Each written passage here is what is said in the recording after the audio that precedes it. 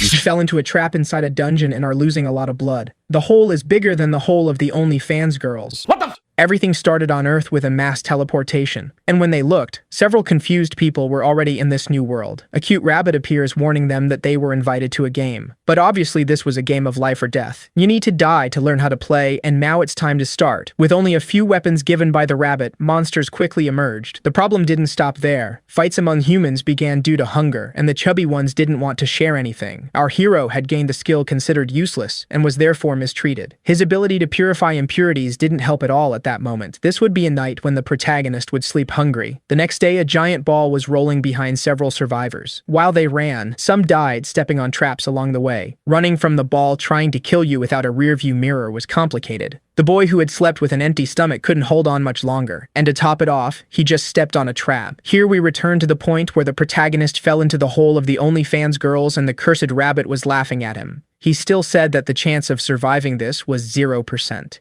Even the other adventurers who wanted to help the boy had to leave him behind, alone in the big dark hole while ketchup gushed out. Sometime later, they had completed the first phase and thought they could go home, but obviously there were several phases ahead. As a reward for completing phase 1, everyone received a full recovery. And this was no different for our protagonist in the hole, who was still alive by a miracle. But even though he was alive and 100% recovered, apparently he was forgotten and left behind. Suddenly the system warns that the dungeon is resetting. The hole closes again. Our hero named Dayun throws a stone and triggers the trap. In seconds, the rabbit appears, not understanding the situation. Why was this human still alive? Frustrated, he orders Dayun to call for his status so he can check, and it is possible to see that the boy's name no longer appears, meaning the dungeon has determined him as dead. Realizing that the boy is no longer a survivor, but a bug in this dungeon, the rabbit says he must follow the natural order and die slowly in that hole. But of course, the protagonist is not going to give up like that and opens his inventory. He needs to survive, no matter how. Initially, he thought about digging and getting out the other side far from the monsters. However, that was a very hard job without the proper tools. His hands were already full of calluses. Exhausted from the situation and with plenty of time, he wonders if it's possible to store dirt in the inventory. And to everyone's surprise, it is indeed possible. Now with renewed enthusiasm, he digs even more intensely, looking like an excavator. Thanks to the system, he can even see how much he has already dug, until a message appears saying that his first achievement was obtained and he gained a skill. His second skill was digging, and he could dig even faster if its level increased. The boy gets frustrated since he wanted a combat skill. How is he going to tell the others that he has a digging skill? Much later, the curious rabbit, wanting to know if the boy had already become worm food, decides to go down and look for him. Entering the boy's hole, he thinks the body must be nearby, but is surprised as the hole gets wider the further he goes in. And when he sees torches on the cave walls, he starts to panic. Suddenly, he finds the boy calmly whistling with a piece of meat in hand. The boy was not only alive and well fed, he had also made an underground house complete with a bed and dining table. By taking dirt from the inventory and mixing it with a bit of water, he turned it into clay and could mold it into whatever he wanted. The rabbit, still not understanding, questions what the guy is doing. Dayun says he will serve the guests, obviously, but the rabbit doesn't care about that, and says that soon the boy will die alone.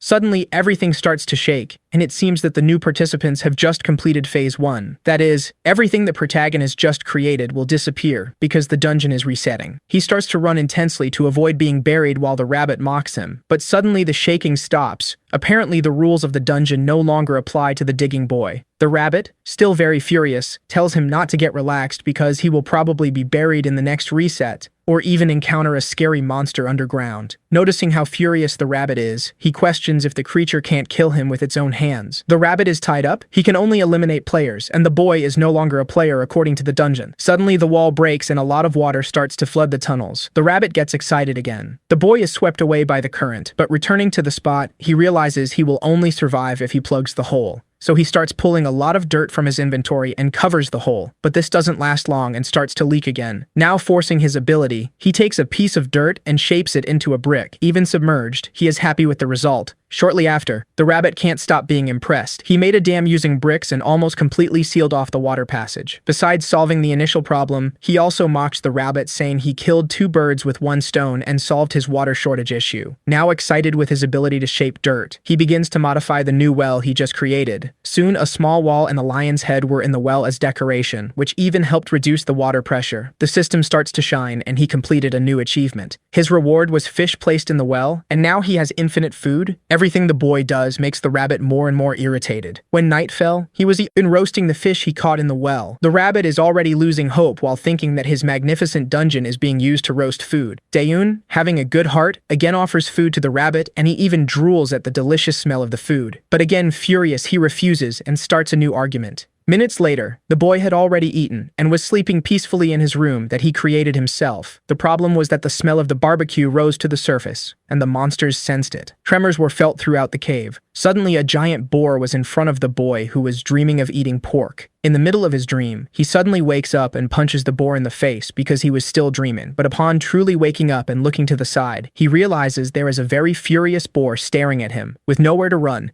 he will have to face the beast. Quickly using his ability to shape dirt, he creates a barrier in front of him to defend against the boar's first strike. Then he takes the opportunity to gain distance and creates a new barrier. This time, it is more resistant. Even so, the creature breaks it with little effort. Furious that the boar just destroyed his room, he decides to use a new technique. A giant stone ball starts to come out of his inventory. The boy holds it with his hands, but obviously can't throw it very far, so he has to run away from the beast again. As he runs, he starts to salivate, thinking about the barbecue he could make with that boar. Then he raises another giant wall, and at the same time makes a hole for the boar to get trapped. At that moment, the poor little creature already knew it was going to become barbecue. Our excavator boy would have a nice feast. Then he starts throwing various stones from his inventory to eliminate the pig. The rabbit is once again incredulous. How can the boy use such a useless ability this way? Only now does he realize how dangerous this boy is. The more time passes, the more furious he becomes with this bug in the dungeon. But now it's time to prepare the feast.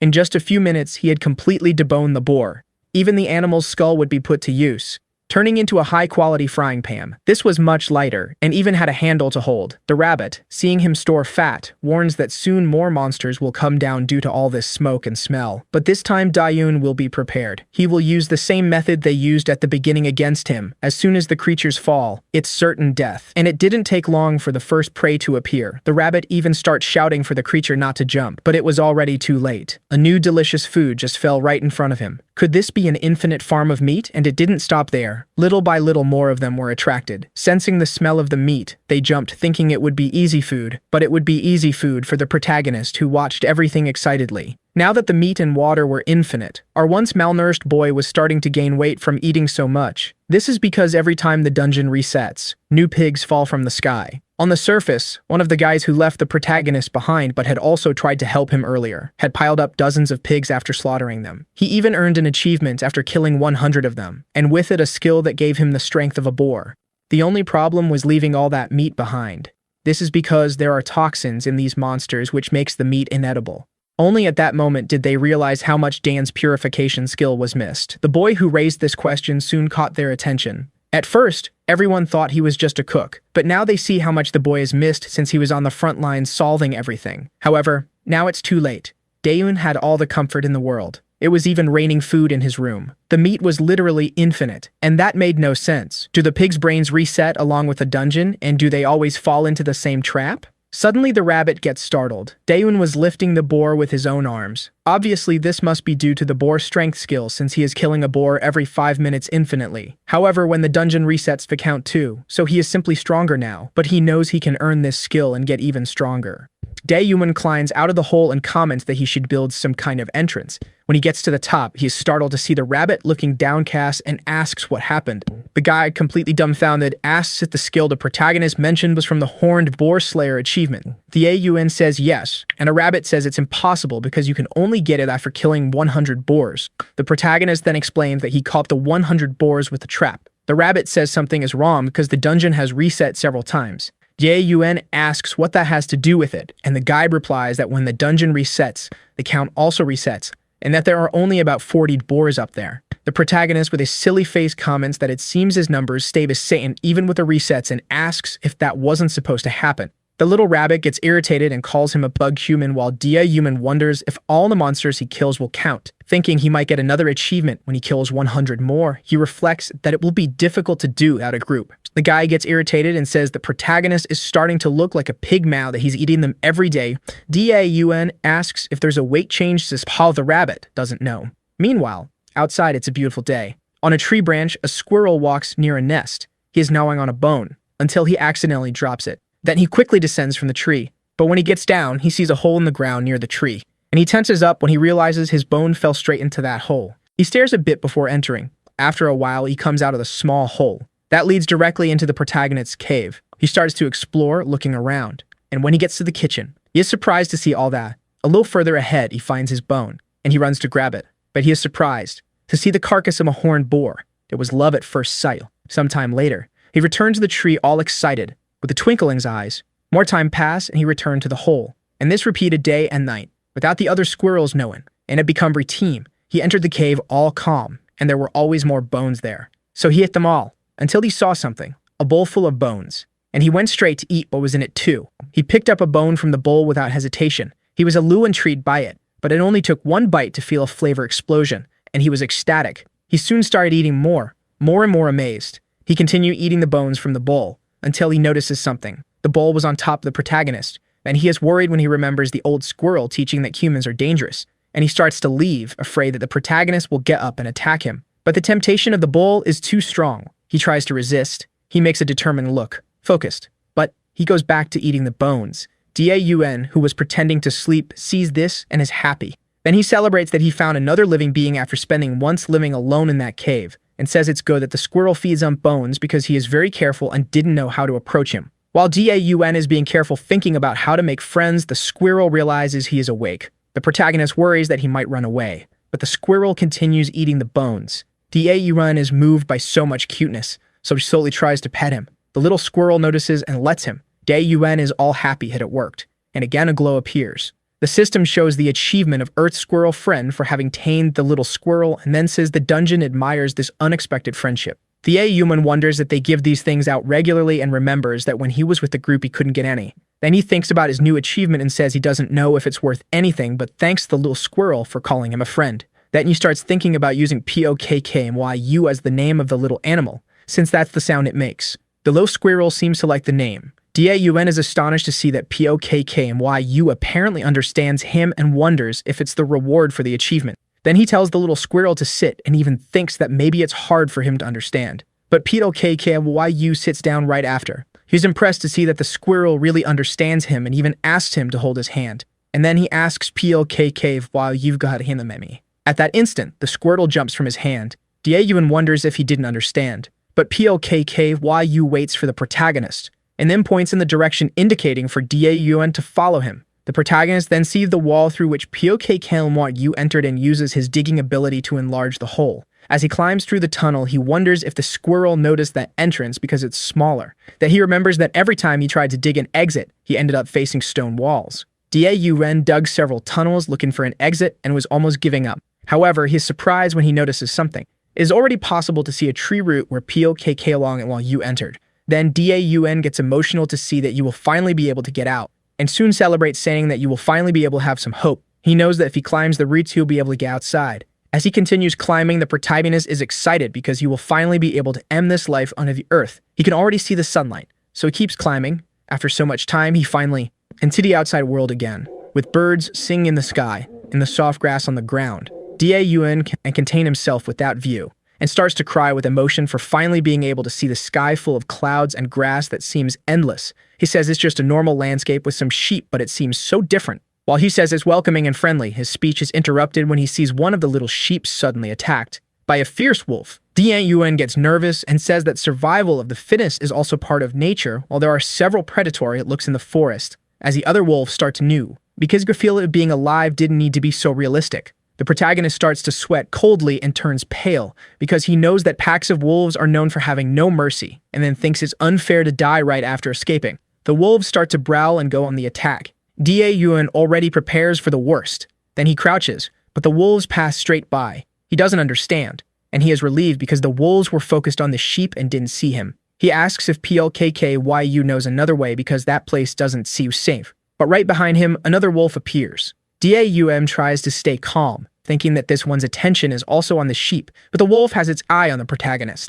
Daun runs back through the hole, yelling at the wolf and calling it an idiot. The protagonist says the entrance is too tight for the monster to enter, but it didn't take long for the wolf to break everything and manage to enter. At that moment, despair hits Daun, who keeps running and apologizing for calling the monster an idiot. He realizes the tunnels are too narrow and there's no escape. Then Daun opens the inventory and decides that since it's just one wolf, you'll finish it off. And he starts to build a wall, thinking that compared to the boar of the wolf is much weaker. But before he could finish his thought, the wolf leaps and attacks him, which draws blood from Daun. He can't believe it. The wolf is extremely fast. Daun realizes his situation is bad. The wolf missed that blow but will attack again. The protagonist wonders if he will be able to escape or if there's another way. And then he realizes he won't be able to run for long, and then he has to end this. Then an idea comes to his mind. He says he still has that, and there's nothing more he can do. The wolf leaps to attack him again. Daun says it's him or the monster while the blue aura begins to emanate. Then he lands a powerful punch on the wolf after activating the strength of the horned boar. The monster is thrown far away with Daun's punch. He's even impressed and wonders if he hit. He realizes the effect of this skill is incredible. The system shows that his physical attributes will be temporarily doubled. Then Daun confirms that now that he tried to fight, he knows his skill is indeed incredible. But the wolf gets up angry. The protagonist knows he managed to damage the monster. But he's sad it wasn't a one-hit kill. The system shows there are 7 seconds left of the skill, and Daun thinks to himself that the duration is his biggest weakness. And then with 6 seconds left, he has no time to waste and charges with everything. Wolf prepares for the attack, but Daun is faster and manages to jump and dodge to the side of the monster. Before the wolf could react, the protagonist lands another powerful punch on the wolf's ribs, and with a determined look, he hopes the monster dies. Daun continues to deliver a barrage of punches, so many punches that dust rises even from the outside. The protagonist is already tired, and the system shows there are still 3 seconds left, but the wolf is still standing. Again it charges, but Daun manages to dodge with Ali. Then he quickly opens the inventory, pulls one of the spikes while there are 2 seconds left, and yells for the wolf to die already as he prepares to attack with the spike. The monster growls at him, but Daun manages to hit the spike on the wolf, but the monster attacks him with its tail. This attack ends up throwing the protagonist against the wall. With the spike embedded in its neck, the wolf is still alive, while Daun wonders how the stand thin has so much energy. It says this won't end easily. The system shows that the strength of the boar is on a cooldown of 99 seconds. The wolf stares at him angrily, but Daun has understood the pattern of a monster.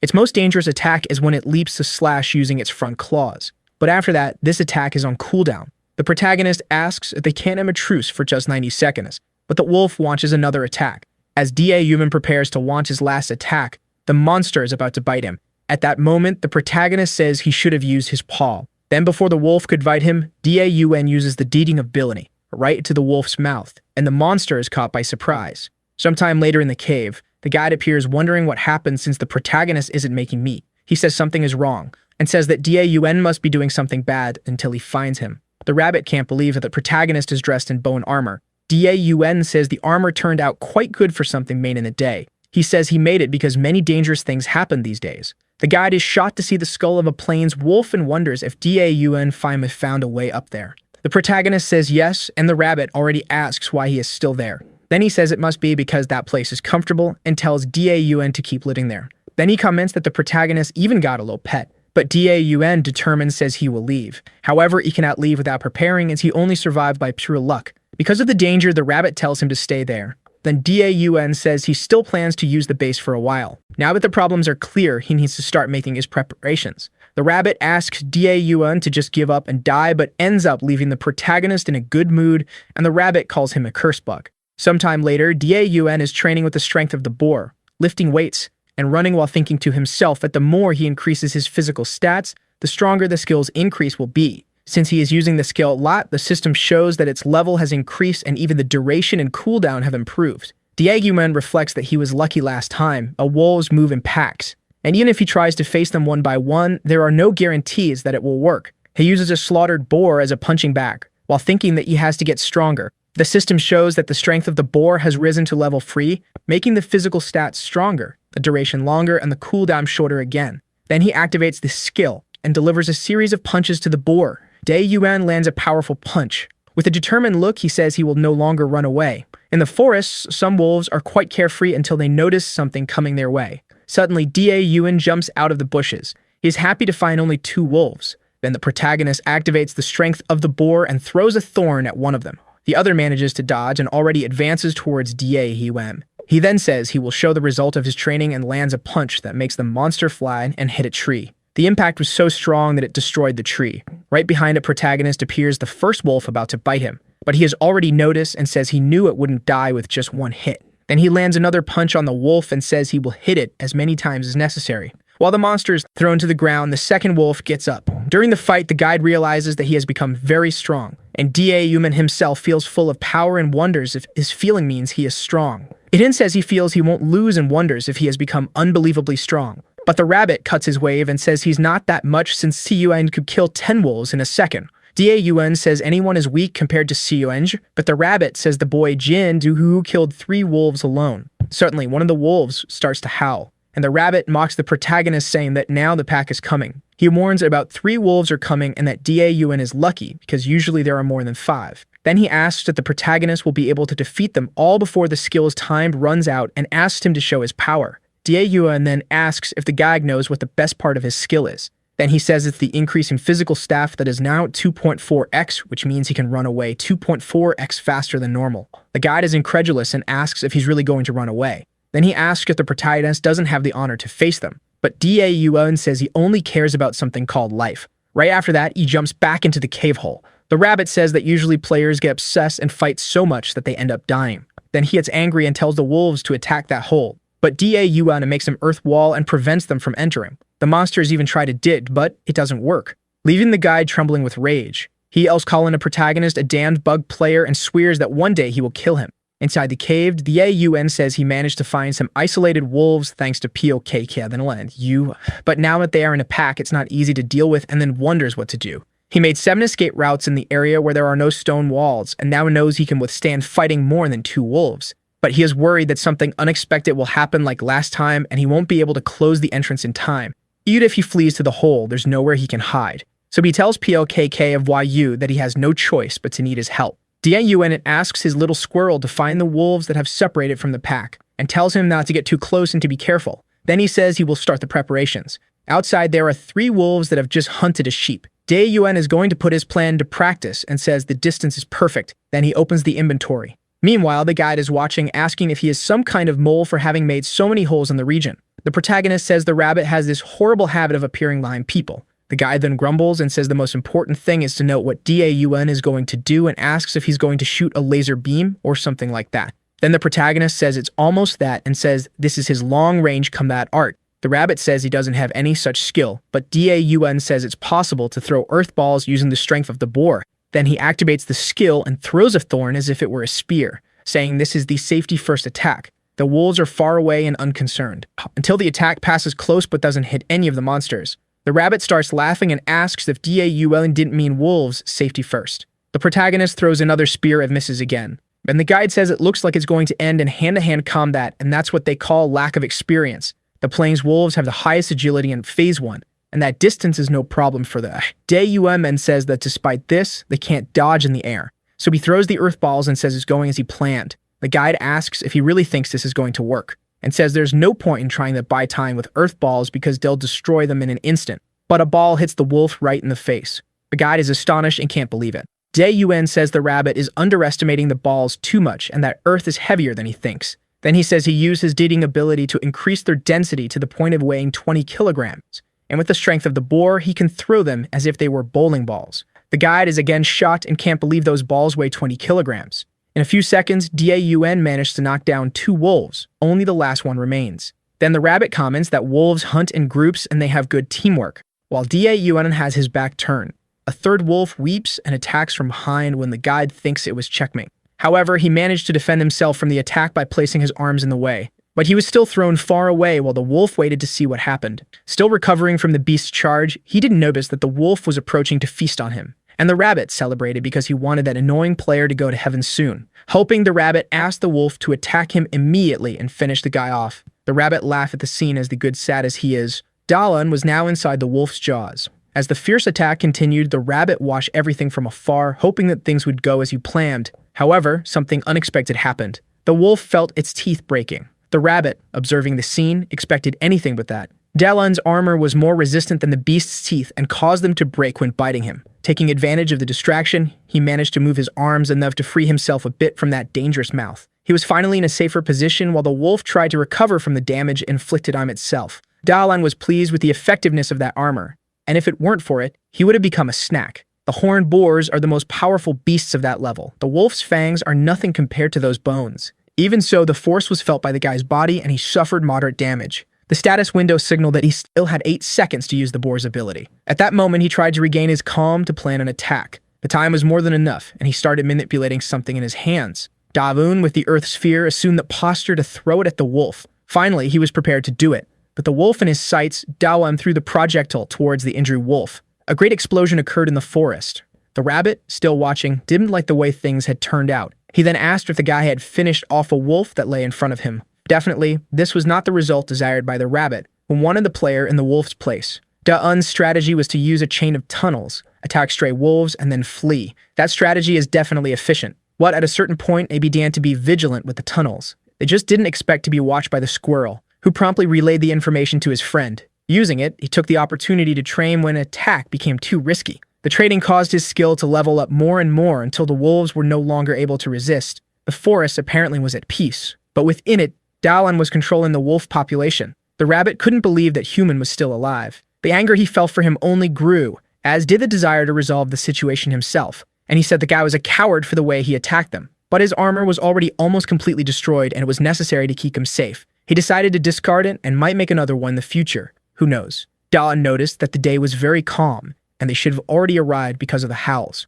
for he knew he hadn't finished off all the wolves in the forest. The rabbit was completely unable to hide his annoyance, and Dalan asked what was wrong with him. Then he happily asked that he had finished off all the wolves. The rabbit said he was a coward and would soon die while he celebrated being able to deal with all the wolves. And he also said that if he found other players, he should tell them where they were, but the rabbit wished he would perish and said he wouldn't do that. Dawan celebrated the success of his strategy and was now ready to move on to the next step. He needed to defeat the boss but knew he couldn't do it alone. So he needed to find more players and join them. Now he was in the plains forest. With 10 days left until the reset, he imagined they would soon pass through there. But he recognized that it would be problematic if they were far away. A loud sound echoed through the forest. In the middle of it, there was a small clearing. In that clearing, a group of players was confronting a pack of wolves. They knew the wolves were fierce, and on that occasion, there were many of them. One of the players blamed the situation on his colleague, and they argued. The rabbit passed by there, completely downcast. He looked at the group of players and realized they were having the expected tense behavior.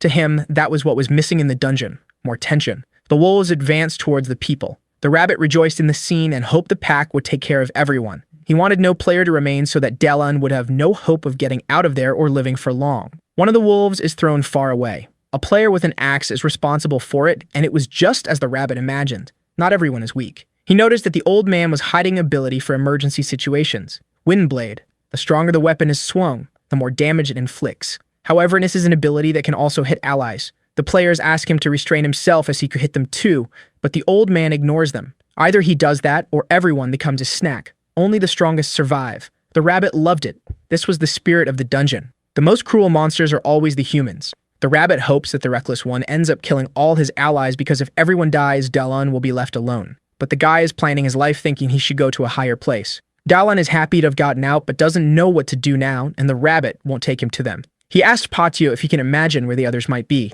He wants to know where the humans are, and the squirrel becomes thoughtful. But he gave up insisting because he knows his friend doesn't know everything. He can't search because it might put him in danger, but he also can't face the boss alone. He thinks about building something to help him find them, like an observatory. It's a waste to think too much and not execute, and he is confident in his building skills. And for that, he'll need to get above the tree canopy. So if he started something earth bricks, the walls will be made of earth, and it will be easier to do since he has experience with the material. It might collapse since there's no cement, but he learned a technique that could reduce this risk. He brings his hand close to the bricks. He can change the shape of the object with his hand and intends to fuse the bricks with his digging technique. It's not a stack of bricks, but rather earth, and it won't collapse so easily. By the end of the day, he managed to accomplish a lot and was quite tired. In about 10 hours, he completed the task. He looks up the sky from where he stands, and he contemplates the beauty of the forming twilight. Far away, blood flies through the sky. The rabbit reached for the conflict and says they'll need that food if they want to fight tomorrow. He is pleased that the players have adapted well to the game,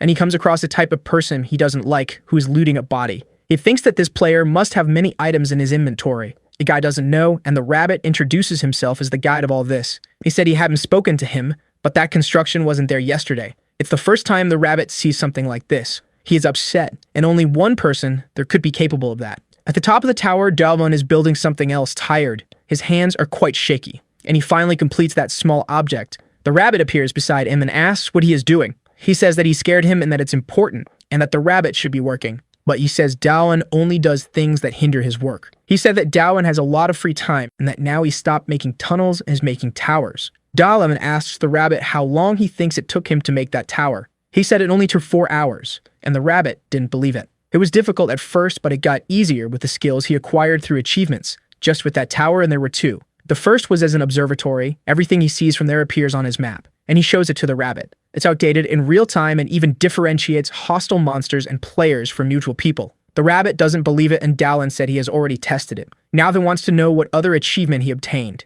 He imagines he got it when he finished the 5th tower. A beam of light appeared. Builder's reward, a new building skill was granted to him, and the construction time was reduced by half. He said it helped him so much that he didn't even need to rest. With the skill, he builds so quickly that he can invest his time in interior decoration. He pointed to a place where he said he would put the bed, much to the rabbit's displeasure. He imagines Dawan has completely lost his mind since he is getting so many achievements. If he finds other players, it could turn that into a giant park, and the rabbit doesn't want that to happen. He is too dangerous alone and will make sure he stays that way. Dawan asks if the rabbit is already leaving, and asks him where he can find more people because he hasn't found anyone yet. The next day, the players observe the tower that wasn't there the previous day. The rabbit appears near them and gives a sinister laugh. He tells them to follow him to the tower because he has a surprise for them. One of them says the rabbit is a liar and shouldn't be listened to. He must be leading them to a powerful monster, so they should change their path. The rabbit pretends to be innocent and says it took him a long time to prepare that. But they change their path, and the rabbit is happy to have fooled them. He continued doing this so Dawan wouldn't find other players, and allowed them to take the easier path just to buy time. Maybe this way Dawan would perish. Now the time has come to finish them all. Dawan analyzes tracks on the ground, but it's just a group of monsters. But something on the map catches his attention. There were many signals on the map now. 10 signals appeared there suddenly. Then even more appeared, so many that he couldn't count them. Dawan is scared because he can't imagine what it could be. A monstrous rat is running, and with it, there's a horde of other rats. They are advancing through the forest without stopping, leaving the trail of destruction in their wake. The trees tremble with their advance. If Dawan had taken any longer, he would be in trouble and is glad to be near his tower. Every 4 weeks after the reset, the rats descend from the mountains, devouring everything in their path. Dawan had been counting the days for this, but forgot for a brief moment another reset is on the way. And is at this moment that he has an epiphany. The players don't appear on the map, it's because they've died or moved on to the next stage. He thinks he can stop looking for them now and head to the beginning. The squirrel tries to say something to him, and makes a funny face. Dawan says they don't need to worry about the rats. It just need to pay attention to the map. A large gate stands before them. The players, despite the adversities, have managed to reach it, but they don't know how to defeat that enormous golem. Swords are useless against it. The golem prepares to attack them. The bald guy says he's going to take down the golem because he's very tough. He gets ready to strike the golem with his mace. The other players are stunned by the scene. The weapon was on the ground, and there was a lot of tomato sauce. The monster advances unstoppably towards them. The player is terrified by this, because he imagines there's nothing he can do against it. He asks for Bao's help. The golem is ready to finish him off, but something hits it from the side. The golem's hand fell with that impact. The player gives thanks, but the woman tells him to look in the direction of the attack. A brick was flying through the sky. Dawan has arrived and is using the boar's strength to throw bricks. This golem is different from the map monsters, so it's possible that if the boss. The player doesn't know why Dawan is so strong, and the woman asks him to be careful. But Golem continues attacking with his remaining hand. Dawan prepares to throw another brick. This time it hits the side of the monster's head. A large hole is formed. Now it turns towards Dawan. The Golem is enraged by this trick. Dawan realizes that it might be better to run now. The Golem is fast and is already very close to him. Dawan doesn't know what to do now. He remembered when they defeated the boar. They stretched a rope across his path, causing the beast to fall. And so they managed to strike its vulnerable belly. Dawan said that it was very well planned. Sung said it was nothing and uttered a cliché phrase. The bigger they are, the harder they fall. Dawan throws another brick at the Golem. This one hits its leg at knee height. Dawan waits for the impact's result. The other players watch very surprised. The Golem began to fall to the ground. Dawan is pleased with the result and thanks Sung for the advice. The Golem tries to get up after the fall. It doesn't move and must be trying to regenerate its missing leg. But that didn't matter because now Dawan had plenty of time to finish off that immobile monster. And he throws another brick at it, but nothing happens. The brick falls to the ground and the Golem remains intact. A window appears for Dawan, startling him. The boar's strength is on cooldown and will take 70 seconds until it can be used again. The Golem is now fully regenerated and ready to finish off the players. It attacks Dawan, who manages to dodge. He fell nearby and prepares to react. Dawan arms himself with an earth brick in his hand. He threw it at the Golem, but nothing happened. The Golem, enraged, brings his arms together. He doesn't understand what it's doing. The monster begins to concentrate its strength and prepares to strike the ground with all his might. He slams the ground, causing the earth to tremble. The other players are terrified and wonder what happened to the guy. But one still holds out hope that nothing has happened and thinks they shouldn't just stand there watching. Her companion is too scared to think of anything. There's not much that can be done against that thing. The woman runs toward the golem. The guy yells, asking what she's going to do. Dava knows he just needs a little more time, and something hits the golem's face from a distance. The woman is there now, protecting him. She wants to know what she can do to help him defeat that thing. Davin says he just needs 1 more minute, nothing more. That's too much time, and she wants to know if 10 seconds will do. But Dalan can't do anything about the time and warns her of the imminent danger. The golem is about to strike her now. He executes his strike without mercy. The woman closes her eyes, fearing the worst. Feeling that she's still alive, she opens her eyes cautiously. The other players are there now, helping them. They are a team and wouldn't leave her alone, and they ask Dalan what to do. He tells them to attack the golem's chest. It's difficult to attack there, but he saw the golem protecting that area. There must be something there. They cling to the monster, and the wound goes to help them too. She launches a fireball in its direction, and it hits the chest directly. The armor was damaged and a light shone from that spot. The golem places its arms over its chest to protect itself. That was what Dalan needed to see. The guy asks if it was only him who saw that. Now everyone is motivated and knows they need to attack the monster's chest. Dalvin checks his screen to see if he can use his ability yet. Meanwhile, the other players continue fighting the golem. The golem defends itself as best it can, and it's stronger than they imagined. Dalvin notices that the monster seems to be made of earth. If it's made of earth, he has an advantage. And it finally dawns on him that it's made of clay. If that's the case, you should be able to control this monster. The golem opens its arms, throwing the players away. Dalvin runs towards it. The woman asks if a minute has already passed. Dalvin nods affirmatively to her. It's been a long time, he just didn't have enough information to attack. The golem regenerates, so it needed to be studied. And those people risk themselves, so he could react. The time he gained allowed him to plan his attack. He's grateful to them for their effort. He crouches down and is already using the boar's strength. He jumped towards the golem with it. The players watch Dalvin in amazement. The woman also can't believe what she's seen. Dalvin is high up, heading towards the golem. He prepares one of his hands to attack, and manages to pierce his chest, going right through it. He lurks back as the beast loses its balance. The golem now collapses into a great pile of earth. Dalvin is pleased that his strategy worked. The other players also celebrate. The one is happy that everything worked out. Now his digging ability has reached level 9. The experience was so much that he also reached level 10. The boar's strength is now at level 5. The players go to him, cheering him on as they manage to defeat that beast. The rabbit is furious with their success. He burns with hatred for Dylan. The players begin to complain to the rabbit, who promised to send them home as soon as they defeated the boss. He's upset that Dylan's ability worked on the golem. He's deeply irritated by this.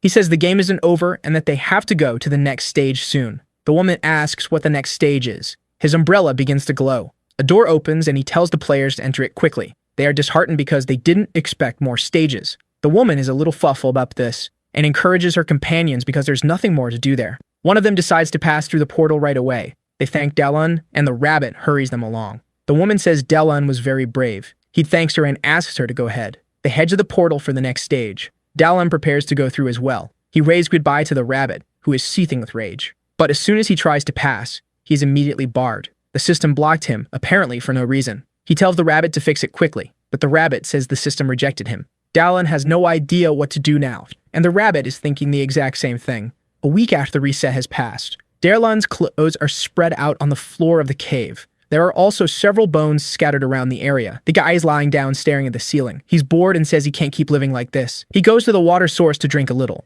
After washing his face, he starts thinking a bit more. The squirrel stayed with him and the base wasn't reset, but the towers he had built disappear after the reset. The surface resets while the underground remains intact. He wonders if this part is considered part of the dungeon or not. Then he notices something. The system's creator only placed him in a place that already existed, so he can go anywhere as long as it's not through the system. South and west are deserts. To the north are the ruins, and to the east is the mountain of rats. He doesn't have enough food to cross the desert. All that's left is the mountain of rats, and maybe he can pass through it if he goes underground. He's pleased with his idea and decides to give it a try. He's now to the east in the forest. He hit a wolf on the head with a stick. Around him, some wolves are riding from the blows. Another one tries to attack him by surprise, but he manages to dodge just in time. Opening his screen, he attacks it. He summoned an earth block over it, crushing it. The wolves keep coming and the boar's strength is on cooldown. It was time to use his other abilities. He builds a small tower that places him above the wolves. Dalun is quite happy with this distance now. He can't be attacked there but can attack the wolves.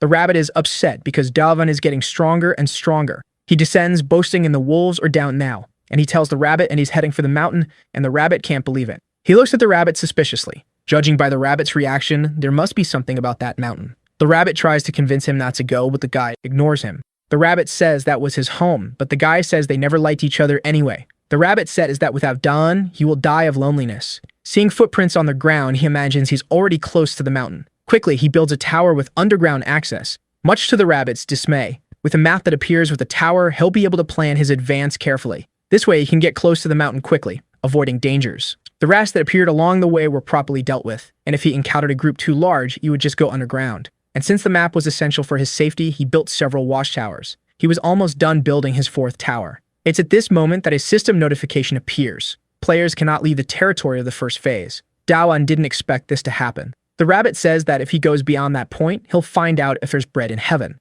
That was the end of the world. Dawan is amazed that the rabbit doesn't get tired, and he asks the rabbit what was beyond that point. Not even the rabbit knows, so he decided to ignore him. Something else catches his attention now. This was apparently more serious. In front of his foot, there was a line of energy, and the color of the ground ahead is different. The rabbit says that this is the territory of the rats, and that he wouldn't be able to pass through there. But he had already crossed it, and the rabbit gets angry. A system screen warns him of this. The rabbit, incredulous, orders him to return. Dawn continues walking, ignoring him. The rabbit keeps yelling without success, and the guy taunts him, saying that if he doesn't like it, he should come and get him. The rabbit is furious but can't do anything. Dawan observes him impatiently. The rabbit is right at the edge, and the guy teases him, asking if he's unable to cross it. The rabbit is sweating cold with fear, and says that's not it, and that he's not scared. Dawan taunts him a bit more, and the rabbit says he doesn't like the color of that place. He was right, the guy can't go there, and this world was divided into phases. It's possible that the reset doesn't work in that area. He wanted to confirm this, and the rabbit decides to run away.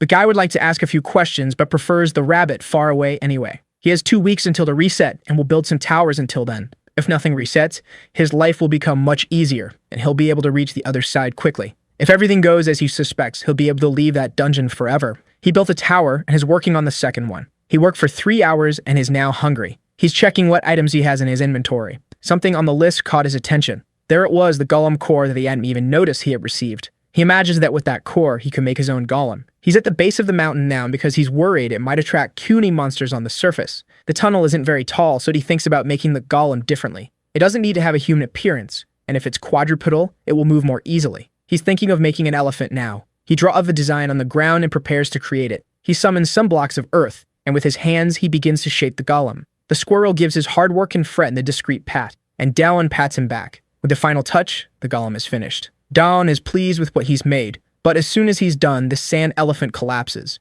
He thought the belly gave way due to a lack of structure. He decides to make it slimmer even if it looks strange. An hour later, it's completed and he's very tired. It now has 2 extra legs and an empty space that can be used to carry things. A spider elephant golem is ready. He climbs onto the golem's back and prepares to implant the core into it. He places it inside its forehead. He gets down from the golem afterward and positions himself in front of it, waiting for any reaction. After some time, nothing happens. Dawan wonders what could have gone wrong. Then the golem's eyes begin to glow intensely. The elephant rises and makes a loud noise. He earned another achievement, Golem Builder. He will follow and obey him. The guy is quite pleased with his golem now, and he thinks about giving it its first order. He commands it to sit like a dog. The golem lowers itself as best it can to obey the command, much to Dawan's delight. Then he climbs up his trunk. Him on top of his head, he exclaims how incredible this is. He commands the creature to stand up again, obeying every command that's going to be very useful. Now Dylan becomes a little pensive. The squirrel wants to know what that was all about, and the guy says they need to go somewhere. The golem is ready to obey,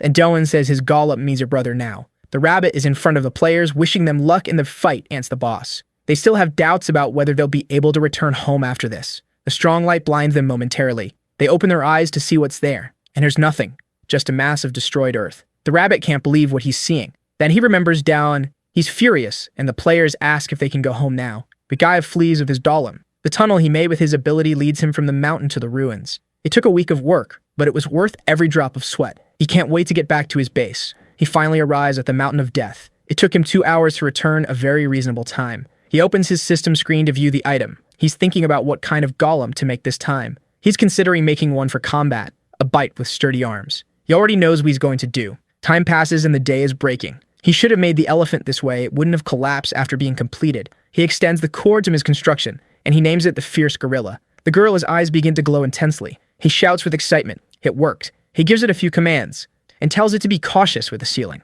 Afterward, he introduces one golem to the other. The squirrel is very happy and Dullen says he's the oldest one here, and he wants to see how strong they both are. Outside the tower, many rats are moving around. Some of them start to notice something happening. A noise is coming from the entrance of the tower. Soon the golems emerge with Dullen. The rats immediately become enraged. They charge at the golems, and Dullen gives a simple order: attack. The gorilla leaps towards the rats. It raises its powerful arms, striking the ground with great force. The rats are stunned and the rest try to attack, but the gorilla sweeps them away as if they were nothing. And it continues like this, practically unstoppable. The guy watches the strength of the level 1 boss and all. The gorilla continues pounding the rats with its fists. Instead of decreasing, the rats keep coming in greater numbers, and some of them are already climbing onto the elephant. He orders the elephant to react and prevent the rats from climbing. It begins to stomp the ground violently, but the rats are too many and are starting to surround them. The guy realizes he needs to attack in a different way, and he thinks about attacking on a larger scale. Then he has another epiphany about how to defend himself. He tosses an item to the gorilla. The gorilla grabs a large block of sand in one of its hands. Dallin orders it to throw it. The gorilla prepares to launch the object. It flies far and high into the sky. The block crashes violently on the rats. Dallin is pleased with the result and asks the elephant to move closer to the gorilla. Then the guy climbs onto the other golem. Now he asks the gorilla to extend its hand. This way he can place the cues quickly, and orders the golem to continue attacking the rats. And so it does, using the cues. Each throw crushes several rats. Dallin keeps applying cues to his golem, which hurls them at the rats. Though it's an interesting solution, he had an even better idea. With the elephant close to them, he took advantage of its empty space to fill it with blocks. Now the gorilla's attack was even faster. Quickly, most of the rats had been dealt with. A message appears on his screen, warning that the dungeon is about to reset. Da'an wasn't expecting the dungeon to reset. The ground starts to tremble as soon as the message appears. The rats begin to screech as if something is happening to them. They flee as if they've gone mad, sparking the guy's curiosity because they seem afraid of something. The little squirrel also seems scared of something, and Dallin tries to console his friend. A squirrel tries to tell him something about the approaching danger. He knows that during the last reset, his little friend wasn't scared, but this time it's different. He opens his mini-map to see if he can find anything that might explain this unexpected reaction. At first, there's nothing unusual happening, but the area surrounding the first phase is starting to darken, and the towers that have begun to disappear. You know everything is vanishing, the area still appears to be safe. However, something in particular catches the guy's attention. Several points appeared around the border. They seem to be monsters. Dallin calls his golems. They need to leave that place now. He orders the elephant to go underground and the gorilla to climb the tower. Now he and the gorilla are up high observing the surroundings. The earlier chamber was an earthquake, to his relief. That sound was much easier to explain. It was the sound of all the monsters from the first phase moving underground. Dallin can't let this opportunity slip by. This is the perfect chance for him to refine his abilities, and he starts using the boar's strength. After doing so, he also summons some earth cubes, and ordered the gorilla to throw the cubes at the monsters. It would be his bazooka. All he had to do was create a block that the gorilla could lift with its ability, and the two of them start hurling the blocks from the top of the tower. The low rat looks up suspiciously. A massive block of earth is descending from the sky toward the monsters. They fall like meteors, and there's nothing the rodents can do to avoid them. The goal wasn't to eliminate the monsters, but to refine Daeon's ability. Because of the ability's cooldown, it wasn't easy to level it up like the digging ability. This time it was different because he could use it for an extended period in a safe place. A golden opportunity. The rats writhe in agony as the boulders rain down on their heads. They gather in one spot, trying to form a living tower. It grows rapidly, reaching towards the tower the boy built. And you realize what they were doing and that it would be very difficult to hit them now, as it might damage the structure. However, there's no other option but to bring them down. Turning to the little squirrel, he says he's going to nip that problem in the bud, striking a living tower at a critical point. The rats begin to lose their balance and their tower becomes unstable. The rats fall to the ground, defeated by Dylan's stones. Focused on finishing what he started, he concentrates even more, preparing to use his digging ability. He uses it to create a large object in front of him. He'll continue repeating this pattern as long as he can. He prepares his hand to use more of his ability. In front of him now is a block decorated with numerous spikes. He says the gorilla can do its job with that. The beast lifts the spiked block with its immense strength, and using its power, it hurls it toward the monsters below. The spiked cube spins rapidly in the air. Its fall was intense, leaving a trail of destruction in its wake. A large trench was created by the impact, clearing the rats that were in the block's path. Down is amazed that this idea was so effective. The light discreetly appears in front of him. The system informs him that he has finally mastered the digging ability. He never imagined there would be a level beyond 10, and the boar's strength is now a level 7. From the top of his tower, he concludes that all of this has been very productive. He wants to leave the tower and tells his little squirrel that they're heading back to the base. Mag is approaching in this barren land. Now that everything is quiet, he wonders if all the monsters have really left that place. Looking at the map, he guesses they've hidden in the caves.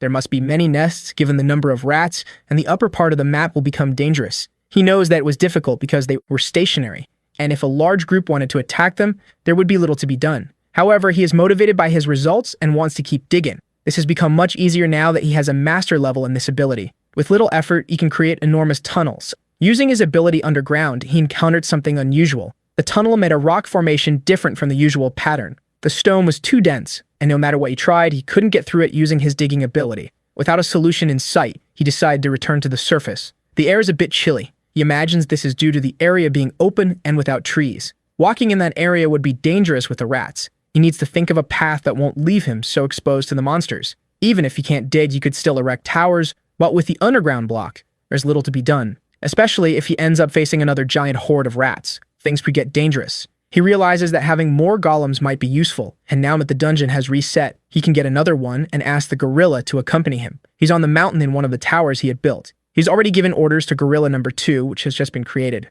That's his second combat golem. While the gorilla fought against the boss, it was easy to get the unprotected core, and once he has more golems, he won't even need to interfere in combat. And with his digging ability at the master level, things have become more practical. This way, he can train his boar strength ability, because he's able to produce larger and consequently heavier blocks. With their weight, most monsters won't be a problem at all. However, it's possible that a more dangerous monster exists, so caution is still necessary. Being careful, all he needs to do is plan, especially now that he has 3 golems with him. After a lot of digging, he decided to return to the surface. Once there, he began shivering from the cold almost instantly. The cold was so intense that he even sneezed, as if he was already catching the cold. And since he's on the mountain, the altitude makes the place colder than the surroundings. Opening his inventory to search for items, he pulled out the horned boar's hide, and used it as a blanket to shield himself from the cold wind. The low squirrel was there with him, bumbling up. The coziness was so much that it put his little friend to sleep. The scene was cute enough to bring him joy. After a while, he asked the golems to stop marching, and once they stopped moving, there wasn't as much wind to make him feel cold. Dallin imagines that if he made a roof on the elephant, it could solve his problem with the excessive cold wind, and decided to put his idea into practice. Climbing down, he ordered the gorillas to secure the perimeter. He started handling the clay to shape what he wanted to create. Then he used his digging ability, but something unexpected began to happen in front of him. Making something thin like that was impossible before, but now that he's at a master level in this ability, he managed it. It was not only thin, but also extremely smooth, not even resembling ceramic. Pressing it with his fingertip, the piece broke because it had become too thin, compromising its hardness. Analyzing the piece, he realizes the edges need to be thicker to prevent it from breaking. Even so, he couldn't make a piece that was strong enough. After many attempts, he finally managed to create a result that wasn't excessively thin. Now with the piece thicker, he wonders if it would be a problem if it fell. He spends a few moments deep in thought, imagining what might happen. It was then that his thoughts led him to a conclusion. He should shake the piece as an arched dome. This way it would resist its own weight and provide better protection. Now he was hunched over it, thinking about where he could improve it. With the piece ready, he asked one of the gorillas to carefully place the object on the elephant. Now the elephant had a well-crafted roof capable of protecting its occupants from the elements. Darwin lies down on it calmly, pleased with what he had accomplished. The little squirrel appears and says something to him now. The guy thinks he can better use his skills and perhaps build a wall to prevent monsters from passing. Now that he can't hide underground, raising a wall would protect them during surface travels. Since it was very cold, he thought of first making an insulating wall. Now that digging was at its maximum level, he could create even more elaborate things. He could replicate things he had in his life in Korea. And after much work, he created something that hadn't existed in that dungeon until then. A campfire similar to an oven had been built. The elephant golem now had a chimney and could produce heat. There was a space for burning wood, a bathroom, a storage area, and a well-designed steam passage through the golem's trunk. The work was so well executed that the little squirrel was extremely impressed by it. Another achievement was unlocked for creating a heating system, and a heat manipulation skill was added to the craftsman skill. He hadn't expected a reward for that, and he wasn't even surprised. 2 long months passed, and they were now in historical ruins. The rabbit is incredulous at what he observes. Once again, the golem had been destroyed, and the players want to know what to do now. This is definitely not good. Dallin continues to collect the item from the level 1 boss. If things keep going this way, his superiors will start to complain. At his base, the guy just limits a little that he can't show what he's made to anyone else. If the rabbit were there, he would show him his entire army of golems, which now numbers 5. The group of golems advances up the mountain. The guy is inside the mobile home and his elephant has become. Through the window, he doesn't see any rats and assumes it's because they're now high on the mountain. If they continue at this pace and without any unforeseen events, they'll soon reach the top. He finally dismounted from his elephant, and contemplating the horizon line, he was quite impressed with what he could see from there. The mountain range formed a beautiful landscape as seen from that spot. Perhaps that's why people enjoy hiking. The scenery is not only beautiful but also takes you to places with refreshing air. He looks back for a moment, and something immediately catches his attention. In the distance, it's possible to see a fort, and he doesn't know why that structure is there. Now he's wondering what that could be. As he gets closer, his doubts only grow about why the historical ruins are in that place. He was far from the location of the first phase and now only wants to know why it's called a historical ruin. Since it's the rabbit and calls it that, he doesn't know the reason but assumes it must have been built a long time ago. He wonders if it existed in that world before it became a giant dungeon. And if he stays there in front of it, you won't discover anything, so he decided to enter to investigate. And since he has 5 golems with him now, he doesn't need to worry as much. He climbs the stairs and looks at the gargoyle beside him. He hasn't seen that before and wonders what that statue is. The statue appears to be very well made with rich details. It was crafted from raw stone. However, the color was a bit strange. Even so, it's clear that it was very well made. He continues climbing the stairs, passing by the statue. As he ascends, the statue suddenly moves. A large explosion occurs and pieces of stone fly in all directions. The guy falls backward, worried because he doesn't know what just happened. The statue is now in front of him, holding a large trident in its hands and in a threatening posture. Dalen can't hide the panic on his face. The statue is enormous, and the flapping of its wings stirs up the dust in the area. It leaps into the sky, causing a strong gust of wind. The guy has no idea why it's alive. The gargoyle is high above, ready to attack anyone below.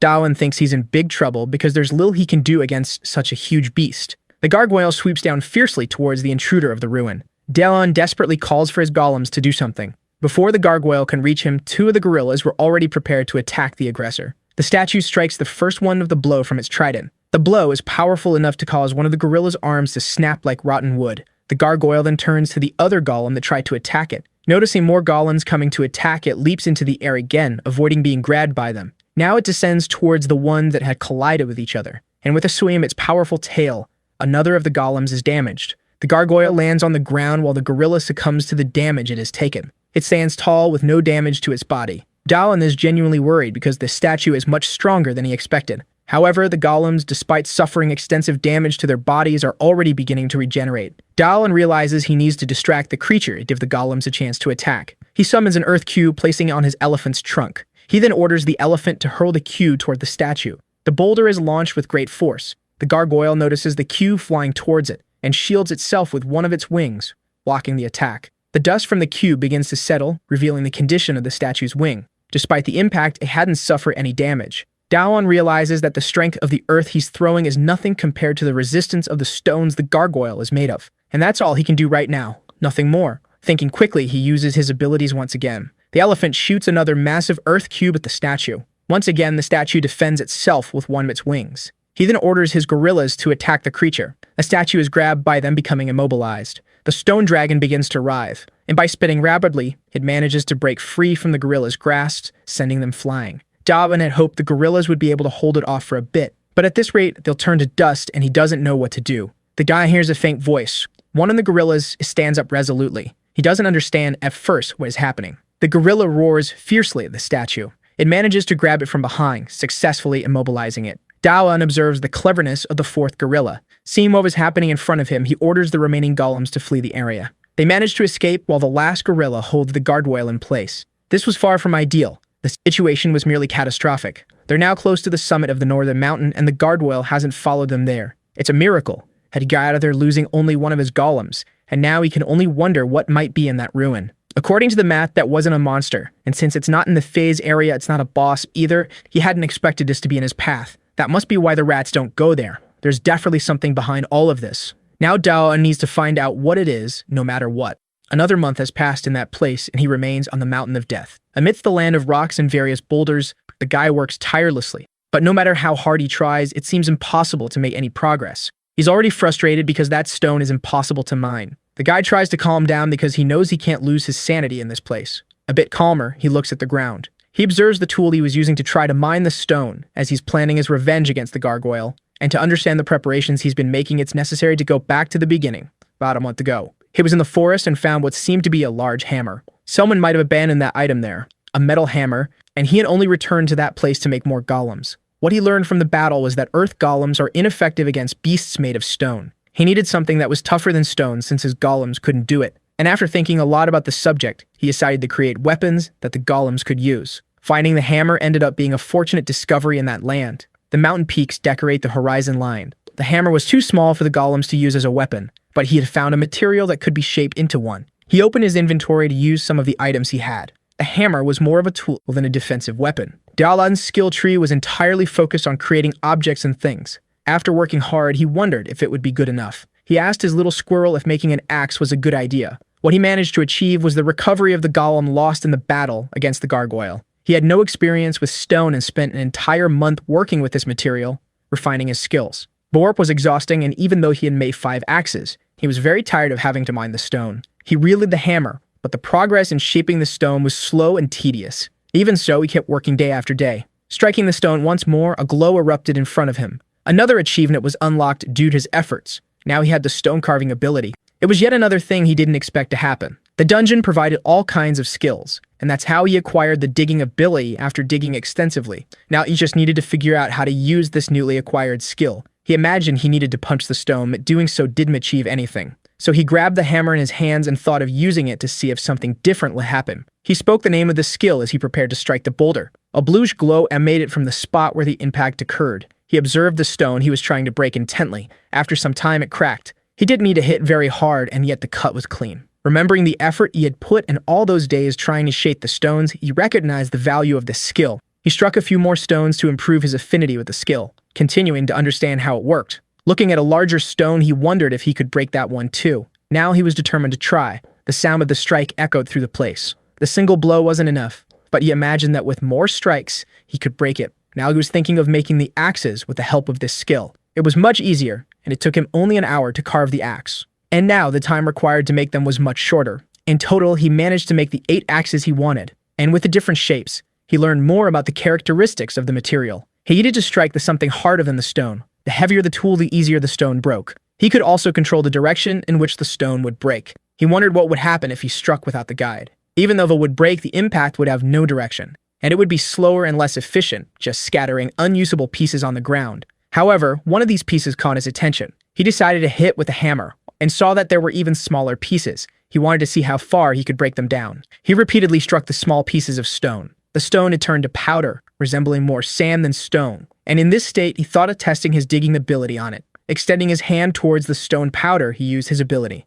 A block began to form in front of him. He was impressed by what was happening before his eyes, and looking at his inventory, he realized that it had worked. The material of the brick was the same as the stone, so it was very hard, almost as if it had turned back into stone. He needed to break more stones to make more bricks like that. He couldn't stop thinking about how this skill would be once it reached the maximum level. With a stick, he began drawing on the ground. He was planning a strategy against the gargoyle, which had the advantage in open spaces due to its ability to fly. Using a stone carving skill on it could be dangerous, so the boy kept thinking he just needed a way to get close without putting himself at risk. He needed to dig a tunnel, and with the stone carving skill, he might be able to. But it was possible that, at his current skill level, the time required would be impractical. He continued trying to think of a solution, and looked at the drawing of his golems on the ground. And finally, it seemed he had an interesting idea. The first golem was the elephant, but he made a gorilla right after. And he needed mobility to fight. What could help him now was a more agile golem. He began sketching shapes on the ground that could fulfill this objective. The little squirrel was impressed by the drawing. Dalan looks at his friend, wanting to say something. The boy tells his little buddy that they need to create his new siblings. A squirrel is very happy to see the family growing. At the entrance to the ruins, the gargoyle stands guard. It remains still but alert to its surroundings. It begins to move slowly as his eyes light up. Its hand grips the trident tightly. The boy is there for his revenge. And the gargoyle senses that there's an intruder. Golems are approaching, and they have the shape of centaurs. The form Devon chose to achieve the agility he needed was that of centaurs. They advance in formation. Behind them is Dao-un riding on a clay ostrich. With his idea, he managed to create an entire cavalry. The bonus for having the digging skill at maximum level allowed him to shape the earth with little effort. The older golems are intact. They just don't have their cores. The gargoyle takes to the air, preparing to attack those who are trying to enter the ruin. The boy says the lizard can cry all at once, and the first stone hits the flying gargoyle. It defends itself from the attack, but this time its wing cracks from the impact of the stone. Da notices something even more interesting. The wing remains cracked, a clear sign that it isn't regenerating. Perhaps it doesn't have a core, making it less dangerous, so he orders the centaurs to attack the beast. They advance, carrying the stones carved by the boy. The gargoyle descends to attack, heading toward the lead centaur. With its trident, it cuts through the centaur effectively. A second centaur tries to strike with the stone it's carrying, and the edge of its axe hits the shaft of the trident, breaking it. Even so, the gargoyle uses the broken weapon to slice through the centaur in front of it. The boy ordered the two that had attacked to fall back so that two others could take the lead in the assault. In this way, attacking in pairs, he could give his golems time to regenerate, and with more precise commands, they could react better. This was only possible because he was issuing orders very quickly. No matter how strong the gargoyle was, it would withstand infinite attacks, and one of his weaknesses finally became apparent. It was now closer to the ground. Its feet were almost touching the soil, and Dalan ordered his golems to grab the gargoyle's legs. It tried to take off again, but the golems were pulling it down. The boy advances toward the battle, mounted on his ostrich, and he remembers his friend's advice about the size of monsters. Because the bigger they are, the harder they fall. He remembers this saying and is focused on the statue's defeat. Closer to the battle, he creates a staircase that blocks of earth. Getting closer, he reinforced the command to pull it down with more force. After some struggle, the gargoyle was thrown to the ground. While it's held down by the centaurs, Dawan leaps toward the gargoyle. He opens his inventory while still in the air, and attacks it by releasing several blocks he was carrying. The gargoyle is being buried by the stone blocks. The impact is violent, and the golems ensure it doesn't escape during the process. The gargoyle tries to move, but the successive impacts make it difficult. It attempts to flee once the stone blocks have fallen, but the boy now summons his earthen bricks, and more blocks fall on the gargoyle's head. Dawan notices that the gargoyle is breaking the blocks with its mouth before they can hit it. There are many auctions left, so he opens his inventory once more, and hurls the bricks he had made toward it. The gargoyle tries to react, but it's futile. In its mouth is a stone block, and above it is Dawan, wielding his ore-mining hammer. The gargoyle is finally subdued with almost nothing left to do. Even so, the centaurs continue to immobilize it. Below, Squirrel celebrates from atop the ostrich. The boy prepares to strike the statue using his rock-breaking skill, and he hits it in the jaw while activating the sculpting ability. The impact point of the hammer begins to produce numerous cracks. The gargoyle implodes on itself. As the dust settles a bit more, the little squirrel tries to see what happened. The gargoyle's hand tries to rise, agonizing, but it soon stops moving. The squirrel celebrates the victory even more. The stone sculpting ability leveled up several times. After that battle, it reached level 4. Looking at the shattered statue beneath his feet, Dawan celebrates knowing his team had succeeded. Meanwhile, the rabbit is terrified by what's been happening. A monkey in a suit approaches him for a conversation. The mandril asks how the rabbit has been spending his days. Is the guide for Phase 2, and the rabbit wants to know what he's doing there. The hierarchy of guides is based on the number of dungeons they control. The more dungeons one controls, the more respected they are. The mandril is responsible for 2 dungeons, so he outranks the rabbit. And unlike the rabbit, the mandril has a name. The rabbit asks what the mandril is doing there, and the mandril retorts, asking if the rabbit has been doing his job in the past 2 days. The rabbit says yes, but doesn't understand why the mandril is upset. The mandril asks again if the rabbit is sure about that, and once more, the rabbit confirms. The mandril says the number of survivors reaching his phase has doubled and wants to know why the rabbit's performance has dropped so much. The rabbit promises to work harder, but blames it all on the Bolgato who keeps killing the level 1 boss. The mandril seems to be running out of patience. He suggests the rabbit stop lying to him. Dalan decides that he might need those bricks later, so he stores them away again. Noticing that his stone sculpting ability is now at level 4, he assumes it's because the gargoyle was so strong. It would make sense since that battle wasn't easy. It would have been great if the gargoyle had a core, but if it did, he might not have defeated it. Even so, he decides to carve the body to save bricks. Now he's even more convinced that the gargoyle didn't have a core, but thanks to it, he managed to level up. Looking at the Rubens, he remembers the rabbit saying that this was the end of the world. He wants to enter and see what secrets lie within and wonders if he'll encounter others like that along the way. Patiently staring at the entrance to the ruins, he makes up his mind. He finally decides to enter with his golems. He called out to golem number 3, who was lagging behind. After a short march, he was impressed by something he saw. The rabbit tries to evade, saying he's an honest rabbit and wouldn't lie. The mandril keeps laughing but says he's already figured everything out. He's talking about the exile who defied fate, Dalan. The rabbit is in trouble and the worst possible person has discovered it.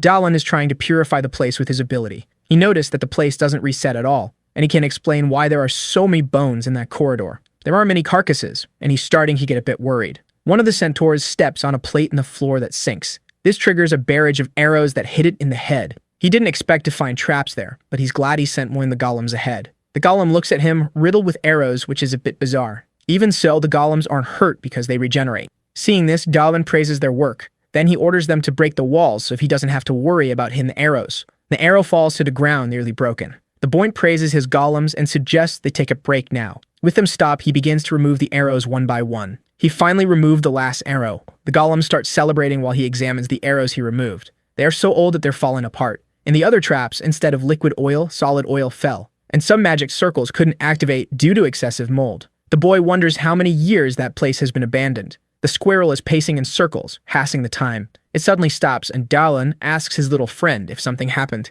The squirrel runs off, and the boy follows. Seeing enter a small hole, he says that's a dead end. He then orders the golems to tear down the wall in front of him. They strike it together with devastating force. The power is so great that the boy thanks the heavens are on his side. And soon, his eyes widen. The squirrel points to something. There's an enormous gate, and he wonders if it's a hall where the boss is hiding. Running his hands over the gate, he senses that the boss there has already been defeated. Even so, he decides to use the boar's strength at that moment. He looks through a crack calmly, but soon his whole face is illuminated by what he sees. In front of him is a massive dragon skeleton. The little squirrel is in love with all those bones, but the boy holds it back, realizing the squirrel has a strong interest in bones. Not knowing what could happen, he orders his golems to enter as well and stay with him. Dahan told the little squirrel to be quieter because, in the worst-case scenario, they might have to flee. As he approached the dragon bones, he remarked that they were much more interesting when seen up close. He continued to hold back the excited squirrel. There was an interesting box nearby, but it seemed like a complicated night.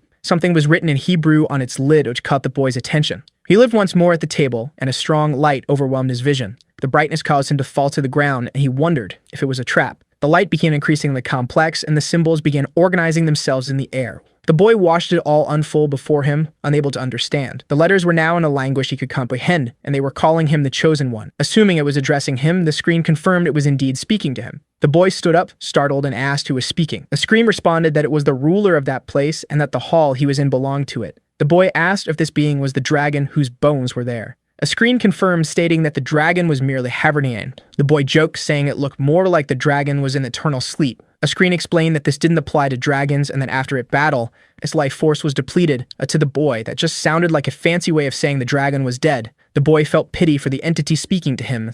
Asuna hadn't accepted the passing of its master. But the screen insisted that the dragon had departed. Changing the subject, the boy asked why the screen was so serious, sensing that it had a short temper. The screen then explained that the resurrection of the dragon was the reason the temple existed, and the boy asked why this hadn't been done yet. The screen revealed that the dragon's life force was at its limit. The boy joked that it's always the same, and the screen mentioned he was lucky to be the chosen one. Shifting topics again, the boy asked why the screen said he had what was necessary. The screen explained that it was because he had passed all the tests set by the dragon. He was qualified to meet Lord Earthia. The boy tried to recall when he had passed those tests. The screen asked if he had already forgotten the challenges he faced to get there. Now he could associate the difficulties he had encountered. The screen congratulated him for accomplishing all this, and the boy thought he might receive something in return. His eyes sparkled with anticipation. The screen then said he would inherit the temple, which made him happy. But he quickly asked the screen to repeat what it just said. He wanted to know what benefits came with assuming the temple. The screen said he would receive eternal happiness, and the boy turned away, saying he didn't need that.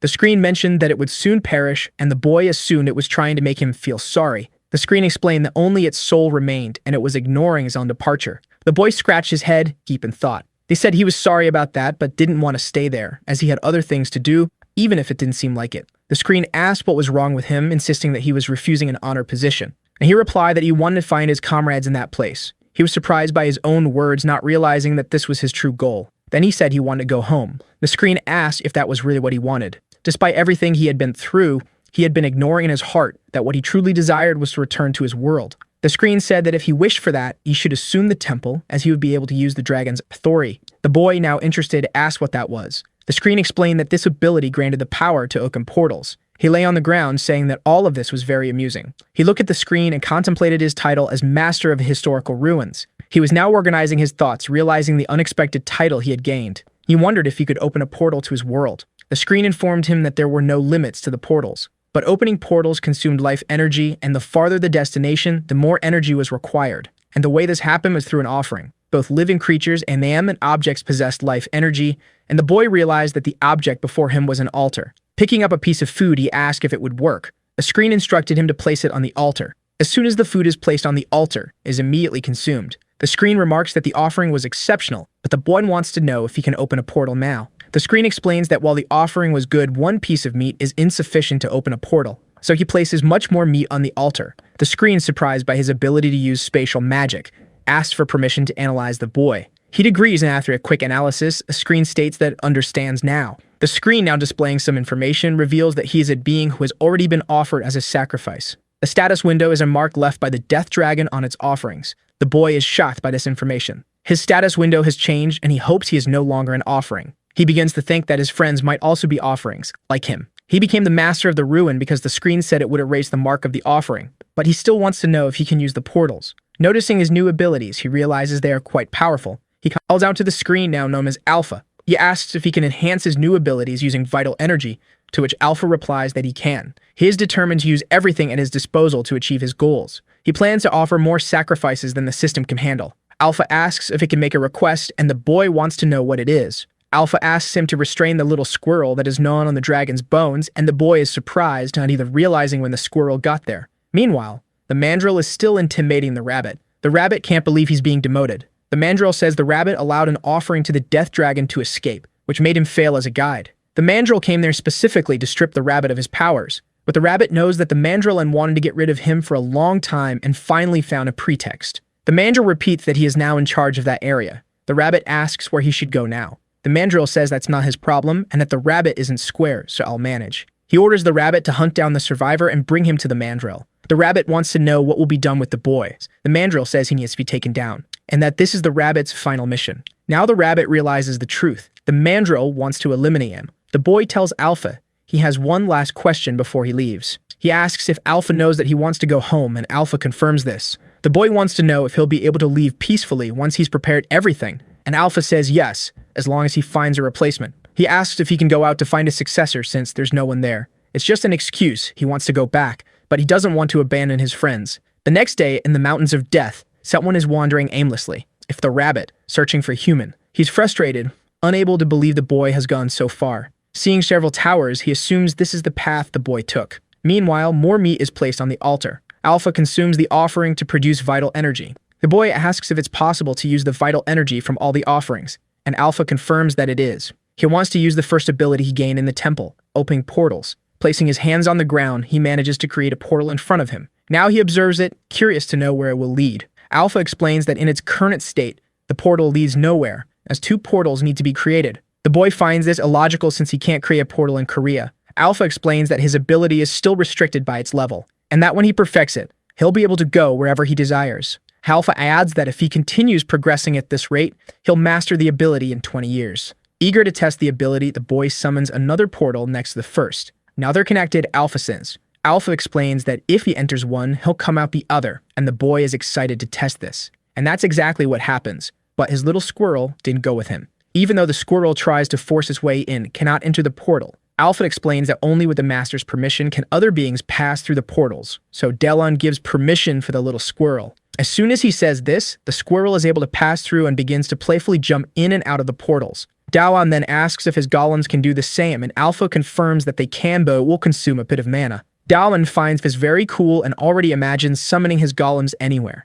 Alpha agrees that it's a good idea, but suggests that if Dawan is ever in danger, it would be better for him to use the portal himself. Dawn stretches and says he's dulling outside because it's too stuffy inside. Outside the ruin, he celebrates. Looking at one of the peaks, he imagines there must be something behind it. He moves closer for a better look. Peering down, he is soon impressed by what he sees. It's a vast sea of clouds, and Alpha asks if he finds it beautiful. The boy replies that he does. He asks Alpha if it knows what's beneath the clouds, but Alpha says it doesn't care about anything outside the temple. The boy comments that normal people might have a problem with loneliness, but he's used to it. Curiosity is natural, and he decides to create an observatory there. Soon, his tower is built. With it, you can get a sense of the surroundings using his May map. The map reveals that they are surrounded by trees. He thought that this was the end of the world, but it seems they are surrounded by plains, and Alpha asks if he plans to descend the mountain. Alpha is concerned about losing the temple's ruler, but the boy says he's come this far and wants to explore. Alpha asks why he wants to descend the mountain, but the boy is distracted, deep in thought. He pulls out his hammer from his inventory. He asks if it's sufficient, and Alpha, curious, asks what he's doing. The boy replies that he's going to make stairs. He begins to carve the ground, and Alpha asks how he plans to create the stairs. Dallin explains that his stone sculpting ability helps him control the direction in which the rock breaks. Alpha comments that it still doesn't look like a staircase, but Dallin asks Alpha to just watch. He extends his hand over the markings he made. Then he uses a command to carve, and the ground begins to change. Much to Alpha's surprise, they work perfectly. Descending the mountain is now possible. It will just take some time, and Dallin will be able to perfect his technique in the process. He's excited and can't wait to achieve it. Elsewhere, a small group of players is making their way through the forest. One woman wonders where they are at that moment. She doesn't say it out loud, but she's very scared. Some will comment that they've come quite far. He wonders what kind of monsters they might encounter now that they passed the phase, but they've already defeated many enemies, and in the process, they've become stronger. So even if problems arise, they'll manage. Wherever they are, they will survive, as an iron will that keeps his determination unwavering. His words end up motivating his companions. They calm down amidst the uncertainty of that place. One woman asks if they should plant potatoes there, and he agrees. Looking in another direction, Sunwoo becomes a bit pensive. The mountain on the horizon seems familiar to him, like he's seen it before. A system screen appears in front of him. It congratulates him for reaching Phase 4. Meanwhile, on the mountain, something else is happening. Dalan is quite tired and wants to rest for a bit now. He has made a large staircase and comments that it's different from digging on flat ground. He's ascended a lot and it would be exhausting to go up and down all the time. He begins to work on the slope and Alpha asks if this is an alternate path. But the boy says he's placing a portal there and Alpha praises his ingenuity. However, the boy forgets that he needs vital energy and is out of offerings. Alpha explains that he's connected to the altar, can make an offering from wherever he is.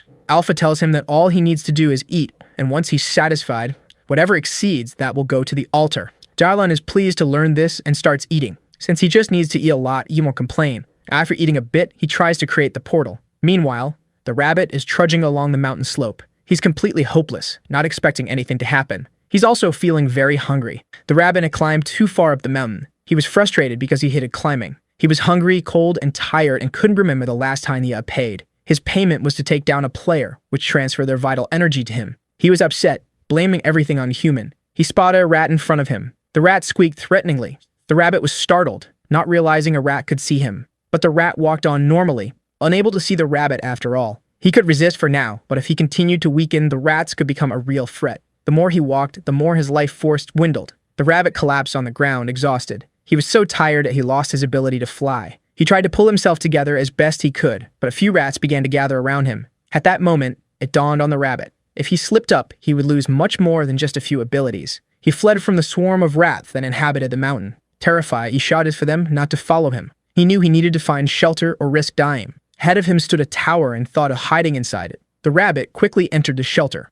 Once inside, he tried to catch his breath. He looked up and saw a point of light. He began to climb the stairs to escape the rats that were still pursuing him. The rabbit was frustrated that the human built such tall towers. He was now very close to the top of the stairs. Finally, he reached the top of the tower. He looked back frightened because the entrance had no door. The rat leaped to him aggressively. He said that even though he seemed weak, he could still defend himself. And he started punching the monsters. After all, he was the guy of the first phase. His plan was to lure the rats into the narrow passage and knock them out with his punches. The strategy worked, giving him the advantage. And even without his guide powers, he managed to handle the situation with just his fists. What he didn't expect was that the effort would be too much. His health was at its limit, and he was worried that he might end up being taken down. The rats kept coming, and just like him, they were starving. The rats charged at him, desperate and furious. The rabbit realized this was a battle to famished, so he decided to make a final leap with the strength he had left. The rabbit threw himself out of the tower, with the rats following him. In a final gesture, he told the rats to try eating him.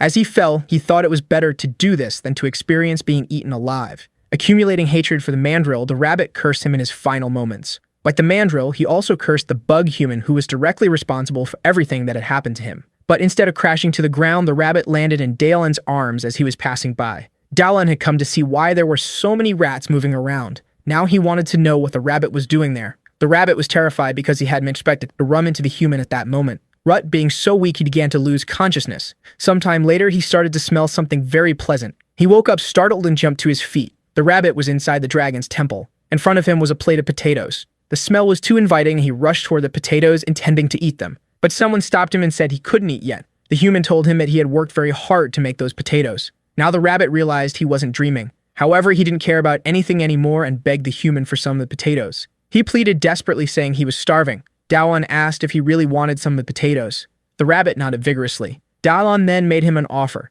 to become his successor in the temple. The rabbit was caught off guard by that proposal. He still hadn't understood what it meant to be a successor or exactly what it entailed. He said that he became the master of that place by chance, and that he would like the rabbit to succeed him since he has experience in administration. Offering the potatoes once again, he asked if the rabbit would like to eat and if rabbits eat potatoes. The rabbit took them from the boy's ham and said that they don't eat them because there aren't any. The rabbit is eating voraciously and even the boy is wondering if they are that good. He's satisfied and Dalan asks if there's any problem of eating something cultivated in the dungeon, but the rabbit said that he was demoted and doesn't care anymore. Now the boy wants to know why he had been demoted. He didn't expect to hear that. And after some time and a bit of reluctance, The rabbit explained everything to him. The boy is now fully aware of everything and understood that the mandril is planning to overthrow the rabbit. He wants to know if the rabbit went there to deliver him to the mandril, and if he could have told what he said. But the rabbit, determined, said that he won't change his mind anymore. His situation was already bad, and there's not much to be done now. Now he wants to know more about this thing of becoming a successor. One door closed, but another is opening now. And resolutely, he says that his dedication is now entirely to Dawn. Alpha is listening to everything and asked if he could interfere now. The rabbit started sweating cold as soon as he heard the voice because he knew it was Urvi the dragon, and he had no idea that he was in his temple. Alpha asked them to go to the altar, and the rabbit was hesitant, fearing he might become a sacrifice, but the boy assured him that it wasn't about that. The rabbit asked if he had managed to open that door, and Dalton said that he would be surprised much more. And opening the door, he said the rabbit would probably go crazy. The sight was really too much for the rabbit, who couldn't hide his emotions. On the ground, there was a small sprout developing, and Darlan introduced him to this potato plantation that covered the entire floor of the hall. The rabbit couldn't believe that Darlan had turned the secret room into a plantation where Urthia's skeleton was. And the boy said that to survive, food was necessary, so he couldn't waste such a useful space. And he said that the dragon must have liked the plantation, and both the rabbit and Alpha said in unison that no, he probably didn't like it. Alpha said he was almost crying for having someone else would come and sent there, and Dallan couldn't see anything wrong with his conduct. The rabbit asked if he had survived all this time like that, and he said that first, he made some stairs. Then he started taking care of his small garden, and occasionally he used some rats as sacrifices. And after some time, he ended up finding the rabbit again, who couldn't believe this story. He wanted to know how he managed to deal with the rats. He then called his golems. They presented themselves, and the boy asked if they were cool, but the rabbit finally understood why there are no more bosses on level 1. A human is simply out of his mind, and the rabbit is fascinated by this madness while he's just trying to adapt to the new environment. Alpha said that if they were done, the rabbit should climb onto the altar, and the temple master should place his hand on him. He get as told, and a circle appeared on his hand. A new ability emerged, the ability to designate an administrator. Alpha said that the requirements were met, and Dallan didn't even know if it still had new abilities. Alpha said that his devotion was too little of telling everything, and Dallan asked if he was talking about offerings. He thinks he needs to try everything, and the rabbit asks what is going on. Dallan doesn't know if it's luck or bad luck, but he didn't expect to get so involved with that sadistic rabbit. Extending his hand once more, the circle reverberated in his hand. He designated the rabbit as an administrator, and his clothes started to shine, as did the power that was renewed in him. After shining brightly, his clothes returned to their normal color. He had become an intermediate administrator, but didn't have a name yet. He couldn't believe he had gone from being a guide to becoming an intermediate administrator. Alpha said that the rabbit's previous experience helped him, and he celebrated by saying that the flat earth had turned over. Dallan didn't expect the rabbit to be so happy about that. He called the master and said that all his loyalty was his, and that he wanted them to forget the past, and Dallan just asked him not to be over the top. But he remembered that they had been through a lot at the beginning, and he ordered the rabbit to meal, who didn't understand. It finally hit him. The rabbit had gained a new master along with his new title. Dallan ordered him to look down now. The rabbit received his first command. He is in the garden planting potatoes, a whole bunch of them. The rabbit is already exhausted from so much work. He asked if he really has to do that, and the boy says he needs to pay for his sins. The rabbit realized he had become a slave and needs to urgently think of something to change the situation.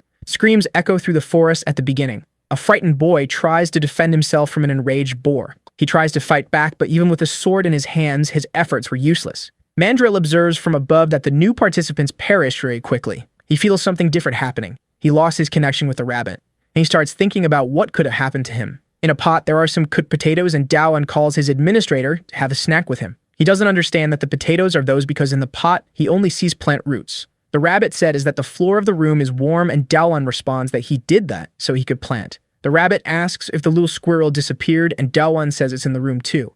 He has his mouth full, and the rabbit wants to know what he ate. Dallan said that the squirrel likes to eat bones. The rabbit asks why the squirrel climbed onto the golem, and Dallan told him not to do that. With his tiny hands, he made a hole in the golem. Once the hole was open, he was ready, and he opened his mouth, dropping the bones inside. As soon as he did that, he quickly closed the hole and hid his bones. Dallan said it must be a habit of storing food, but he wished the little squirrel would stop doing that. With him in his hands, he started noticing something. In a task for the rabbit, who said he had just started resting, but he ordered him to get up anyway. The rabbit is very annoyed because careful and hard-working bosses are the most annoying. The rabbit is now carrying the bones from that place. He wants to know why he's carrying those bones, and Dallan already knows what to do, so he called everyone there. He ordered the golems to crush the bones, and the rabbit was afraid of their strength. Once that was done, Dallan used his purification ability, and he told the rabbit to spread the bone dust over the field, and he asked why he should do that. He said that they are fertilizers, and the rabbit was thinking that he was crazy. But now he understood and even found that genius.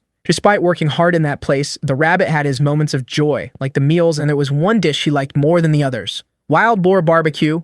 It was simply fabulous. And with excitement, he takes each piece of meat through his mouth. He feels like he's being transported to paradise with every bite of meat he consumes. Outside the ancient ruins, something is happening. The mandril is perplexed by what he has seen. The boss was no longer there, only his remains. The core was already in Dalen's hands, and farming golems is another thing the rabbit loved. He asked why the rabbit was smiling, and he said he's sure the mandril must be going crazy right now, and he knows exactly how he must be feeling. He didn't expect there to be a tunnel there. That is why he couldn't find Dalen, who asked why he seemed offended, and the rabbit changed the subject. He suggested placing a portal there so they wouldn't always have to walk, and Dalen praised the idea. The portal was immediately created, and soon they were home. Alpha warned that he was wasting vital energy, but Dalen said that it was an investment, and now that he was there, he had something else to think about and do. The potatoes had grown too much, and the rabbit says they eat people now. Golem thinks it was the fertilizer that did this. He is sad because the plants he took such good care of are now trying to devour him. Alpha suggests that he used the trapped installation skill, and the rabbit says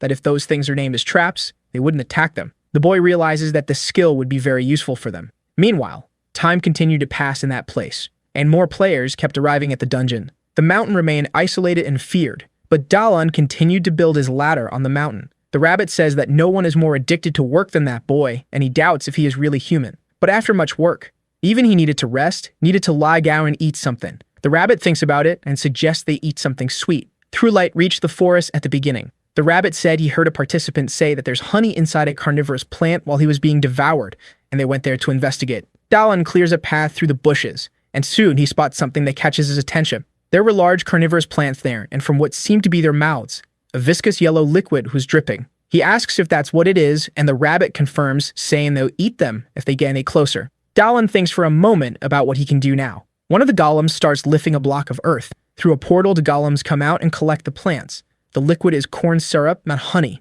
but it's still sweet. The rabbit thought it would be difficult, but there's nothing Dalen can't do. He goes back and gets startled because he saw more players. The rabbit immediately hides, disappearing from sight. Dalen already knew that the rabbit would hide if he saw players, but he didn't expect him to do it so quickly. Some of the players are harassing a small person. They are threatening a boy, demanding that he hand over his belongings. Dalen notices that adults are threatening someone who still looks like a child. The rabbit says telepathically that this is human nature, and Dalen gets startled and almost screams, but the rabbit says it's his ability. Dalen wants to know if he can do that too, but the rabbit says he probably can't because he's human. However, he ends up managing to do it. Alpha explains that since they're from the same sanctuary, they can communicate like that as long as they concentrate. He asks the rabbit what they can do without risking being caught by the mandril. A little boy clings tightly to the bag he's carrying. As Dalen watches him, he remembers some things he went through. These are definitely not good memories he has. Dalen thinks it's almost time for them to be there. The adults keep harassing the boy more and more. An animal approaches them, making noise.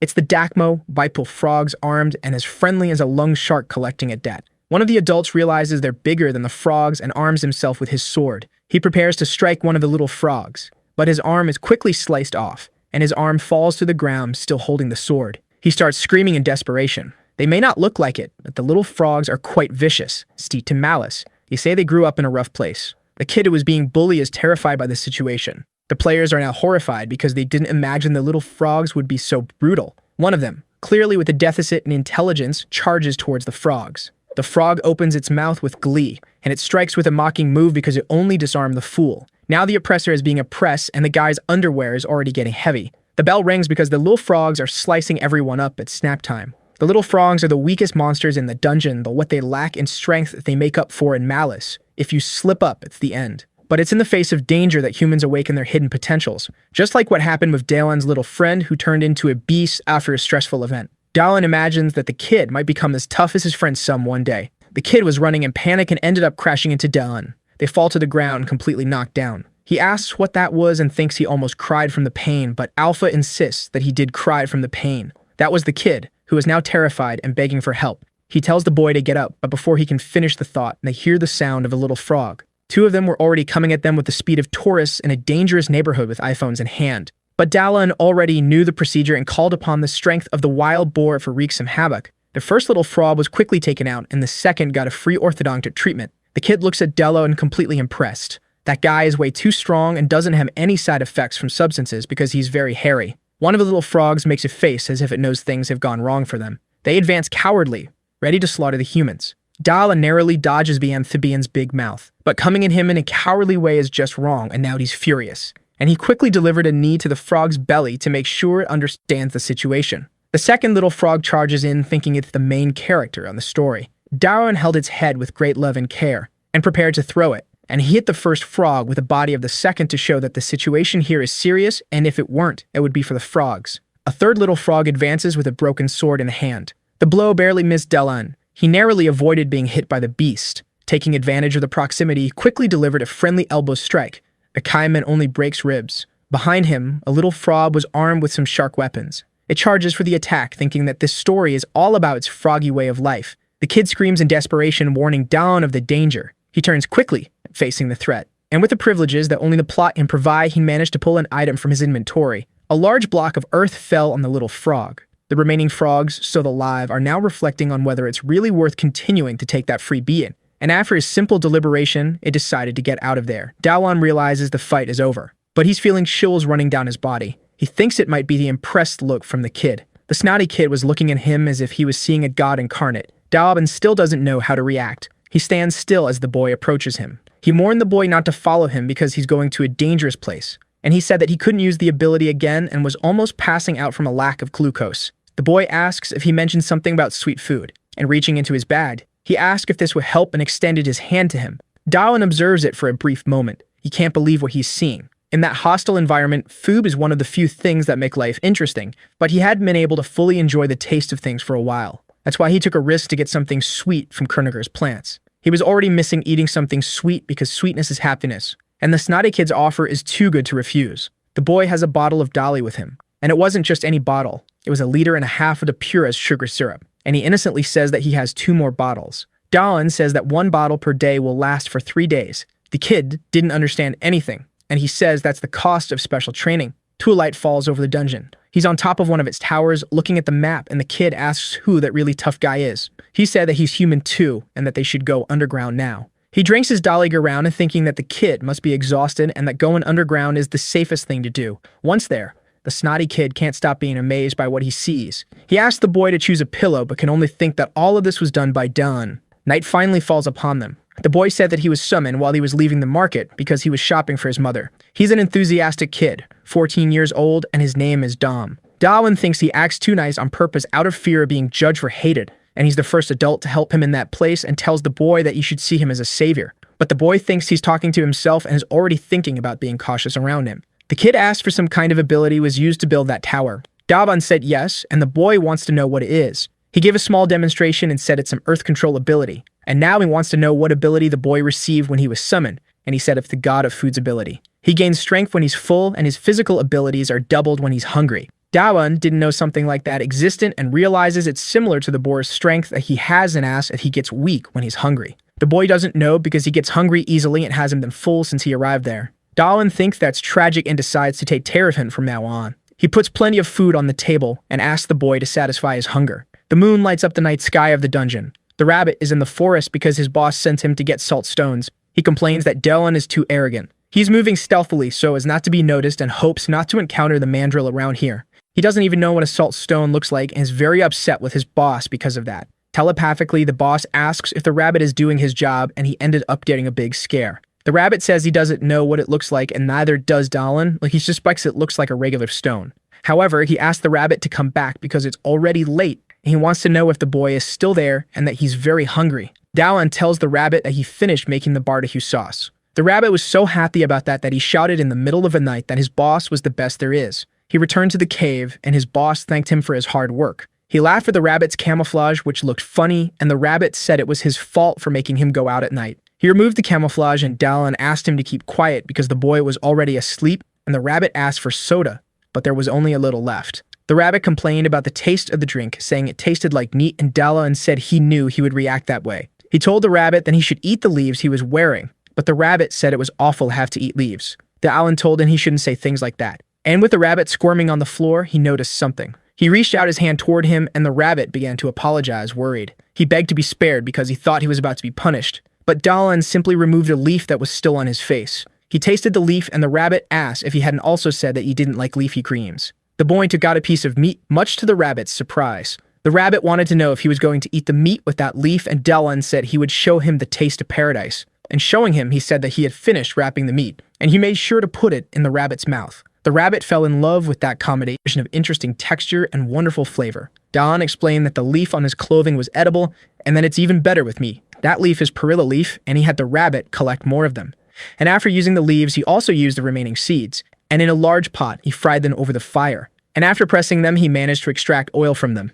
He finally produced perilla oil. Now he only needed salt to complete the sauce. The rabbit didn't know what that was, but Dawn said he would know as soon as he brought back a salt stone. The day dawns in the dungeon. The boy has a piece of meat in his mouth and a stick in his hands. Dawn asks him to stay focused because the little frog is coming. The little frog is heading towards the boy. He told the boy not to be scared and to remember that when he's full, he gets stronger. But it seems the lesson didn't go too well. The boy apologizes, but Dalan says that no one is that good right from the start. Even so, the boy was very surprised that the young man had managed to capture one of his little frogs. And he said that where they're going is dangerous if he should train the boy here because his ability is very good for fighting. He said he were given food to store in his inventory, but the boy didn't know what that was. It's his personal storage, and he asked if the guy didn't tell him anything about it, and the boy said no. It seems the man girl didn't tell him out of pure sadism, which explains why the boy has been carrying items in his hands. The rabbit said that it must be the boss's fault because without the first little boss, many players are moving on to the next level. The boy is worried because to him,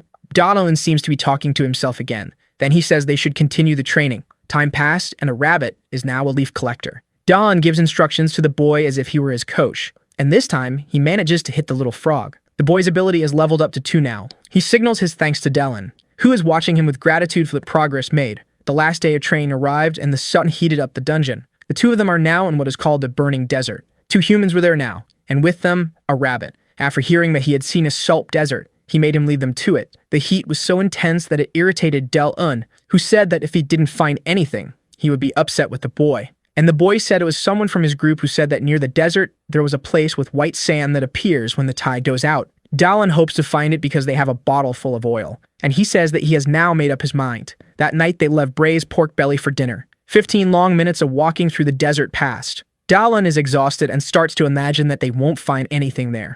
Even the boy is losing hope and says it's hard to walk in the sand because his feet keep sinking. He says that the salt desert might not exist, but that's not what Dalem is talking about. Their method might be wrong. And in front of the boy, he installs a portal. He told the boy not to be surprised and asked him to stay behind him. And from the portal, the golems begin to emerge. The boy is amazed because they look like tanks, and Dawn says they are made of earth. That's just the beginning, and the boy will learn to handle himself well. And he says, grateful, that he will do his best. Dawn is pleased because the boy is smart and regrets not being able to go with him. The rabbit telepathically asks, and his master hasn't forgotten anything. He's very hot, and Dawn says he couldn't build a tower because it would attract too much attention, but he could come inside Badalin if it's too bad out there. He continues outside, exhausted from this heat and fatigue. He doesn't even know what salt is and doesn't understand why they work so hard to find it. Soon, something appears on the horizon. The rabbit wipes his eyes to see better. He focuses a bit more on what's ahead. There were many giant scorpions, and many camels too at Horde. He wonders where those creatures are headed. He calls his boss to come outside and see it too. Jabam and the boy are surprised by what they see. It seems the salt desert really does exist. An achievement was unlocked for discovering the salt desert. The reward is to enhance the taste of the salt. Daban doesn't even understand the reason for that achievement, and the boy is very impressed because he had never seen anything like it. He boasts to the rabbit, who says he's not like a mandril. The little boy takes a bit of salt on the tip of his finger, and tasting it, he confirms that it's really salt. A whole ground is made of salt. He suggests they compete to see who can collect more salt. He asks the boy what he said, and the boy realizes that Dalan had already collected quite a lot of salt. The boss says that amount should be enough. They have the perfect combination to make that day's dinner, and the rabbit doesn't understand why they went through all that trouble just for that. Doug gives the boys some blocks of salt and says they should last in the lifetime, to which the boy thanks him and says he will remember him. And the young man returns the thanks because they only found it thanks to the boy. Has his hand touched the boy's head, a yellow light appeared. Alpha says that the requirements of helping the master and having a sincere opinion from him had been met. Now the boy can become a dragon apostle. The rabbit suddenly appears, and the boy is startled because he can now see him. He tells the boy be quiet because it's not the time to be promoted. Dallin pushes the rabbit aside and asks Alpha if the achievement was to be impressed, and he confirms that it was like a kind of test. Now he realizes that as an apostle, the mark of the death dragon can be erased. But Alpha says that the boy won't have as many privileges. Dallin wants to know what the good part of that is then. He said that it was good for them, especially for Dalan. The boy will be able to gather vital energy while he works. He can perform sacrifices since Dalan is too lazy to do them. Dalan says he goes out and always brings back a lot, and Alpha says it's not just that, and that the temple's goal is to bring the dragon back. He now wants to know what the benefit is for the boy, and Alpha says the benefit is serving Artia. The rabbit interrupts and says that the apostle doesn't need to eat to bring vital energy, and Alpha confirms the information. And he told him to think about the boy's ability. Dalan remembered the god of food ability. The strength doubles if he gets full. That remains to be seen what would happen if he got completely full as an apostle. The duration of the ability will increase. The boy has no idea what they're talking about. Dalan sums it up by saying that the boy will be able to keep eating even when he's full, and he loved that. He asks if the way to designate him is the same as the one used on the rabbit. If sending his hand, he designates him as an apostle, and the boy is enveloped in energy. He felt much stronger and asked if this was the power of the dragon. He felt incredibly powerful now that he was a dragon apostle. Dalan doesn't notice any difference and thinks the boy is emphasizing the dragon part too much.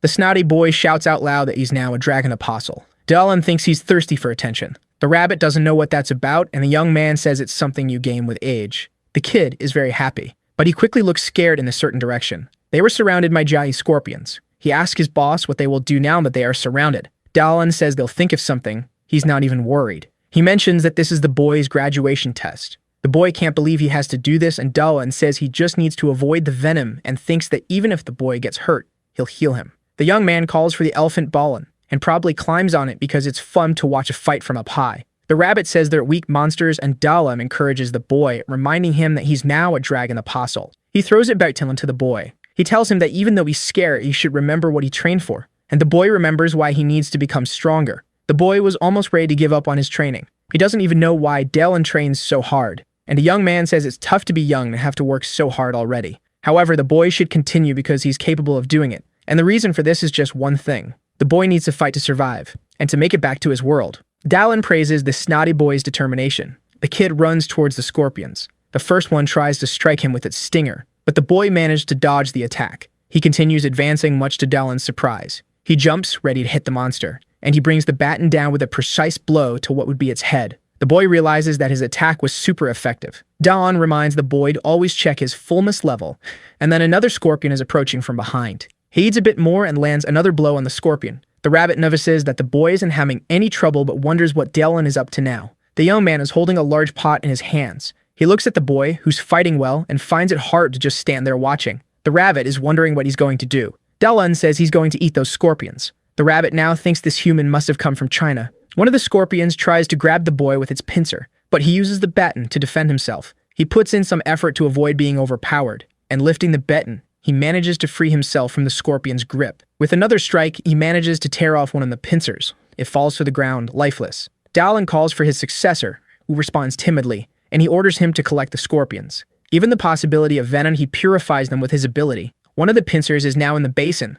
Everything is properly prepared. Meanwhile, the boy is surrounded by scorpions that join the wrong team. Soon, he smells something in the air. He quickly asks what it is because the smell is really good, and the rabbit is fanning the fire as best he can. He asks the boss if putting salt in the oil is a good idea. He says he can taste it if he wants to. The boy is upset, imagining that they're eating something delicious without him. He's distracted, and one of the scorpions sneaks up on him. The boy asks to eat too, and while he does so, he strikes the scorpion that was behind him. The appearance was very appealing. The pincer looked like that of a giant lobster. Dalan says that if the boy doesn't hurry, he'll eat everything without him.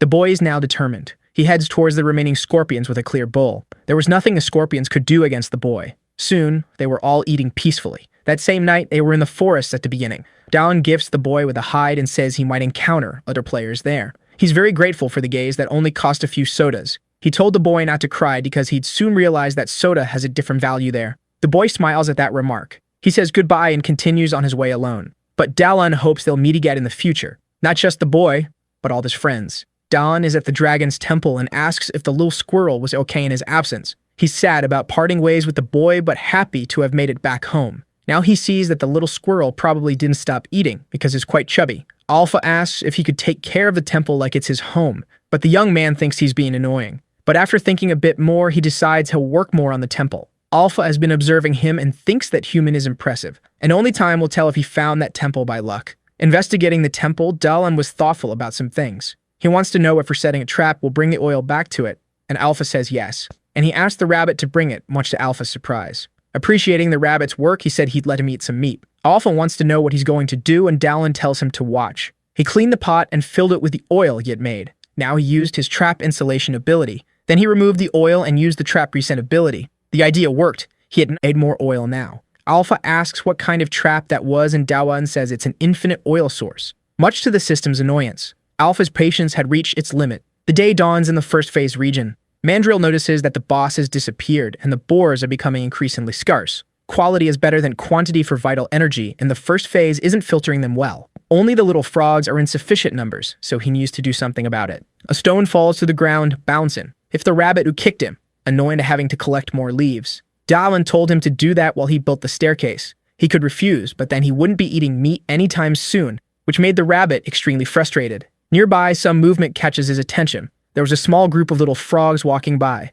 He hated thinking it was the baboon, but it was just frogs. And he saw they were armed with enchanted weapons. Those items shouldn't be in the first phase. Mandril appears behind the rabbit without recognizing him, almost scaring him to death. The rabbit is now sweating cold, completely terrified. Mandril looks at the bush below him. He saw familiar white fur and ears. Now the rabbit was even more terrified. Mandril reaches out his hand to grab the rabbit, and pulling him by the ears, he realizes it's just an ordinary rabbit. He observes it for a moment. The rabbit is munching on some leaves, and he confirms that this isn't the rabbit he was looking for because he's using an ability that deceived him. Mandril tosses it aside, uninterested. The rabbit stays on the ground for a few moments. He starts trying to get up. In front of him are some little frogs looking for a snack. One of them prepares to strike him, but the rabbit, enraged, shakes off the frogs, saying that Mandril will pay for this one day. On the opposite side of the mountains, Dillon works with great dedication. Being on the mountainside makes him adrenaline-fueled, and he asks the ostrich to watch over him. He brought the golem as a precaution because he was always crossing the cliff. His stone-breaking ability was already at level 7.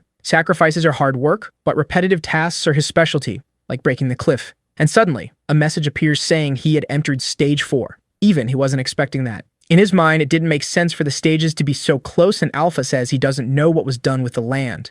Dallin asked what Alpha had said. The color of the mist in that place was different, and it also had a different smell. Dallin begins to lose consciousness. After a while, he wakes up with the ostrich in front of him. Alpha asks if the temple master has woken up. He asks what happened, and Alpha thanks him for bringing the ostrich. The mist is poisonous, and the ostrich brought him back before something worse happened. That was a close call. Dallin needs something to help him with this, and it seems he had an idea. Alpha says he should return to the temple, but the young man says he'll continue descending. With a handkerchief in hand, he says he'll deal with this fine dust, but Alpha insists again that it's poison. Alpha can't believe he wants to go through the poison using just a piece of cloth. He says no, what if he uses the purification ability on the handkerchief, it might work. At first, that ability wasn't very good. He used it to purify mushrooms, but after a while, the ability didn't develop any further. No matter how hard he tried, it didn't progress until the poison cloud appeared. A gas mask is just a small protection. His plan was to use the ability on the entire poison cloud, and he began to use his ability little by little. And noticed that the clouds didn't regenerate, which would make his job of clearing the path easier.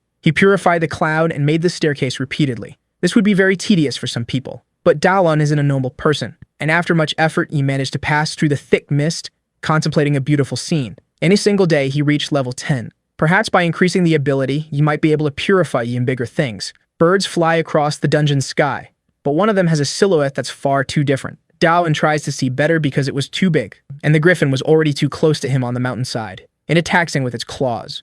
The attack ticked up a lot of dust in the area. Dallin had protected himself with a block of earth. Letting it go, he made his way back with his ostrich. He ordered the golem to climb as fast as it could. The griffin watched them fleeing up the stairs. It took flight in their direction. The beast sensed something was wrong. It halted its advance upon reaching the poisonous cloud, as if it were a barrier separating the phases. Dallin saw that it couldn't pass through the cloud, acting as a boundary between stages. Soon, the griffin gave up and returned to where it came from. Stage 4 might be full of such creatures, and now he doesn't know what to do. The griffin is flying high above. It clings to the mountainside with its powerful claws. It sees that above it are the stairs and the poisonous cloud. It climbs the slope carefully, and finally reaches the stairs. It begins to follow the path now that it's clear.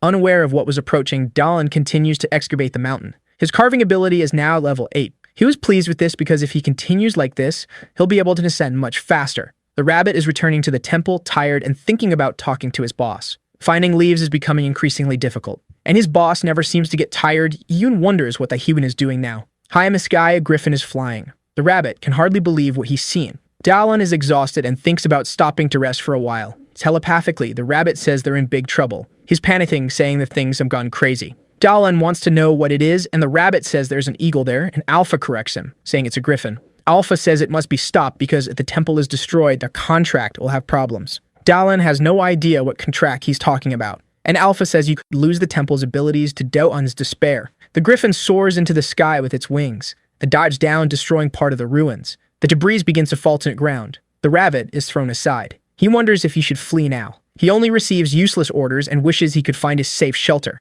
but he pauses to think about it. He shouldn't think about it because that place is now his home. The rabbit becomes resolute and determined. Dalan arrives and puts his hand on the rabbit, saying that's the spirit, but he made one mistake. That temple in front of them. It was their home, and it would be protected. He calls his golems to assist him. They appear ready to obey. The griffin hovers above them in the air. Dalan looks at the griffin and asks if it had already forgotten about him. The griffin screeches angrily. As it approaches, Dalan summons some cubes and orders the golems to hurl them at the griffin. The first block hits it squarely. The dust obscures the view of what happened, and the griffin emerges unscathed from the attack. Dalan is impressed by its physical resilience. The rabbit says it must have caused some damage, but they need to attack with something sharp. Dalan opens his inventory to see what he has. He grabs his spear and uses the strength of the boar, and hurls it forcefully at the griffin. It strikes, seemingly embedding itself in a creature. Dalan realizes he hit it. The griffin writhes in pain and strikes the spear with one of its paws, and it falls among its feathers. The young man concludes that his throw wasn't strong enough,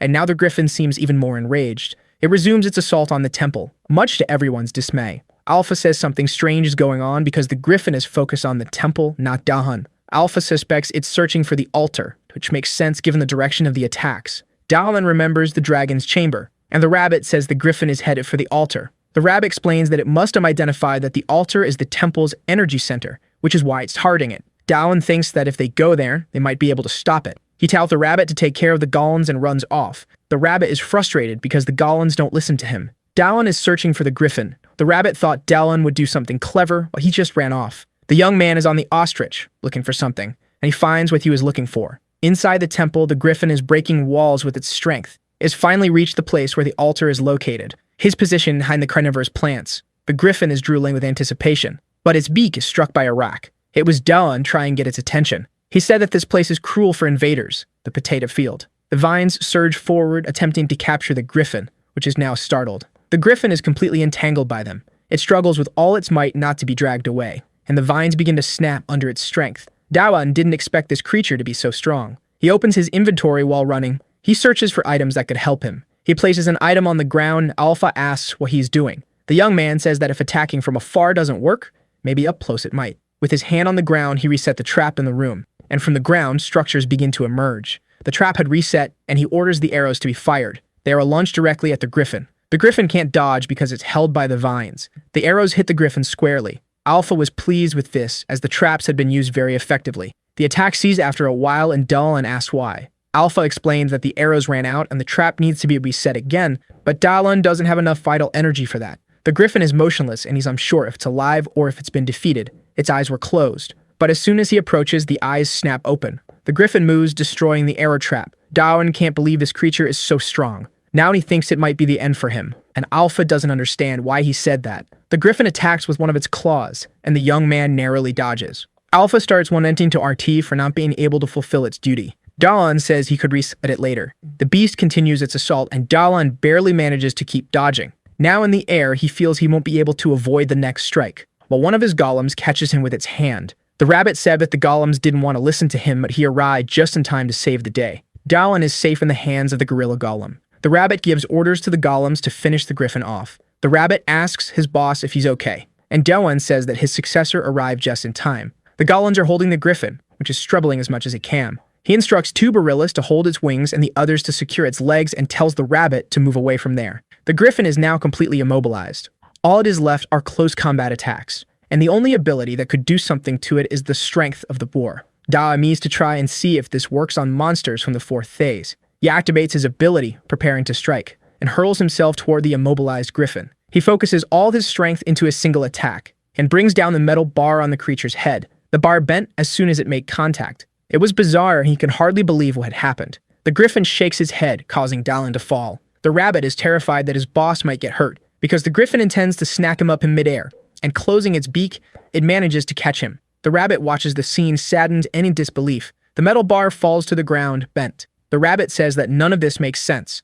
The griffin stands with its beak closed, victorious, but soon it begins to sweat profusely and look unwell. The desperation is so intense that it manages to break free from the golems. It flees, smashing through walls. The rabbit is happy it's gone, but it's still worried. Dawn appears behind him, saying that he thought he was going to die, and the rabbit says he understands. He takes a brief pause to process what he just heard and from whom. He's crying because he thought his boss was done for. He tries to hug Delon, who pushes him away because he's dirtying his clothes. Outside the ruin, there's a lot of debris. Inside, there's also plenty of destruction. The young man says the place is turned into a dump. The rabbit wants to know how he managed to survive that. He explained that as soon as the griffin tried to eat him, he threw some salt stones into its mouth and the salt caused it to react that way. The rabbit says he's very lucky and wants to know how the griffin managed to get there. And Dawan spoke of the route that leads to the fourth phase via the cliff and that he encountered the griffin there. The rabbit never imagined that the fourth phase was so close since he had never been there. The rabbit wants to know if the griffin is dead, but Dawan says that the salt would be enough to kill it. Alpha learns that the griffin will return, and the rabbit adds that the poison clouds will reset, but the griffin might come back before that happens, and then it will be over. Dawan asks the rabbit if he knows when the reset will happen, but he doesn't know.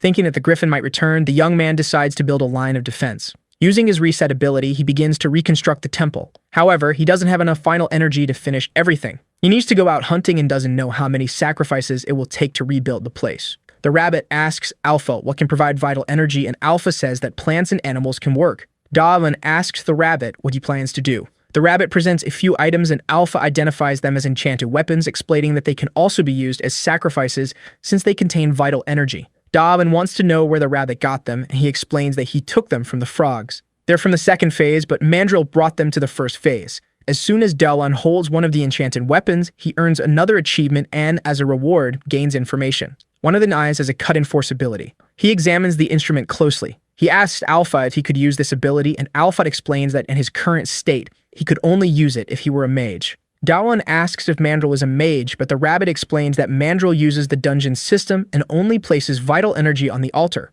Dawan then asks if their altar is an altar, and the rabbit confirms that it is, reminding him that they're in the dragon's temple. The young man grins mischievously because he's just had an idea. The rabbit feels uneasy, sensing something bad about this idea. The path leads to the altar, so they will steal it. The rabbit and Alpha are speechless at the suggestion. The rabbit thinks his boss is mentally unwell when Alpha says, in theory, makes sense. The altar must be a battery of vital force, and Dawan plans to take that energy for himself. Stealing the altar is dishonorable, but if it belongs to the death dragon, it's different, Alpha says. Please, Dawan asks the rabbit what he thinks of the plan. The rabbit imagines that if the altar disappears, Mandril will be in big trouble. With a wicked look in his eyes, he admits that his boss has had the best idea ever. Dawan assigns the rabbit to carry out an important task. The rabbit is pouring a viscous liquid over the grass. The trail he's made is reasonably large, and he's quite tired. He sighs because even he has to work now. If Mandril enchants weapons, he must be visiting the altar frequently, and if they go without a plan, they'll be defeated. That's why Dawan asked him to do this. But the rabbit still doesn't know exactly what his task is.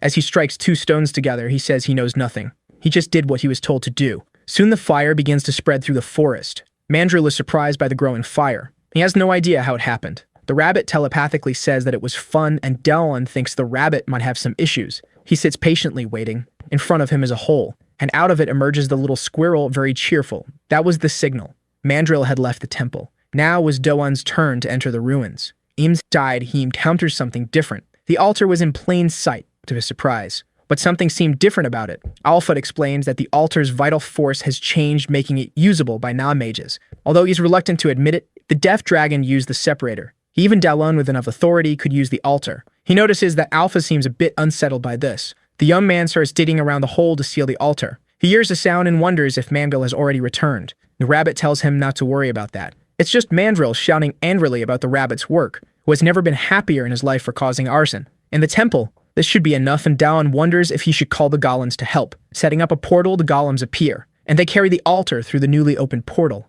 Alpha suggests they should use magic to erase their tracks and throw Mandril off their trail. It's just about creating new tracks to cover the old ones. Dawan comments that Alpha seems a bit aggressive. Now they have to destroy the temple. The young man starts using his hammer to cause destruction. Mandril, far away, senses something is happening. He doesn't know why the temple would be collapsing. Mandril rushes back, worried about the integrity of the altar. He runs desperately towards the temple. When he arrives, he's faced with the scene he didn't want to see. The temple was completely destroyed. Players are wondering what that noise was in the middle of the night. The snotty boy knows it was the voice of his master. who must have done something grand. The rabbit suddenly appears beside him, startling him. Snotty Boy whispers that the other people can't see him, but the rabbit tells him to stay calm and listen. They finish everything and there should be good weapons on the ground. He advises using them and avoiding wolf meat because it causes stomach problems. After giving these tips, the rabbit takes off, leaving Snotty Boy without a chance to thank him. He whispers that he's grateful to the rabbit. The rabbit hears him, glances back briefly, then continues on his way. The rabbit, once a criminal and temple destroyer, had reached a day in his life when he received a thanks from a dungeon player.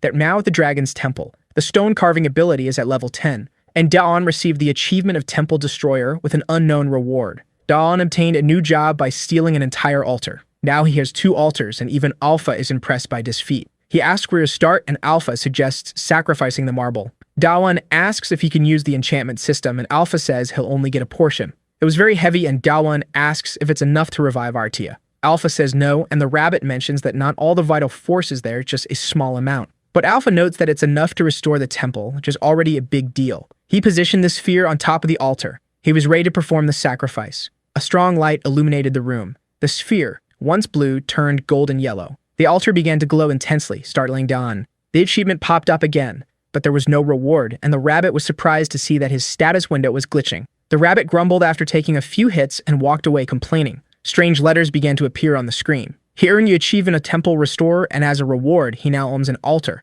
Both the rabbit and Alpha were shocked. The altar of death had now become an altar of life. Alpha told Dalan he should be happy about this. The rabbit said that with 2 altars, they could create a second temple. But Jawan doesn't see the advantage in that since they're always on the move. What he wants now is to use the enchantment system, and Alpha says is possible, so he decides to finish restoring the temple. He uses the reset ability several times but wishes he could do it all with a single command. Alpha tells him that he needs to improve the ability further. Dalan continues his work of resetting the temple. After much effort, the temple was fully rebuilt. The rabbit wants them to have another barbecue soon, but Dalan still has work to do because the griffin might return to attack them. The golems are carrying some things to set up traps. Alpha says that if Dalan were a mage, it would be faster. Dalan asks if the temple was designed for mages, and Alpha replies that everything was done with slaves like him. They're now on the cliff trying to figure out how to reinforce the place. The rabbit begins to explain how things work. Reinforcements can be made with a number of altars, and they could add whatever auctions they wanted. And the higher the level of enchantment, the more vital force is used. Dalan decides to enchant the arrow trap with penetration level 1 and paralysis level 1. He wants to test the effect of the enchantment. The arrows are fired toward a boar carcass. Apparently, they didn't hit the target. The rabbit says they did hit. Dawan goes to check what went wrong. The arrows were so strong that they weren't visible. That was incredibly powerful. This gave them a deep sense of relief, because in that place there's a monster yearning for revenge. A minor detail delayed its hump with a bitter taste in its mouth. The griffin is climbing the cliff full of hatred, and it's furious with Dalan. It climbs with the determination of someone bent on causing chaos. It continues climbing until it reaches the top of the cliff. At the top, the rabbit was already waiting for it, and he fires the enchanted arrows of the griffin. A powerful barrage hits it squarely. The force of the arrows was enough to make it lose altitude. They pierced its hide this time, but it's still alive. The rabbit is pleased because the enchanted trap was effective. The griffin continues to fall toward the ground. The griffin, using the last of its strength, clings to the cliff wall once again. It continues its ascent. This was the first time it had been wounded, and the poison from the arrows was slowly taking effect.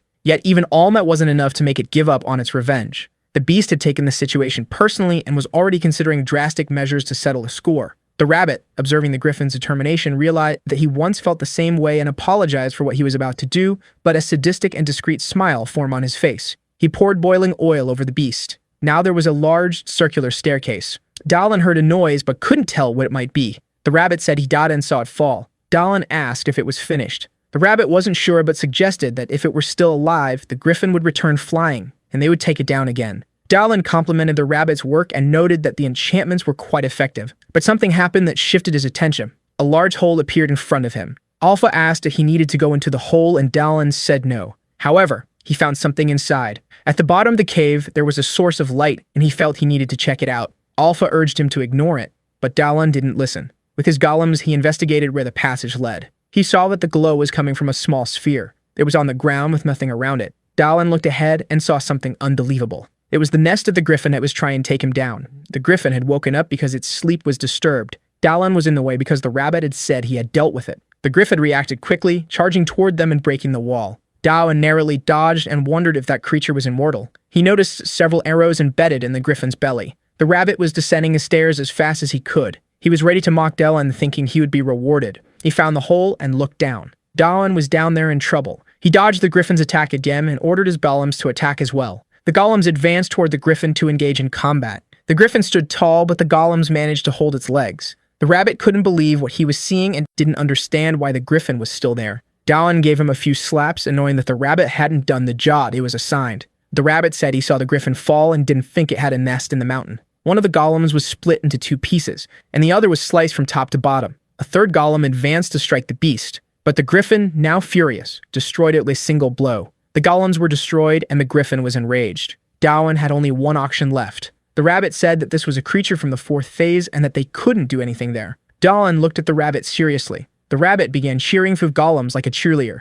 Dalan asked Alpha if he could bring the traps through the portals, and Alpha said yes, asking if he wanted to bring the arrow trap there. Dalan said there wasn't time to create a portal anyway. He entered the portal, and the rabbit thought he was being abandoned. The rabbit tried to herd the golems so they could escape as well. The griffin turned its attention to the rabbit, who was terrified. But Dalan had just returned through the portal. He told the rabbit not to be afraid, and the rabbit tried to play it off, thinking that if he were wearing underwear, it would be heavy now. Dalan said he heard everything. In the first fight with the griffin, he already thought about what to do with enemies whose abilities were not effective against. The strength of the boar was only useful against weak enemies. He needed an offensive ability that would be effective against strong ones. No matter how much he thought about it, he didn't know how to solve it. That was until he gained a large amount of vital energy, the raw material for temple abilities. While holding the rabbit by the head, he said, "Duck." And after that, he sent fire. Various things started coming out of the portal he created in that place. He and the rabbit were lying on the ground, and above them, arrows were flying non-stop. They hit the griffin squarely. Its face and head were riddled with arrows.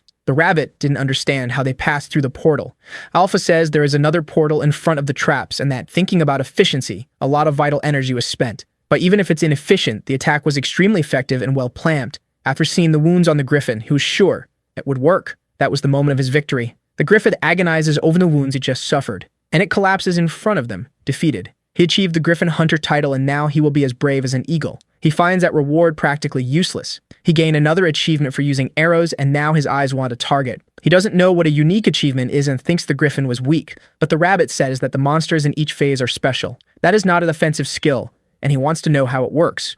A red dot is appearing on the wall. Dawn says that after picking up the bow, he was seeing it now. The rabbit asks if he is still checking the skill, and the guy says he is now understanding it. The dot shows where the arrow will land because it was in a different place from where he aimed. The rabbit suggests that he shoots the arrow right away, and he prepares to do so, tightening the bowstring. And he shoots the arrow using his skill. It hit the ground and deflected to the wall. The rabbit said he was terrible at that. The red dot was still on the ground, and the arrow that was up high still fell exactly on that red dot. The skill predicted where the arrow would land, even though he was terrible. If he trained, it could be very useful. He wants to see the rewards and asks if the rabbit did what he had asked. He plucked the bird, but doesn't know why he asked for that. Their dinner that day would be roast chicken, and even Alpha is surprised by this. Since the griffin has a different anatomy, the edible parts are the wings and hind legs. The other parts are complicated, so they were saved for emergencies. Even though it's season, it must be hard to cook all that without the heat of an oven. Alpha says that with the solar stone, the fire will get hotter, and Dalan asks if those are the yellow stones. Alpha says they store the sun's brightness and are a valuable treasure.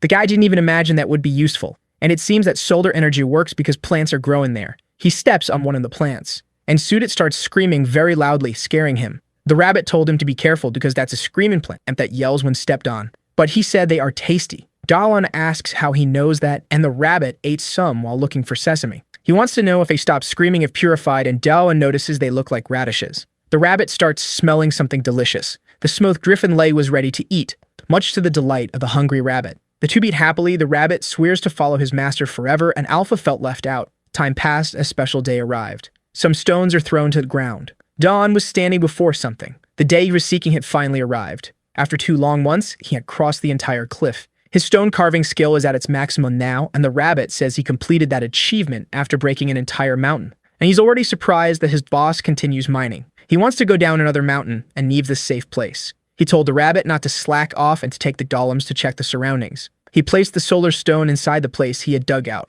His new hideout was finally ready, and Alpha asks if he doesn't plan to decorate the temple in the same way. He thinks about decorating the entrance, and Alpha asks how he's going to hide that place when he leaves, and Dawan says he'll close the entrance with stones. The rabbit comes back terrified, saying they are in trouble, and he asks where the golems he took are, and that was exactly what he wanted to talk about. Listening to the rabbit, he couldn't believe what he had heard. They are running because the rabbit had found other players, but they attacked the golems as soon as they saw them. And it makes sense. Anyone who saw them would think they were monsters. But if they were able to reach phase 4, it means they are very strong. He asked the rabbit that the golems would be okay, and he said they would certainly be annihilated. The participants, of course, not the golems. In a nearby clearing, a fierce battle is taking place. A player summons his shield to protect himself, and the big gorilla smacks him hard. The gorilla used so much force that it broke its own hand. Another player doesn't know where the golem's core is, which should be in its chest. His golem's cores are scattered in random places. The players notice that another one is approaching. Daon spotted the players and told the rabbit to hide for now. Daon is happy that they are really there.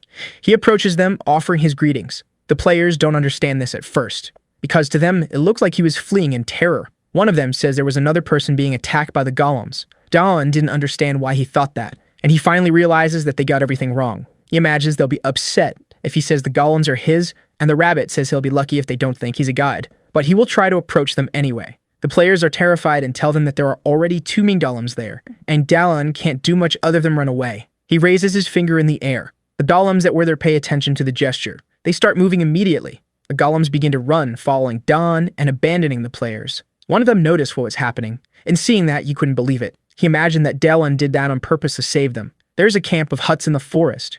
A player reports to another that they found other ruins, and he wants details about that. He followed the mysterious player to a mountains, and it's on the stone mountain, but he preferred not to enter there. The old man reflects because the hunting squad didn't find food and still found your ruins. They are hard to take down even with his skills, and he said he should send the rookies there. The player said that was very dangerous, and the old man said that's why they will send the rookies, and he would take the opportunity to show the rookies who is in charge of that place. The player listens to those words with some apprehension. On the mountainside, something happens. Daon told his golems to stay there, and he closed the access to his hideout. The rabbit asks if they will be safe, and Daon says he doesn't want to be misunderstood. The rabbit asks if he is going there because he heard the squirrel, and if he can really understand it. And he said yes, and asked the little squirrel again if it'd see people there. Worry is the mother of all virtues, he said, and he built a tower there to use his mini-map, and the rabbit noticed that he builds much faster now. Looking closely at the map, he followed the direction pointed by the little squirrel, and they continued their journey there. A message says he left the dungeon and arrived in the Valley of Death,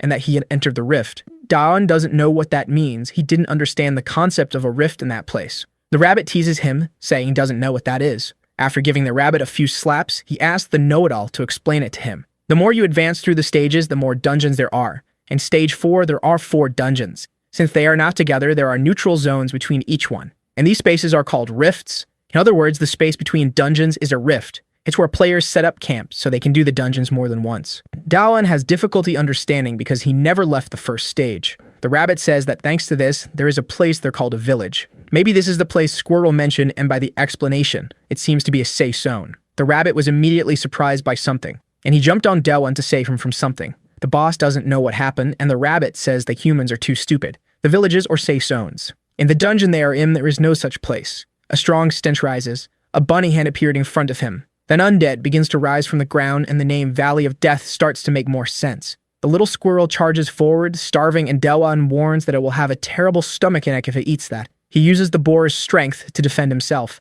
and hits the skull with force. He didn't expect that to be so easy, but there were already other reanimated bodies there. But Daon is not intimidated because he found one weak. That something makes him change his mind, and he begins to observe things more closely. In front of him now are many skeletons. A group charges toward the young man. The skeletons are determined to make him one of them. Daon defends himself against one of them with his staff and prepares to strike it, saying that those numbers are nothing. The rabbit is already going all out as well, and he sliced through a group with his rabbit strikes. Daon had imagined that the rabbit was capable of doing it, and the rabbit asks his boss to watch what he can do. He destroys the skulls happily, expecting to receive more praise, and Daon praises him earnestly because he realizes that the more he praises, the less he needs to fight. The rabbit is already very tired, and falling to the ground, he says he's at his limit, and Daon complains about his performance. He grabbed him by the ears and started running away from there. One of the skeletons prepares to throw a spear. It heads towards Daon and almost hits his foot but lands on the ground. Another one also reached him and landed in front of his foot.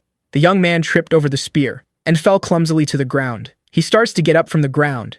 Not long after, the skeletons had already surrounded him. Meanwhile, something was happening in the Rift village. The old man asks if the reconnaissance team had left, and noticed that the rookies are in high spirits. A young man is using his lightning skill, and with it, he takes down several skeletons at once, saving Daon. He asked if the young man was okay since he was on a reconnaissance mission, and said there's a nearby village they could go to. Dalan immediately recognized his friend. He starts crying emotional. Sun also recognized him right away. In the Rift village, a player asks if that's for real. The boy was crying but said that he had returned, and the young man asks if the one who had returned was Sum. And as he arrives at the village, he informs the others that Dalan is now with them. Another player gets emotional at what he's seeing, and starts shouting Dalan's name. The boy said the adult was crying more than he was. He asks if that was really his friend and is happy that he is there. Other players observe the commotion and say that a friend had returned to them. He didn't expect to cry so much and asks why Dalan didn't cry, but he said he had already cried plenty with Sung. The old man approaches because he heard they have a new guest,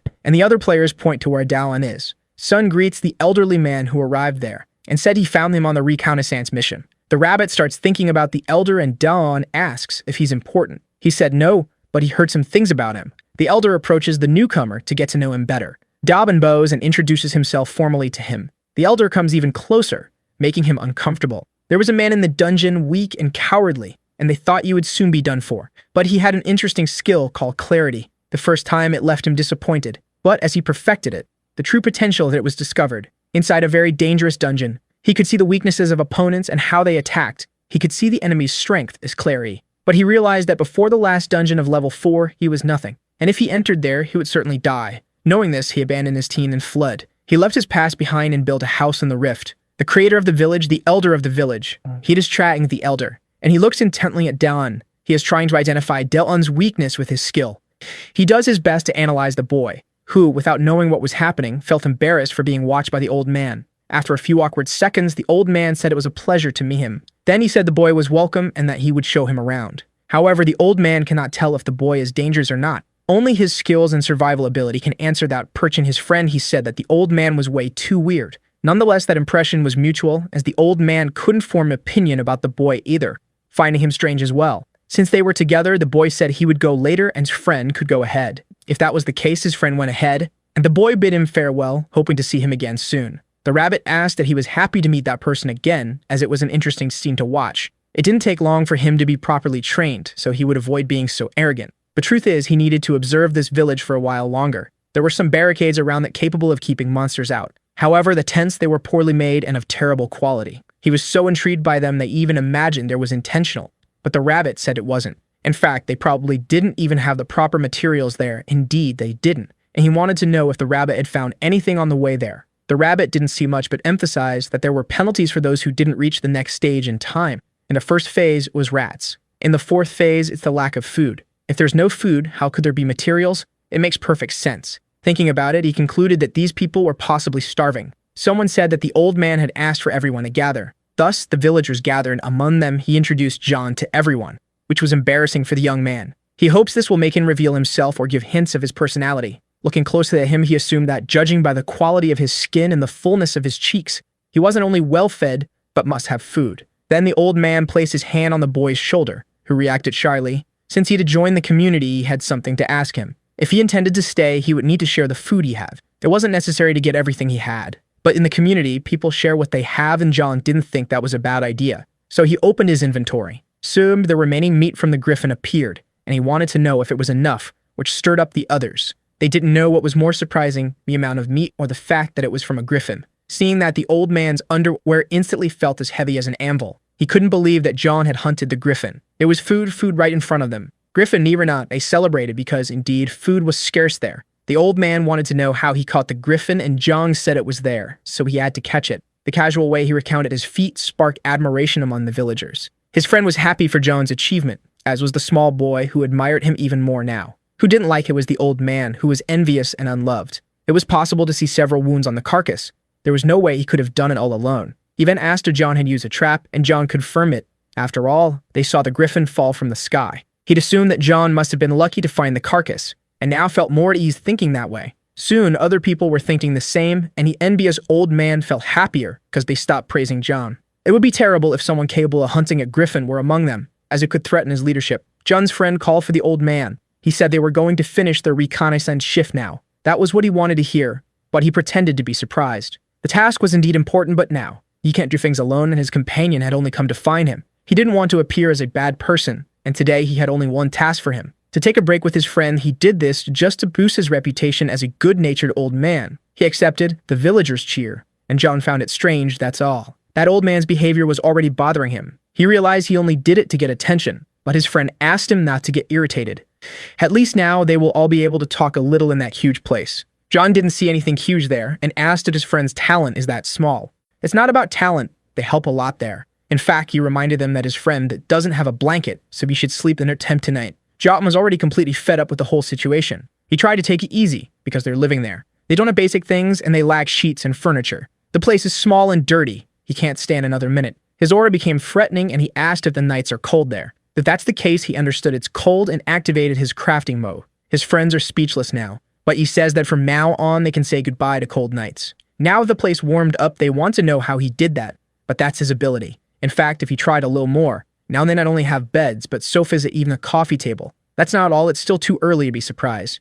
John can do much more. It's proof for your health to drink mandrake tea before eating. The man cried, moved as he never imagined he'd drink such a tea. Meanwhile, the boy looked at his cup, intrigued. Then he told Jin Su that if the tea was too bitter, he should just add 2 more spoonfuls of that and it would taste better. Now the drink was sweetened, and the others wanted to taste it too. The sound of their joy filled the inside of the tent, and John watched them closely, happily. Memories are triggered by sensory experiences, and tasting something sweet after so much time in that hell. For his friends who were there, revisiting those memories is something good. They helped them forget the hardships of the dungeon. He remembered when he received a little gift from his student, because she was grateful to her teacher, who taught so well. He finally saw what he had received. The little girl had given him a lollipop. They were all completely moved. John knew what was happening because he felt it too. That's why he watched without saying a word. The one who couldn't take it anymore was the rabbit. He had no more patience for that nonsense because one of Mandrake's effects is to make the body excrete toxins in the form of tears. Now John was scared as the rabbit had revealed himself. It didn't take long for a sword to be drawn, as well as a great battle axe, and a small and deadly dagger. They told the guy not to try anything worried. They asked John to move away from him. The rabbit says it's a misunderstanding and desperately asks John to do something, but he blames the rabbit for undoing his invisibility. Now there's no way to fix the situation. The rabbit is on the ground in an extremely uncomfortable position, learning a lesson for being such a fool. They finally hear that the rabbit is now Jung's servant.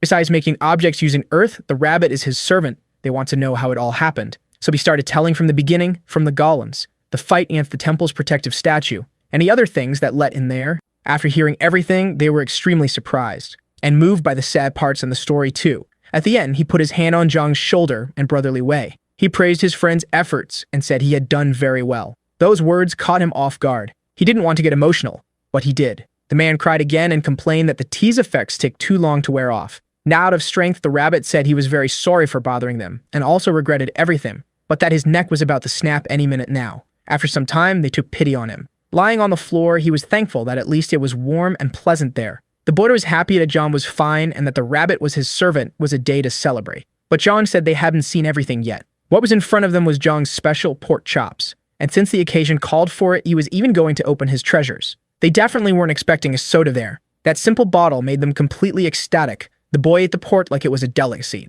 while the man ate the veracity of the fentanyl addict, and John's friends savored the drink. Even the rabbit was immersed in the flavor of the chops. It had been a long time since they had celebrated this much. The night passed happily for them. Stuffed, they thanked for the delicious food they had eaten. Praising John's food, the boy wants to know if this is also a skill granted by the temple. But he says that cooking is practice, and if the food was good, it's because he's good at it. Seeing that his friend had gotten nut, he asked if he was going to the bathroom. But he was thinking about something and asked if they could also have that. Jung thought he was talking about skills, but that's not it. What he wants to know is if they can have the title of Dragon Disciples. Jung is surprised and asks if his friend really wants that title. Dongmin speaks to him telepathically, saying he found something interesting. He asked if it was an item or a monster, and the others want to know who he's talking to. The rabbit said it's called whispering. The one wants to know if John knows how to cook. What was in front of them was definitely surprising. From the portal, Jung pulls out some things. But he said he likes trying new foods and apologized for getting distracted, then went back to talking about becoming Dragon Disciples. Alpha asks if they also want that title. He wants to know if it's really possible because it would be very useful there in the dungeon. Alpha asks if it's because of the skills, and indeed, he won't lie about that. With the Whisper, it can avoid dangers, and with the portals, rescue those who need help. And he definitely doesn't want to be separated from his friends again. Jump, who is emotional, cried once again. That said, this is why he desires those skills. It makes all his friends emotional as well. Jung asked Alpha if it would be possible, but he said it wouldn't. But he is deeply moved by the moment, and Alpha said that when it was with Dom Min, that was the condition. That condition is indeed important, but there's a limit to how many people can accept it right now.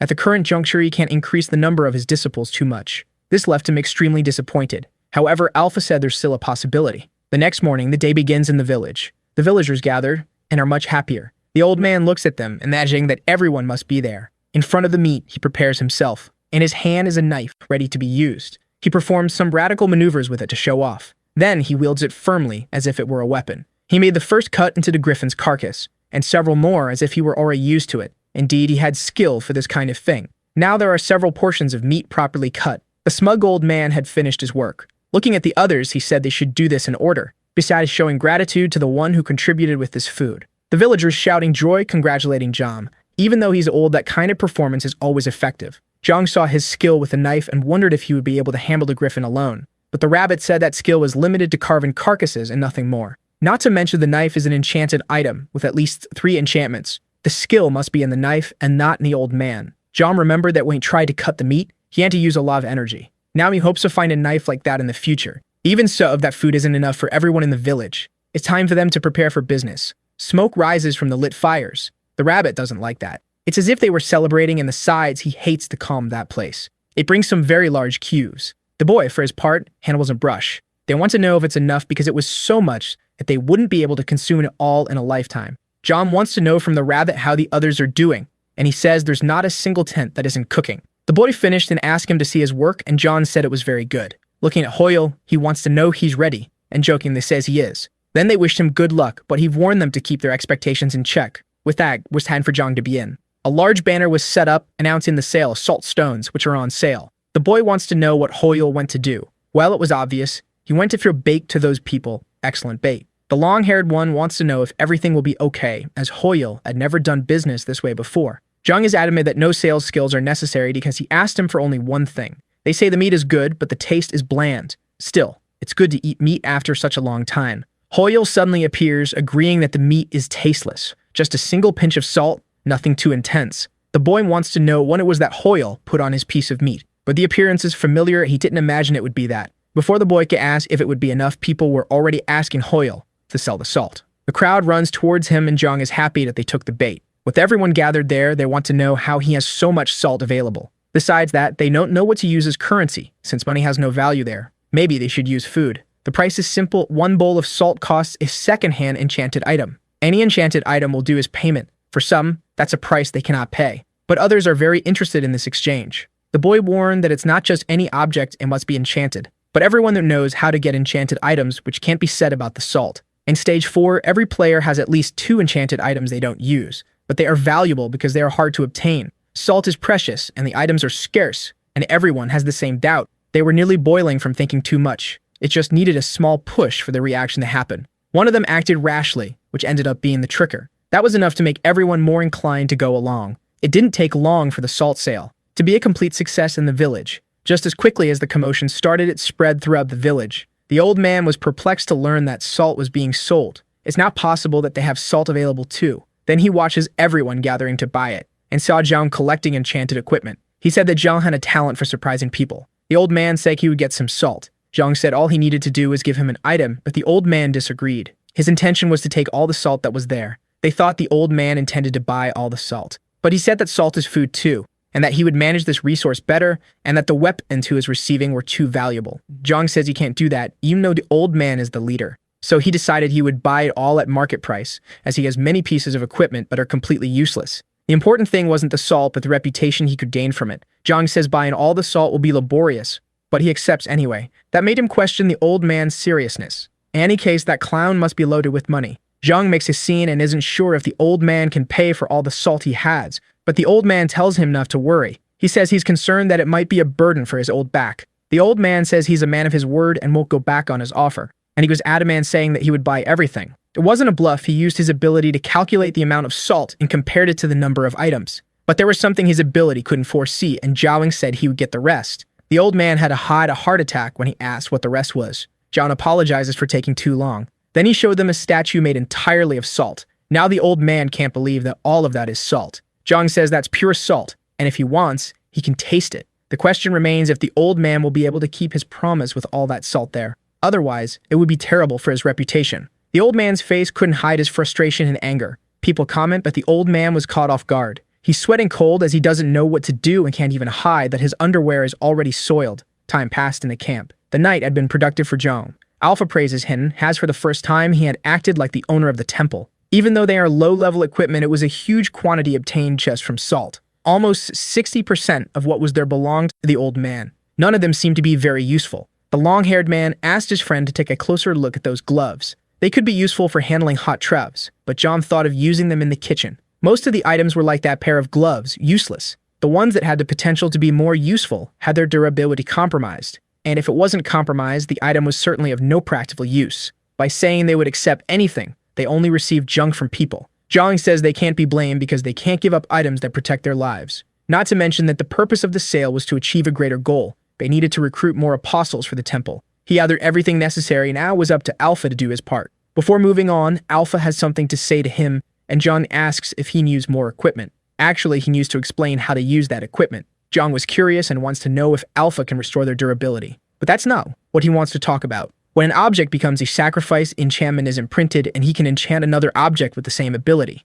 The long-haired one realized they could make more enchanted objects, and Alpha praised his cleverness. However, these are all secondary options. He says this doesn't make much sense. He can't believe John is going to build a temple there. The conditions are the objects, the altar, and the people. The rabbit doesn't even know when the altar appeared there. These are the criteria for having another temple, and they need more to be able to have more apostles. The problem is that soon the others would find out and the old man could become a nuisance. But Cham isn't going to build a temple there, so they want to know where he's going to do it. The night continues in their village. Looking at the stairs to the underground, he can no longer see end of the tunnel. Even in that void area, he could never predict the dangers that exist underground. The boy told him to stop daydreaming and come help them, because he knows he's only pretending to be concerned to avoid the hard work. He said his hands are too big, and the long-haired one asked to take a look at them. Looking at them, he said the task would be easy for him. Just rub your hands and the hulls will come off the grains, that's how you make rice. He wanted to know how the long-haired one knew this, but he learned it from some. In fact, that work was therapeutic for him, almost like meditation.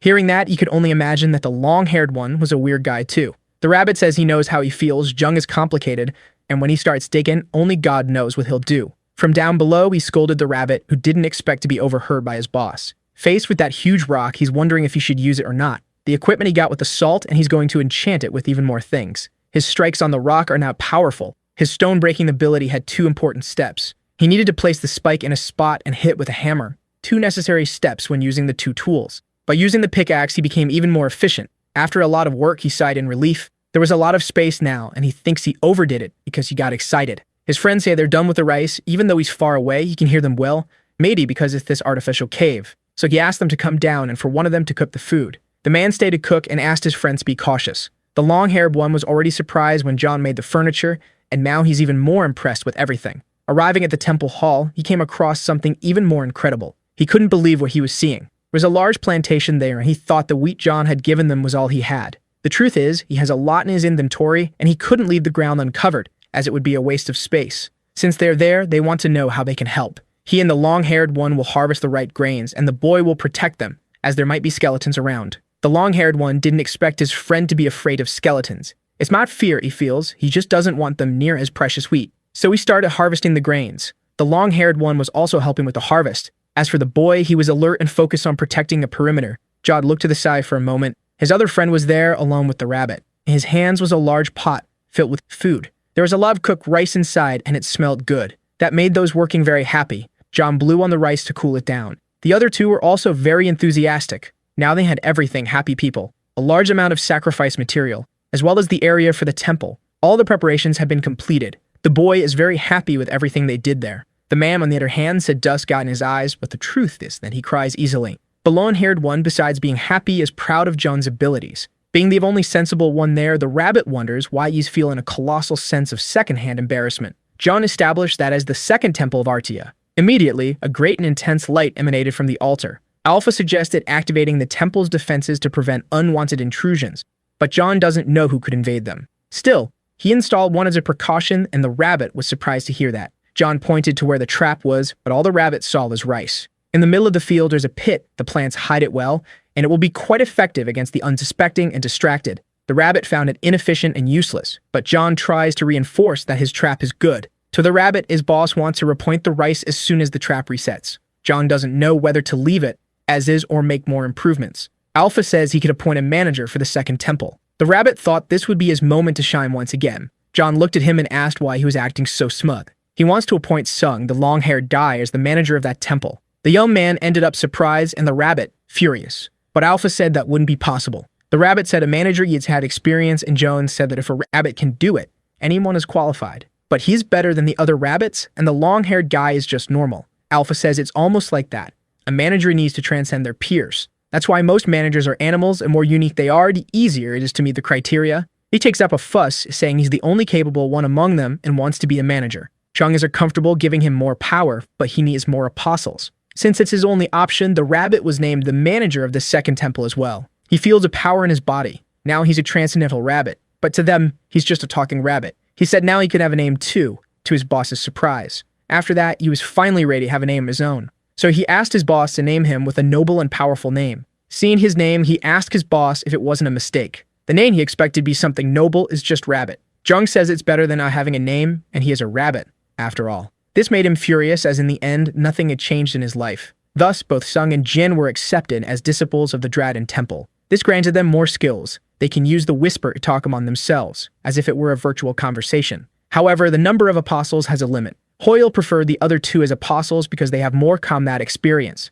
Thus, a long search for apostles had come to an end. But in the village, there was someone who couldn't sleep. The old man taps his fingers impatiently. He's sitting on his throne, thinking. He doesn't quite know what he's feeling, but he thinks it's anxiety. For his experience, he assumes his life is in danger. Maybe the griffin meat was poisoned, but it tasted too good for that. Perhaps it was the salt, but if it were, it would be salty. He can't imagine any more possibilities. He used his ability on himself to discover what was bothering him. The answer he found was Joan. Two young men are talking about what they need to do to kill skeletons. It was his first time on guard duty, and he had no field experience. This made his partner worried because, alongside a rookie, he's also in danger. But there's a special sign every time they appear. The tombstone sprouts from the ground. That's the sign they're coming. They can't say why, but whenever it appears, they mean to react quickly. Even if you break their limbs and spell, they won't die because they're already dead. Thus, they're at a great disadvantage. They cannot be underestimated. The defense strategy is to find the tombstone and destroy it. If he didn't know this, he'd be in trouble, and now he wants to know what the tombstones look like.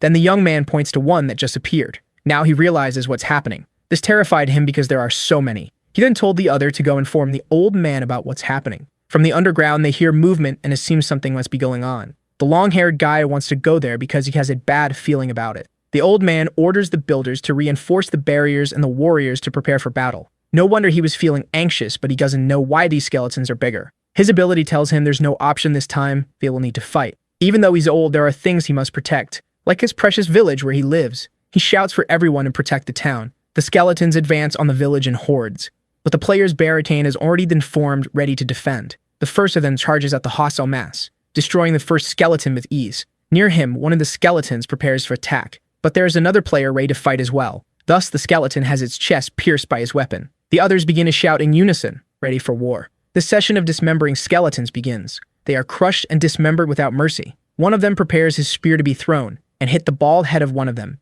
Even though they are only bones, the battle is dangerous. From above, the old man watches the battlefield. This is never a pleasant sight to witness. For the battle's end, the gravestones need to be destroyed. But given the formation of the battle, it's impossible to reach the gravestones. It doesn't take long for exhaustion to show up among them. Now that player is completely unarmed. With limited physical strength and stamina, the humans are at disadvantage, because the dead never get tired. The chance of victor is becoming more and more scarce. The thought of that possibility makes the old man smile. It doesn't matter if they have a chance or not. That particular situation is important. With one strike, he destroys a skeleton that was nearby. Resisting is their only chance to survive one more day. He looks to the side, watching the warriors. One of them is already exhausted as there are many skeletons. Looking to the other side, he notices the same thing. The girl is also very tired from fighting so much. A prolonged battle, they have no chance of victory in this context. The more time passes, they can only feel one thing. And that thing is a brutal and intense fear. When someone is scared, the body trembles and moving becomes much harder, making it difficult for them to show their potential. The old man soon noticed the agitation of the village residents. To overcome that difficulty, he needs to raise everyone's morale. He took a deep breath to shout. He called all the village residents from the void. Some heard the old man's voice in the middle of the battle. The battle was fierce, and some were already thinking that victory is impossible. But they should think carefully about this. What all the hardships they faced, the courage and perseverance that brought them here, as well as all the big times they had together. That's the reason they have to keep living. Even those who were scared stopped being afraid, and the tired ones became more motivated. They need to survive so they can return one day to the world they belong to and escape this hell. Surviving the dungeon, that was the routine of many there. Routine can make dreams seem distant, but remembering the goal can give strength to the weary. They need to return home. The old man's speech encouraged them by reminding them they can get out of there. He thought they wouldn't win, but he remembered that losing is not an option. Determined not to die there, the fight intensified. They were clearly more motivated, and the old man believes that a miracle could happen now. Jiang said it was a heartfelt speech. The old man looked back, surprised by the boy, because the true miracle had just arrived. That is definitely a cliché, one of the most mediocre ones. For the rabbit, it would be embarrassing, but there's no better word to describe them now. They are heroes. The tired fighters looked on in admiration. Those lightning bolts descending with the blades. Definitely a powerful and fierce strike. Not even the old man imagined the long-haired one was that strong. That sword that controls lightning seems to be a formidable weapon. But the boy says it's not just the weapon that matters, and asked him to watch more closely what he would do next. He closed his eyes while holding his bow. When he opened them, a yellow energy enveloped his arrow. What really makes the difference is the skill. On one end said the child was incredible, which made the child annoyed. He quickly snapped back to reality, noticing Koyol was missing. One of fighters had been injured by one of the skeletons. The strike made him drop his weapon to the ground. Koyol says it's not cool that a dead man wants to take the life of the living, and walked towards the skeleton full of anger. The monster hesitated for a moment. However, it drove its dagger into his stomach. That wasn't what he was expecting. A skeleton had caught him off guard. The monster smiled at its feet, thinking it was tough. The Hoyol was just playing around. With a single blow, he turned the skeleton into a big jigsaw puzzle. The boy doesn't know how Hoyol is still alive as he was stabbed. Hoyol's skill is replay, excellent for a tank like him. Seeing all of this, the old man swore that he was just a useless novice. Not to mention Son, who by himself is an enormous destructive force.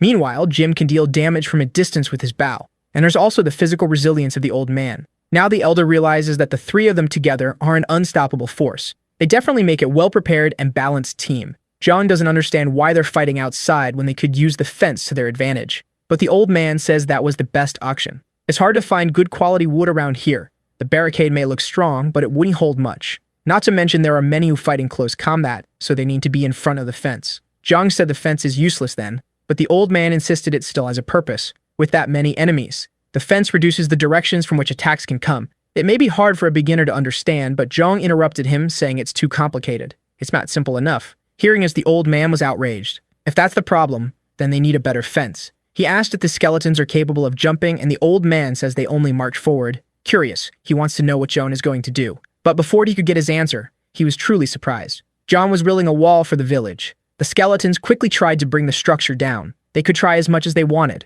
but they wouldn't be able to do anything. Now there's only one more thing to do. Through a whisper, he wants to know if Sung and Jim can hear him. Immediately, they confirm they can hear him. He's going to separate the people from the monsters in need of their health. Sun should come to him while the boy should stay with the old man. But he doesn't know how to find him among so many people. All he had to do was look around, as a mark had been made on the ground. Sung looked up, impressed. Jin was also impressed by what he saw. The old man wondered if this was really happening. Meanwhile, the elder was speechless, thinking John might be a god. There was a massive tower in the middle of the battle. From up there, he activated his mini-map. There really were many skeletons, and the blue dots must be his new apostles. The rabbit arrived there, exhausted, and John said he was a mediocre manager, but it was hard to get there without being killed. It seems the Almighty One has a guilty conscience, and John wants to know what he means by that. But it's all his fault, although John didn't expect it to cause all of this. He didn't expect the temple to attract so much, and the rabbit wants to know what the connection between the temple and the skeletons is. Alpha says the undead are drawn to the life energy of the temple, and John wants to know if he knew this would happen. Like a lightning bolt, Sung climbed up the side of the tower. When he got there, John praised his agility. Building that tower so fast, he never stopped being impressed. He'd already told the other two while heading there, by separating the people from the monsters, he wanted to know if they would use the wall he had just built. That's the plan, but he needs their help, so they quickly talked things over. After the conversation, Silam understood the plan. Zhang spoke to Jin, who still hadn't found the old man. He told him to prepare to close his eyes. Sung stood with arms wide open at the top of the tower. Having fought them, he knows it would be difficult for even him to handle them all. Apprehensive, he wants to know what Zhang is sure he can win. Confident, Zhang said yes, and that soon he would see his friend. More at ease, Silam asked him to hurry, because he could be caught by it too. Zhang wants him to make a signal with his lightning, to use all his strength, creating something similar to a beacon. It's possible to do, but Sung asked if it wouldn't be a waste of energy. It wouldn't be, because that way he would be able to get everyone's attention. In the elder's speech, he shouted, not everyone heard him. But up there, Sung's light would be seen by everyone without exception. He needs Sung's help to save the people down below. That's the only way to save everyone in the village. This selflessness makes the long-haired one happy. He's been here for a while now and has worked hard to stay with his friends. But in unfavorable and complicated situations, he was confronted with harsh realities. We thought he wasn't capable of doing anything more. Seeing that John wants to save everyone is motivating. And if that's Zhang's intention, they no longer have anything left to wait for. Jim noticed his hair starting to lift from the static electricity. The signal is coming, and they need to be ready. Asura is already in position. Then San uses his lightning ability. A massive wave of electrical energy descends from the sky, from where he stands. Not only the noise, but a great luminous signal appears in the sky. Below, people realize what has happened. Even those who had their backs to the tower noticed the lightning. A beautiful luminous signal cut through the night sky. For those guarding the village, the flash caught everyone's attention. They stayed focused on it for a short period of time. Then some shouted, ordering them to head to the wall near the fence. They wonder if this is the rookie, while others want to know where that wall came from. Sung says once again for everyone to go inside the wall as he's going to end it all. Not everyone understands, but some heard it clearly. Realizing he must have a plan, they begin to move. Soon, they start bringing the wounded inside. Sung is exhausted after having done all that. Now it was Jum's turn to execute his part of the plan. He's already down below, running with the other two. The old man noticed the skeletons are slower. Maybe the lightning scared them. Whether that's the case or not, John is grateful for what his friend did. Jim wants to know what they are going to do now. The first thing is to see if everyone is safe inside, but doing that will be very hard. Jim realizes it wasn't a bluff. John really cares about other people. But John corrects him, saying this isn't a heroic narrative. Now everyone there owes him one. Jid didn't expect to hear that. Johnny's happy that everyone there owes him their precious lives. Once this battle is over, he's going to get some good equipment from them. Doing all that took more effort than he imagined. He's collapsed on the ground, drained of energy. Sung isn't sure if he passed out, but he knows for sure he overdid it. Jian is running in a panic, calling for Sung. He reaches the top of the tower, terrified. Since Sung didn't come down, he was worried about him. He got carried away and used too much force, which made him black out for a few seconds. Finally, he remembers the whole situation. He wants to know what happened to Joan and if the village is safe. Jen asked him to calm down a bit. Now he needed to listen carefully. At first, he didn't understand, but it was possible to hear a sound. Zhang's name is being shouted in unison. Sonny asks if that's really what he's hearing, and Jin says he should go see it too. Looking down, he lets out an honest laugh. John really hasn't stopped surprising him. The villagers are celebrating. Everyone is shouting the name of the one who is crucial in saving them. There isn't a single person who isn't happy with him. The rabbit sees all of it and says none of this would happen if they knew him like he does. John tells him to shut up and threatens never to give him meat again. He could really be evil sometimes, and John told his lovely manager to give a smile. He told the others to enjoy the victory while it lasts. The old man arrives at the tower, complaining that it's too high to climb. From above, it can see people surrounding John's elephant. The old man had to climb up because he was already feeling ashamed.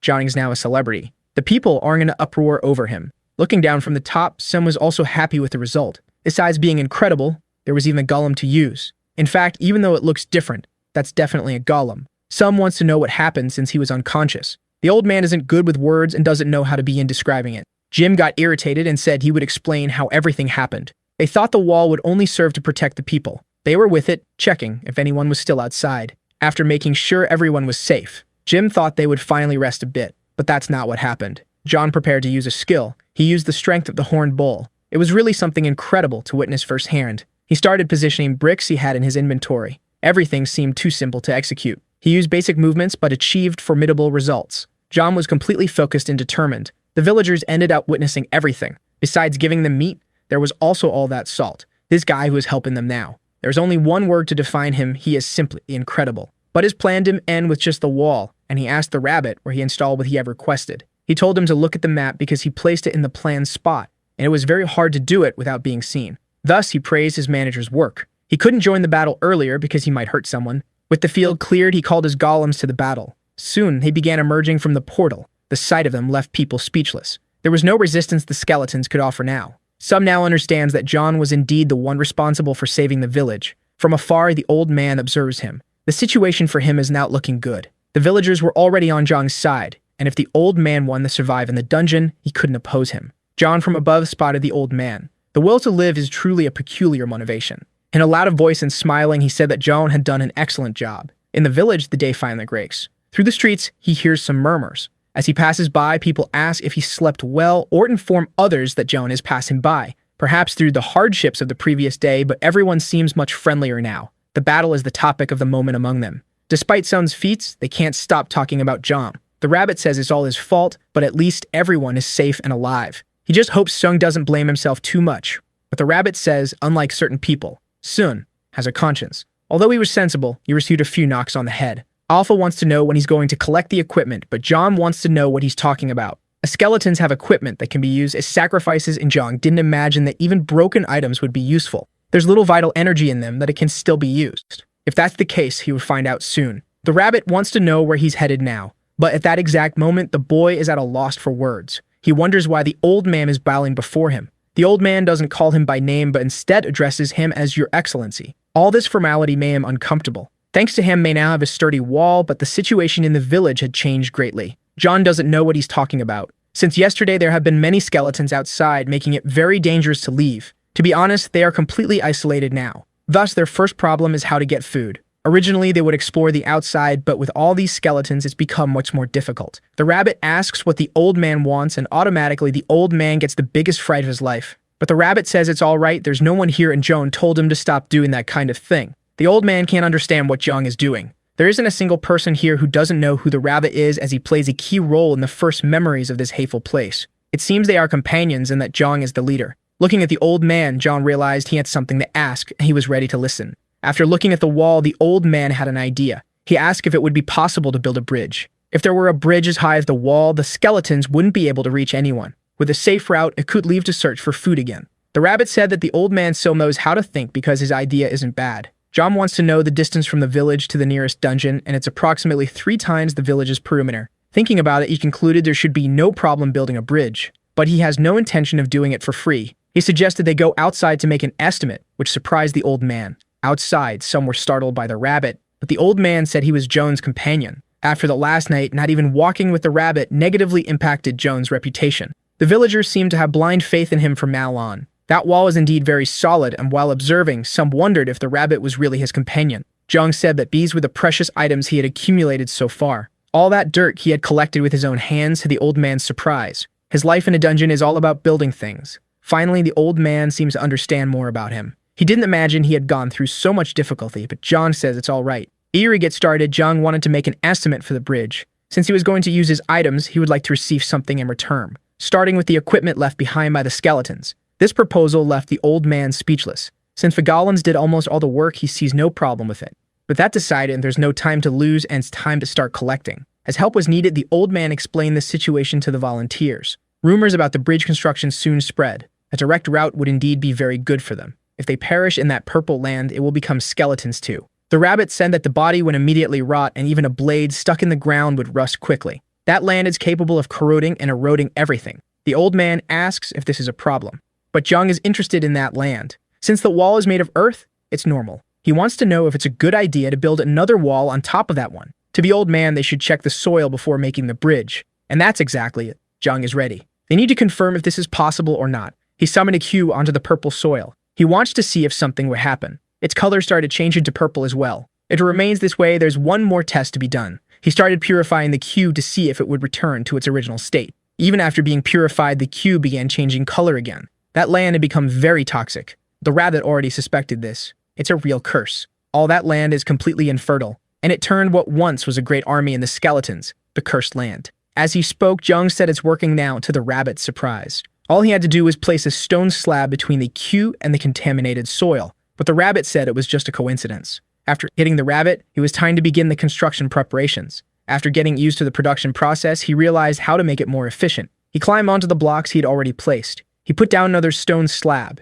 and then the 2 dirt blocks. He just needed to repeat the process until the bridge's path was completed, even if it surprised those watching him. For John, this was far from being the most strenuous task he had done in that world. At the end of the bridge, he placed a torch that could be lit later, and he did all of this because he enjoys it, not for recognition. But it left the old man a bit confused. After seeing all this, he was finally captivated. It's rare to find a kind person like him, especially since the old man had done questionable things to survive until now, and he hopes to repay the favor. Jong says the knife the old man used to prepare the food was really nice. It's his greatest treasure because it matches well with the ability he has. His expression froze when he realized what was happening. Jong didn't want it to be so obvious. The old man yelled at him to pay attention. Jong didn't understand, but the old man told him to look behind him because 2 balls were flying his way. He started turning around to see what was coming. He finally spotted the objects in the air. As they hit the ground, he was almost struck. The rabbit didn't know what that was or how Zhang managed to dodge it. He asked if the rabbit had forgotten that his boss can see the trajectory of any projectile. Without thinking twice, he grabbed his manager by the ears,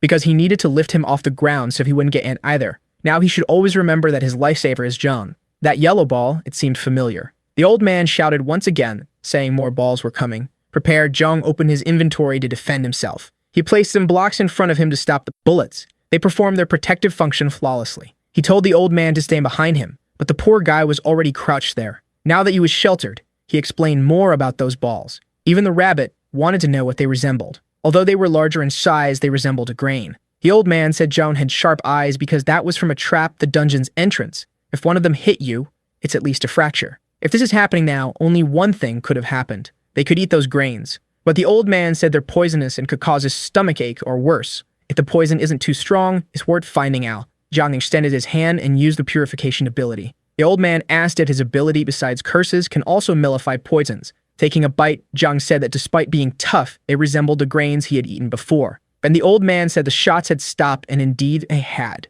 Zhang wanted to know why they had stopped. The plants take time to replenish their grain stock. That was a relief to know, so Zhang looked seriously at the rabbit. He ordered him to collect all the grains, much to the rabbit's displeasure. He couldn't wait to try a green one. The old man even offered to call more helpers for the task. But it's better that they go back together, as there are more things they need as well. The bridge is now properly built across the cursed land. Sam, watching her, said that his friend had once again done something incredible. After walking for a while, the old man was tired. John wants to know where he's going to place them, but there must be space. He saw how the earth was piled up and can't tell if the young man is a human or a professional excavator. Not to mention, he doesn't want to get any closer than this. However, he doesn't want to have any enmity with John in any way. Zhang asked if the old man was ready to head back as it was already getting dark. The sun had begun to set on the horizon. All of that had been done in a single day, and the bridge was very well built. Up ahead, he notices something happening. A lightning bolt was approaching their position. Son had just found them. It was great to have found him returning to the village where everyone inside is safe and sound.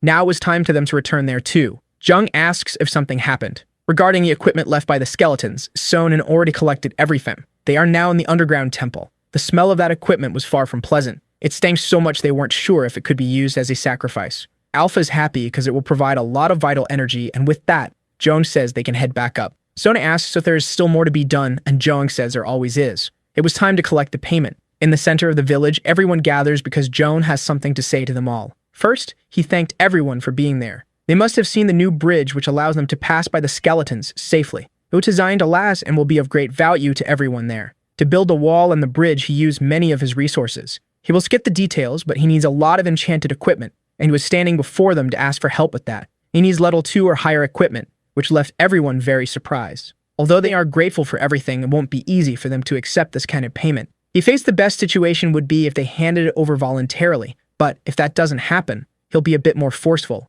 Now there's only silence among them. Soon a sword appears in front of him. Zhang didn't expect it to be so quick. The one who offered it said she had better equipment and had only kept the sword out of emotional attachment. If it weren't for him, everything would have ended the previous night, and she knows she owes him her life. She asked him to accept it, as even though it's hard, she means to pay her debt. After finishing speaking, she asked the others if she wasn't right. Soon, equipment started raining in front of him. Another day passed in the village with him receiving a lot of equipment. By morning, he and his friends were gathered. Sonny asked if they needed to go to the dungeon without him. Jim didn't want to be separated from him as they had just reunited and now they would protect him. The old man wants to know the reason for this. Zhang says that if he makes a mistake, it will be embarrassing and he'll show them once they return from the dungeon. Judging by his smile, it must not be anything serious, but still. He wants to know what Zhang is planning, and the rabbit asks him to grip harder. But Zhang assured them he would join them in the last ruin. It just need to tell him when they are close to it. If he intends to meet them alone, that could be dangerous. But he won't do that, he's going to send the rabbit. In his defense, the rabbit says he can find another guide, and being affiliated with the Dragon of Life, he can't kill. But all Zhang needs is for the rabbit to open a portal near the ruins, nothing more. Sug isn't too happy with that suggestion.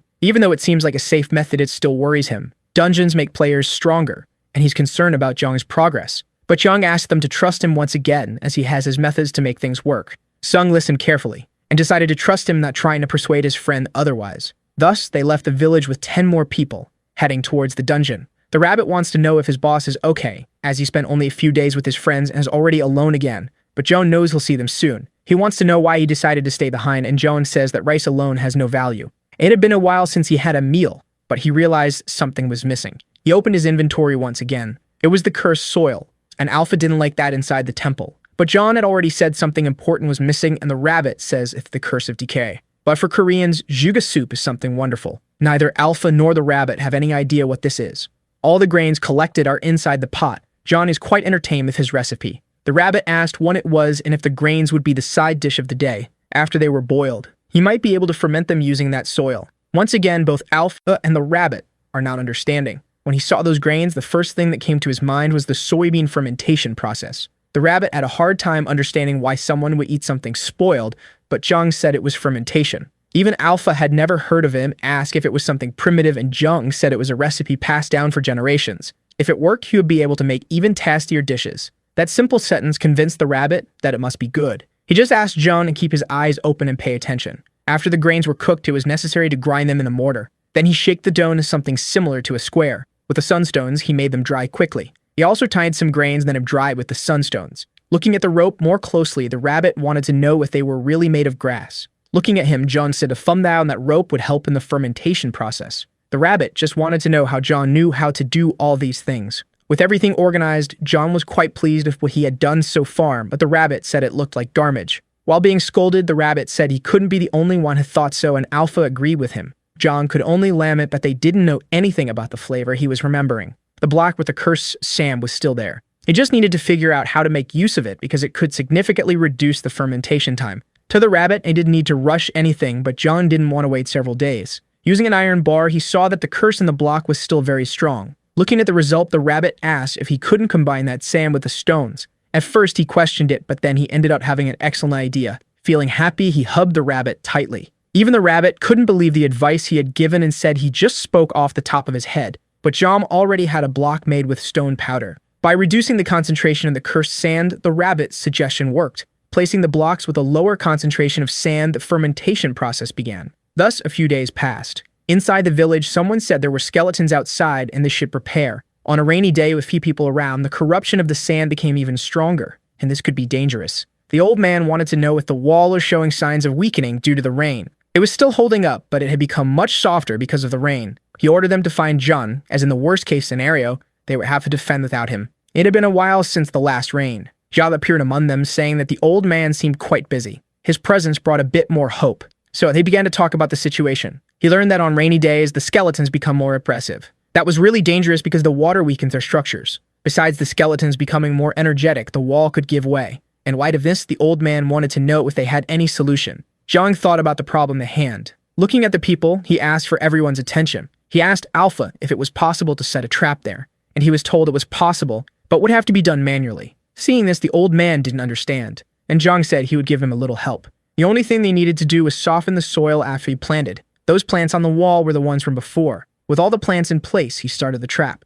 Alpha said this was the best trap Zhang had ever made, as she and there were so few plants. The most interesting thing was that with the rain, something else would grow quickly. Happy, the rabbit said they were potatoes, and the answer was right, though the old man didn't understand what they were talking about. Outside, the skeletons were watching. Immediately, some were caught by the vines. That wall defense is really quite efficient. The potatoes attack those nearby, and the grain throwers attack those in a distance. It's really impressive, but the old man wanted to know what the young man was doing. He just wanted to take the opportunity to make a stew. There are some situations in life where ambient sounds can serve as a way to find calm. The sound coming from outside now was starting to have that effect on him. That definitely made him feel good, and the rabbit said the tet was already ready. The old man asked if he could sit as well, and Jung said there was no problem. With the bad open, the old man said Jung would make a big fuss if he left that behind. John asked the rabbit that the discomfort of being in the rain feels a little bucolic. The sound of the rain, the grains being fired, the bones breaking, the harmony of it all was poetic. But he didn't care about that. He just wanted to know if he needed to cut those vegetables. John told him he should put more heart into it. And that the most important thing when making jiga is the flavor of the paste they made, which needs to be good. Incredulous, the rabbit wanted to know if the rotten grains had an interesting flavor. The old man wanted to know if he really said that, but Zhang asked him to wait a little longer. There was one more surprise for him. That could be possible. He never imagined he would see tofu inside the dungeon. Seeing all that, he realized that being in that place wasn't a big problem for Zhang. He does many things. All of this is simply too fantastic. Zhang ready wanted to show him his skills. Coming down from the wall, someone asked if all the preparations John requested had been completed. But from the outside, it no longer looked like a village, it looked like a castle. It's a bit of an extravagant description, but that's how it seemed. Like a castle of skeletons. While they were talking, he noticed a different smell. Then he said that John had called them to eat together. His stew was almost ready. With chopsticks, he picked up a piece of tofu. Then he put it on the frying pan to roast. Meanwhile, the rabbit kept working nonstop. He was expanding the size of the cabin to protect the others from the rain, but he couldn't expect other people to come and ask Zhang about it. Below the wall, the crowd started noticing that the smell was wonderful. Zhang asked them to come in order so he could help. Soon, several of them were up there under the tent. It was impossible for some to hide their excitement. Others were already drooling. With all of them gathered there, the time had come. Finally, he wished they would enjoy the meal. Then they began eating the banquet laid before them. The rice grains were marvelous. He never imagined he'd eat tofu in the dungeon, and it was perfectly tender. And the best part was the jjigae, which was beyond words. He just wanted to know how John does all that. He's like a god. The rabbit didn't understand why they were getting emotional and wanted to know if the flavor did that to people. John told him he had already eaten 3 times and the rabbit wanted to eat another bowl. He had made all of that with his own hands and shared it with everyone. That left him completely satisfied. A special glow caught his attention. He earned an achievement by making everyone happy. This recipe tasted better and helped protect against the cold. Seeing the reward, he noticed it added 10% more flavor and gave 20% cold resistance. They started commenting that it tasted better and that they felt less cold now. Koreans need to eat rice, and he wanted to know if the cold resistance increases cumulatively. But the rabbit said the effect would wear off with digestion. He wanted to know if it was okay to eat without worrying about the enemies on the other side, but Zhang said it was safe up there. Alpha said they couldn't climb the wall, and that was what Zhang had expected. Looking down, he saw the skeletons being slaughtered.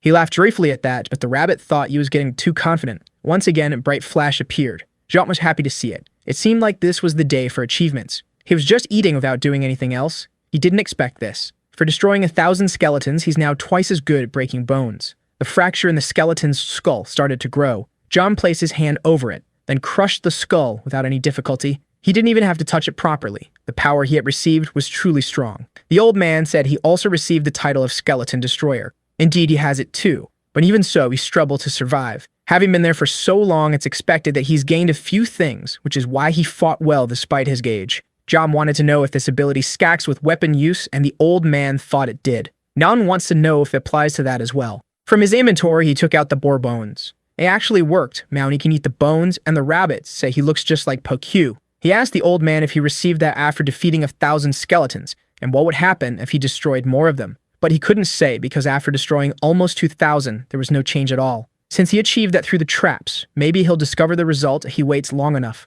Alpha said they could improve the trap with the vital energy they accumulated. Zhang thinks it's a waste, but Alpha says improving the temple's management benefits the temple, though there's not enough energy yet to enhance the portal. The old man asked the rabbit if he was talking to someone, and he said yes, but it would be too much trouble to explain. So he improved the trap's quality as directed by Alpha. The cooldown time is now shorter, and the traps can be controlled with more precision. Before, they attacked randomly, but now Jum assumes they can target a specific enemy. This way, he can control it to 20 plants. The result of this trap upgrade was simply devastating and overwhelmingly powerful. The focused shots caused massive destruction. Even the rabbit couldn't believe what he was seeing. In the second dungeon of the 4th phase, it's snowing. They're moving forward with difficulty due to the cold. Jin asked her son used just brute force to defeat them all. He said he was training his new skill, and Jim thinks he acquired it while fighting skeletons. It's not a skill, it's an achievement reward. With it, he can break bones more easily. The skills each of them possesses, as well as the way they are used in practice, breaking bones with twice the efficiency.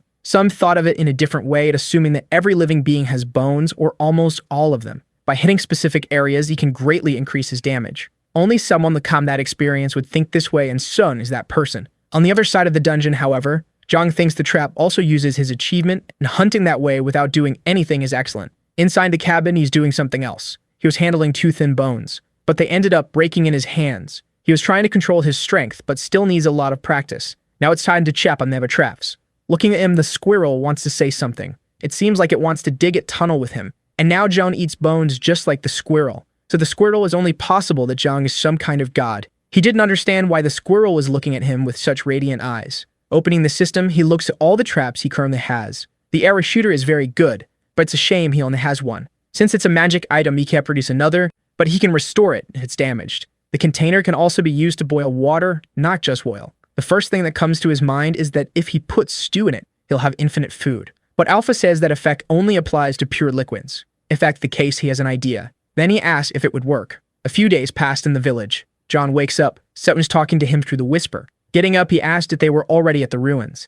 They're not there yet, but his friend needs his help. Inside the cabin, he gets ready. The old man is running hurriedly through the village. Fighting Joan, he said he heard that he was looking for him. There was something he wanted to ask the old man. Then he realized it was about the location of the second ruins dungeon. Unfortunately, he might not be able to help with that. They'd exist, but they can't be found in the traditional way. Zhang didn't understand those words. The entrance to it changes with each reset. The place is underground, its access point always changes location. Since the old man is experienced, it would be good if he went with Zhang. He could help, but since he's already been there, he wouldn't see the details again. Now there's nothing Zhang can do. Then the old man says he can still help him. Since he can go there, he can still teach him how to beat the dungeon. This piqued Zhang's curiosity. From the forest, the rabbit is communicating through the whisper as well. He's heading towards the others and wants to know which path to take. He's upset because he thinks out of all of them, he's the one who suffers the most. He didn't want to go alone by any means, but John asked him to go ahead and open a portal as soon as he found them. But if he wasn't going to do that, then John gestured with one of his hands. The plant that was idle on the wall was now focused on the disobedient rabbit. Faced with that, there wasn't much that could be done. Then he said that there was no one else capable of doing that job except him, the rabbit. Remembering that, he thought he was being extremely generous. After walking for a long time, he finally found what he was looking for. From that point on, the fog was really thick. As soon as he entered it, he realized the ground was cold. Feeling the intense cold, he wondered what kind of weather this was. It didn't take long before he found the others. In a whisper, he told Joan to create a portal. Meet him up with his friends, he asked how they were doing. He quickly noticed it was very cold where they were. Sung said he should have warned them to come dressed warmly. Now that he's there, he wants to know what's wrong with them. He suggested they warm up before talking. Steam rose into the sky. They were all inside the adapted elephant. The three who were out in the cold were relieved to be in a warm place. The effect of the silver stones was really good.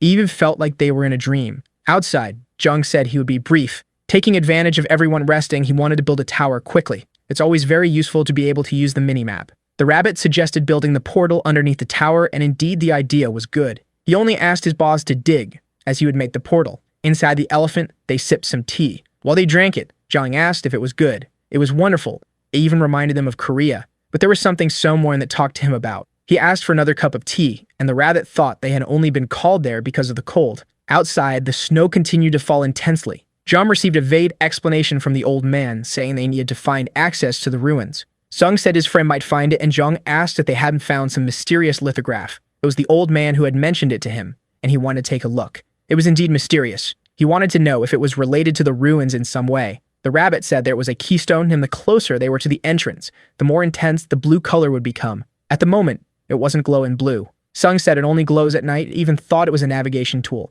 If it only glows at night, it could be a bit more difficult. But there was nothing they could do as it was made of moonstone. They are similar to sunstones, and the closer they get to the sunstones, the more the moonstone glows. Hearing this, we assumed that there must be sunstones at the entrance to the ruins, but the rabbit didn't confirm that information. Even so, that moonstone wasn't reacting to the sunstone they had. The rabbit said that's not how it works. But now that he knew the situation, he wondered why they hadn't called him earlier. Some hadn't imagined it would get so cold so quickly, which didn't surprise the rabbit. The climate there is extreme. No matter how well prepared someone is, it's tough. Besides having to adapt to the environment, they need to fight monsters in the dungeons. Meanwhile, they are enjoying a meal inside the elephant, warm and happy. The cold resistance effect is very effective now. Even a little squirrel is knocked out for eating too much. They're going to wait inside until nightfall to use the keystone. Seb hopes everything goes well. Outside, there are small footsteps moving. Several little monsters are gathered there. The little monsters gathered are ready to cause some dangerous mischief. One of them starts to shout menacingly. Inside the elephant, Jung asks what that sound is.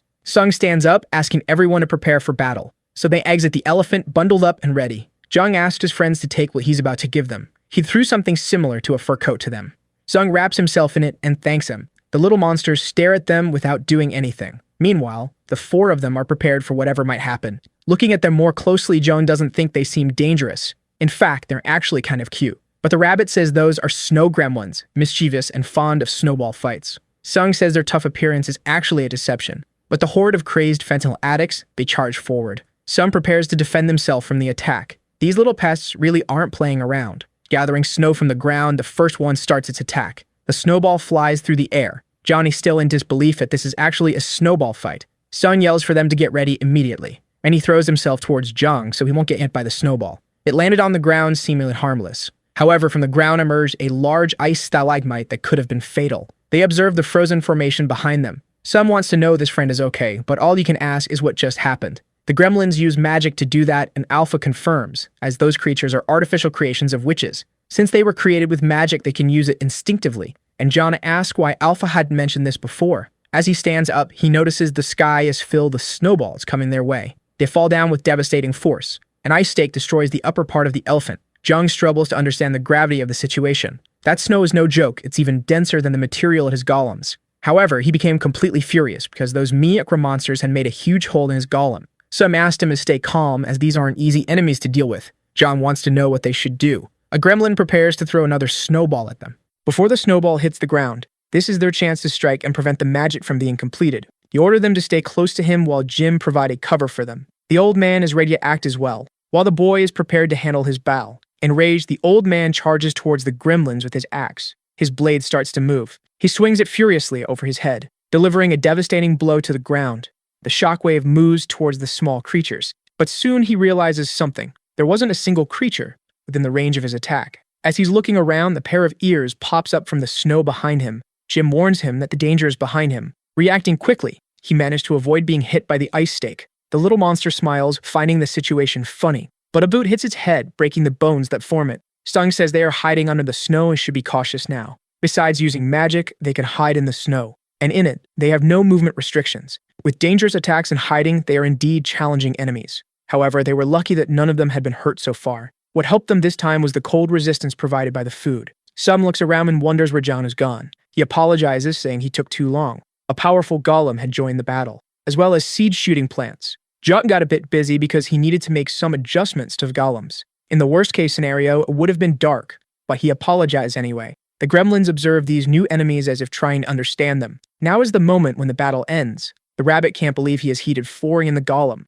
All that's missing is putting solar stone in there too. When a solar stone comes into contact with the heated floor, the golem gets pumped up as if its own juice. It increases its offensive capacity if the birth of the ultra heat golems. Using snow, those low monsters are really powerful. But if there's no snow for them to use, they're just a bunch of weaklings. Jam orders his golems to start melting everything in their path. His army of ultra golems advances with determination. The centaur's hooves stomp the snow forcefully, leaving a trail of melting snow wherever they pass. Some watches their advance toward the gremlins. There is nothing that this useless little monster can do now. There is no snow around it that can be used as a weapon. A single blow and it will be blown away. By melting the snow, they will render harmless. His plan is really good. The more snow is melted, the less they can resist. Now the gremlins are not smiling about the situation. However, it has only made them even angrier. But the anger is not unanimous among them. Some of them, they were wearing underwear, would be struggling to walk right now. Then they start jumping in droves, diving onto the snow nearby. Jom observes this movement and assumes they must be fleeing.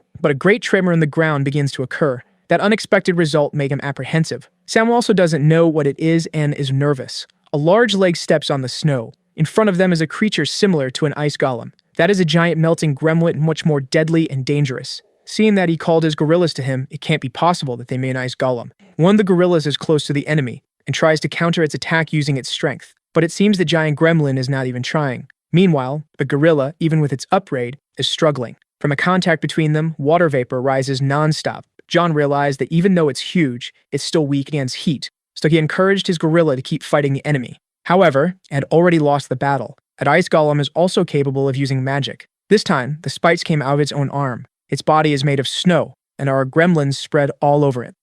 Jin noticed this while watching the fight. Now he prepares to attack once again. The gorilla is injured and won't be able to defend itself. It was struck again, going straight to the ground. The barrage of attacks doesn't stop. The gremlins are furious. It seems the tide of the battle had turned. Sung suggests they start attacking together, but he noticed his friend is distracted. He didn't like seeing his golem suffer like that. He didn't like losing another golem either. Near Sun, Jim says something close to his ear. Thus, he also learned that the ice golem is made of gremlins. Knowing this, he rushed to share the information with Jam. That enemy is clearly denser than his golems. That's what's reducing his chances of victory. But this only applied when they were in the same weight class. He's eager to see what will happen when he has an absurd strength and weight advantage. The new construction left his friends speechless. That is a golem capable of crushing everything in its path. Value in the rabbit had seen one as big as this before. The ice giant knows its situation just got much worse. Was a ruthless steamroller. To the old man, it looked more like a generic boulder. His friends are still stunned by what they're seeing. To the rabbit, the name wasn't very cool either. The gorillas push that new destructive golem. Gaining inertia, it destroys everything in its path. The resulting force is directly proportional to the mass of the object. It's a simple physics formula. The enraged ice golem prepares to stop the attack. It tries to hold back the steamroller, but it's simply too massive to be stopped. The victory belongs to Joan, and he's confident in it. The steamroller plowed through the ice golem, destroying its entire upper body. Only a portion of his broken body remains. The gremlins that compose it begin to reveal themselves. This left Jones surprised as he didn't know they have combined to form that. After this part, Sung says it's his turn to act. Then he charges them with his blades soaked in electricity. A great lightning bolt descends from the sky as the announcement of the gremlins' defeat. After the hard battle, they are inside the elephant once again to rest. Sung says that based on what he observed today, John's abilities have definitely improved. Indeed, but he doesn't know what to do with the Undul, which is at level 2. Ifemer saved him from a crisis, but before he finished, the other two already know what he's going to say. Sung felt the air was playful, but continued anyway, and he and the old man did the same thing, as it had been imitated perfectly. But Sung says they're wrong because he was going to say something else. Inside the elephant, they joke around a little more, much to the annoyance of the rabbit, who feels trapped with several children. Thinking they're lost, he asks to take a look at the lithograph. It was glowing intensely with a blue color.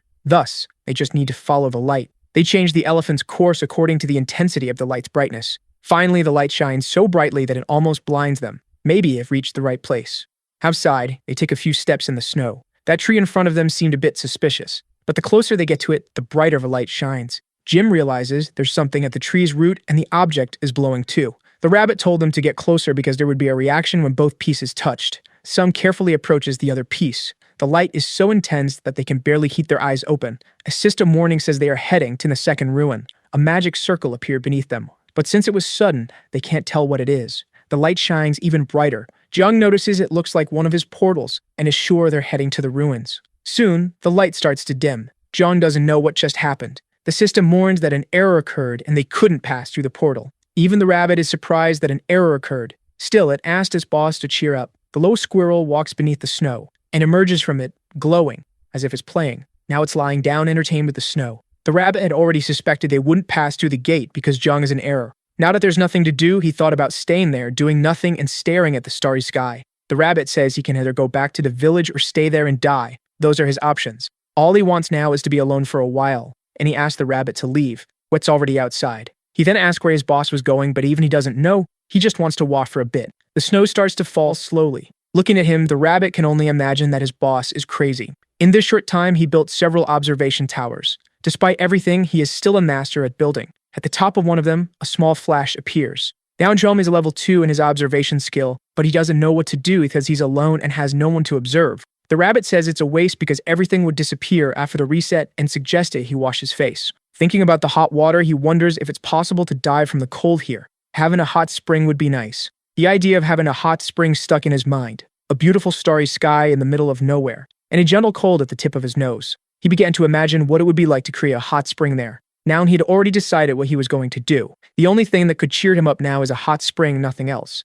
That size should be enough. The height of the hot spring pot is also very adequate. Now all that's missing is the boiling water. For that, he'll check his traps. Putting his hands on the pot, you realize that the temperature is perfect. Whenever the water reached this temperature, it should be poured into the tank, and the process restarted. Finally, he started removing his clothes to bathe. Is now in the hot tub, relaxing in the middle of the cold. Is definitely invigorating, and even the squirrel is enjoying it. All of this is paradise on Earth, even though it's mal on Earth. Outside, the rabbit tries to understand how the water is hot. It must have been a spell. He said the water was hot, and Joan asked what he was doing. After the bath, the rabbit said he almost burned himself, but Joan felt refreshed. Since they're walking, he wants to know if John plans to return to the village. But that's not in his plans because it would be unfair, so he used the whisper to talk to his friends. Somewhere else, they're beating up ice gremlins. They're all fine, but John wants to know where they are. The place has walls that seem to fit into each other. They start moving, opening spaces and closing others. This isn't the first time this has happened while they've been in this place. But John didn't understand what Sim meant.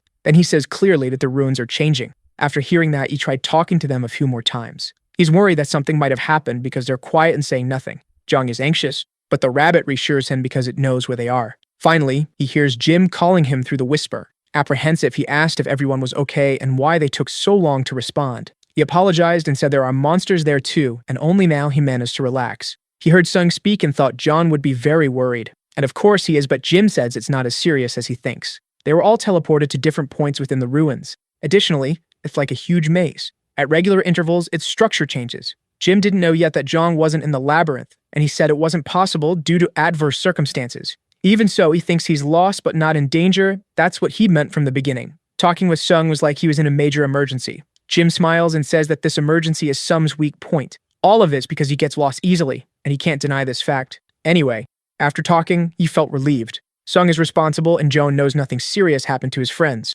While walking through the snow, the squirrel came across something. There was a small bump on the ground, and he thought it was a gremlin. A creature popped out of the snow, scaring the squirrel. For a few moments, he was quite terrified. However, he soon returned to his normal mood. In front of him are more squirrels, but unlike him, they have white fur. John approaches the squirrel's new friends and assumes the color difference is due to the different environments. Now the little squirrel tries to communicate with them, and they mimic his body gestures. John watches the lively conversation, unable to understand a thing. All that noise was tormenting the rabbit, and he wished he could dig a hole in the ground so he wouldn't have to hear it. John could dig underground. Something is on his mind now. Maybe those little creatures had information about the region, so he thought about asking them when the monsters live underground. For that, he needed to charm those new little creatures. He offered them a large portion of bones. With that, the little squirrel was in charge of the negotiation. John asked the rabbit to stay there with them. So the little creatures began to negotiate. The agreement between the parties had been a success. One of them calls Jong, who assumes he's going to show him the way. With that guy, their path would be much simpler,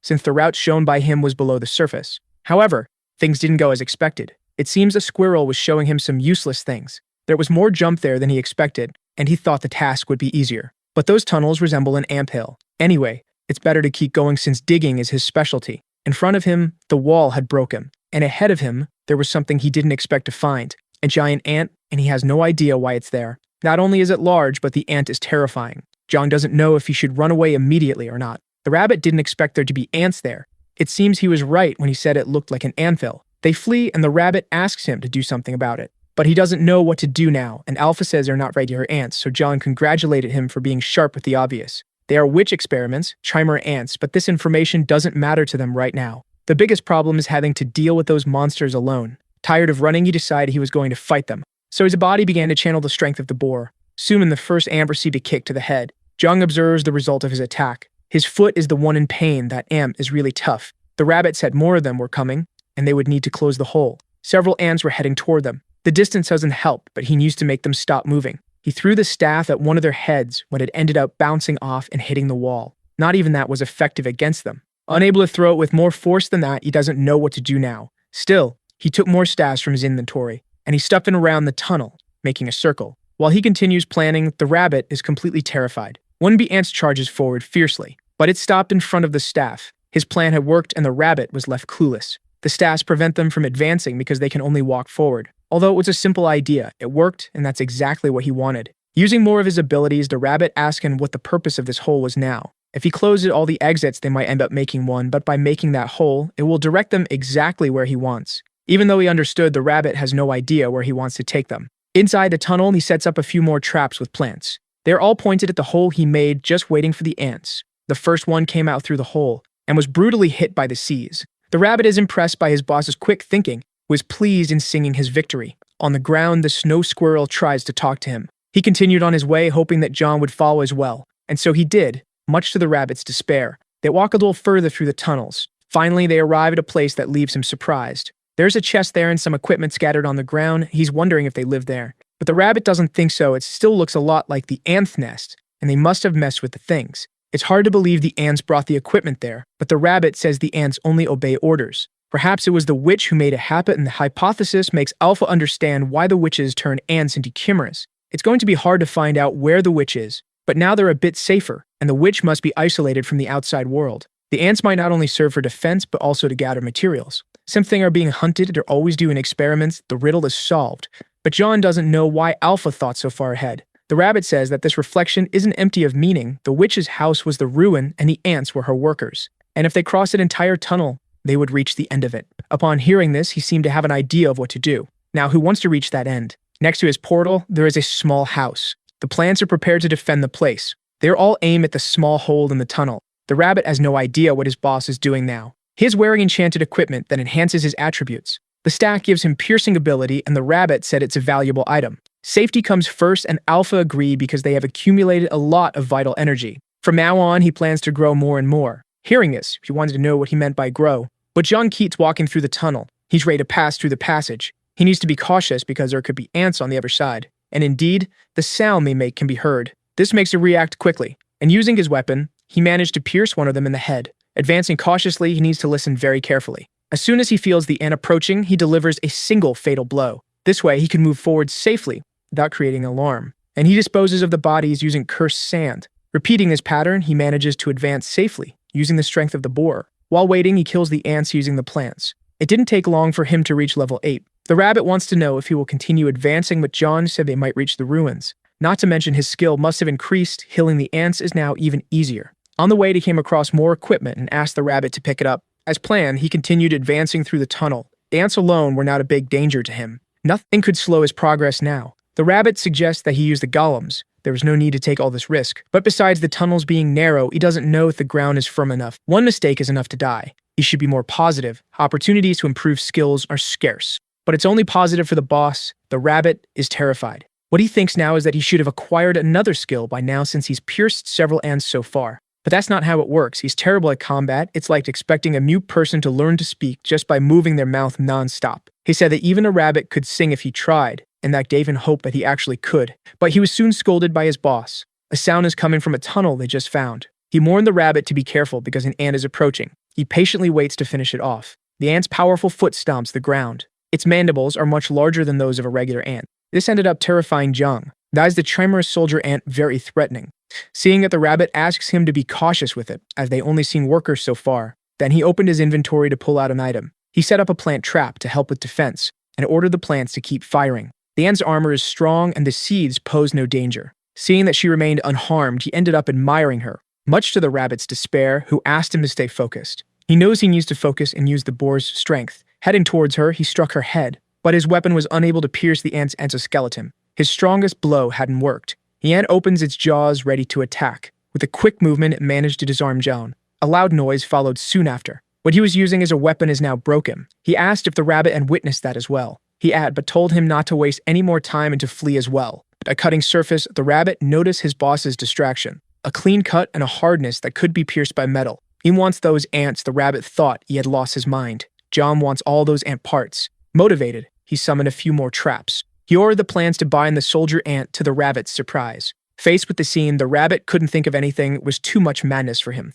Meanwhile, in the labyrinth, his friends are fighting. Stung has summoned his lightning bolts and used them to destroy monsters that were holding him back. Through the whisper, he asked if Jin heard the strike he had delivered. Once again, the labyrinth began to change. The boy heard him and asked Sun not to walk too far to stay in the same spot. But it's hard for Sun to deal with a labyrinth. Jin told him to make a mess because he would find him somehow. If that's the case, now he feels much more confident. The vines are spreading through the tunnel. The soldier ant is completely paralyzed. After some time, its head is separated from his body. It falls lifeless to the ground. John prepares the touch which he had been desiring. This made him so happy that even the rabbit felt sorry for the ants. Hearing this, he asked whose side the rabbit was on. Then a strong glow began to emanate. He achieved the conquest of clearing the Chamara ant's cave. The reward is indeed interesting. You will receive ant eggs. At the tip of his finger is a very tiny ant. He can communicate with it and give it a few simple commands. It has no combat ability, but at least it's obedient. It would be very useful if it were as big as the others. The rabbit says that for normal ants, this one is already very big,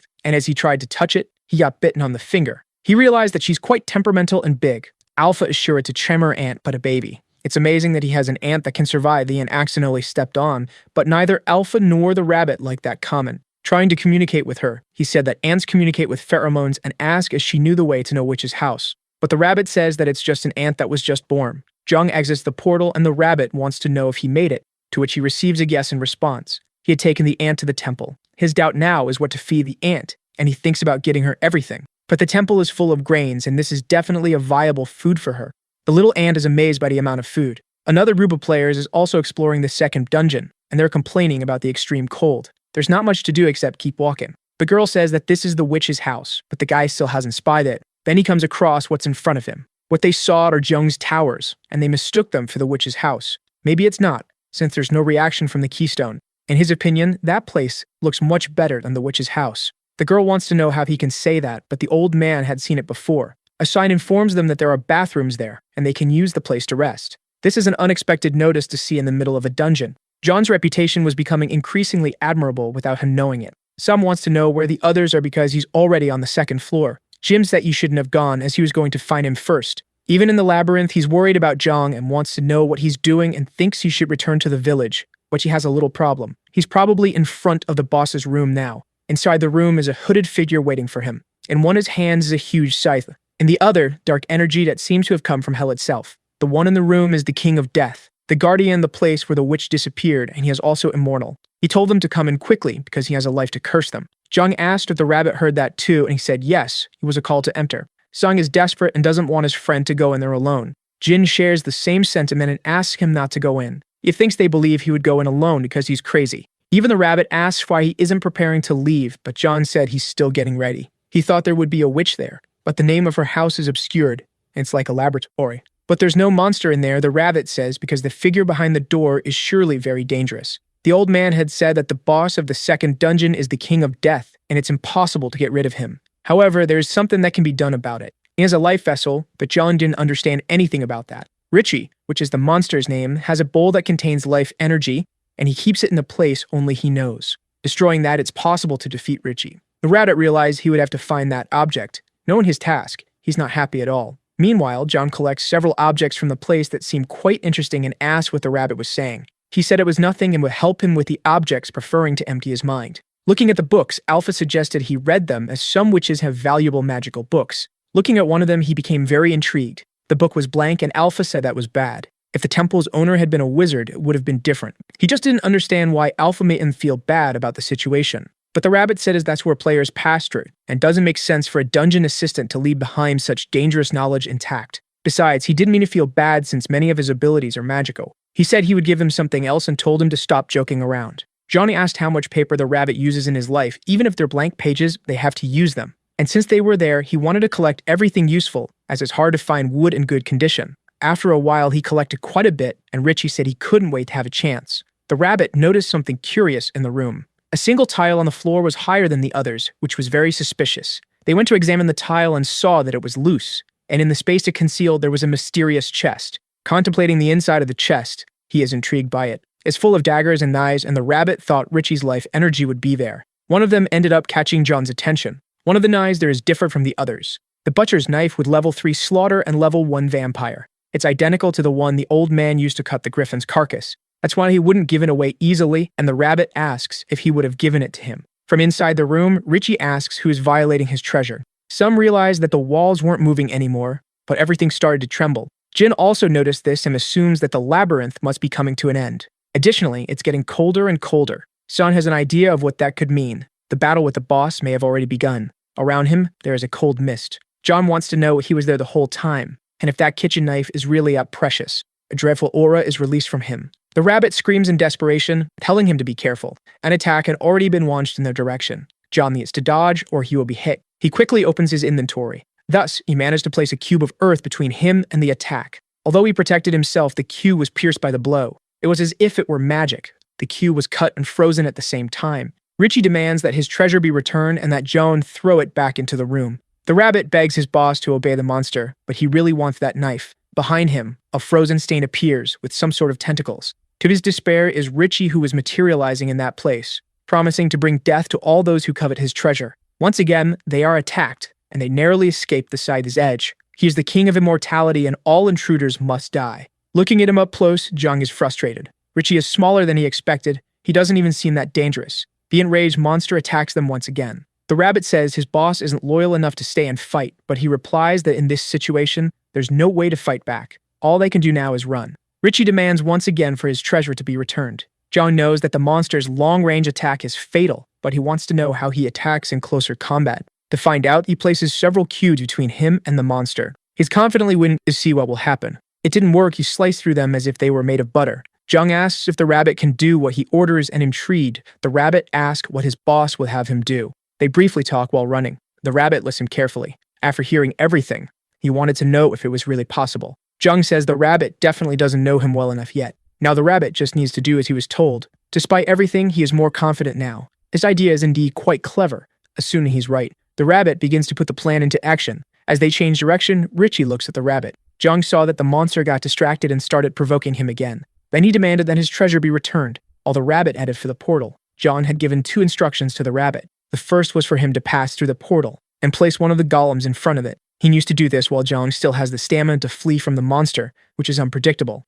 There's ice scattered across the floor, and he ended up stepping on a frozen part. Richie is a crafty monster that wasn't there without reason. Jung slipped hard and even got hurt in the fall. As soon as he recovered, he was faced with something obvious. Richie was already on top with him, ready to end the fight. But the rabbit arrived, saving his master, asking him not to be scared. He'd been even faster than expected. He'd already done everything he was asked to do. This will now be the best match ever. He skillfully jumped off the ostrich and started provoking the monster, calling him a sewer face. Nothing won't go his way anymore. The rabbit's taunt seemed to have an effect. Pieces of his cape fly through the air. John looks at that, a little curious. The rabbit did his plan, and now they see Richie's true identity. The witch's experiment's still intact. He is the king of all snow gremlins. Once again, he demands that they return his treasure immediately. John can only find his little face extremely cute. But Richie is determined to finish off these intruders. The rabbit screams in fear that he's coming. Riding the ostrich, John flees, pulling the rabbit by the ears. The rabbit wants to know if they're really going to run, but it's a strategic retreat. Heading to the portal, they will call more of their competent subordinates. As he circles around it, he puts the monster near the portal entrance. John gives the order for him to be crushed. Richie is exactly in front of the portal. A giant hand comes through, hitting the monster. But Gorilla's strength is immense. The monster is thrown into the air but begins to recover. Despite being a heavy blow, he's so fine. That way, the golem didn't even need to be there to attack. Furious, Richie said he would kill them and bring complete death to them. A cold mist begins to emanate from him. John protects himself from that cold wave. Faced with this, he decided to set up another portal. That made the monster curious about what would happen. But without waiting to see, he advanced for another attack. John is surprised by his agility. The scythe was already being wielded with mastery. The slash is aimed at the invaders. But John managed to use more of his cute for protection. Richie now knows that the portal can be used to hurt him, so he reacted quickly. He tells the rabbit he needs to get down now to buy time, so they can set up another portal. The rabbit wants to know where to place the next one, but John asked him to trust his intuition and be as clever as possible with his task. He's confident the rabbit can do it, which left the rabbit flattered by his boss. It was time to act, and to be quick. Richie says he's going to finish him off now. If he's the king of the dead, it's possible and he's also undead. Recalling his experience so far, he can coat his weapon with purification because if it's like that. Richie advances to strike with his strifing. For John, what mattered was the attempt. For the first time, he counterattacked, forcing Richie to dodge. He remains confident in his strategy and attacked him once again, landing the hit perfectly. The monster didn't like that at all, and there's now a mark on its head from the blow it received. Using purification, he prepares a brick in his hand. Throwing like a projectile, he hit Richie once again. This way, he continued his attack. His confidence working, but didn't notice the ice on his back. It's the little squirrel who warns him about it. He barely manages to dodge and recognize Richie's attack pattern. Now he's moving through the ice. But he manages to use his staff as a defensive tool. With his hand extended, he tried to touch the monster. That way, he could use his purification ability. Once activated, a large vortex formed between them. Because of Richie's robes, John couldn't precisely tell where his body ended. He observed him closely, intrigued. John asked what he was looking at and provoked him to attack again. Richie showed no reaction to this, but then attacked again, almost deliberately missing. John saw that his staff was now destroyed. Faced with this, Richie smiled because his strategy had worked. Johnny said he should be smiling because after all of this, all he wanted was to buy a little more time. The rabbit had already made the preparations. Richie is now surrounded by portals on all sides. They had been carefully positioned there. John gives the order for the beatdown to begin. Hands come from all directions. Richie realized he was in trouble now. He's almost being crushed by all those hands. It doesn't take long for the first one to give them a soft pat on the cheek. The same is repeated by the others. The barrage of punches was brutal, and Richie is staggering. They repeat the beating session. Meanwhile, Jung observes the effectiveness of the plan. The rabbit says that even though it's a powerful attack, Richie will only die if they destroy the vessel and holds his life. Even though that's true, they need to distract him to find that object. So he chose a specific item from his inventory. Tearing the leaves, he asked the rabbit's help. In the middle of the portals, Richie is being beaten. This time, he tries to do something to defend himself, but he ended up getting distracted by something. The pages from the books in the room are scattered on the floor. Jung was setting some of them on fire, with time to burn it all down. This is a nostalgic feeling for the rabbit. He really likes setting things on fire. That will note the ice on the floor and reduce the monster's mobility. The dry paper scattered on the floor is very efficient for spreading the fire. Seeing the rabbit's joy in doing this is embarrassing. With the fire spreading, Jung is sure this is what he wanted to do. He just didn't expect that a bit of paper would cause all that. The rabbit used the auto trap to increase the flames, a complete pyromaniac. Richie is furious with what they'd just done, so he summoned his cursed spirits. From his cloak, several of them began to appear. The ethereal creatures are now there. Jung was frightened when he saw what he believes are ghosts. Alpha says that physical attacks won't work on them, and he should be cautious.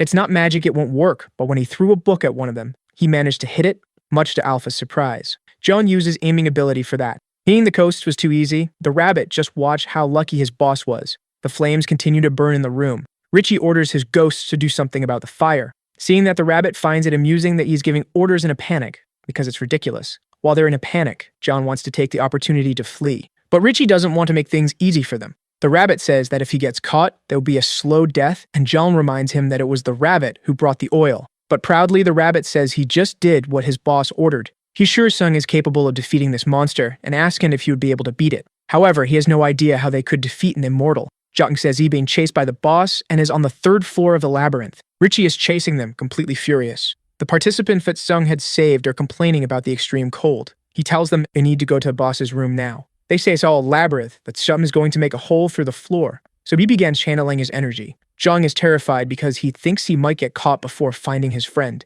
He used to think quickly to survive and find an opening, an ant tunnel connected to the witch's laboratory. The boss room is the last of all of them. They had set that room on fire. In this way, the fire started to spread through the labyrinth. Then he realized he had a brilliant idea. If he visualizes the labyrinth as a trench, the ceiling there seemed to be in good condition, but the fire started it's burning like a furnace. Now he imagines he can use the tunnel as if it were a chimney. So get off his ostrich. Sung says he's going to break through the ground, so he asked his friend to wait a little longer. But Jung asked him to hold off and not do that just yet, because he had an interesting idea. The structure there is quite similar.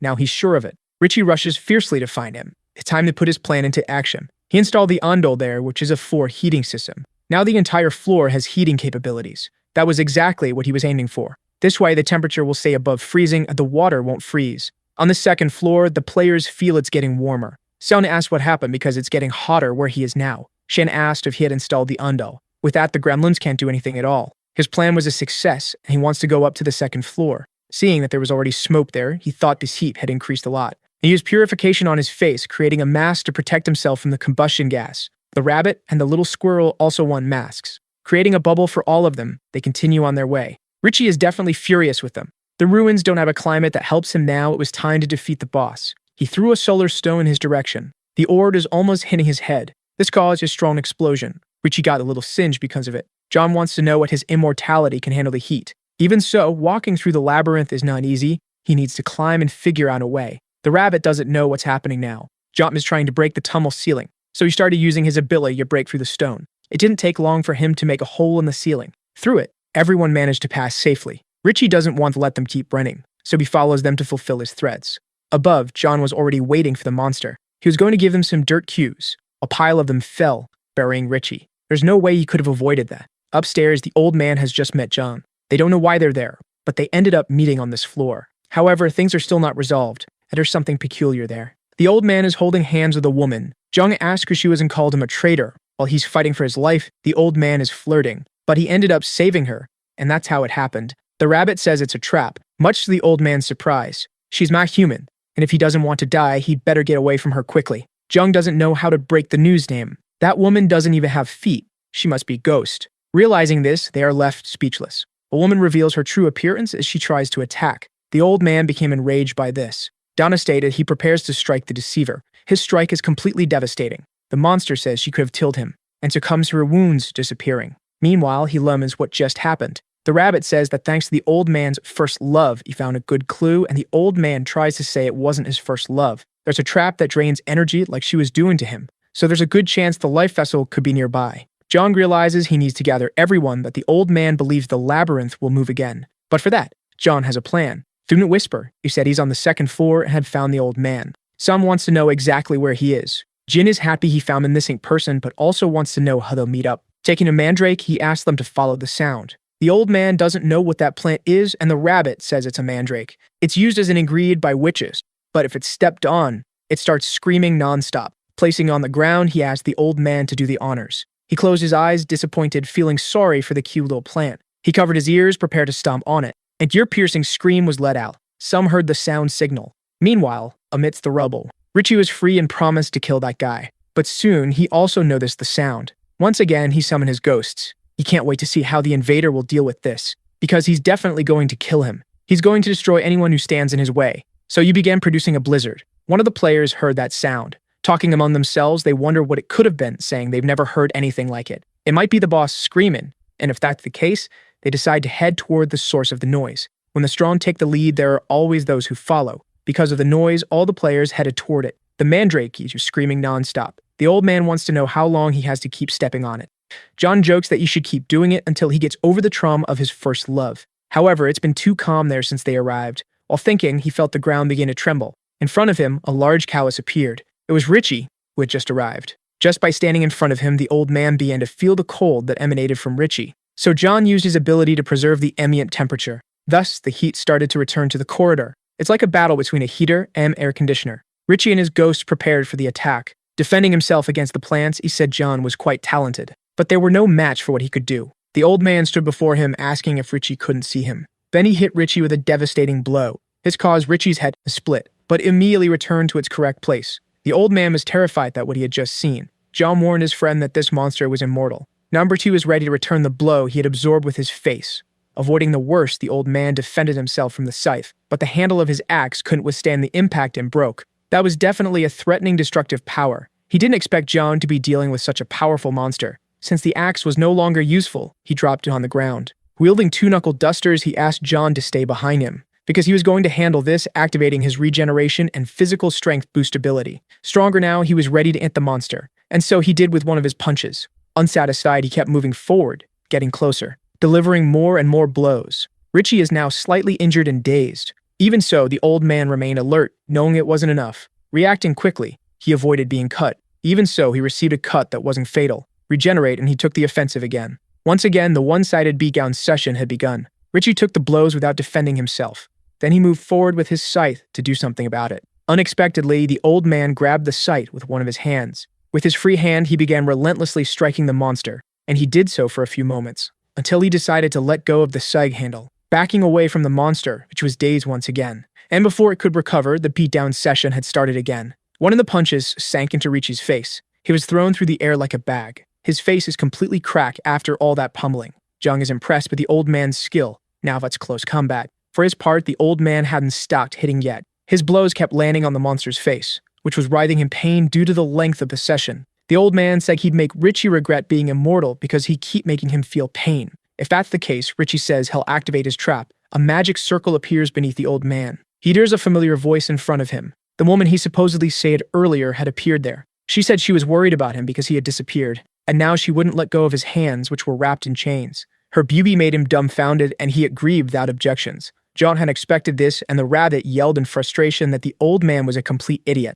Now it's up to John to fix the situation. Accidentally, the old man stepped on the mandrake again, making it scream wildly once more. This made him realize that the woman was actually a monster, so he did his best to get rid of the ghost, to the surprise of the onlookers. But the rabbit noticed a clue. Every time Richie recovers his stamina, he can see the energy flow. Now they need to figure out where it originates from. He definitely takes Richie's weakness and the altar where his life energy is stored. For having broken the old man's heart, he takes out his frustration on Richie's face. Meanwhile, the other two follow the flow of energy seen by the rabbit. But Richie knows what's happening, so he uses what strength he has left to get rid of the old man. John looks back, curious about what he felt. Richie was chasing them, determined not to let them escape. He said it wouldn't ruin anything else there. Before he could finish speaking, sound caught him. This time, he's definitely in serious trouble. John was thrilled with his friend's heroic appearance. He had suffered a lot from running into dead ends. Because of all this, he's determined to make someone suffer, and that someone is Richie. The monster screams in terror because he knows he will suffer. Then his head is slammed into the ground forcefully. Sun delivers a powerful electric shock to him. This caused him to writhe in intense agony. While they're distracted, it's time for John to continue his path. So he followed the rabbit, who was seeing the flow of energy, until he started pointing to a specific wall. John prepared to break it. Throwing one of the stakes, he hit the wall hard. On his side, there was a black sphere. This is definitely what Richie was hiding from them. Alpha says this is the vessel that holds his life energy. Further back in the hallway, Sum continues electrocuting the monster. But even while being attacked, Richie starts to react. Sum feels that his movements are changing. Richie is furious about what these humans have done so far. Emanating more of his power, he managed to repel Sum. Looking at the monster, Sung is incredulous and he's really immortal. The other players arrived at the scene, concerned for Sum, but he asked them to stay behind him. There are many drawn swords now, and Richie is about to reveal his true name before claiming their lives. He is the immortal Lich and king of the Ice Gremlins, who has already transcended death itself. He is Bahamut. The players are a bit frightened to learn that this is a named boss. Before them, the Lich smiles menacingly. He said he would make them all live there as his boastly minions. There will be nothing but death for them for having damaged his body. Jung arrives behind him, asking if he's still alive. The Lich turns, saying yes, but soon notices something peculiar. This made him immediately terrified, that he began thrashing and writhing in agony. The ghosts that were trapped in his body were released. The old man looked at that, very impressed. The ghosts kept leaving his body, until all that was left of him fell to the ground. Now all that remains is an empty and broken shell. That he began turning to dust as it had no more life or power. The players, who didn't know what was happening, couldn't understand why he had died so suddenly. Sung says that his friend Jung did it again, and the players realized it was the same person who had made the hot springs. Introducing himself, Jung said he was the one who did it. With what little strength he had left, Richie said he was upset and also sad. To fulfill his master's wish, he accepted the curse, but all of it was in vain with the destruction of the soul vessel. Jotun said he hadn't broken it. He simply sacrificed the whole thing. He thinks John wants to make him suffer until he disappears. The dungeon had been cleared, and all survivors were fully healed. They celebrate while no one heard what the Lich had said. With the challenge completed, everyone is happy. The old man feels the healing and recovery fled his body. Sung is content too, since everything ended well. John get an excellent job, and they ask where he had found the vessel containing Richie's life. The rabbit enters the scene and says it was him. A bluish light begins to emerge. They don't know what it is and wonder if it could be another boss. The light blinds Joan's eyes. Finally, he realizes what had happened. With magic could entered there, and with magic could left. The rabbit said that at least they had their own way out of that place. If not for the fire, they would have had to climb through the small and winding paths of the ant tunnels. Alpha says the apocalypse dragon will be wicked and cheap, which doesn't cheer John up. Before the dungeon resets, they need to get out, so the rabbit asks what he's doing. Looking at the Lich, Jung says he's still alive. The Lich responded that he would die soon. He had a low mana before, but now he has none left. If that's the case, Jung is going to take that weapon. The scythe has level 1 fencing skill, and the edge of its blade is sharpened to level 3. It will be an excellent tool for harvesting rice. The rabbit says it can even cut the soul of the rice. It's just a shame that it's small. When the Lich holds it, it looks big, but in Jung's hands, it's tiny. Even so, its blade is very good and sharp, and you will find a purpose for it. The Lich says he's bold to steal all his treasures. He said he would curse him, so Jung uses his purification skill. He apologized to him for that. Many asked the rabbit if it was possible to control him like he does with the golems. But he just said Jung is too greedy, though Alpha knows what he wants. Creating an immortal Lich is forbidden even for witches. Jung asked if the Lich would die from being far away from the source of his life. The Lich said that if that happens, he dies. Jung asked if he would die if it were emptied. He asked if he intended to make his soul suffer until it perished. That orb looks like the ones on his altar, but Alpha says they are used for a similar purpose. Since there were no altars in this dungeon, all the life energy was condensed into a single place. So he told him to fill that orb with life energy. He's almost finished and only needs that to keep living. Indeed, he will survive, but his body is already too damaged. Even if life is added, he won't be able to move his body properly. So he asks if it would work if he had a proper body. Outside, he's in one of his towers. Jung seems to be doing something there. The rabbit wants to know what he's doing, but you will soon find out once he sees the final result. The snowman's body is already ready. The rabbit knows what it is but wants to know why he keeps doing it. He has the Lich's head, which is screaming to be killed because he doesn't accept being humiliated. Jung laments making him look like this and apologizes if he offended him. But the Lich is getting angrier with everything. A being like him doesn't deserve to die this way, and he's doing this because he pities him. The Lich didn't expect to hear that. He tried to look away, incredulous. Jung asked if the gremlin can still manipulate the snow. If it's snow, of course he can use it. With his new body, he offers all his loyalty to his new master. Since that's the case, they should try to get along from now on. The Lich says he's eternally grateful and offers his loyalty for as long as he lives. Faced with the Lich's enthusiasm, John was very happy. It made him smile proudly. Now they are at the top of the tower. And the rabbit sensed that not long ago, the Lich was talking about cursing them all. The past is behind them, and he hopes they get along now. He called the rabbit Little Elder, which made him upset. Not to mention that he didn't like being called an elder. Since they have the same master, he knows there's a hierarchy, and judging by the rabbit's clothes, he must be the master's butler, which made the rabbit even more annoyed. Because he's a slave, that's what Jung said, and the rabbit repeated it, but quickly corrected himself. Then the rabbit looked at him angrily. Now that you are arguing about whether or not he's a slave, one of the perks is that he can't take damage from the Lich, which puts his mind at ease about possible betrayals. But Alpha says those effects are even better. The Lich's damage is mostly area-based since he's immortal and doesn't need to be durable. Now that magic can't affect him. In combat, this can translate to a strong attack and excellent defense. He can even create a magical army to protect the Temple of Liches. That's true, as long as he's alive, he'll do anything for his master. Alpha pointed out that his energy use is excessive, which surprised the Lich. With everything resolved in that place, John wonders if they should go back to the village. Meanwhile, in the underground temple, the portal glows. They are inside it now. Portals are much more advanced than teleportation, and the Lich is amazed at his master's capabilities. There are several solar stones on the ceiling. He noticed that he started to melt in that place. So he called out to his master, saying his body was melting, which made the rabbit smile at his weakness. But the Lich says that weakness belongs to the snow, not to him. He asked for a little more energy because he's going to persevere with all his strength. Alpha said it wasn't possible and that he should find some shade to stand in. Jung was talking to his friends and said they would continue the conversation later. He wanted to know what the Lich was doing and mentioned that his body was melting, so he should find some shade. But that won't solve the problem, and they can't go anywhere. The Lich thought his master was too generous. If he had 3 times more energy, he'd be able to maintain his temperature and withstand the sunlight. But that would be a waste of energy. The Lich feels like no one is on his side there. Then John placed a hat on his head and asked if it was better now. Looking at his master, he asked what that was. It was something Zhang had made and it fit perfectly, enough for him to walk around in there. It's unbelievable to have an item made by his master's hands and he feels honored. Zhang senses that the Lich is definitely not immune to compliments.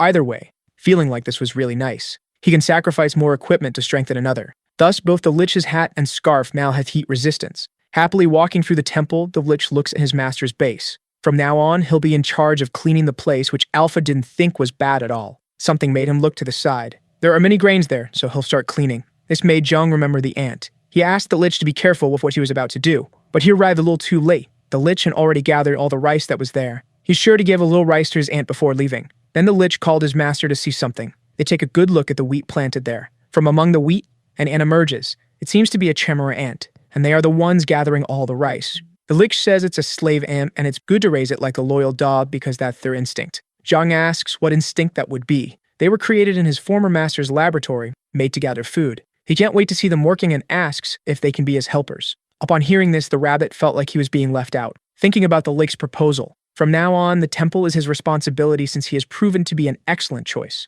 This made the Lich extremely happy. Now, all he needs is a weapon. John handed in his new companions. He received a broom and a wheelbarrow, and once again said he would always follow him. Alpha says he adjusted faster than he imagined. Zhang knows he will work hard there. Since it's his first day, Zhang asked him not to overdo it. Faced with this, the rabbit's jealousy only grows. While working, the Lich looks at the rabbit. The rabbit says there's water on the floor and that you shouldn't drop snow while walking. In response to his complaints, the Lich said he would dry the water. Even so, he shouldn't complain because he could just fly. The rabbit says he doesn't like his tone or his excessive formality. If that's the case, the Lich will try to fix it. But he said it's hard to change the way he speaks all of a sudden, to which the rabbit complains because it's even ruder now. Leaving a conversation, the Lich said he'd get better and not to worry about it. He didn't expect him to have this personality, and for his servant, he's getting too annoying. Not to mention there's something even more irritating now. Zhang asked Bahamut to come to him. Bahamut arrived in the blink of an eye, asking what his master wished. Zhang extended a cup to him. Then the Lich made some ice for him. Zhang drank his now cold drink. Indeed, cold cider hits the spot perfectly. The rabbit is getting more annoyed by the affection the Lich is receiving. After making the ice, the Lich said he'd go back to work, but Zhang had something to give him. That made the Lich surprised. It was his scythe, and he was giving it to him so you cut the rice. Once again, the Lich vowed to always be loyal, and Alpha commented that they make an interesting pair. With a scythe in hand, the Lich couldn't wait to start the harvest, so he was happily working in the temple. Zhang watched the Lich's joy while working. After putting in the effort, his mission was complete. He had fulfilled his duties perfectly. A large amount of rice, now he could even change the temple's setup.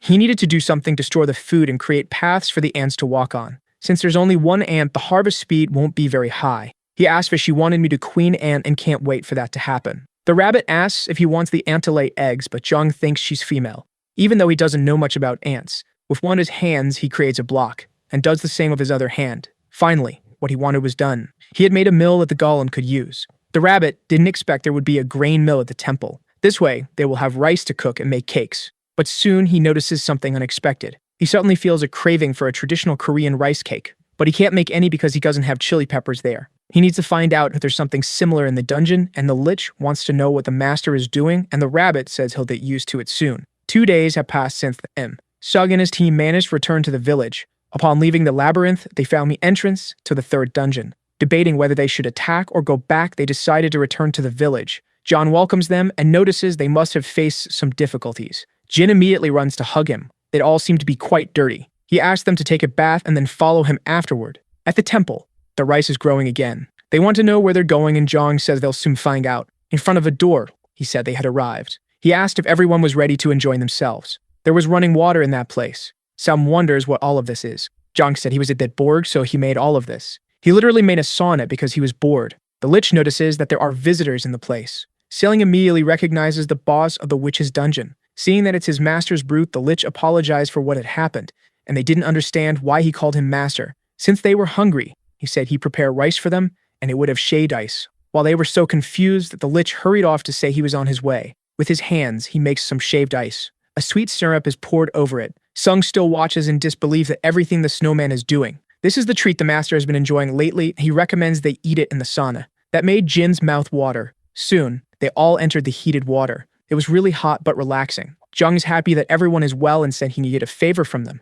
They look at Jom, who just spoke. So he asks him to say what it is, and he'll do it personally. The old man agrees as well. Approaching the lich, the little squirrel sniffs around a bit. He doesn't know why he's being followed, but the squirrel smells bones. Then it climbed onto his head. That made him ask the rabbit for help to get the squirrel off his head. The rabbit told him to say please, and so he did. With a single gesture, the squirrel left him and went to the rabbit's hand. The lich was impressed by the rabbit's authority. Thinking about it, he realized his position in the hierarchy was really the lowest. It may take some time, but he needs to raise his purification skill to the intermediate level. They want to know more about it. His main skilled purification is still at the beginner level. Unlike the others, it can be improved, but it hasn't leveled up much yet. The rabbit says it's very useful against the undead, and that if it's improved, it will be even more useful. He saw that when fighting the lich and the skeletons, but the range is limited and it only applies to the weapons he wields. Maybe if he increases its level, the range will change too. The rabbit says that if that's the case, he needs to face enemies using only that skill. But Jom says he doesn't need to hunt enemies. Hearing this, the rabbit was confused. Then Jom pointed to his 3 friends. Now they're all in the field, where the sand is cursed. He needed them to deal with the skeletons while he purifies the land. That will be easy. They just want to know for how long, and they'll do it until the skill levels up. It looks like it's going to be quite a task. A few days after they started, with everyone's hard work, John had an incredible result. His purification skill was now at the intermediate level. The ground begins to shake and a figure levitates above it. The creature in the air resembles a lion. He looks down curious. He doesn't know what those structures are since he wasn't the one who built them, and he wonders if it's a skill that can do that. Now he observes the labyrinth. Inside the boss room, he notices a few more things. There's only the body of the lich that was there, leaving him furious. It wasn't moving, so he needed to check the orb that held its life. The true soul is no longer there. He lost his appointed boss. Without the soul inside, the lich is just a broken puppet. He's intrigued if someone made the lich use all of his power or if it was a soul destruction skill. Either way, he just needs to replace the dungeon boss. This time, it will be a completely different dungeon, and that might end up being fun too. The next day, John looks up. He wants to know where the lich is and why there are so many ghosts there. He intended to go to the dungeon one more time before the reset, but now he wants to know what's going on. The rabbit says the dungeon had been altered. He had the boss replaced, and John wants to know if that's possible, since the rabbit never did that. All senior managers have the autonomy to change traps, monsters, and the entire dungeon. Even so, Jung is only focused on beating it now. Either way, the strategy to beat that dungeon is completely different now. John wants to know how it can change so much like that. The rabbit says it's pure chaos and nothing more than that. They need to capture all the ghosts in the domain while they are on the offensive. Catching them all is going to be very tedious. And it'll be even more tedious because the labyrinth changes its layout and the ghosts can pass through walls, so they are at a huge disadvantage. Even so, John thinks it will be easier than dealing with the lich. In fact, things might be even better this way. The rabbit wants to know what could be better in this situation. Bayudi should use this opportunity to try something. His new purification skill, which is at an intermediate level. Now he can use his purification ability from a distance, without needing contact. Surprised, the rabbit asks if he's going to hit the ghosts. Confident, Jung says that's exactly how he'll do it. Together with his aiming skill, there's no way to miss. The purification projectile is ready. He channels his fear at the tip of his fingers. He's prepared to shoot like it's a pistol. This way, he can hit several of them quickly. Faced with this, the rabbit is incredulous, not just by the speed, but also by his master's precision. John continues without any difficulty. The rabbit tries to talk to him, but Jong says he's busy right now. Surprisingly, the rabbit is cheering for him, motivating him, which is so unexpected that John even finds it strange. Moving on, he wants to see how many ghosts his boss can take down like that. Ghosts are a peculiar type of monster, difficult to deal with. Their attack is simple, but each contact, they drain 1% of the target's strength and temperature. If several of them attack at the same time is practically fatal. Being able to pass through objects, fly, and being immune to physical attacks makes them formidable. Even so, for John, dealing with them wasn't challenging at all. Looking at the rabbit, he asked if he was counting how many he had destroyed. Despite everything, he was 57 so far and everything's going smoothly. Placing a mandrake on the ground, he asked the rabbit to step on it in case the ghosts got too close. He was finishing off the ghosts there. But as soon as the mandrake started to scream, they backed away. Now it's just a matter of waiting for them to come back so he can finish them off at a safe distance. The rabbit wasn't supposed to be incredulous. The strategy is good. He asked again how many it was, and the rabbit said it was 83. Since he was getting hungry, he'd stop at 100 and head home. But he wants to know if the rabbit knows of any achievement for defeating ghosts. Meanwhile, his purification ability leveled up to intermediate level 2. The ghosts were the perfect victims to evolve his ability. After hitting the 100 mark, there was no achievement. Maybe Silin got earlier. Nama wants to eat right there and continue. Who knows, his achievement might come soon. So he asked the rabbit to step on the mandrake once again. And it let out its deafening scream again. As things are going well, he wants to progress patiently. Then he noticed something on the ground. At first, he didn't know what that white powder on the ground was. The rabbit says it's the remains of the ghosts. John realized those were their ashes. Interesting that they leave them behind, and even more interesting is the fact he hasn't missed a single shot. Faced with this new item, John thinks for a moment. He doesn't know what it's for, and the rabbit says it might be used in some kind of ceremony. For sure, if it's left by a monster, there must be some use for it. After hearing this, the rabbit inspects the ashes more closely. After sniffing them, he ends up sneezing, and Jung thinks maybe it's dangerous to inhale. The rabbit says it's just dust, which made Jung ask Alpha if ghost powder has any use. It can be used as a magical ingredient, but it's useless to him because he's not a mage. After hearing that, he started analyzing the ghost powder himself. With a handful in his hands, he tried to use his ability to shake the earth. The ashes took the shape of a cube, and he thought it was a new item, but the rabbit said it's just dust. Ignoring the rabbit, he continued collecting more ghost powder. Maybe someday it will be useful to him. After eating, he went back to destroying more ghosts. With that, he ended up using all the mandrakes he had. The rabbit apologizes for having used them all, and Jung says he almost stepped on all of them too. He knows he did that because he was enjoying it. He had collected them from the griffin's nest, and now he thinks about going back there to get more and plant some at the temple. In fact, it's possible the griffin has reset by now. The rabbit asks if he's thinking about capturing the griffin and becoming a tamer. The traps might help with that, and he hopes it's easier to deal with the griffin than the ghosts, but the rabbit says he's thinking wrong. So they head to the Mountains of Death. Jung defeated the griffin once again and still didn't get any achievement. The rabbit says achievements don't repeat, otherwise they lose their meaning as a reward. Jung says the dungeon is stingy, but the rabbit insists he's being greedy. That's why he's getting fat now. After hitting the rabbit, he asked Alpha if he could offer his excess fat as his sacrifice, and Alpha said he could. The rabbit said that if he wanted to lose it, he could let the ghosts attack him. So John decided to go back there to do it, but the rabbit told him to reflect because that's not how it works, and if he wants to lose weight, he asked to move his body. After hitting the rabbit again, he said he almost got tricked. Then he began to think about life energy. So he opened his inventory to check some items. He wants to know what happens to ghost powder if infused with life energy. Alpha tells him not to try because they still need many sacrifices to revive Artia. Even so, he wants to see what will happen. After putting life energy into Bahamut, it became an ally, and he wants to see what could happen with this. Alpha says it's an extravagant waste, and the rabbit calls him an idiot. John believes you can make the ghosts his allies. Lich is no longer the boss, and it would be great to have an army of ghosts. But the rabbit asked him to stop deluding himself, and Alpha said that this was only possible with the Lich because he had a life vessel. John is outraged, and as the temple master, he ordered it to be done as he wishes. Alpha says they can try, but it's better to do it in a safe place. So they went back to the village where they can do it. If anything goes wrong, they can ask the villagers for help. Alpha began infusing the life energy. All John wants is to get Ghost. The cube starts levitating in his hands. Both he and Alpha are surprised. Not even the rabbit expected this. Jung thinks the cube is alive, and that's amazing. But it just keeps floating higher and higher. The rabbit wants to know why it keeps rising without stopping. They both watch the cube continue drifting away. The roasts never return, ascending into oblivion. With this disastrous result, the rabbit struggled to hold back his laughter. But he couldn't, and Jung asked what was so funny about that. He said Jung not only purified a ghost, but also sent it to paradise, meaning he killed the ghost twice. Alpha says all that's left in the ashes is the ability to float, and he's thankful he didn't put more life energy into it. This made Jung think a little more. He keeps looking at the sky. A small ghost powder cube can no longer be seen. The truth is, he thought it was really cool. Even though he can't control it, you like that it floated. That's incredible, and he asked if that was what was in the temple's lizard statue. Alpha wants to know if he's referring to the gargoyle.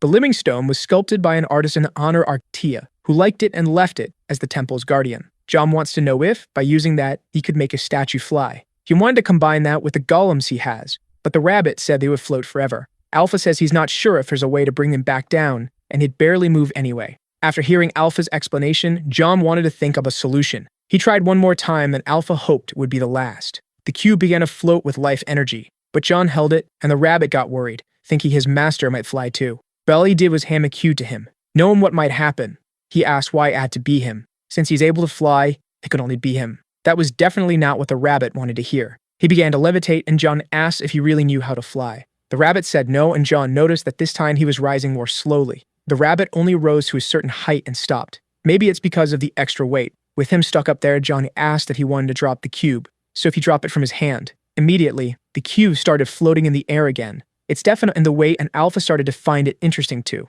Then he asked him to come down and grab those extra weights. The rabbit said it was too heavy, but that's exactly why he asked. Carrying the weight, he struggled to get back to the cube. His little paw is almost reaching it. When he grabbed it, the extra weight made him descend even more. The first idea he had was to make a balloon, so you could control a height by using weight. Alpha says the sky is a dangerous place, and the rabbit agreed, saying that encountering a griffin could be fatal. Everything John thinks out he can't do, even though he thought his idea was brilliant. Now all that's left is to go back to the theoretical part again. With a larger cube, he imagines that if he puts the ghost in that, he would be able to move it easily. The rabbit wants to know if he intends to make more bellums, but doesn't have to be for the invention, rather for the fun. To the rabbit, he was just pretending to be wise while talking nonsense. So he placed the smaller cube inside the larger one, and the rest was up to Alpha. That way, he started to rise from the ground. He floated, but just a little. John asked Alpha to put in a bit more energy. This made the cube float even higher. A milestone was reached, the floating stone, as he caught a glimpse of one of the world's secrets. The secret of the world is something really interesting. This is the first time he has achieved something without a reward, and it's also the first time the rabbit has seen something similar. A world secret. But to the rabbit, it makes no sense at all. Reflecting on this, John wonders what he might have missed. The rabbit says he is wrong and apologizes to the dungeon. In the Rift Village, things remain normal. The old man is inside his cabin, and likes so people annoy others just by existing. For the old man, that person is John. He hasn't done any harm, but he feels his face is shrinking. Pacing back and forth, he was getting bored. Then he remembered that Cell and his team went hunting and he needed to make good use of their absence. He rushed out his cabin. This time, he was definitely going to get stronger, but he ended up coming across something unexpected. Hiding, he saw Zhang lift a large block of earth. He asked the rabbit if he didn't look like a deity, and without much enthusiasm, the rabbit said he did. This scared the old man because being the type to produce, Zhang was lifting something that weighed more than a ton. Zhang had a few jokes, spitting the cube in his hands to the old man's despair. It was simply too much even for his understanding. Resigned, he decided to return to his cabin. Zhang thinks he's reaching some kind of conclusion. He was understanding more and more of its characteristics. There are two main characteristics. The more energy deposited, the more the object floats. For the same amount of energy, the floating varies according to the object's weight. By adjusting the size and energy, it's possible to limit its floating capacity. It's interesting, but with a caveat. The rabbit can't think of any practical use for it. Zhang told him to use his head and not just think in terms of combat. For example, if they need a fixed position. So they went inside the temple, and Zhang began breaking some stones there. The snowman wants to know why his master suddenly started destroying the stairs. Once again, the rabbit complains about the way he talks. Finally, he had destroyed the stairs. Now, he just had to try one thing. The snowman realized it was spiritual energy, so he started watching what his master was doing, and concluded that the boss was working like an alchemist. But the rabbit said he wasn't an alchemist, just a professional at wasting time. It was harder than expected. He needed to adjust the weight and energy very carefully. To the snowman, it was alchemist's work, and his former master liked to do similar things. However, the rabbit said John wasn't an alchemist, just playing around. He asked Alpha to memorize the amount of energy needed for the stairs to stay at that level, as the beginning is difficult but gets easier later. Alpha wanted to know if he was going to spend energy making stairs, and that's what he would do because if he didn't create anything, he would get bored. The floating stairs were completed, and John was impressed. Even the rabbit found it impressive. Thus, he achieved another milestone, the floating staircase, and his production speed of them was now twice as fast. The snowman was impressed by this. These small abilities are quite interesting. Now he wants to know if he can infuse life energy without Alpha's help, and wants to find out what happens if he does. The result left his low minions impressed. Now they are simply enthusiastic. He had made a mezzanine in the temple with the floating stones. He had always dreamed of living in a house with several floors, and now it was a reality, and the rabbit asked if one of his dreams was to live underground. This earns him a punishment once again. He's using up the ghost powder too quickly, so he needs to collect some more besides contributing to his purification ability. And he called Bahamut to come along, as this time they had emptied the place. This made him thoughtful for a moment. It was the place he protected with his life and where his former master lived. He ended up becoming a bit reflective about it. The rabbit says that even on his side mound, they still have past memories. Zhang is insensitive. Thus, he referred to his master. He said he knew all the traps in the place and then it should be left to him. To the rabbit, there are no normal people there. Inside the forest, they are near the entrance to the second dungeon. Through a whisper, he speaks to some, and he wants to know what Zhang is going to the dungeon alone. If that's the case, he asks not to take too many risks. Jim tells him to run if he's in danger, and Uncle advised waiting for them if he can't escape. They are all quite paternal. They were training their abilities because they can't return to the dungeons they completed. Zhang says they don't mean to worry about him that much, and that he would soon talk to them. Their visiting dungeons is something only he can do. The rabbit feels that a sacrificial child used to get a bit of water, but seeing what his master does, he doesn't think it's just that. The child had definitely grown. Now it's the ghosts who are paying the price. While they are there, some ice gremlins appear. They are ready to repel those invaders. The purification ability isn't effective against them, but the snowman says he'll take care of them. He's armed with his scythe and butcher's knife given to him by John. The gremlins are completely terrified, and Bahamut is eager to slice them up. John can imagine he was capable of all that. The little one is agile and fast. The gremlins have no chance against him. His strikes with the scythe are precise. Taking down the gremlins made him happier than expected. Now the rabbit wants to avoid irritating that fellow at all costs. Meanwhile, he watched his master, who was happily collecting ghost dust. Bahamut protects him while he does his collection. When the ghosts arrive, they switch roles. Nothing will be wasted in that place. He and the snowman make an excellent pair. This way, they manage to cross the tunnels safely. Now the labyrinth is completely clean. It almost seems like they are the managers of the place. After all that work, his purification ability leveled up once again. The rabbit says that's almost cheating, but John can't do anything about it. Indeed, his master is very lucky. But no matter what they say, he has always worked very hard. Now they had to continue and collect more ashes. Even the rabbit liked this attitude of his. John wants to know how much better his purification ability has become. He's able to make 3 spheres at the same time. He assumes that at level 10, there will be 10 spheres, as he's currently at level 3. The quality of purification also increases, which will make ghost hunting even more efficient. The rabbit says leveling up here will get harder. Then he comes across some stairs. The snowman says they lead to the first basement, and they should be cautious. They had done the route backward, and ironically for him, the most dangerous was the first stage. That floor in particular, the first basement. It is known as the Witch's Garden. Impressed, John wants to know if there are flowers there. He hopes to find some edible vegetables. Once there, he wanted to know what could be safely consumed. The snowman says there's a poisonous fungus there and if ingested, can be dangerous. Magium purification worked on it, but the rabbit says just looking at it, you could tell it's not edible. Pointing to another, the snowman says getting close to it causes the spores to be released. He keeps asking questions, much to the rabbit's displeasure. After analyzing a few more things, he was disappointed. There's not even sunlight there. Most of them are traps, few are edible. John wants to know if the snowman saw anything that's edible. There is one, but it's a bit sinister. John wants him to show it immediately. They walk a little further through the garden. It was getting very dry, and the snowman says there are plants there that absorb moisture. The rabbit asked him to be cautious. He had almost bumped into a cactus. He was barely pricked by it, that plant in front of him. It's a cactus that absorbs the blood of its victims. This particular plant sucks all the moisture around it, and it's no different with bodily fluids. That explains why it's so dry there, because it's absorbing all the moisture. Faced with this characteristic, he ended up having another idea. He wanted to know if this was what Bahamut was talking about, and indeed, his former master liked to eat this cactus. The rabbit was disgusted by the witch's taste, as anything related to blood makes him nauseous. This is definitely not a description that matches who he once was. There's no way John could think otherwise about him. He said the rabbit is truly a despicable being. He even so would be the rabbit who would taste the cactus first. He ended up making a huge fuss, saying he'd do anything but taste that plant. But it must be edible, and since the dungeon has already reset, there's no one's blood in there.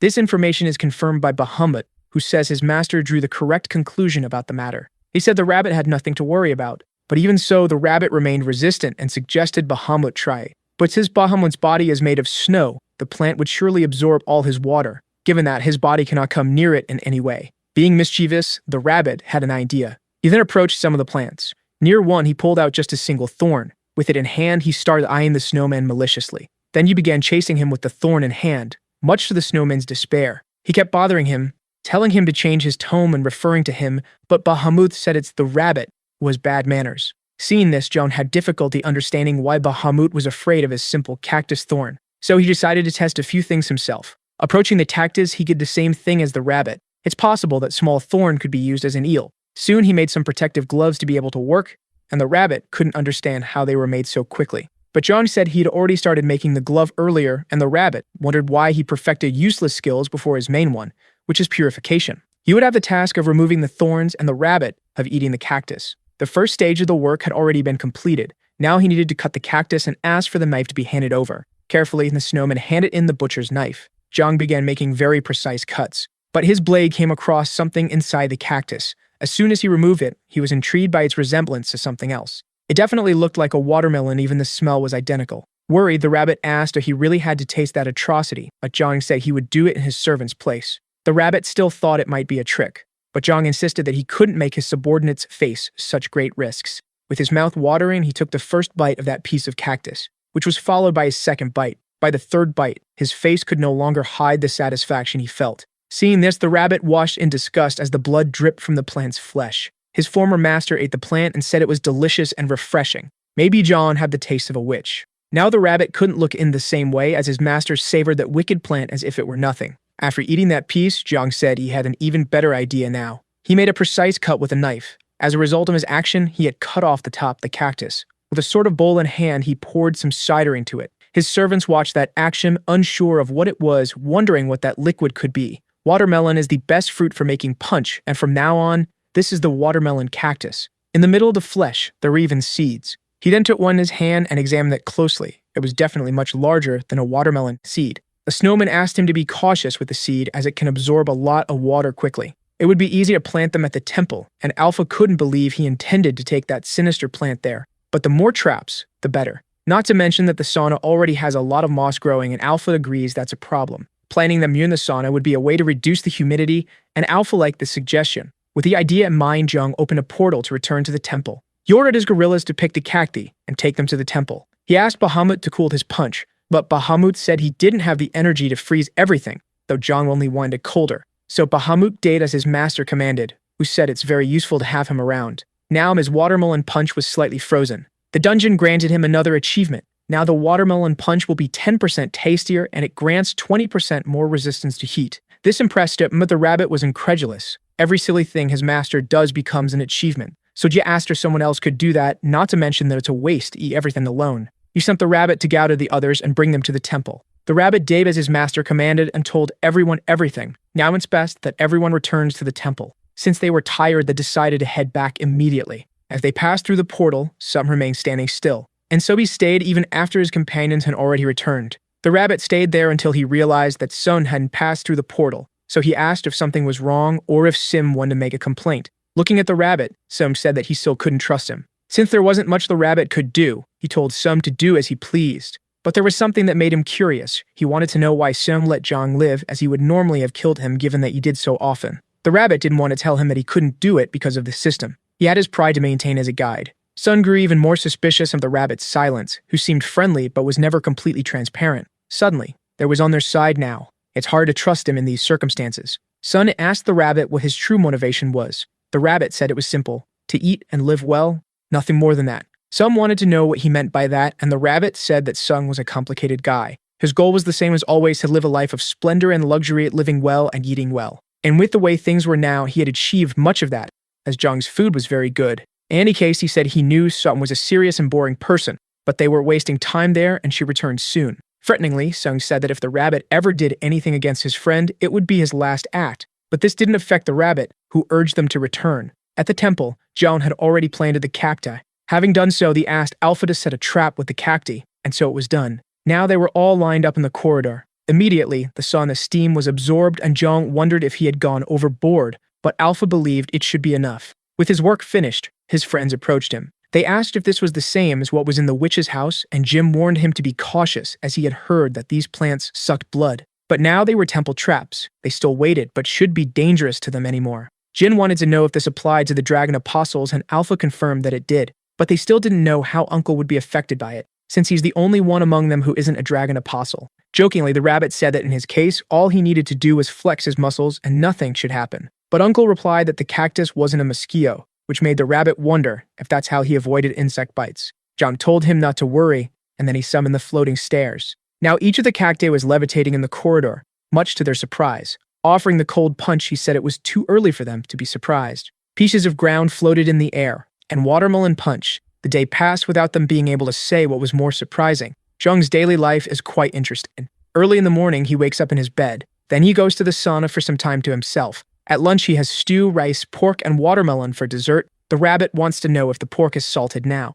With so much comfort, he wonders if he should start working now. Back at the dungeon, he destroys more ghosts, and his purification ability is already at level 4. Once again, he collects the ghost dust from the ground. The rabbit, who watches him constantly, is puzzled. There's something wrong with his master. He's too calm for the dangers. If he stays this way, he might end up in danger, as they are still in stage 4. John says they have Bahamut, so he's relaxed, and the snowman is happy to be in charge of his master's safety. But if that's the case, he's heading home now. That's the summary of his days. The villagers gather in the Rift village. Arriving there, Zhang wonders if something has happened. It seems they just saw something very frightening. Approaching Sun, he asked what happened. But as soon as he saw him, he was surprised by something. There was a number on his head, and he didn't know what it meant. That day, a guide visited the Rift village. The guide wanted to know why the village was thriving. Humans have difficulty cooperating. They weren't supposed to be surviving on such a high quality of life. Perhaps it was time for him to descend after so long without doing so. Thus, purple flames descended from the sky into the middle of the village.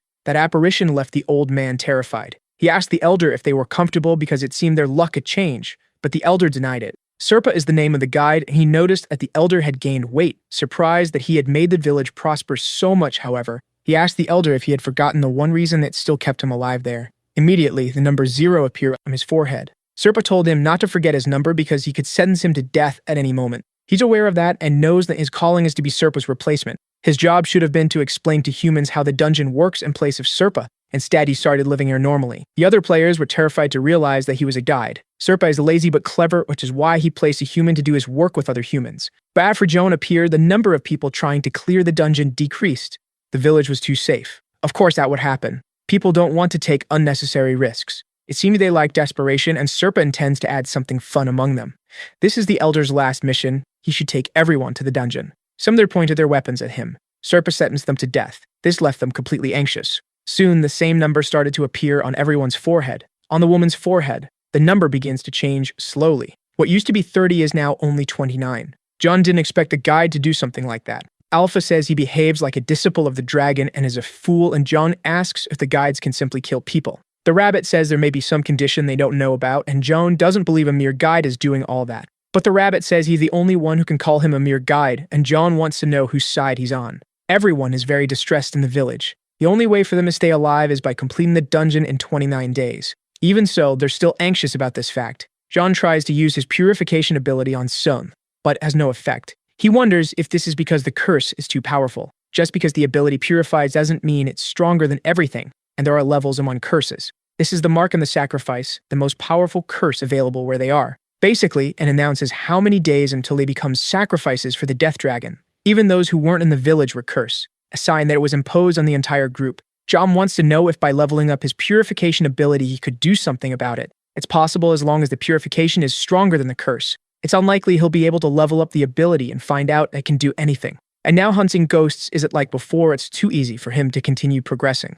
Some want to confirm what the number means, and the rabbit says it's like an expiration date. It means that in 29 days that time will be up. And when a countdown ends, they become useless. That's the situation of sacrifices who don't intend to clear the dungeons. Those who lose the motivation to play are annihilated. The guy can kill these people at any time, and the elder confirms is truth. The only way to avoid this is for all of them to complete the dungeon and move on to the next level. For the rabbit, it's simple. They just need to keep clearing the dungeons because that's what they were doing before the village. Indeed, that's what they need to do, but the elder wants to know how long they'll remain in suffering. And the rabbit confirms that those who win can be teleported wherever they wish. Those who die in the process become sacrifices, and those who win remain alive and leave. With a situation like this, they decided it would be better to go to the third dungeon. Zhang stayed behind to take care of the village, but what he really intended was to level up his purification ability. He told Stung that the rabbit would go with them, and if anything happened, they could just create a portal. Stung didn't want to leave his friend alone because he was worried, and the rabbit wanted to know who was worried about whom. Either way, Zhang hopes they return safely, but the rabbit annoys, as that he should speak for himself. Thus begins his plan to increase his purification ability. He decided that he would finish off all the ghosts with Bahamut's company. This is how he ends up completing the dungeon once again. Everyone is facing difficulties, as they need exactly guide. The third and fourth dungeons are connected, which forces them to move from one to the other immediately. Serpa is truly intelligent, and John was surprised when he saw that the boss of this dungeon had turned into a crowd of ghosts. Even so, he hopes not to encounter Serpa, so no bounty will be placed on his head. But Alpha says that's impossible, as he's no longer a sacrifice for the Death Dragon. Around the village of the Void there's a lot of fog, and within it, many skeletons are wandering. Zhang is there, and he asks them to advance on him. But it's all part of his plan to use his purification ability. There are plenty of skeletons to do so. Since he can use it from afar, it's much less risky, and Bahamut is impressed by his master's skill. Even after all his efforts, he's still at level 4. He would keep at it until he got results, but the situation changed, and now this time is short. Alpha suggested that he purify the poison clouds that hang below the sanctuary, so he headed to the Mountains of Death. Upon arrival, he decided to purify the cloud that were in his path to the top. His range now was much larger than before, and the result he obtained was quite interesting. Finally, his ability reaches level 5. He's very pleased with the result and wants to keep going, but Alpha says there are no more clouds there, even though he can do this from a distance. The purification spheres soon vanished. It's as if there's a limit, and he had cleared everything in his reach. That's an obstacle. If he could fly, he wouldn't need to do this. But thinking about it gave him a great idea. Elsewhere, the guide wonders what's happening there. The witch's lair has been cleaned again, and he wonders why the players cleared the dungeon again. Besides leaving no traces, the floor is spotless, as if it had been swept. This made him question their strength and whether they're humans or monsters. Jong is quite happy and feels like that this is going to be a lot of fun. So he placed several blocks in front of him. In his inventory, he pulled out a golem core. His question now is what the appearance of this new golem will be. On the ground, he makes some markings with a twig. If he only uses the levitating stones, the golem will just float and nothing more. They need to think about how to handle movement and balance so it doesn't become unstable in the air. Alpha says it's possible to infuse life energy into ghost powder, but you can't collect that energy again. He would only get back if you sacrifice the material. So Jong starts thinking of ways to control the golem's weight. Thus, he arrived at the first possible design. Seeing what his master had drawn, Bahamut is surprised. His master is very talented at drawing too, and that cockroach looks amazing. John tells him that it's actually an octopus. He didn't like the snowman's comment, which made him fear being punished. He says his master is a genius but was born in the wrong era, so he ends up being misunderstood. John told him to stop with the flattery. He was determined to fly in an octopus and would make the interior hollow to stay inside. Alpha praises the idea as it blocks the poison clouds and the excessive wind. Not to mention that if he wants to descend, he just adds more dirt, and if he wants to ascend, he simply removes it. Its mouth will be the entrance and the cannon from which he will fire his ability. Bahamut wants to know what those holes are, and Jung says they are the spots. Hearing this, Bahamut thought he could become the captain of that vessel. But his role is to operate the engine. With the design settled, it's time to start building. He handles the earth skillfully. While working, Bahamut brings water to him. John refreshes himself a bit with a cold drink. And to top it off, Bahamut releases a softly cool breeze over him to revitalize him. After finishing everything, he asked the snowman what he thought of it. The octopus was finally ready. For a moment, Bahamut was speechless, but it was truly impressive. The interior is warm and the tentacles have been reinforced with a potato plant, and it can be maneuvered in any direction. Alpha says it's very big, but John has enough material to make it lift off. Strategically, he begins positioning them around the golem. It was time to inject life energy into it. The tentacles began to vibrate for a moment. Soon, he began to completely lift off the ground. The octopus was in the air. Took a surprise. To finish everything, all I was left was to place the golem core as well. He needed to build a staircase to reach the octopus, but he completed the final step. Then he ordered the golem to rise. His eyes began to glow, and the golem was finally alive. In front of that thing, Bahamut said it could even be a dungeon boss and congratulated his master on the achievement. Now it's time to test the flight. The octopus was in front of a huge cliff. From inside, he gave the order for Bahamut to start working. The first in charge said they were moving out and then blew a small breeze outside. It generated enough force for the octopus to move out of place. Finally, the golem was moving, leaving John fascinated. The feeling was great and made him feel like a captain on the seas.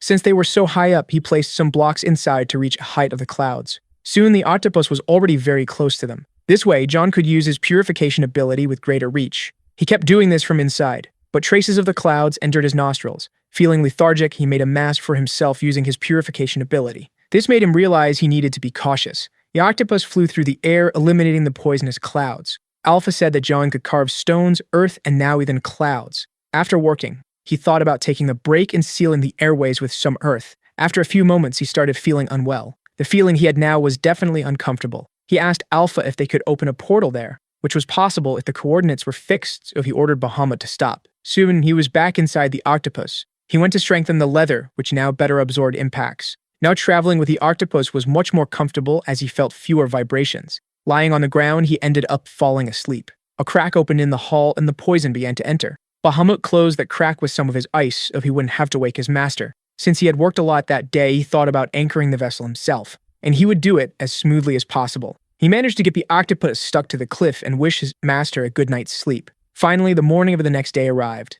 John got up from the ground, surprised. He tried to understand for a few moments what happened. It had been a long time since he had slept so well, and he wondered if it was the effect of the poison, because if it was, he would get addicted to it. Since he had rested well, he thought about starting work right away, but there was something to do first. So he asked where they were. Apprehensive, Bahamut said he had docked on the cliff because he was worried they might lose their position in the middle of the night. And indeed, they were already lost and far from where they had been before. The purification ability was still at level 5 of the intermediate stage, and what he wanted today was to make his work productive. Thus, he began the process of purifying the clouds. After some time working, he began to think. Bahamut wanted to know what was worrying his master. He thought his spheres only flew in a straight line, but he was wrong. He pressed it a bit with his hand. As soon as he let go, it curved, as if atom effect. Was just a small thing, he was happy to discover that. This made the snowman happy as his master was mastering magic. John was surprised by this comment, that he could control magic. Bahamut said it's possible to use magic in different ways, even if it's the same magic.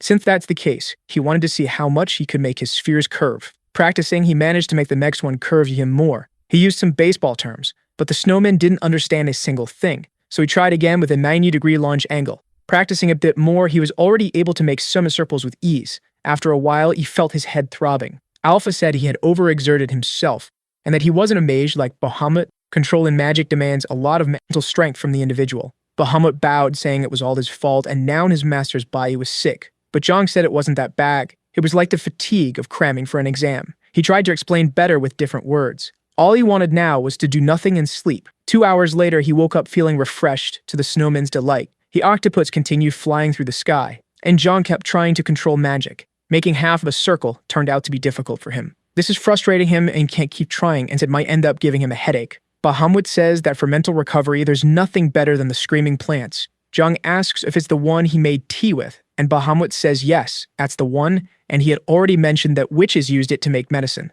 Alpha doesn't recommend doing that, but he's already done plenty of unadvised things, and John remembers that the taste wasn't bad at all. Bahamut says that the efficiency of magic increases when body and soul are aligned, and the drained mental strength will soon be restored. Now he can't wait to have a cup of tea. The fire is already heating the water in the kettle. John cuts the mandrake to make the tea. Soon, the drink is finally ready. He pours some into the cup. Before drinking, he inhales a bit of the aroma coming from the beverage. Just the smell makes him feel like he's getting healthier. Alpha says it smells like bad luck, but John tells him to be quiet. Finally, John drinks the tea he had made. He never imagined he would be drinking tea above the clouds. It's really relaxing. One of the side effects of the tea is that it makes the body expel impurities in the form of tears. Before, he only drank it for the taste, but now, noticing the effects, he's happy because he no longer has a headache. Now he's ready to use magic with his body and mind rested. The purification ball flies perfectly. He made a perfect half circle, which even made Bahamut celebrate. Now he wants to keep drinking the tea and practicing, which made Alpha curious about why the angle interests him so much.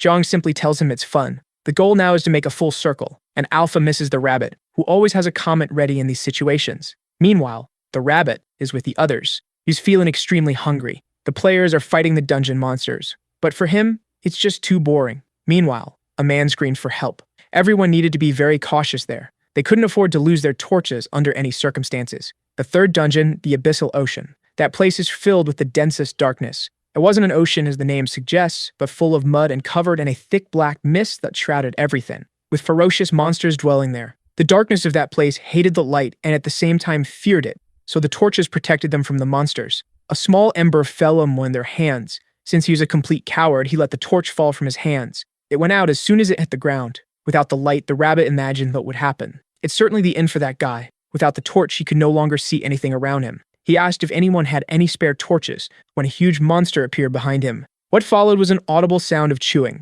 A bluish glow made the rabbit squint from the brightness. The lightning man's working hard today. Sound had covered his body with lightning and started annihilating his enemies. He is skilled and dedicated, doing everything he can to overcome that dungeon. In light of his efforts, he earned the title of Knight of the Shining Light. For the rabbit, if he keeps using lightning like that, he'll soon exhaust his mental strength. But definitely, he's a tough guy. At first, he could only produce a little static energy, but the more he uses his ability, the more powerful it becomes, unlocking achievements and more abilities. A genius who doesn't shy away from hard work, the rabbit wants to remember his name now. It's almost like he's having déjà vu. This made him realize he was thinking absurd things. That guy is just an unemployed, idle person. He went over his sum to warn him about the risks of using the ability that way, as it would drain his mental strength. Then he asked if the rabbit was worried about him. But he can fully recover with a bit of rest, thanks to his ability. Even so, the rabbit says he wouldn't recover completely, as he's not half of what the other guy is. In the middle of the explanation, he decided to give up on continuing. However, he agrees with the rabbit that Zhang is always way too relaxed.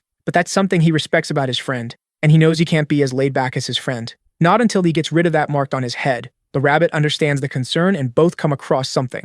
A golden light had passed through the sky, and Sung even thinks his eyes might have deceived him. Zhang's efforts were a success. His purification ability is now at level 6. Bahamut congratulates him, but there's something more. Zhang fires an energy shot. He focuses, using the tip of his finger. Now he can control the energy sphere, and it made a complete circle. He's thinking about applying this to the balance. The energy sphere is orbiting the octopus, but it only lasts one round. Alpha wants to know the purpose of that, and Joan says it's cool, and he leveled up as soon as he made a circle. Skill control has a positive effect on its progress. It should be an achievement in itself, and looking back, he realized the rabbit wasn't with him. Right when he needed to ask him some questions, he wonders what the rabbit is doing now. He thought about going to them to test if his purification is effective in some way. At one of the windows, Bahamut sees something that makes him call for his master. The situation outside is a bit strange. Besides there being no clouds, it's very dark out there. He wants to know if it's already night for it to be so dark, but Bahamut says he just had lunch recently. Maybe it was a new type of poison, so he fires his purification spheres.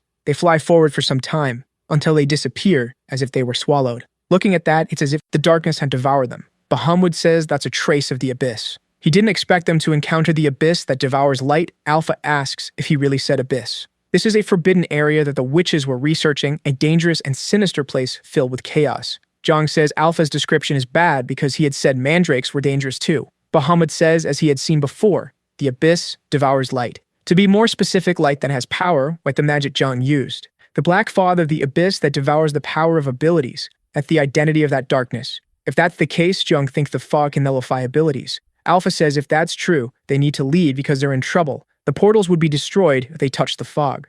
Since that would be disastrous, he asked Bahamut to turn around so they could leave that place. Suddenly, several teeth had sunk into the flying golem. That scene left Jung terrified. He doesn't know what that is, whether teeth or claws. Outside, a huge beast tries to swallow the golem. Now it's being attacked by several of them. After much persistence, one of the beasts managed to get inside the golem. John draws his staff ready to defend himself. With it, he strikes the monster. With a single hit, the monster fell to the ground. Vapor began to rise from it as it writhed in agony. Then it turned into a fish, to Jung's surprise. That's unusual, and he doesn't know why there would be a fish in the sky, and Bahamut says they are abyss fish. If that's the case, they need to get out of there immediately. Bahamut does his best to get the golem out of that place. Meanwhile, Jong climbs up to the hole in the hull. He sticks part of his head outside to get a sense of the situation. Due to the extra weight, they are losing a lot of altitude. If this continues, a crash could be fatal, and he thought about abandoning the golem. He returns inside the vessel. He ordered Alpha to place a portal there. But since the coordinates aren't fixed, that's impossible. The only way out is to make the octopus golem fulfill its purpose. Once again, he sticks his head outside. Now these armed with staffs, ready to scare off the beasts. There to use as his floating stairs. Stepping on one of them, he moves toward the monsters. He struck the first of them with both staffs. While there, he opened his inventory. He was grabbing more of the levitating stones. The monster opened its mouth in fury. To his surprise, he threw the stone into the monster's mouth. It started to float uncontrollably. It had been very effective. He's at a height and speed that would make a normal person lose consciousness. But John kept his composure and managed to react to the immediacy of the situation. A feat he achieved after defeating the griffin. His courage. The courage of the Prince of the Skies was passed on to him, and he didn't lose his dignity. Jong isn't going to let the monsters stay there. He drove off another one of the blow from his staff. Most of them had already been chased away. Now, there was only one left. Soon, all of them had been eradicated. After the worst had passed, the octopus flew alone in the sky. Jong is relieved and hopes they can keep flying now. Bahamut praises his master's work, who, with a bit of earth, repaired the golem. Staying there is very dangerous, and Jong wants to open a portal as soon as he can. Bahamut says he will get them back on course as soon as he can see the sky, and Jong praises his work. The snowman was trying to understand. He imagines it's using ordinary fire, not magic. Through observation, he saw that the mist moved away from the torchlight. After positioning the torches, he saw that more abyssal monsters were approaching. The bees got close enough to be illuminated by the light. Jom observed as it had stopped moving. For no apparent reason, it backed away, completely ignoring the golem. The darkness must be like water to these creatures, and they needed to move. With something in mind, he told Bahamut to go inside the vessel. Showing him a sunstone, he said the place would soon become uncomfortable for him. The stone's brightness was so intense that it blinded the snowman. John placed the sunstone in a cube of earth. Now he had a floating cube capable of lighting up thanks to several sunstones. With 4 of these floating stones, similar to lighthouses, the octopus had become the perfect tool for exploring the abyss. Even though now it looks more like a glowing jellyfish than an actual octopus, Alpha says that despite the appearance, the functionality is exceptional, as the sunstone's light is not tied to magic. Not even the abyss can absorb this light, and John wishes he had been informed of this earlier. But Alpha says he is ignorant about the abyss, and it's no sin to know the limits of one's knowledge. Bahamut thanks his master because now he can see through the windows and asks what his master will do about the slacker. Jot was surprised since he didn't have any slacker. A fishtail was moving. How was the fish that had been purified? Without the darkness around it, it was just a fish, nothing more. Bahamut asked if he had ever seen an abyssal fish before, but until now, he'd only seen something similar, not an actual abyssal fish. Finally, he remembers what that fish resembles. It looks like a giant anchovy. This gave him a few ideas, and Bahamut asked what was distracting him. The only thing he's thinking about now is how intense the flavor of an abyssal fish might be. John has the butcher's knife in hand. He intends to eat the sashimi while it's still fresh, and Alpha suggests taking the meat to a safer location. But he says he's doing this to survive and he can't delay a meal. He was resolute in eating the fish. With a hammer, he wondered if he should knock it unconscious first. Then a loud crack echoed through the vessel. With a knife, he began the process of removing the scales. Then he started the process of evisceration. After that, with precise cuts, he removed the excess skin and fat. Finally, the most interesting part remained. Bahamut wanted to know what that liquid was, and Jung said it was fermented soy sauce. After plating the dish, he admired the composition of his meal, as it was very well presented. So Bahamut is master as an efficient torturer because he did all this to a live animal. Jung asked if he had never eaten sashimi before, but Bahamut, being a snowman, couldn't eat anything. Jung lamented Bahamut's limitation and asked him to blow a slightly cold wind on him. The Ibis Ocean is humid and very hot, so Bahamut's abilities in this context are extremely useful, because he's basically a walking air conditioner. The first piece he plans to savor without any seasoning. He found it very good, as it was the texture and flavor he imagined the fish would have. Now he plans to try the piece with the fermented soy paste. Combining the seasonings he has available, he really liked the results. This made him realize that he could make some vinegar and have on hand. He created a jar with cursed dust to have a fermentation pot. He would place various dungeon fruits and a lot of sugar, as the fruits there have very strong flavors. Infusing the pot with power, he managed to speed up the process, having fruit vinegar ready in just a few moments. Mixing it with the soy sauce, he liked the result, but wished he had some wasabi, and thought about what could be similar. In his hands, there was some watermelon cactus rind. With a knife, he began scraping the outer layer. Bahamut wanted to know what that was, but John was just trying to enjoy the moment. At the tip of his chopsticks was a green paste. He finally tasted what he had made. There were moments of luck in life, and this was one of them. That paste tasted like wasabi. Watermelon cactus wasabi mixed with soy sauce should be good. Finally, he had what he wanted for a complete sashimi experience. He called a rabbit, so he viewed with him. But he realized he wasn't there and felt a bit of longing. Suddenly, he appeared on the ceiling, saying that if they had seen that, they would have thought he was dead. John wants to know why he came, but it was Alpha who called him, and he was nearby. He can't believe John went there without knowing that place was the third dungeon. Alpha knew there were more people trapped in a place of darkness, so he spoke separately with the rabbit. The rabbit says now he knows why his whispers weren't answered, because his master spent the whole time eating delicious food. John told him to stop making a fuss and try some as well, and he asked what the rabbit thought, feeling a bit guilty about it. Alpha's telepathy could no longer be heard, it faded away, and John was distracted and didn't hear them. He had loved the sashimi, but said it wasn't the best time since his friends were in danger. This made him agitated, and he asked why they only mentioned this now. But the rabbit tries to downplay it, saying it wasn't an urgent matter. John doesn't understand how something dangerous could not be urgent. Even so, he limits himself to saying that John will understand once he sees it in person. Agreeing, he calls for Bahamut, who is already in command of the vessel, and they are setting off. The rabbit impatiently taps his foot outside. He told him to follow his directions, as it's very easy to get lost there, but he couldn't stop thinking about when they had made that new golem. Thinking about it, he felt relieved that his master didn't take the path by land. In that dangerous farm, it's necessary to have light, and handling a torch is extremely important, because in the darkness, the abyssal fish attack immediately. Moreover, they aren't the only danger lurking in the darkness. A random character stepped on something slimy that triggered trap. Structures similar to a shell began to emerge from the mud. He was immediately swallowed up. This is the iron armor oyster, which lives in the darkness. Once closed, there's no way to open the oysters. They are extremely dangerous. And inside one of them, Sung and the old man are trapped. Inside, he strikes it relentlessly, but to no avail. A woman watches from outside, helpless because she can't help her friends. Anxious, she hopes Young arrives soon to help them. In the middle of the darkness, someone screamed for help, calling out for Jim. With his enhanced vision ability, he warned that the monsters were coming from above on the left and below on the right. This allowed his companions to defend themselves against the monsters. Hidden in the water, a cat is approaching them. Jim recognizes the sound of that animal. If the shadow cat, you warn everyone to watch their feet. With a precise jump, it managed to extinguish the woman's torch. Of all the things it could have done, this was definitely one of the worst. Jim realized that the cat was only attacking the torches. Inside the oyster, the old man is already exhausted from hitting it so much. Of everything that tried, the only thing left is for Soon to use his lightning to try to break out of the shell. But he can't do that inside. Concentrating his power, he believes he can destroy it, but it could be risky for his friend. He knows the risks, but if they do nothing, they will die, and with every passing minute, there's less oxygen for them to breathe. Confident in his healing ability, he asks Sun to try to break the shell. But Sun doesn't want to take that risk and prefers to wait for Joan to arrive and help them. Even so, the old man says they can't rely on that, and opening the shell with Sam golems might be impossible. Hearing those words, Sun became a bit thoughtful. The old man sighed as well, as no solution for them is easy or safe. They're trapped in a dead oyster because they killed it from the inside. If it were alive, they could have made it spit them out voluntarily. Faced with this difficulty, Sung believes that if it's John, he'll definitely come up with a solution. Since they know he's coming their way, they decide to wait for his arrival.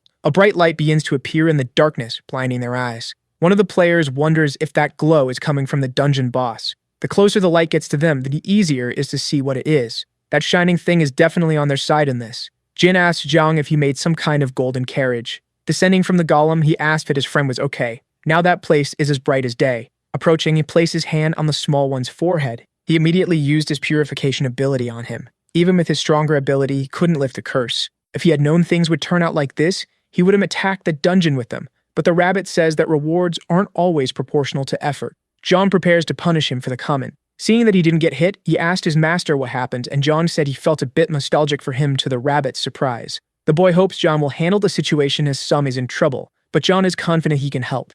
After everything is over, he wants to hear from him about everything that happened there before he arrived. Placing his hand on the ground, he created another portal. It appeared in the middle of the darkness, and the golems started coming out of it with a simple order to protect the people. A player wonders who that is, and a girl affirms that he's definitely not from the Rift village. So you should take a closer look, because that is an incredible person. Finally, he approaches the oyster where his friends are trapped. Finally, he began his work cutting the shell. The material was really tough, and he had to use the strength of the boar. This made the force applied to the scissors enormous. Even so, he accomplished nothing but destroying the item he had crafted. However, the hole had gotten bigger, and Teozao asked where he got those scissors. He said he made them himself, and now that the space is larger, he suggested passing the item to them to cut from the inside. Finally, Teozao had the scissors in his hands. Unfortunately, on first attempt, the scissors broke with the boy's monstrous strength. Perseveringly managed to get out of there after breaking 4 pairs of Chimera ant mandible scissors. Outside, Teozao is deeply grateful for being saved. Some whispers that not long ago, Teozao was incredulous.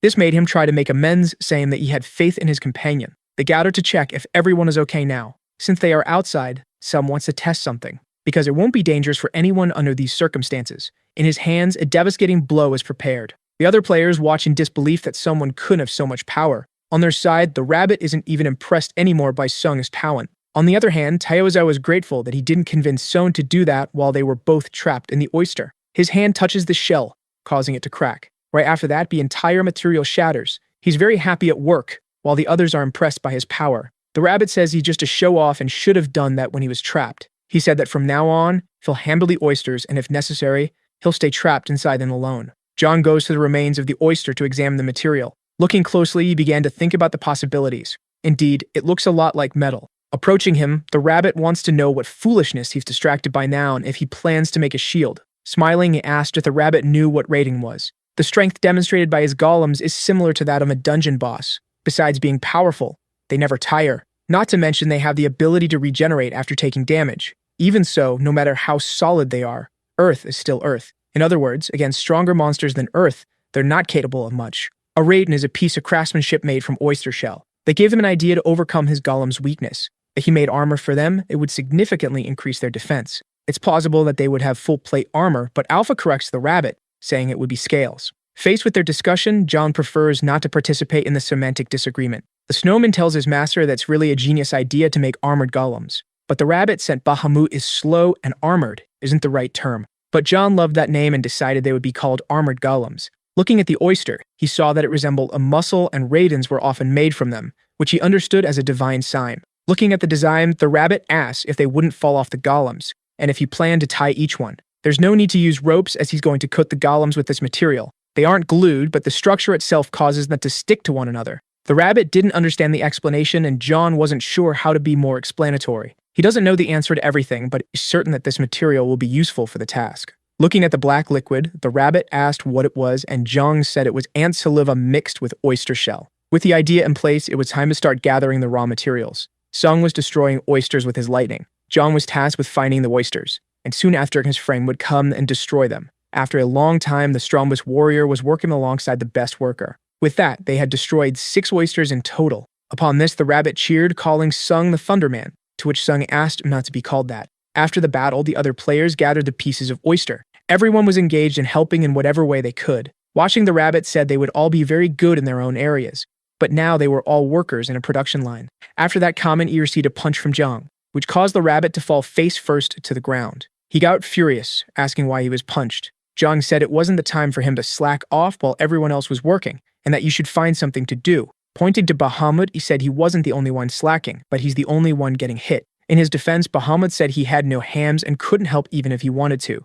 Outraged, the rabbit said he was just pretending to be busy to avoid working. John defended him, saying Bahamut couldn't do that being made of snow, but the rabbit reminded him that he wields a scythe even without hands. John was already irritated with the rabbit, who even so insisted on being petulant. Then he asked if the rabbit could be an air conditioner. That question left the rabbit without an immediate response. Being more specific, John asked if he was capable of doing what Bahamut could do, which made the rabbit so angry he nearly had a stroke. Bahamut offered his master some cold cider to help him compose himself. While drinking, Jung asked once again if the rabbit could do that. Now the rabbit was desolate, as the snowman was closer to his master after only a few days of the rabbit's absence. He was losing his favorite status, which left him deeply distressed. This situation messed with the rabbit's mind, who at first didn't even want to be a favorite, but knowing he wasn't left and dejected. Jiang asked if he was in a bad mood. Clearly in a bad mood, the rabbit sped up his pace to get away from John. This made John want to irritate the rabbit even more, so he started pestering him, calling him constantly. The rabbit said he wasn't in a bad mood, just irritated, something someone in a bad mood would do. John was thinking of engraving something on the golem's chest, and his first idea was a rabbit's face, and it would resemble a certain someone, that emblem that only heroes carry and the symbol that also serve as a mascot. Turning away, he said he wouldn't do it anymore, but the rabbit had already taken the bait and asked his master to do it that way. Finally, they started the process of armoring the golems. The oyster shell pieces were nailed one by one with a hammer. They were coated with the solution made of oyster shell and chimer and saliva, ensuring they stayed properly attached. Only one last detail was missing from the armor. Now they had the rabbit emblem on them. John asked the rabbit what he thought of it, and the rabbit was completely enchanted by the tribute. Trying to hide that he was flattered, he said it was good for something made by John. That was the first armored golem made by John. Strategic parts of his body were protected. Moreover, the armor fit perfectly around it. The golem now had a much more threatening aura. They admired the result of John's work. Sung said it looked very intimidating in addition to actually looking strong. He even asked if his friend had experience with manual skills, but it was just his artistic sense. A characteristic golden glow appeared on his face. He earned the achievement of creating armored golems, and with that, the armor was now part of the golem's body, and it would regenerate without the need for more raw material. That is more than expected, as the armor will regenerate on its own. The rabbit says that it's so amazing it feels like favoritism, but Jung asks him to just look at that masterpiece. The rabbit can't disagree, especially since his face is engraved on it. What's strange is that Jung isn't a mage and he keeps creating more golems anyway. He's puzzled as to how that's possible, and maybe it's only because he's an anomaly. Alpha says there's nothing wrong with that. The beginning of golem creation was with manual skills. Using magic for that came much later. The rabbit asks if, at first, they were made the way that human does, to which Alpha confirms. Since there was no magic, life was infused into those constructions. It was something considered to be within the domain of the gods. Now the rabbit is surprised that the conversation started with golems and is already talking about deities. That's what he thought at first. Cars and airplanes are made by human hands, and golems shouldn't be any different. The rabbit wants to know how John knew that if he just heard it from Alpha, but Johnny simply believed it,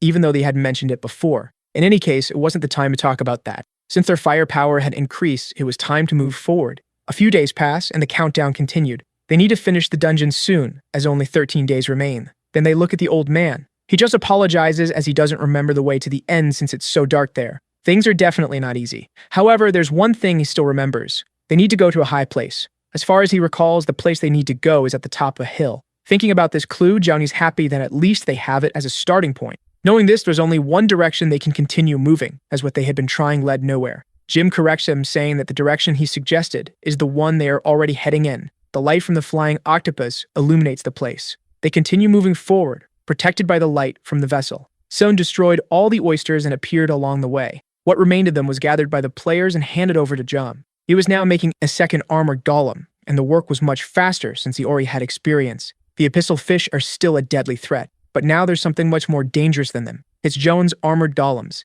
Their hardness was such that the fish's teeth broke when they tried to bite them. Those fish are no longer a threat to them. From atop the octopus, he observes the power of his creation. The rabbit says they are protected even in the dark, but Jones says it would be useless if there were a fish bigger than the armored gorilla there. The rabbit wishes John would praise him more. Someone shouts that there's a shadow cat there, but they couldn't catch it. They heads toward the flying octopus. Its paws end up touching the sunstone. That contact triggered a reaction. The cat managed to extinguish the sunstone. One of the girls manages to grab the feline, but he finds a way to escape from the girl. John comments that it was quite interesting and that he would never have imagined the animal could extinguish the solar stones. The ghost, upon seeing the shadow cat, warns everyone to be careful when sleeping, and the boy asks why. He then explains that it was one of the remnants of the abyss, a shadowy creature that swallows all light, generates nightmares with horrible endings. The rabbit mocks, saying that now they couldn't even sleep in peace. Next, the young man asks if there's a way to get rid of that shadow animal, and his companion replies that it probably can't even be killed and always escapes when found.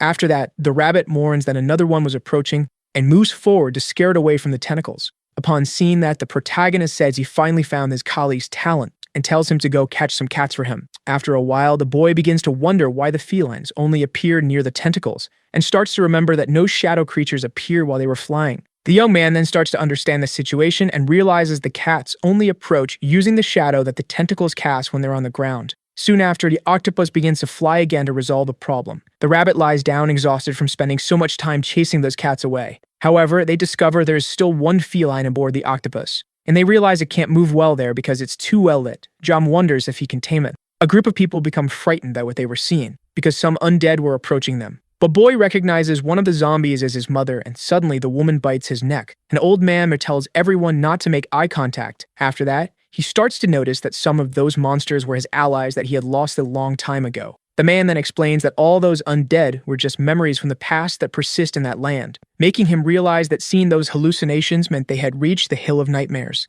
That place was considered a historical ruin of the third phase. A young man questions how they could touch those things if they were illusions. The old man then tells them to be careful because they could also be touched. He then says that moving forward would be a difficult task due to the hallucinations residing there. The rabbit appears, saying they needed to stay alert from then on because apparently shadow cats also live in the area. A boy comments that the number of felines had increased a lot. The hare explains that those animals swallow light and generate nightmares, and that besides that, the black mist makes their presence easier, and asks what they thought would happen if both attacked at the same time. The old man answers that the nightmares accumulating in the abyss would torment them more and more, just like the illusions. After that, he tries to focus so he won't be swayed by those hallucinations. The man then explains that they had to cleanse that place as quickly as possible once they entered, because the longer they stayed there, the more emotionally devastated they would become. And the young man asks where they would enter from. However, the undead begin to become active. One of them tries to stab the old man with a spear, but he manages to dodge it. The old man then comments that at the moment they should worry about getting rid of those ghosts. Soon after, one of the zombies uses magic, and a boy wonders why the illusions were using abilities. The rabbit, in turn, says he didn't care about those monsters, and that his real goal was the shadow cats. The participants and the rabbit were helping each other by fulfilling their respective roles. However, there is one person who is solidly focused on his goal, as they're trying to forget what was happening outside, focus only on putting all his efforts into creating the armored golem, since he trusted Sung and his allies. After the constant progress driven by the trust among them, the group comes across a huge structure. All the participants who saw that construction, which until then had been hidden in the darkness or paralyzed, a knight compares it to a giant shell. The blue-haired boy reaches his leader asking if that was what he meant earlier when he said they had to enter there. With a terrified look, the old man turns and says he has no doubt they are going to die. Now that they had reached the historical ruins, the leader's memories resurfaced. Next, the old man explains that the place is full of all kinds of hauntings, and that they would need to face all of them to reach the top. And that as soon as they enter, hundreds of cats would charge at them. Right after, the man says they won't leave a single trace of light behind. Someone comments that there's no reason to be afraid since they had Jung on their side, but soon realizes that the golem is too big to enter that shell along with them. The protagonist appears impressed by the size of that shell. However, he notices that the entrance is quite small. After that, he asks the leader if the structure is big on the inside, because then he can bring the golem through a portal. The leader, in turn, says it's almost the same as the witch's home. Upon hearing that, the young man says it's going to be complicated. He even orders them to try breaking the walls of the shell. A group of monsters appears to carry out his order. Someone from the group wonders when the boy created those things. The creatures then begin their attacks on the structure's wall. Surprised by it, the group comments that if they accidentally destroy everything, they won't be able to complete the dungeon. Jung smiles and says there must be a way to complete it, even with it broken. Soon after, the young man realizes that even after ordering the monsters to attack, they still could make a single scratch on the structure. The protagonist begins comparing to shells made of iron, then wonders if that thing can be melted. The rabbit tells them to stop stalling and go in already. Jung asks the leader what's at the top of the tower. The old man begins to tremble and says that the Queen of Darkness will be waiting for them. The guide of the fourth floor calls that place the castle of the Queen of Darkness, but they prefer to name it the Prison of Infinite Spirals. He then explains that the interior of that structure is made of spiral staircases. Moreover, infinite illusions will appear along the way, and sometimes someone you love might show up trying to kill you. After that, the man says that even knowing they were just illusions, he was still tormented for the rest of his life. Everyone in the group falls silent upon hearing those stories. The rabbit, in turn, says that if they keep forcing themselves like that, their minds will collapse or they'll lose all their humanity. Zhang slaps the animal and tells him to shut up because he wasn't helping. He then advises everyone to forget about those things and focus only on reaching the top. Soon after, the boy begins explaining his plan, which is to scale the castle using the octopus golem. And when they reach the top, they'll make a hole to get inside. People begin looking at the protagonist with judgmental expressions because it was only easy for him. A guy comments that the octopus can fly and that maybe they can do the same with the other golems. Zhang says he had thought of that option but decided to discard it because the place is full of abyssal fish and it would be safer to climb, and even if they get stuck on the wall, it's still a relief to have a place to hold onto. After that, the rabbit asks what they're going to do about the other golems that were summoned earlier. The boy replies that he's going to embed them with floating stones and they'll probably be able to climb on their own if their weight is reduced. Then he asks Alpha to inject a bit of life energy since they're going to make them lighter instead of making them fly off. The boy then starts placing floating stones on each arm of the golems. However, the centaur will have to stay behind because his body wasn't made for climbing. After that, Zhang tells the others they'll have to fight while using the golems for support, and he smiles because it will be easy for them since they're fighters. You know they're desperate, the others say they'll do their best. Then the protagonist asks if Sung can create an entrance with his ability, and he replies that he believes so. Right after, the boy draws his sword and strikes the wall of the structure using his powers. John becomes happy to see it, he managed to pierce it. He then summons the Armor Gorilla version 3 and the Standard version 1.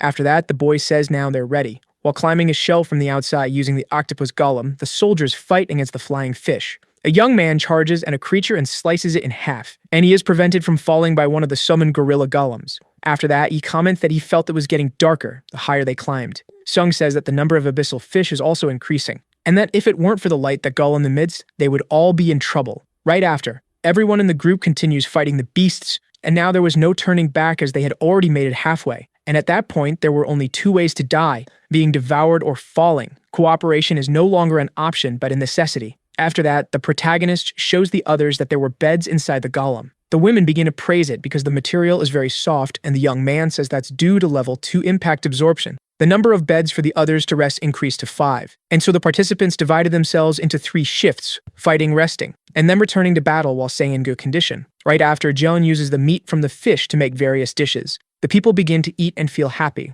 Along with their food, the boy serves some scream-and plant tea to calm in mind and heart. His teammates in turn wonder if they were in paradise. After that, Bahamut approaches his master, asking how long he's going to keep that cat in his shadow. The boy becomes curious if the snow doll was having nightmares because of the feline, and he comments that he never sleeps so he can't have nightmares. The solar stones around Bahamut prevent the cat from moving to other shadows. Zhang asks his companion to hold on a little longer and says he'll refill him with snow when he can next. The protagonist asks if the shadow creature is being fed, and the little doll says yes. And then he throws some crumbs of solar stone on the ground, which are used as food for the shadow cat. The feline comes out of Bahamut's shadow and starts eating. Seeing how cute the animal is, the young man thinks about how he's going to tame it. Alpha appears, commenting that shadow cats are sinister creatures, and the boy says that things always seem better when Alpha says something is scary. After that, Zhang asks his companion to keep trying to control the animal, because if he can tame it, his weakness will be compensated, and the protagonist smiles and tells Bahamut to cheer up upon seeing that the small creature is impressed, and says he was foolish to think the boy had placed that burden on him on purpose. But after realizing it wasn't like that, he decides he will keep trying until the shadow feline becomes his servant. Meanwhile, the rabbit flies over the battle looking for more cats, but since he finds none, he decides to enter the golem and asks what the protagonist is doing, to which he replies that it's something important. The rodent becomes curious about what could be so important. Zhang serves some dishes to the people who were resting there, and also places a blanket over someone who was lying in one of the beds sleeping upon seeing that the rabbit wonders if that was really important, and says that the protagonist would be more efficient on the battlefield instead of making others feel comfortable. The boy in turn says it's not his fault if people like his food, and the animal then comments that maybe his teammates are only worried about the golem stopping if something happens to him. Right after, Zhang says that even if he wanted to fight, this was more urgent. The rodent questions what the young man is doing, and he replies that he's practicing his floating stare abilities, because soon there will be something decisive. The boy comments that he's testing other materials as well, and that besides that, he discovered it's possible to add vital energy later on. The rabbit, in turn, says he doesn't know why his friend is explaining all of that, but if he's happy, then there's no problem. But before the animal leaves, the boy says it's time for him to help. After flying outside his shell, the rodent says they're almost at the top. The protagonist stands up and asks if his companion did what he asked, and he replies yes, but advises him to go out and take a look from the outside. The wall that the octopus golem is climbing is tilting, becoming almost completely vertical. Alpha comments that they should retreat because the place looks dangerous, and the rabbit agrees as the abyssal fish were moving in a strange way. Right after, a creature approaches from behind the protagonist. However, he is saved by Hoyle, who cuts off the monster's head. The man says he was using an abyssal fish bone as a weapon, and that it was more useful than he thought. After that, Jung summons some floating stairs to help his companions move, and says that the top was getting closer. From afar, a mysterious creature wonders who possesses an ability like that. Then it becomes surprised to see that some patches of land were appearing in the air. After that, the group finally reaches the top. Sung says he'll open an entrance immediately, and the protagonist advises everyone to step back if they don't want to be hit. The boy then uses his electric shot ability, successfully opening a hole in the tower. The young man then wonders if that was the final boss. Inside the structure, they find a statue of a woman. The old man explains that they needed to destroy it to complete the dungeon, as that statue of the goddess was the final boss, and that to be more exact, her shadow is the Queen of Darkness. Bahamut sees something that catches his attention, and the protagonist asks if something happened. A snow doll starts crying and says that the statue is the image of his former master. Everyone is surprised and wonders if he's referring to the witch. The little creature says that if that really is a representation of the witch, then he already knows the identity of the Queen of Darkness. But before he can reveal the identity, an explosion happens. The boy asks Sum what happened, and he says he came across a wallow trying to make a hole in the structure. The group is warned that they cannot enter the dungeon by cheating, and the rabbit, in turn, says that this barrier was expected, because a guide would never let participants follow an alternate route so easily. Looking upward, the people see the creature that was watching them from afar. The old man calls that thing Serpent. Next, the monster comments that this time the participants were damn intriguing, getting irritated because he never imagined someone would try to enter the dungeon from the opposite side. That was the guide of Phase 4 named Serpa, who closely resembles a lion. After that, the rabbit says that apparently the monster had just installed the barrier, and they would have managed to enter if it weren't for him. John becomes curious if that meant they couldn't enter through the top, and his companion says that only he could since he's in error. However, the protagonist decides not to go alone because he doesn't want the guide to know who he is. After that, Alpha tells the boy not to be afraid because Serpa cannot harm him, and explains that even though he looks strong on the outside, he's still a mage. The Rhoda remembers that the lion has a limitation that prevents him from killing everyone, and that his is likely something like a numerical mark. And the fact that the curse didn't work on the boy shows that he won't be defeated so easily. The boy asks his friend what he thinks about them continuing with their plan, and the animal, in turn, says that if the boy fails, it'll just be wasting vital energy. However, he reveals that even so, he kind of supports the idea and wonders what the guy's reaction will be when it actually succeeds. Serpa becomes furious and says they must receive a penalty for cheating. Right after, a purple light appears on the forehead of each person, giving each one a number.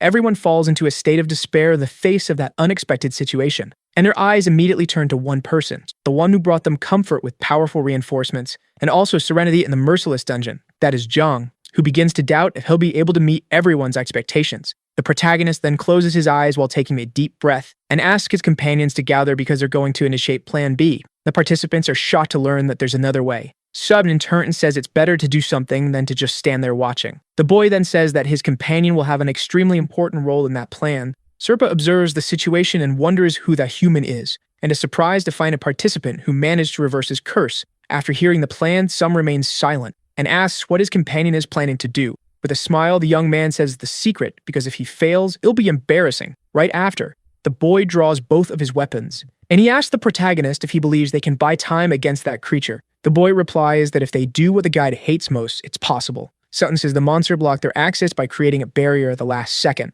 and then decides he's going to destroy it. A huge amount of electricity begins to surge from his swords, and the boy tells the others to step back so they don't get hurt. A warning appears again, informing that participants cannot enter the dungeon through cheating, and then Sutton is thrown back. However, he charges forward again, saying that it won't be enough to make him give up.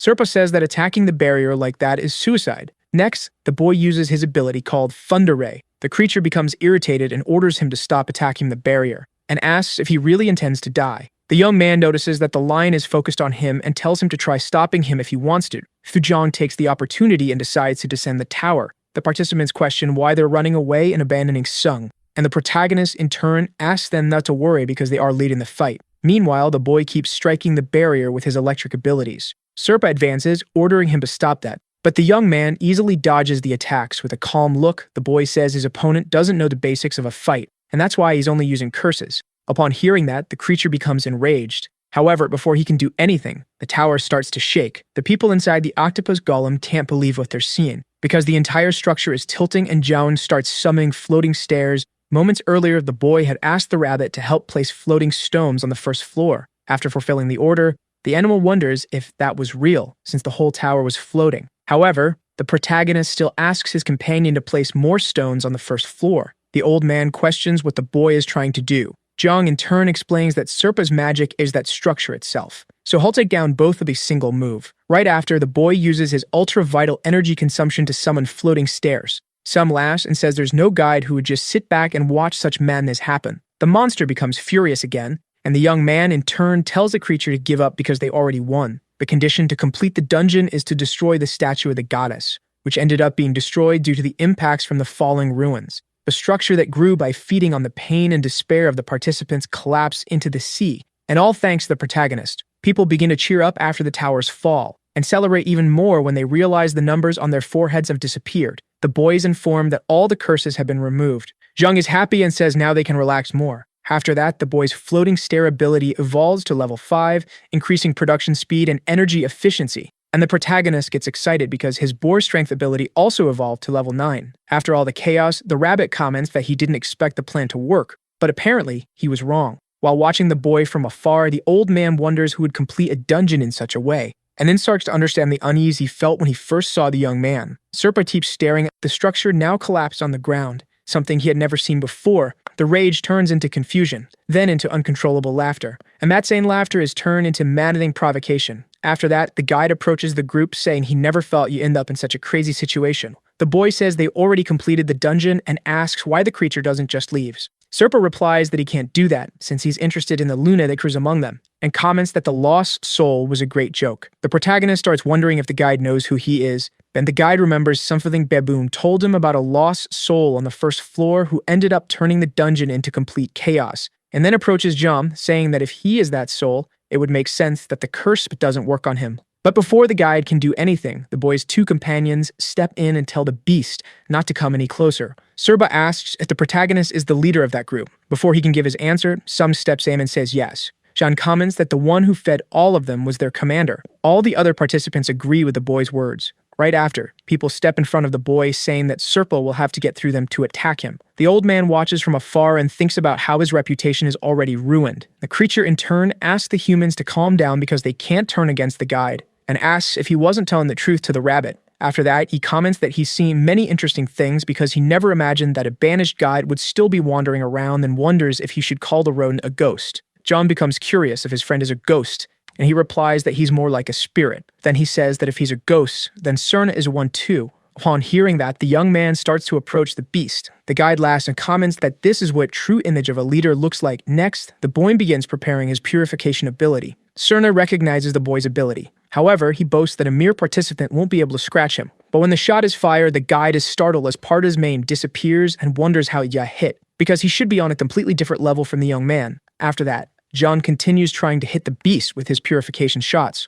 Right after, the protagonist says he's not just a mere participant, because he's also an administrator, and if you analyze it, he and Serpa are on the same level. After saying that the boy fires once more, a guy gets nervous but says all he has to do is dodge. However, the young man changes the direction of the attacks, hitting the lion directly. John comments that he had been practicing some curveballs. Serpa says it makes no sense at all for the protagonist to be an administrator. The rabbit joins the conversation and says that he is also an administrator. Upon hearing that, the beast becomes furious and wonders how trash-like that became a guide. Alpha appears saying the best administrator is the one who owns the temple. The monster becomes completely terrified after hearing that. Then the people are informed that they are also capable of hurting guides. Upon learning this, Sum activates his electricity and asks for healing's help. The man then uses the strength of his arms to launch his companion forward. With that, the boy lands a direct hit on Serpa and says the battle is just beginning. The beast prepares a counterattack with his claws, but the archer quickly fires an arrow to protect his companion, landing a precise shot on the monster. Right after, a guide becomes enraged and starts summoning shadows, ordering them to finish off those humans. Unintimidated, Sung says that won't be enough to stop him and slices through the darkness using electric flicker. Upon seeing that, the creature is surprised at how easily his shadows were defeated. After that, the beast is hit by a strike of electricity. The protagonist, seeing his companions fighting, starts to laugh and says everything is working perfectly. Furious, Serpa curses the protagonist. After that, Sum appears behind the guide asking where he's looking, and takes advantage of the opponent's distraction to attack him. Jung decides to hit the monster with his purification ability. The archer in turn doesn't fall behind and fires his flaming arrows. However, even after suffering several attacks, the guide still remains standing, and Sung says he will put an end to the opponent. But Serpa asks if the young man isn't forgetting something, since they had already completed the dungeon, and the boy asks what he's talking about. The guide then asks if the boy had forgotten what happens when a dungeon is completed. After that, the mysterious symbol appears beneath the young man. However, not only beneath him, but also beneath the other participants, except for the protagonist. Serpa explains that whoever completes a dungeon is automatically teleported to the next one. And then everyone vanishes, leaving only Jung, who wonders where the others went. The rabbit comments that he's still there, but the boy replies that doesn't make him feel any better. Right after, he thinks he must return to his altar as quickly as possible because his wounds were deeper than he thought. The rabbit comments that the opponent looked like he was going to flee. Off informs that the guide is a mage, till he recommends using long-range attacks. Upon hearing that, Jung decides to use his purification shots, landing all the attacks on the lion's back. After taking the hits, the beast summons his shadows, causing several shadow cats to appear. However, the young man uses his floating stairs. In the air, the boy mocks the cat's faces. Serpa wonders what that human even is, then decides to open the dungeon's portal, and a huge opening appears behind the guide. The rabbit says he knew the opponent was trying to find a way to escape. Before entering the portal, Serpa lets out a laugh, and then says that one day he will destroy them all. But the boy orders his people to pull the creature out of there. And then several gorilla golems appear from inside the portal, pushing the lion back out. The monster in turn wonders how those mere golems are able to touch him.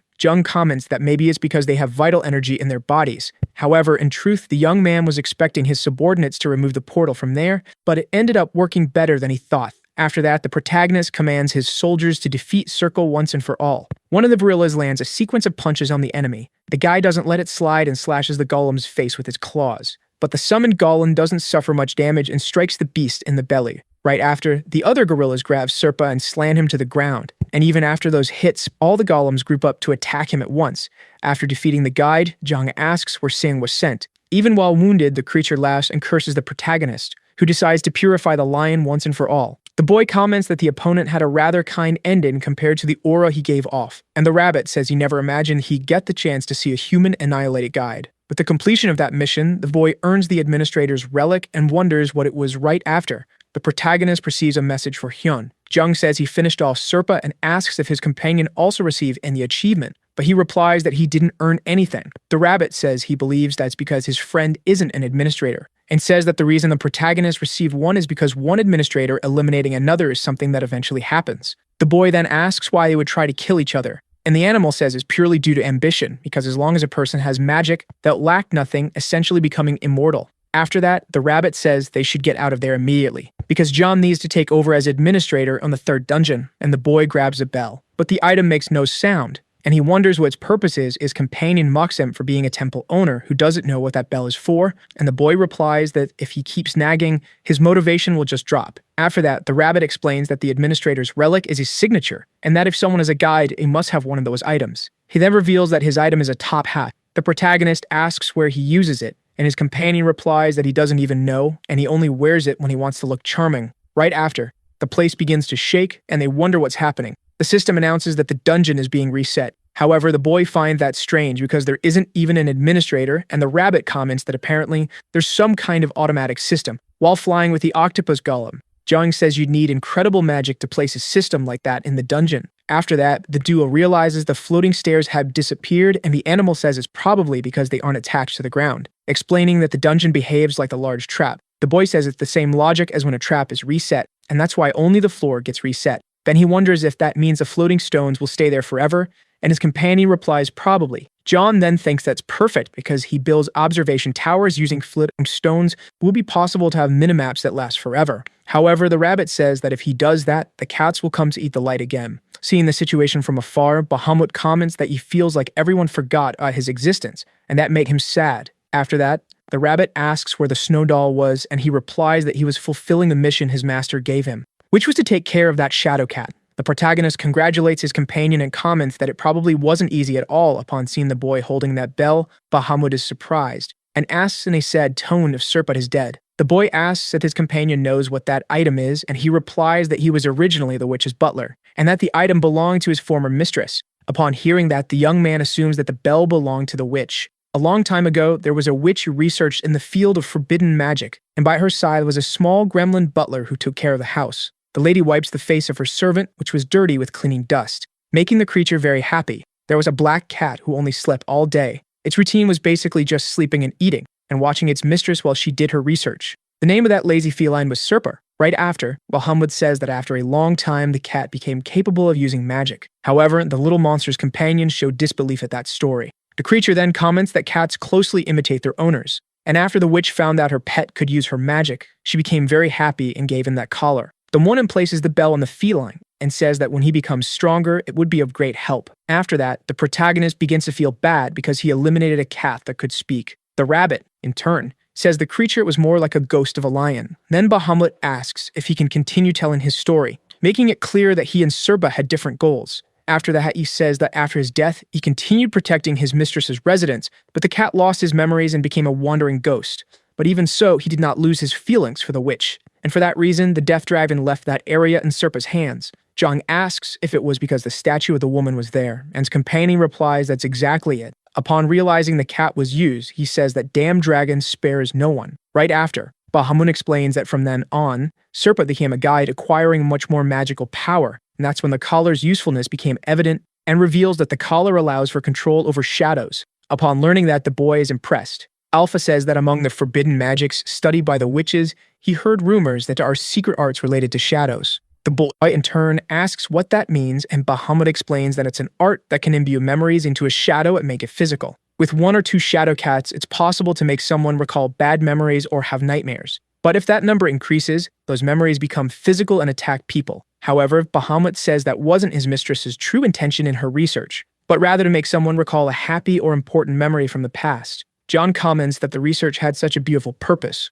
Right after, and the rabbit tells them to stop with that sentimental talk and take a look at the collar. The boy comments that the item must have some special option. Then he tries to stretch the collar to equip it, and his companion says it was made for a cat and that it would never fit him. But the young man remembers that Serpent was a huge lion, so it doesn't make sense for it to be that size, and the animal suggests there must be a conditional seal in the item. Upon hearing that, the protagonist wonders if he can undo it with his purification ability. However, the rabbit says the friend is overestimating that ability too much, and explains that to work on him, he would have to receive that gift from her as well. Jom in turn says that the woman is dead, but the rabbit says it's a case of someone who's dead but still not dead. The young man asks that his friend is talking about the statue and the goddess, and the animal says he's right and is sure that statue will help him with something. After that, the protagonist says that apparently they'll have to climb the tower again, and says that since they're going up, they might as well grab the altar while they're at it to speed up the process. John summons several floating stairs to reach the top. Right after, the boy begins pouring saliva from the chimera ants onto the ground. The rabbit says at that speed,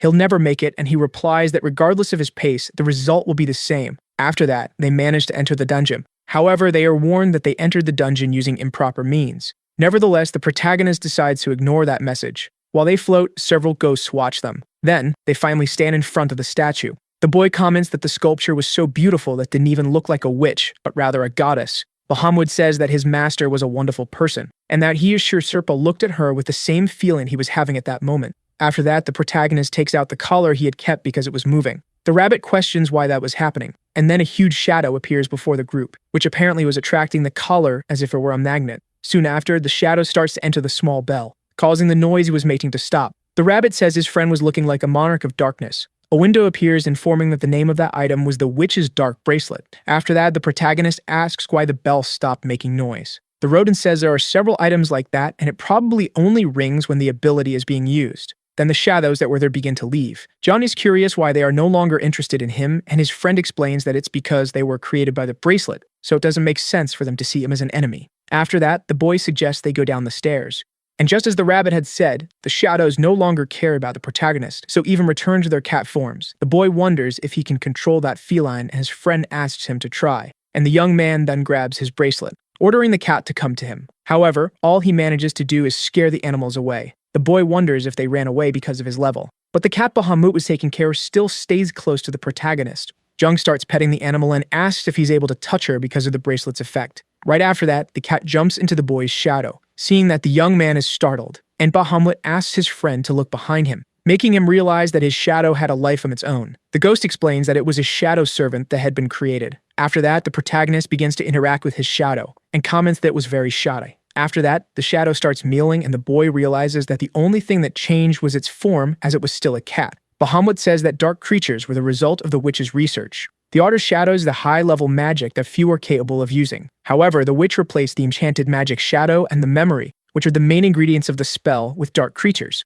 Among them, felines have a natural habit of collecting memories that cause nightmares, and that's why they were perfect for it. The rabbit asks what they could do with a shadow servant, while Hamut in turn responds that it can do anything, and says it will move exactly like a protagonist. The young man is surprised to learn that the servant can copy his movements. Then the rabbit comments that the shadow is not useful for combat since its master is not a fighter. After that, the servant starts moving the ground, making the rabbit laugh because it was already messing with dirt, and says it looked a lot like its master. Zhang asks the shadow to use some ability, and Bahamut explains is incapable of performing any kind of magic, only able to copy movements. Meanwhile, the rabbit keeps laughing as the shadow continues to play. After that, it finishes making a ball out of earth. Upon seeing that, the protagonist remains silent, but realizes that it was actually quite impressive, and asks the others to take a look too. The rabbit, in turn, finally realizes, and thinks that the shadow acts like another lunatic. Young and comments that the earth ball had been very well made. On another day, the protagonist falls to the ground after sculpting a gorilla golem and says he urgently needs manpower. However, he knows that if he received help, it would take a long time to teach his techniques, and says that if he could, he would really like a copy of himself. Back to the present, the boy's wish ended up coming true. Right after, John calls his armored golem, which was incomplete, to finish it alongside his servant. The young man begins to do his work using a hammer, while his shadow watches in silence. Noticing that it was watching, the boy asks if it wants to try. Before the servant starts, the protagonist thinks it wouldn't hurt to see how it does. But his impression quickly changes to one of being impressed, because the shadow is doing exactly as its master. Seeing that, the boy says they would find a use for the servant's work. After some time, Zhang asks how much energy that thing has, and Bahamut replies that his servant never gets tired and doesn't need to eat. However, if it takes any damage, its power will leave its body and its strength will be undone. The protagonist remembers that Serpent's shadows were very resilient, and the ghost says the guy was an exceptional mage and he's sure Serpent used another spell to reinforce the shadows. The boy wonders if it was intentional that the shadow magic was made not to require defense. Then the rabbit says that means the ability is weak because his friend isn't a mage. The young man gets annoyed and tells them to stop with the mage talk because he can't take it anymore. Right after, Bahamut says that defense isn't a big problem, and then hits the servant with a relatively weak blow, making it completely fall apart. After that, a cat comes out of the shadowy stain and hides in the protagonist's shadow. The ghost explains that dark creatures don't die, and the boy asks if that means they could be reused forever. Upon hearing that, the young man asks where he can get more of those collars to have more servants. Bahamut explains that to have more depends on the mage's capacity, but as long as there's enough material. Zhang asks if they should do it, then shows stage 4 of the altar from the 3rd dungeon they just obtained. The boy suggests they take advantage of the new altar to build a temple. In the Grand Temple, the protagonist offers a tribute to the purple orb, and it changes color, turning yellow. The young man says Serpa definitely had a lot of stored life energy. After that, John places the crystal ball on top of the altar he took, thus managing to transfer ownership on the altar. The rabbit is very pleased because when the number of altars increases, the guide's class also increases. Counting all the ones the boy has, there are now 3 in total, and he wonders if that means he can improve an item 3 times. Right after, he remembers that he can also increase the number of dragon apostles, because the more powerful allies, the better. However, Alpha says that technically the amount allies, and the young man asks what he means by that. Alpha then explains that you should only designate someone as an apostle if they're willing to sacrifice themselves for you. The boy smiles and says that means he means to make a bunch of real friends. His companion asks if the young man even heard what he just said, and he replies that it's basically the same thing. The rabbit comments that this is a very cruel mission for an exile, and the protagonist says he has lots of friends. After that, John receives a communication asking where they were. The boy realizes that it was some, and the rabbit says the dungeon his friend was in is a mess because it has no administrator. The protagonist then says that if he keeps sending messages, it might mess with his friend's concentration. Then he shouts that it's time for them to get to work. John retained a super servant and decided to start a grand project. The boy says it will be the best shadow calf farm, and Alpha asks if he wasn't planning to build a temple. And the young man explains that he needed floating stones and sunstones, but he recently used a lot of those materials. After that, a griffin appears behind the group, but it is easily taken down. The boy wonders if he should skin it before leaving. After that, he asks his servant to come closer, and hands his knife to him, but the object starts turning completely dark. Impressed, the boy takes the knife back and asks if it was consumed by the shadows. However, the blade begins to return to normal, and the rabbit comments that maybe it's because the servant recognizes it as a weapon. Right after, the protagonist asks his assistant to watch how he's going to do it so it can do the same. Without needing to learn anything, the servant immediately copied its master's movements, and thanks to the knight's effect, its skinning speed increased. The young man says he needs to be sure or he'll build the shadow cat farm, and his friend says he's sounding like he just wants more slaves. After that, the boy asks if the griffin's mess is the first dungeon, and his companion replies that technically the forest below the cliff is. The second dungeon of the fourth stage was the witch's home, and the third was the abyssal ocean. Jung says they don't know what the fourth one is yet, and that this one was the first dungeon, making him realize that there's an altar got an owner nearby. Then the boy says that the more altars, the better.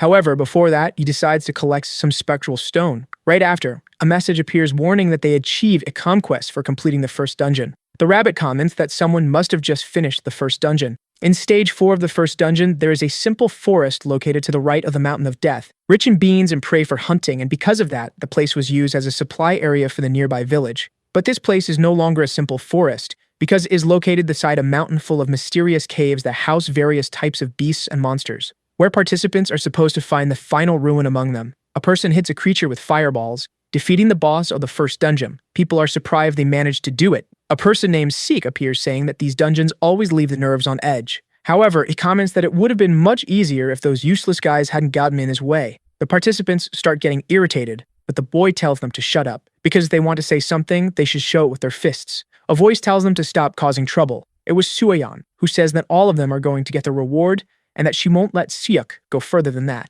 Conflicts like this are normal among participants, and when Emi has great value, the disagreement gets worse. Right after, the boy tells his subordinates to skin the monster, then walks toward the girl, and says that if she doesn't want him to take everything again, then they better be faster next time. Suayan in turn makes an offensive gesture at the boy. After that, some markings appear under the participants and Siep tells them to put as much meat in their inventories as they can because apparently they were being teleported to the next dungeon. And then that dungeon is reset, facing a tunnel, and the protagonist asks if that was the right place. The rabbit says he's sure it was because he felt the flow of mana from a magic portal coming from inside. Job in turn asks if his companion can sense those things, and he says he's a high-class being. As they walk through the corridors, the young man wonders if those torches were installed because it's a ruin. Right after, the pair comes across a collapse in the path. The rabbit analyzes the area and comments that apparently half the people who were there just watched while the others fought, and the boy is surprised by his companion's investigative skills. The animal brags and says things like this become quite obvious after watching so many battles.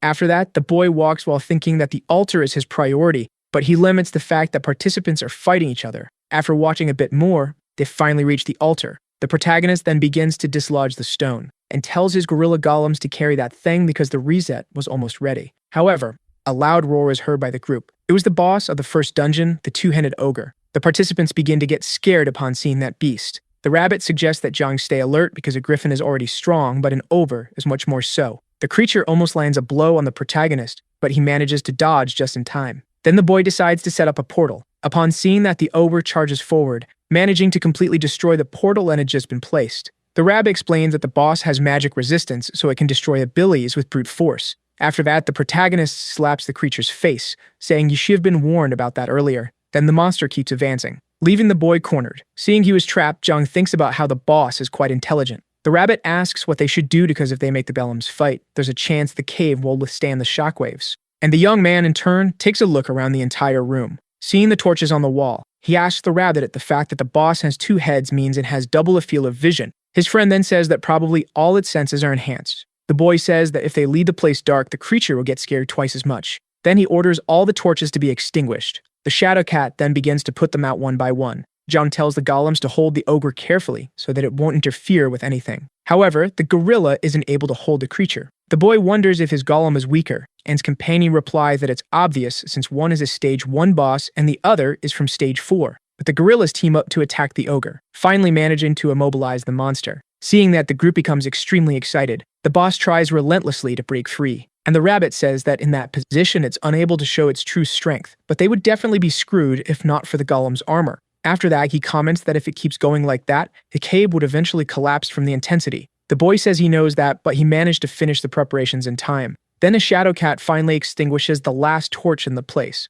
leaving the environment in complete darkness. The protagonist then takes his bracelet to use shadow arts, making the feline transform into the boy's servant. Joan hands his knife to the servant, asking if it still remembers how to skin. The shadow takes the weapon, turning it into a black blade once again. The young man explains that the opponent was a bit different from the griffin, but that it could cut it the way it remembers. Right after, the servant stands in front of the creature and begins to deliver a series of slashes. The rabbit comments that it was a bit too violent, and his friend says all the meat they ate before wasn't collected with kindness. The animal asks if bear meat is good, and Jong says they'll find out soon. After that, the ogre tries to land a blow in the shadow, which disperses to avoid being hit, reappearing in front of the beast. Later, the protagonist uses a crystal ball to light up the place, and sees that the servant had cut the monster into several pieces. The boy says that servant is very useful and managed to do exactly as he have shown, and even skin the hide as well. Then the boy smiles because if he made clothing with that, it would have good magic resistance. The rabbit says making clothing isn't a bad idea, but it wouldn't last forever.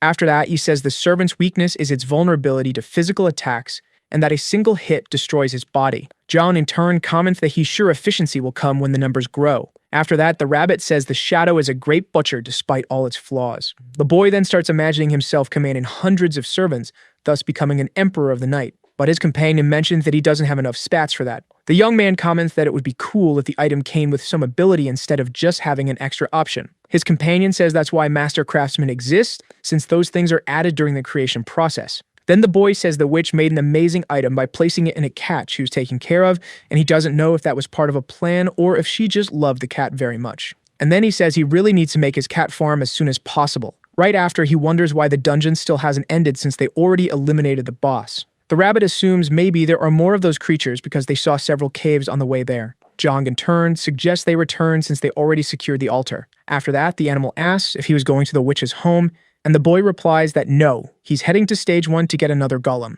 And then the protagonist installs a portal and enters it along with the altar. Seeing that, the rabbit comments that if his friend keeps up that pace, he'll be able to beat Baboon. In the Grand Sanctuary, Bahamut wonders how a place so filthy and smelly could even exist. A squirrel climbs on top of one of the bones that were there and begins to feed on it. But Ghost asks how bad the environment had to be to end up like that. Then he comments that his master apparently doesn't care much about cleanliness, since the place has mud puddles and even spider webs. Inin says he finally understood the mission he was given. After that, Bahamut grabs his broom and starts cleaning the place, and uses the water that comes from his body to make the cleaning easier. After that, a portal appears in the room, and John comes out of it, announcing his return, finding a place completely clean. His companion says he took on the duty of cleaning there. However, the golems begin to come out of the portal, making a huge mess again. Bahamut gets the feeling that his master has returned with even more golems. The rabbit appears to explain to his friend what was happening. Upon hearing the explanation, the ghost wonders if those mud monsters increase in number every month. The protagonist realizes the number really did increase, but thinks it's because Baboon isn't around, so the demand for golems isn't as complicated. Currently, the group has 4 gorillas and 4 armored centaurs, an ostrich along with the octopus golem, and also an elephant from which the boy removed the core. The rabbit asks that his friend is trying to build a zoo. Right after, the young man says he's out of ideas, so he decides to help with the cleaning. And his companion, in turn, tries to escape the task, but the protagonist grabs him by the ears and says he's going to help too. The animal says he'll take care of the boy's pets because they're important too. Seeing that terrible excuse, John comments that he's not even good at lying. The rabbit lies down on a shelf hoping not to be found. After that, he starts thinking about how they haven't seen Baboon, and then he can sense his presence in stage 1. However, his thoughts are interrupted by sleep. The protagonist finds his friend taking a nap, hidden on the shelf, and uses the boar's strength to force him to work. Outside, the group finds naturally dried anchovies, and the boy asks the golem to keep fanning them gently. The rabbit asks why he's messing with those fish, and he says he wants to dry them well to turn into powder, because there's a soup made with that which is really tasty. After that, the squirrel that was on the young man's shoulders starts climbing down his body, but ends up getting startled by the cat in the shadows. Then John comments that maybe you should make a place to fish while he builds the sky temple, and says he'd better write it down because there's a lot to do. After that, he starts writing on a piece of paper the things he needs to do, and says maybe it's better to assign certain people to specific tasks. He then asks Bahamut if the servants can fight against ghosts, and he replies yes. The protagonist says that might be a great opportunity to teach his shadow how to fight. The rabbit, in turn, starts laughing and says he can't picture his friend teaching anyone, and the boy hits him to make him stop those comments. After that, he asks the animal to complete a task, but he says he's busy at the moment, and the young man asks what it is, since his friend is always just loafing around. The rabbit, in turn, replies that he needs to find out what that moon is doing, because he has a feeling that moon is planning something. The animal suffered at the hands of Baboon for a long time, which made him understand his temperament, and that's why he decided to go take a look at stage 1. However, he says the protagonist doesn't need to worry because he'll be back soon. Jam, in turn, asks if the rabbit isn't just lying to get out of working. The animal gets irritated and asks if the boy knows that Baboon will be his greatest rival in the future. And the young man becomes curious about what he did to be rivals with someone. Realizing he said more than he should, the animal gets nervous. Alpha asks if his friend was implying that that moon might interfere with Artia's resurrection, and the rabbit confirms that was it. The boy then allows his friend to go to stage 1 and asks him to keep him informed. With the rabbit's task approved, the protagonist asked Bahamut if he can take on the task of going to the abyssal ocean with the golems, which he agrees to, only asking for a bit more life energy. Alpha allows what the ghost asked since he helped with cleaning the Great Temple. Then John checks his notes to see what's left to do, realizing that only cleaning the Great Temple remains. Bahamut comments that the place was almost clean already, but he couldn't remove the skeletons because they were too bait for him. The protagonist then decides to leave that task to the golems. However, he wonders if they can work with those huge hands. The boy equips the gorillas with fingers made for cleaning. Steam at the rabbit feels disgusted, and his friend explains that it's just temporary. The golems then begin to remove the bones from the place. After that, the young man asks his companions to do what they were assigned and always keep him informed. But Bahamut points out that there's no way to contact his master. The protagonist then decides to appoint the ghost as manager, and the rabbit explains that rising to that position is the same as transcending one's destiny. Upon hearing that, Bahamut finally understands what Serpa felt, and it was clear that he had become something different from what he was before. Right after, he says he's no longer an undead or a gremlin, feeling as if he were an ice spirit. Bahamut tells his master that he has properly become one with snow. Jung asks if his companion is feeling somewhat like Alpha, and Alpha in turn explains that the snowman now holds a position similar to his, becoming fully devoted to the life dragon Earthia. The boy wonders if it's because the ghost offered his soul. After that, Alpha says that his friend is no longer bound by the restrictions of the undead, and that his existence is now completely different. Upon seeing Bahamut's new status, the rabbit is relieved because it's still better. A snowman says that his past self who relied only on power is gone, and now this soul and all this strength will be dedicated to Earthia. Jung gets tired of all that and tells his friends to get to work already. In the abyssal ocean, the new participants are fighting against the fish, and they wonder why there are floating stone cubes around. After that, a portal appears at the location, and Bahamut comes out of it riding a golem. At first, people think the new manager is an enemy. However, the snowman is more concerned with digging up shells. Bahamut didn't become obsessed with power, but was introduced to authority. The participants wonder if that was the boss. Seeing that those participants are of the same race as his master, the snowman decides the best thing to do is help them. He then starts shooting snow in the direction of the people, and unsure whether it was dangerous, it decided to stay on the defensive. After that, all the snow transforms into mini Bahamuts. The snowman asks the participants to follow him, and that way, they would reach the ruins. But the people don't believe him, and Bahamut asks if they'd rather accept his help or keep wandering through that deep darkness. A guy says they're really not in a position to argue and thanks their savior. The snowman says that if they want to show gratitude, they should reveal where they found the shells along the way. Not understanding the situation, the participants ask if that's all he wanted. After getting the information he needed, Bahamut leaves.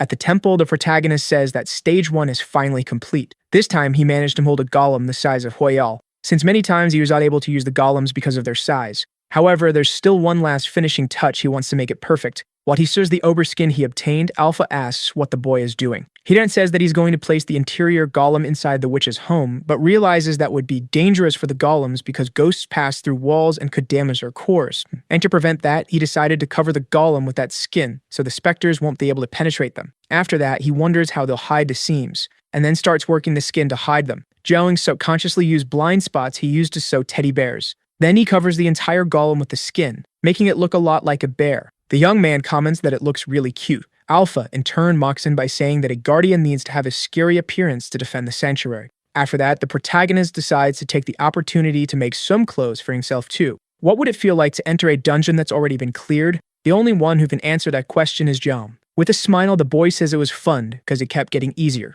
The bear crushes a few more giant ants. While some plants help by providing support, the boy takes the opportunity to teach his servant a few new things, advising him to find the salivary gland as soon as he rips off the insect's head, and that way, he'll be able to remove the fangs and separate them. Right after, he leaves the shadow to deal with the ants alone. After that, the boy receives a new skill. Taking a look at it, the young man comments that it's actually pretty good, and that it's similar to the boar's strengths, and says he definitely has to show it to the rabbit. Upon hearing this, the animal is surprised, and the boy says that was exactly the reaction he was expecting. The rabbit says that no one was supposed to be able to complete the ant nest 3 times. Then he comments that the antennas might be useful in battle, but it would be pretty weird seeing the boy using them. The protagonist then decides to equip them to see how it would look. After putting on the item, the sonar echoes throughout the area, and the boy thinks about how he can feel that his senses had intensified, being able to sense the presence of his golem behind him. But after 10 seconds, the antennas evaporate, and the young man comments that maybe the duration will increase if the skill evolves. Right after, he decides to go to the witch's home and encounters ghosts flying around the place.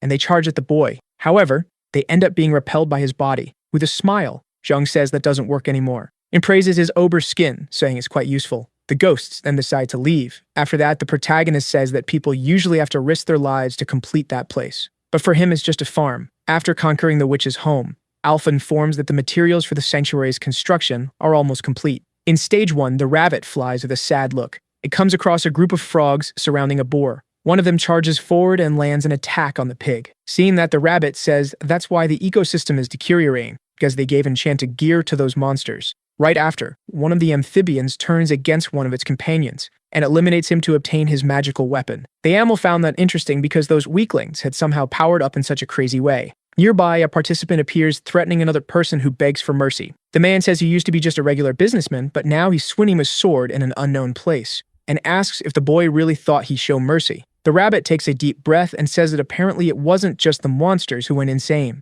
Then the businessman charges at the other participant. However, the animal appears before he can do anything, and asks the man to calm down because he doesn't want to see situations like that. The boy, in turn, asks why the rodent is talking like a person, and the rabbit then says that's not important and that they should focus on completing the dungeon, and asks if they don't want to go back home. Crying, the man asks if they can really return to their lives. The animal is surprised by that reaction because they seem like they had never heard that before, and the businessman explains it's because they really never had. Right after, the rabbit asks if they had no idea they could go home if they completed the dungeon, and they don't say that no one told them that. Upon learning this, the animal realizes that moon was neglecting the participants and not even telling them the basics. After that, he asks where the other people are. In Rift Village, a protagonist receives information that apparently Baboon is no longer interested in stage 1 since the altar appeared. The boy, in turn, is confused because Baboon would also be losing if all the participants died in the first stage. And the rabbit comments that he was wondering the same thing, so he decided to wait for the dungeon to reset and a new game to begin. Then he discovers that Baboon has been giving enchanted items to people. Jog asks if that was a way to increase the participants' chances of survival.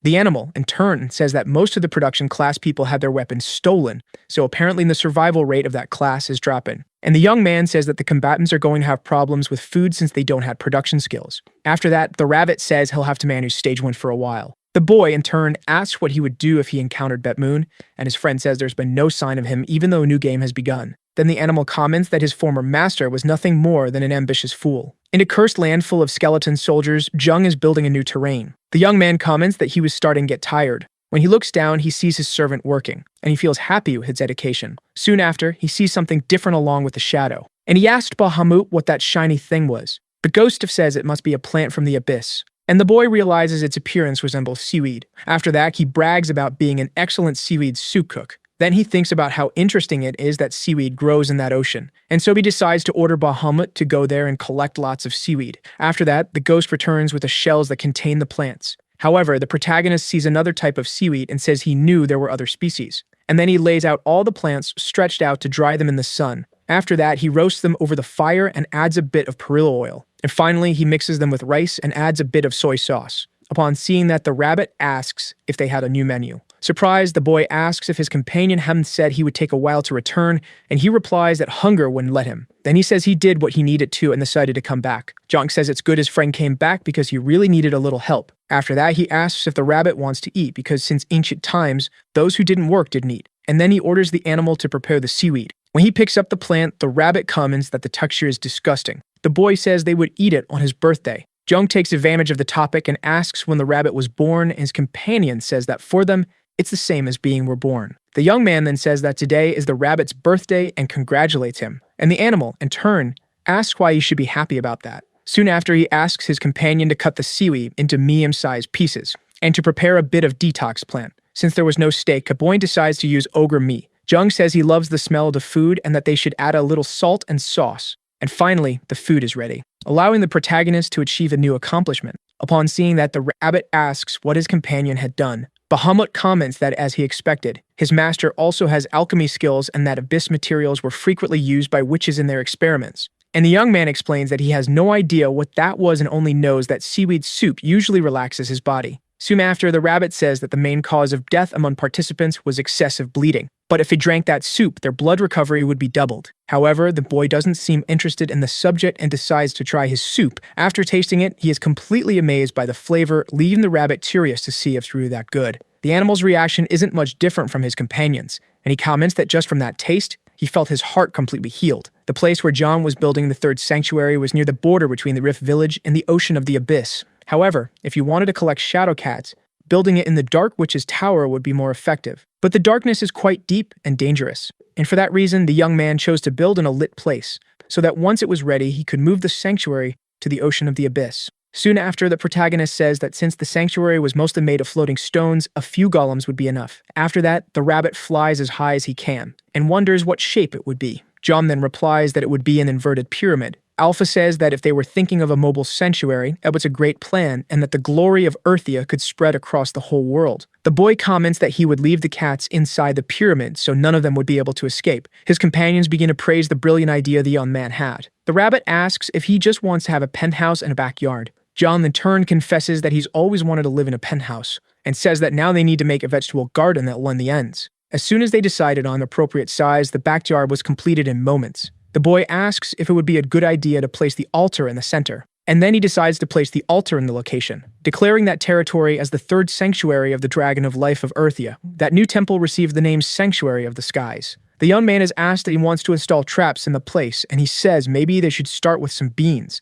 and the rabbit, in turn, suggests they place them on the sides, so they would tap from up close. However, the boy says that won't work because they will wilt quickly since they wouldn't be receiving any sunlight, while Humlet suggests the dungeon potatoes as they would prevent invaders from climbing the sanctuary if placed right on the slope. The young man in turn really likes his companion's idea. Then the rabbit asks what's the point of placing so many traps if none of them would work anyway. During the night, the group sleeps peacefully. But peace quickly comes to an end as apparently the invaders have arrived. Startled, the protagonist asks where they were, and Alpha says they were at their base in the Rift Village. Days earlier, the place to which the participants who subdued the beast forest were sent was the entrance to the same village. The girl and group defeats some skeletons, making them wonder what place that was. Then more skeletons approach. Soyeon asks the others to block them for now, but her companion comments that the opponents weren't as tough as he thought. Even so, the skeletons keep coming. The girl suggests they look for a place to take shelter and orders the tankers to draw the monsters' attention while the others should help the production class. And so the participants continue fighting the creatures.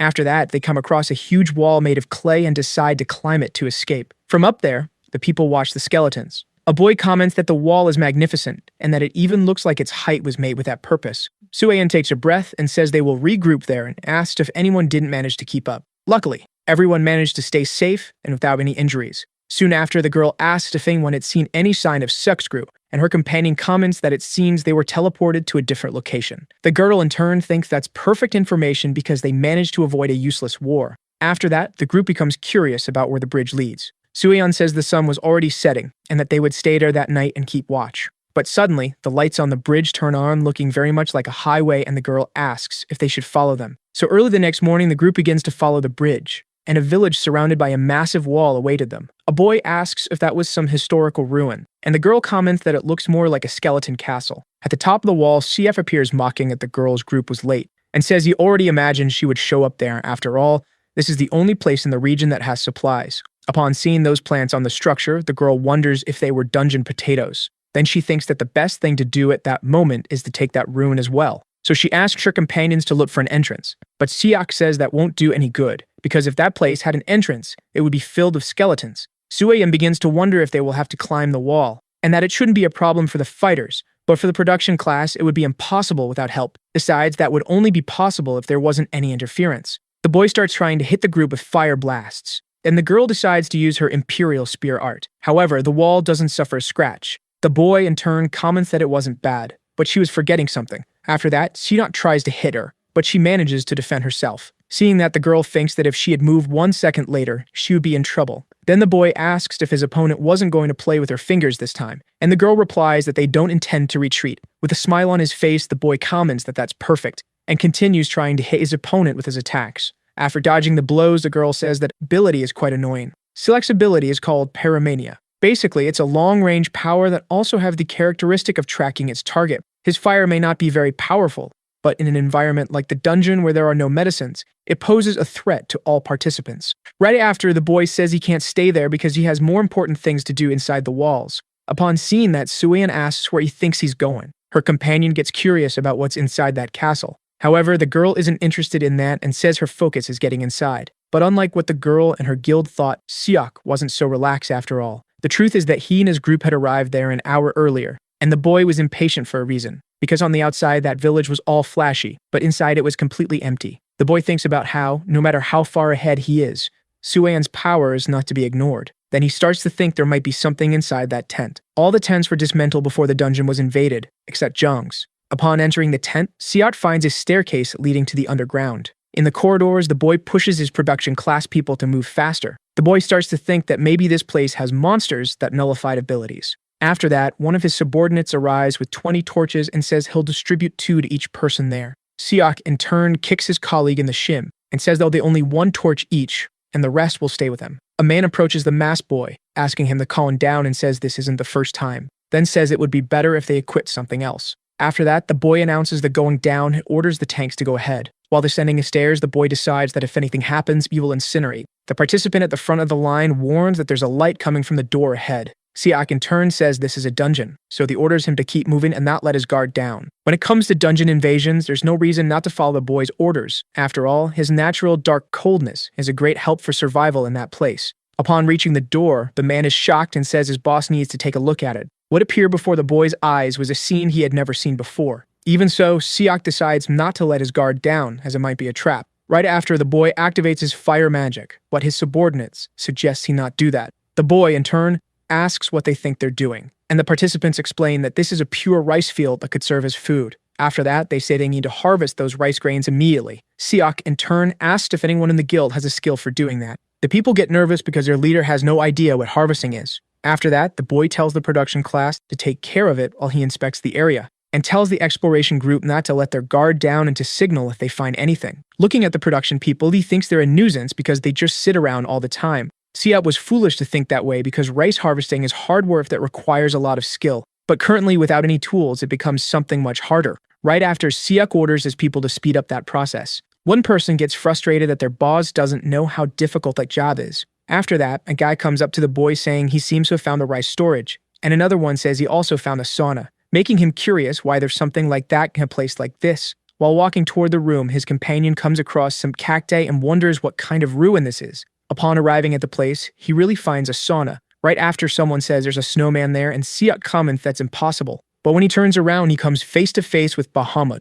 who then kicks the pair out of the room using his abilities, and says he will have no mercy on those who dare to invade his master's temple. After that, he notices the boys had dirty boots, and gets irritated, asking how they dare step into the temple with those filthy shoes, and says he'll throw them out immediately, then decides to summon the gorillas. Siak comments that he already expected that to happen because there's no such thing as a dungeon without monsters. His subordinates arrive at the scene, and the boy, in turn, orders the tanks to take the front while the others stay behind him. Right after, he fires a flame attack at the golem, hitting it directly, and he takes the opportunity to keep attacking. After that, he orders the tanks to stop the opponent from getting close to them, while Hamut smiles and asks if they were playing with fireworks. However, he thinks that facing that ability head-on would put him at a disadvantage, but that won't work against the golem's armor. Then the gorilla charges toward the group but fails to hit anyone. Siak asks if they really thought they would have the freedom to do as they pleased, and then he fires a fireball at the opponent. However, because of the armor, the creature doesn't suffer a single scratch. The boy is surprised because that golem really did have armor, but he remains convinced of his victory for having completed stage 1. After that, he summons another fireball, and says he knows everything about golems, even their weaknesses, and then he attacks the gorilla's leg, managing to completely destroy it. Because of that, Bahamut and his servant are knocked down. Siak tells his companions to take advantage of the opportunity and search for the core to destroy it. The participants begin hitting the fallen golem. The boy's attack method was a standard procedure. However, it only worked against one gorilla, seeing that the boy gets scared because there were too many of them, and his tactic wouldn't be effective against that whole army. For now, Siak suggests that they retreat to the ground level, but Bahamut appears behind him asking where his opponent thought he was going. With a sinister laugh, he says that once someone enters that place, there's no escape, and says the boy only has 2 options: become his master's slave or die. The boy, in turn, begins to wonder if he'll have to defeat that snowman to complete the dungeon. Then he fires a fireball again, but the Shadow Cat appears, protecting his companion. Upon seeing that, the boy is completely in shock, while his subordinates are surprised the feline managed to block their leader's attack. After that, a voice comes from behind the group saying they seem to be having fun. The rat appears, commenting that he was enjoying watching them fight too, but not anymore. While Hamut walks up to his friend saying there's no need for him to be there. But the rabbit says it's awful for servants of the dragon to watch blood being spilled. The snowman says something must be done. But the animal comments that his friend just likes cutting others. Siak wonders why the guide is even there. Right after, the rabbit recognizes the leader of the group. Stage 1 was quite traumatizing for all the participants, especially for the boy. Jung appears at the scene asking if the two knew each other. Siak asks who that boy was. The rabbit says that once again the young man is being unnecessarily aggressive toward people who aren't part of the group. After that, the protagonist comments that the opponent seems like a bad guy. The animal says that when the boy arrived there, he was nothing more than an idiot, and that if it weren't for the others, he would have already been eliminated. Jung, in turn, asks why they would want to kill him, and the rabbit explains that it was because he was an unbearable person, and he hated people like that. After that, Siak starts wondering how that boy was talking so casually with the guide, and then decides to find a way to get out of there. Right after, he asks if the rabbit can let them go and says they'll leave without causing any trouble.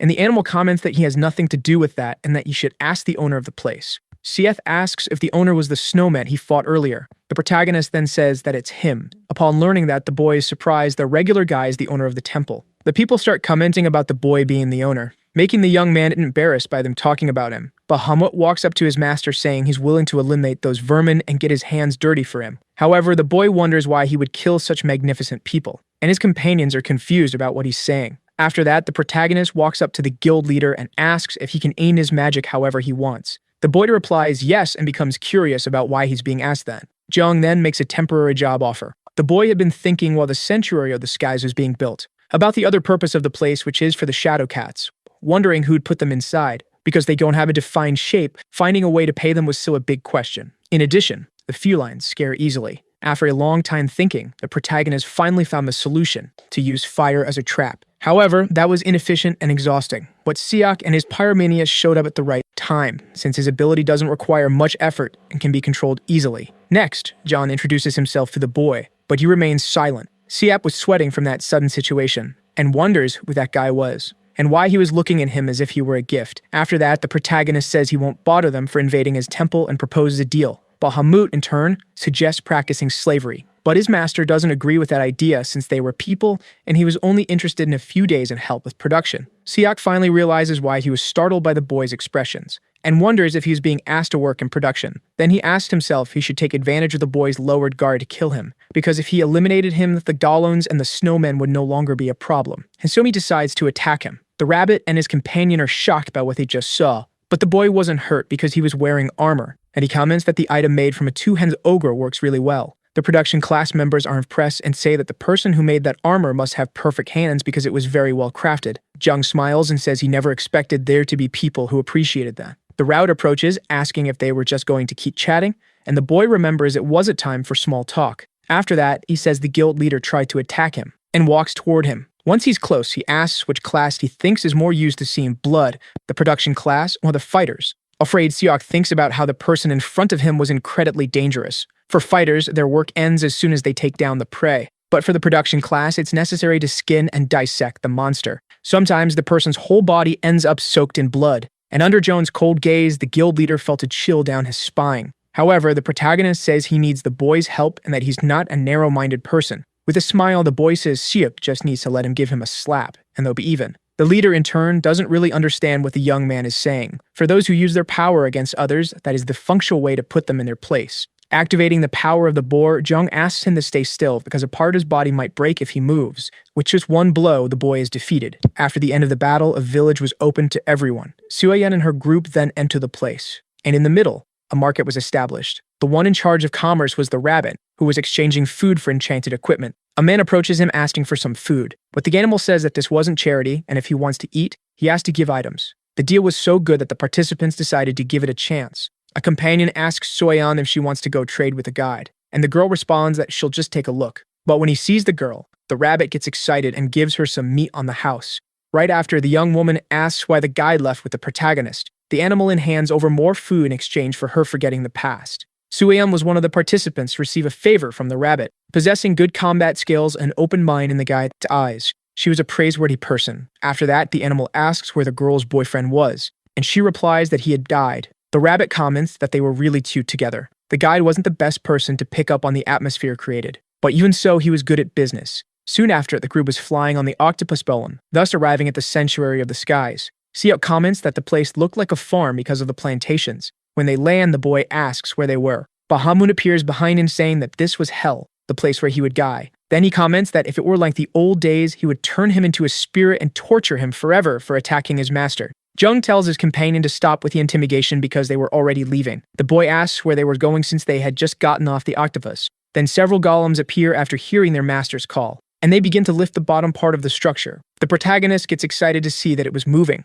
After that, a fish from the abyss appears. Upon seeing that, Siet decides he uses fire magic, but the ability doesn't work and gets curious about what happened. Bahama ints the boy on the head and tells him to stop being a wimp and stay quiet. Jang once again asks his companion to stop picking on the new ally. Then he approaches Siak and asks if he was seeing what was above them. Looking up, he sees the shell tower and gets curious about what that thing is. The protagonist explains that it's the ruin of the dungeon he loves so much, a place where there are many shadow cats like the one that stays with his companion. The boy is shocked because it was that feline who nullified his ability earlier. After that, the young man says that his new colleague's role is to lure those creatures out of the dungeon. Siet asks how he's supposed to do that, and the boy says he should start by using his fire parasite ability. Right after, the protagonist explains to the boy how the cats were used to chasing light, but obviously, it won't be easy. Near the tower, Jung asks his companion to be more delicate, and that it's not enough to just make them follow him, he has to put more intent into it. Siak starts to get irritated by the fact the boy is yelling. With a smile, the boy asks if his companion is already getting tired,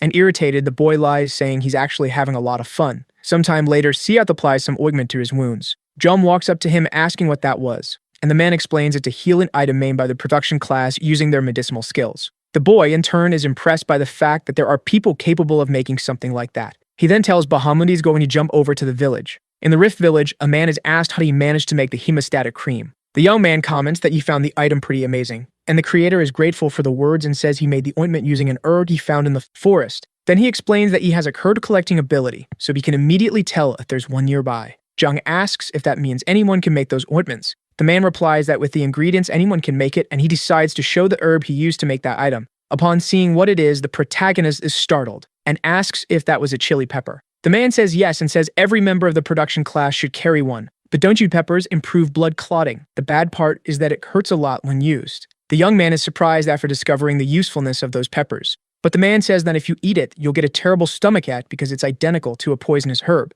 Jung, in turn, asks if it tastes like a regular pepper. The man explains that the bigger it is, the spicier it'll be, and the toxins also increase. But the boy says toxins aren't a problem for him, and then uses his purification ability. After that, he decides to use the pepper, being amazed by the flavor. Right after, he asks where they found those peppers. The man, in turn, says that in Stage 2, they were everywhere. Upon hearing that, the young man understands why he never found any, because he jumped from Stage 1 to 4. The man says he still has some left and asks if the protagonist wants them. And the boy thanks him for the seeds and says he'll be able to start a plantation with them. After that, the protagonist summons some food and says it's a way to show gratitude. And not just that, but also a whetstone and a torch. The boy also gives the man a better armor, and the man in turn says he can't accept it because he only gave him a pepper. But Jung says that with that, he'll be able to prepare some fried pork. A few days later at the Shell Tower, thanks to Sak's efforts, the shadow cats were gradually captured. However, just because the cats were captured doesn't mean they can already be used as servants of darkness. The animals consume light and produce nightmares, so they can only be used as workers once they are properly fed.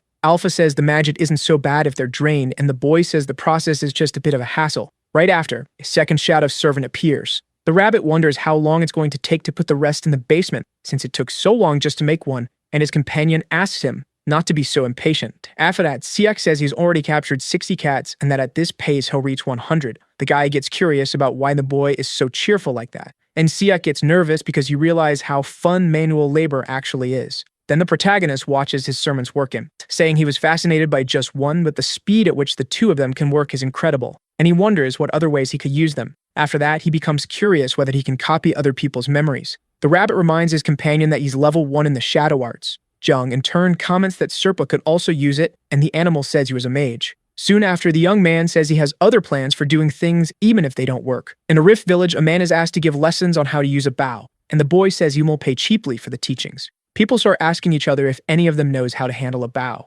John wonders if no one can use that equipment. Suddenly, someone speaks up. It's Sueyan, explaining that it's not her main weapon, but she's the best archer there. Romance in the dungeon is a common thing. The heartbeats, stirred by danger, often become feelings. Sueyan is a beautiful girl with lovely hair, and John is the friendly type with a defined body. Two young people in a prime training alone. People comment, but they make a lovely pair. The rabbit thinks about how, since the beginning of time, life always seems beautiful from afar, but has always been in disaster up close. With an irritated expression, the girl asks if there's something wrong with the protagonist's body and orders him to put more strength in those arms. The boy says he's trying his hardest. After that, the girl fires an arrow and says it was something simple. The people there enjoy themselves while watching the archery lessons. After a while, the protagonist keeps trying to hit his target. The rabbit asks if using a bow is really that hard, and the girl says they only showed her how to do it once and she learned. Then she comments that she heard rumors that the boy has skills to see targets. The animal asks that his companion can tell whether the arrow will hit or not, and he replies yes.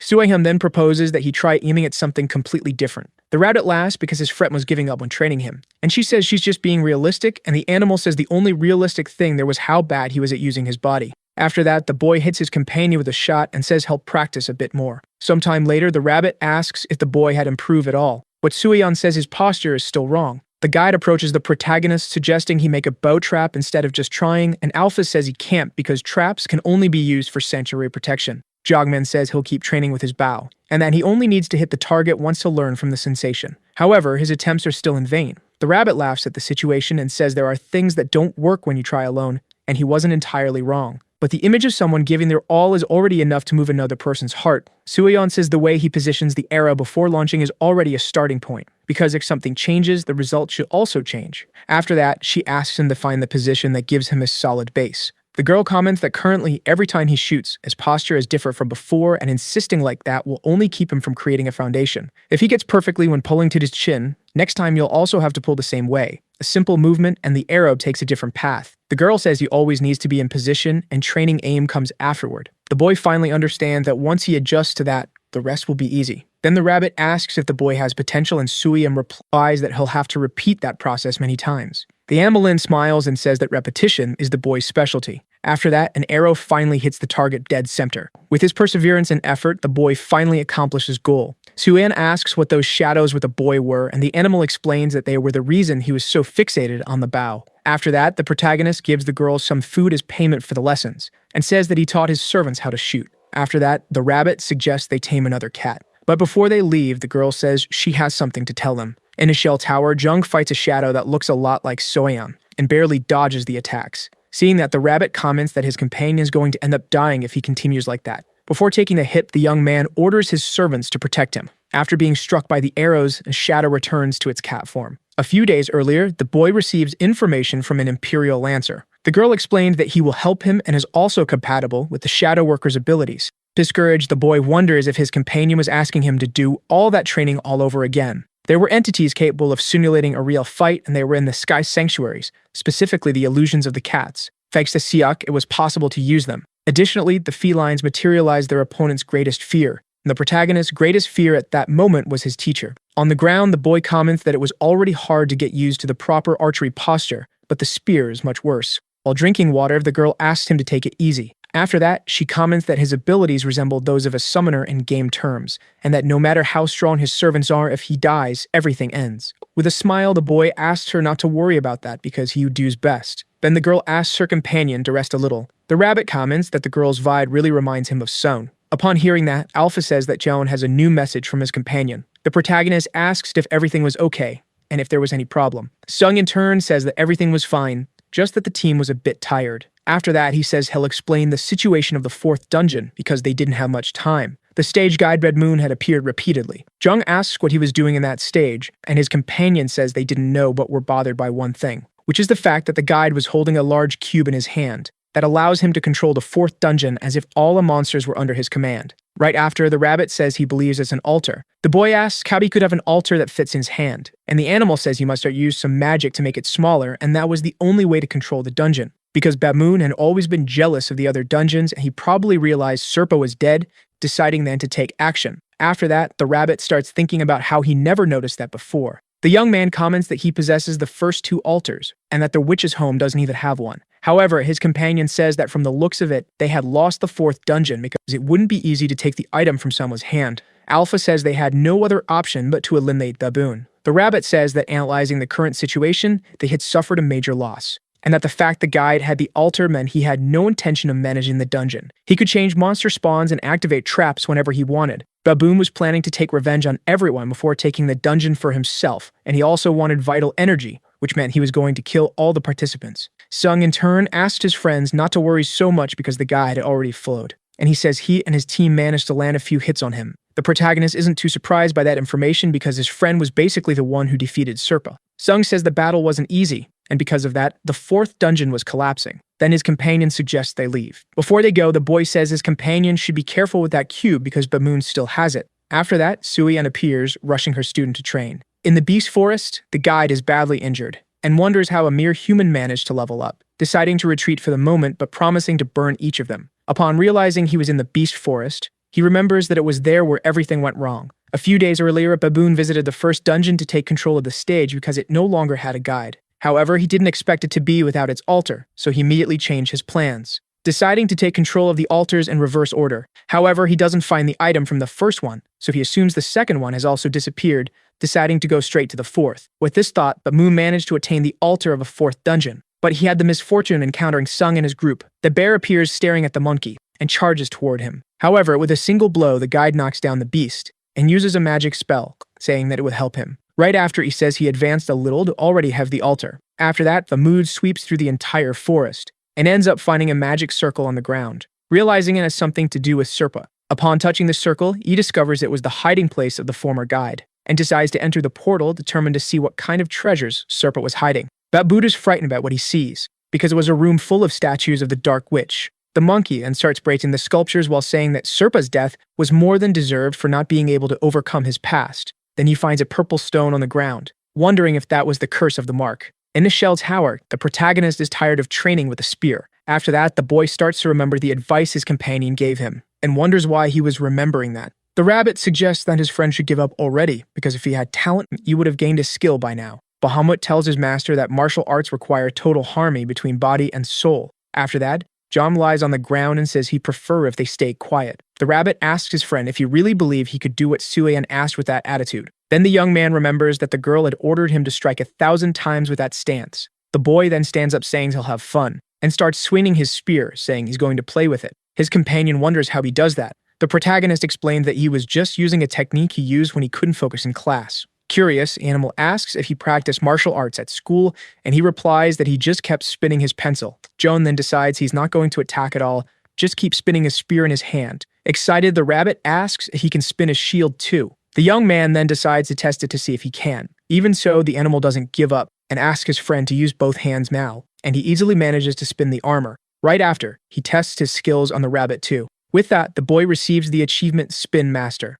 Soyam returns and asks what her student was doing, but quickly realizes that it might end up being more useful in battle than it seems. The girl then gives advice on how to use that skill in combat. The protagonist starts defending using the spin and attacking with thrusts. With that, the young man managed to master the style of the Imperial Spear in his own way. Soyam praises her friend's good work and comments that he's much better than before. Jung, in turn, thanks her and says it was only possible because you get a great teacher. Then the group members start looking at the woman strangely, because she had a number on her forehead. In the Beast Forest, Baboon discovers that the purple stone was the gem that curses all participants who stepped on the lands of corruption, and wonders if Serpo is trying to revive his master with that. After that, the guide says that over time, all those who are cursed would die and have their vital energy taken. In the Rift Village, the rabbit flies over the place. Upon landing, the protagonist asks what he found out. The animal says that apparently someone made the village turn back into a dungeon, and wonders what that means since the dungeon's automatic system was activated. Alpha explains that someone used the altar to proclaim that area as the territory of the Death Dragon.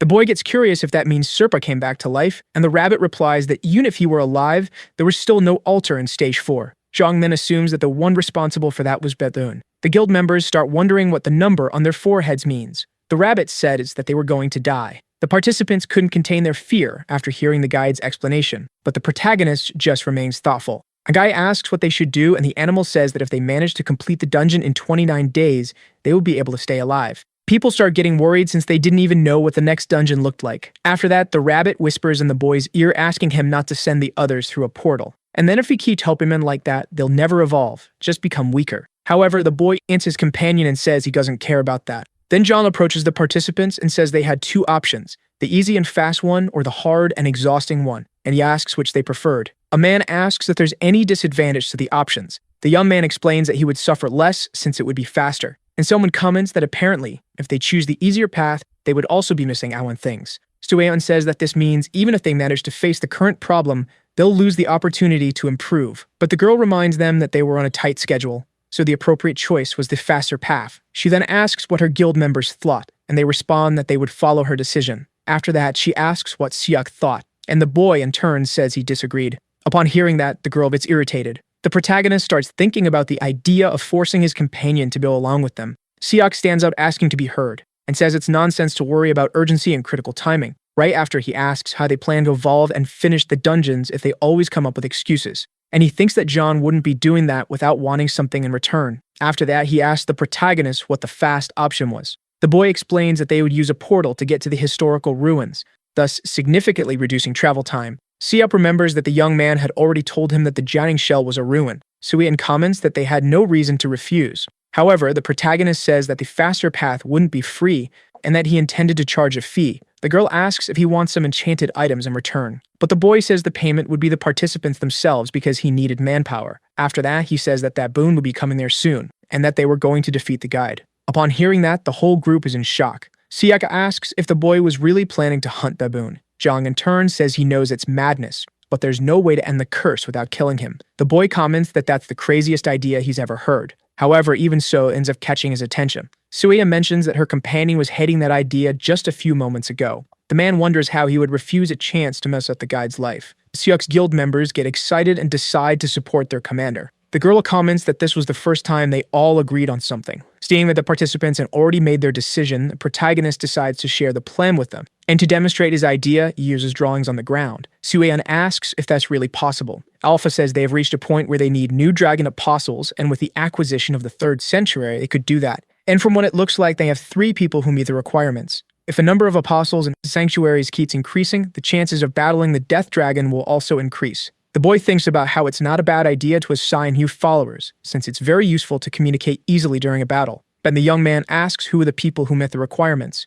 Alpha then says that those chosen were Soyeon and Seok, along with Minjun. The Radic gets curious and asks who that last name was. That man who helped the protagonist with the peppers reveals that it was him. The girl asks her companion if he's sure that will be the name of the plan, and the boy replies that it was perfect. Right after, he asks the 3 who met the requirements to step forward, because he was going to designate them as dragon apostles. Meanwhile, Baboon's level increased due to the rise in the number of dungeons, making the guide extremely hungry, and deciding to hunt humans to feed himself. The monkey says that even though this is his dungeon, he has no connection to it. After that, the guide finds a bridge in the middle of nowhere and wonders where it leads. But Moon then arrives at Rift Village. However, the group is already watching from the top of the towers. Upon crossing the walls, the guide is disappointed because, judging from the outside, he imagined it would be much more impressive. Then he comments that he would devour the humans and turn that place into a historical ruin. But he starts thinking that a coliseum to make people fight monsters would be more interesting. However, before doing anything, he first needs to get rid of that tent. The protagonist watches the whole situation from a camouflage beneath the ground,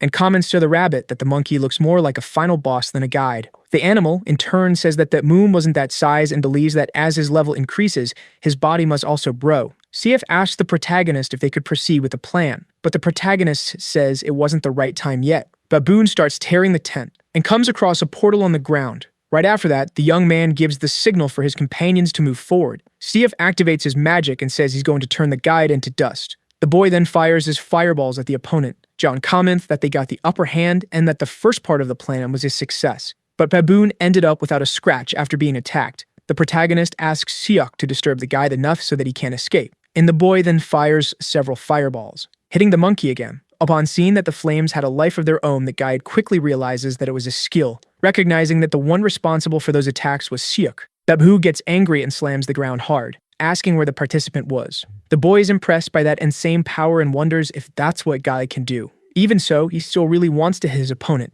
The man decides not to care about the consequences and continues firing at him. Upon discovering Seok's location, the monkey becomes furious and gets ready to go after him. However, Bahamut acts faster, using his ice ability, causing Baboon to slip on the ground. Jung asks Soyeon and her group to do their part. The people then start pulling the ropes that were connected to the center of the village. The girl is surprised by the fact that the protagonist managed to gulp those towers in such a short time, and also by having modified the terrain. Right after, the girl asks the young man when they should act, and he says he'll give a signal, but until then the ropes will stay hidden underground. Stiak gets curious about what those ropes were going to do. John comments that the guide is going to be your guest, so he's going to give him a gift. The girl asks if the gift was those dirt balls. The young man says the enemy will pass out from the shock. Stoam grabs one of the spheres and throws it through the ropes. Baboon gets irritated upon realizing the participants were hiding in the towers, and that they thought those cheap tricks would work as traps. Upon punching the ball, it completely bursts apart. The monkey wonders why that sphere released oil all over his body. Siak shouts, asking the others to throw all the remaining balls. Upon being thrown, a huge river of oil forms in the crater at the center of the village.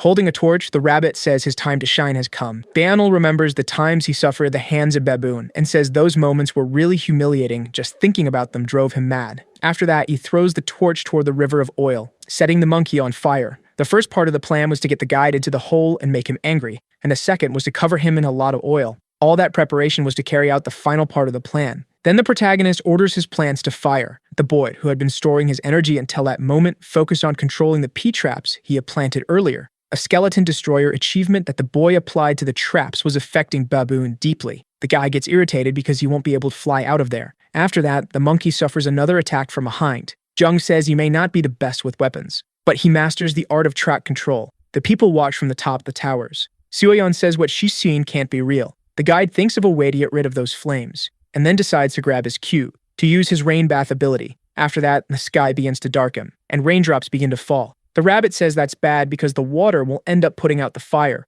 Jiang in turn asks if his companion knows what happens when water touches hot oil, and says that Baboon made a huge mistake. Right after that, as the raindrops touched the oil, several explosions occurred. After the rain stopped, the group found the guide collapse. However, even so, the beast stood up, saying that going through that situation felt like he was being cooked alive. The boy comments that he named that plan roasted doubloon with peas, and says that cooking is what people from the production class do best. The monkey laughs and asks how a near-production class member was thinking of cooking him. John wonders how he still had the energy to laugh. The guide finally realizes that it was the young man who eliminated Serpa, and says the boy isn't someone from the production class, but rather a lost soul. After that, he tells the rabbit that he shouldn't have joined that boy. The animal, in turn, says the guide is talking too much for someone with one foot in the grave. Baboon gets angry because he's going to meet his end, even though he's immortal. Then he curses his own fate, and also the rabbit's future. The animal asks why he's being cursed if he wasn't even the one who set everything up. And the guide responds that it's because he doesn't know why, and that's his sin. After that, the monkey asks if the rabbit is happy to be the only one who forgot everything. The animal, in turn, says Baboon is talking a bunch of nonsense.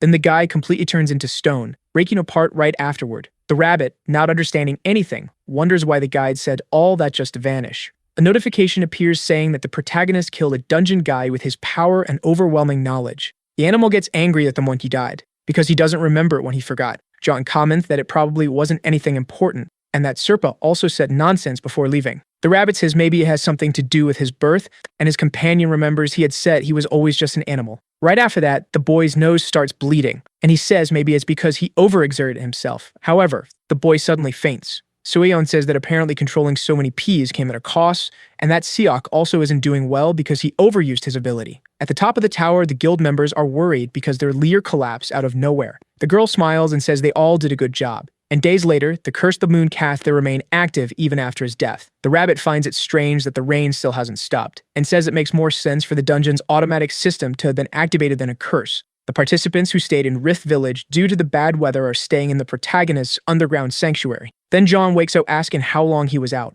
The rabbit enters the room saying he's been sleeping for 2 days. After that, Suyeon enters the room either to see her companion, and says it's good to see that he's okay because the others were starting to get worried. The boy asks what they would have done if he had slept any longer. Then the rabbit asks the boy to stop being soft-hearted because they can only deal with the curse after being transported. Jung says they can rest for a while since they still have 27 days. Before leaving the room, the girl asks the protagonist to take care of himself. The boy asks his companion what Bamoon's memory was, and he replies that people would give anything for the answer. After that, the rabbit says the fire only went out recently, and that after the chaos, he made a point of retrieving something specific. Jung is surprised to see that it was the altar of 4th dungeon. Alpha says that's something to celebrate, because with that, they now have 3 of the 5 altars. After that, the protagonist becomes curious one of the item would stay that size, and the rabbit says probably yes because they're not capable of undoing Bidnu's magic. Right after, the cube starts to glow. Alpha explains that he tried to interpret the magic on the altar, and that there were still traces of Batmoon in that altar. After that, he says there are coordinates recorded in the item,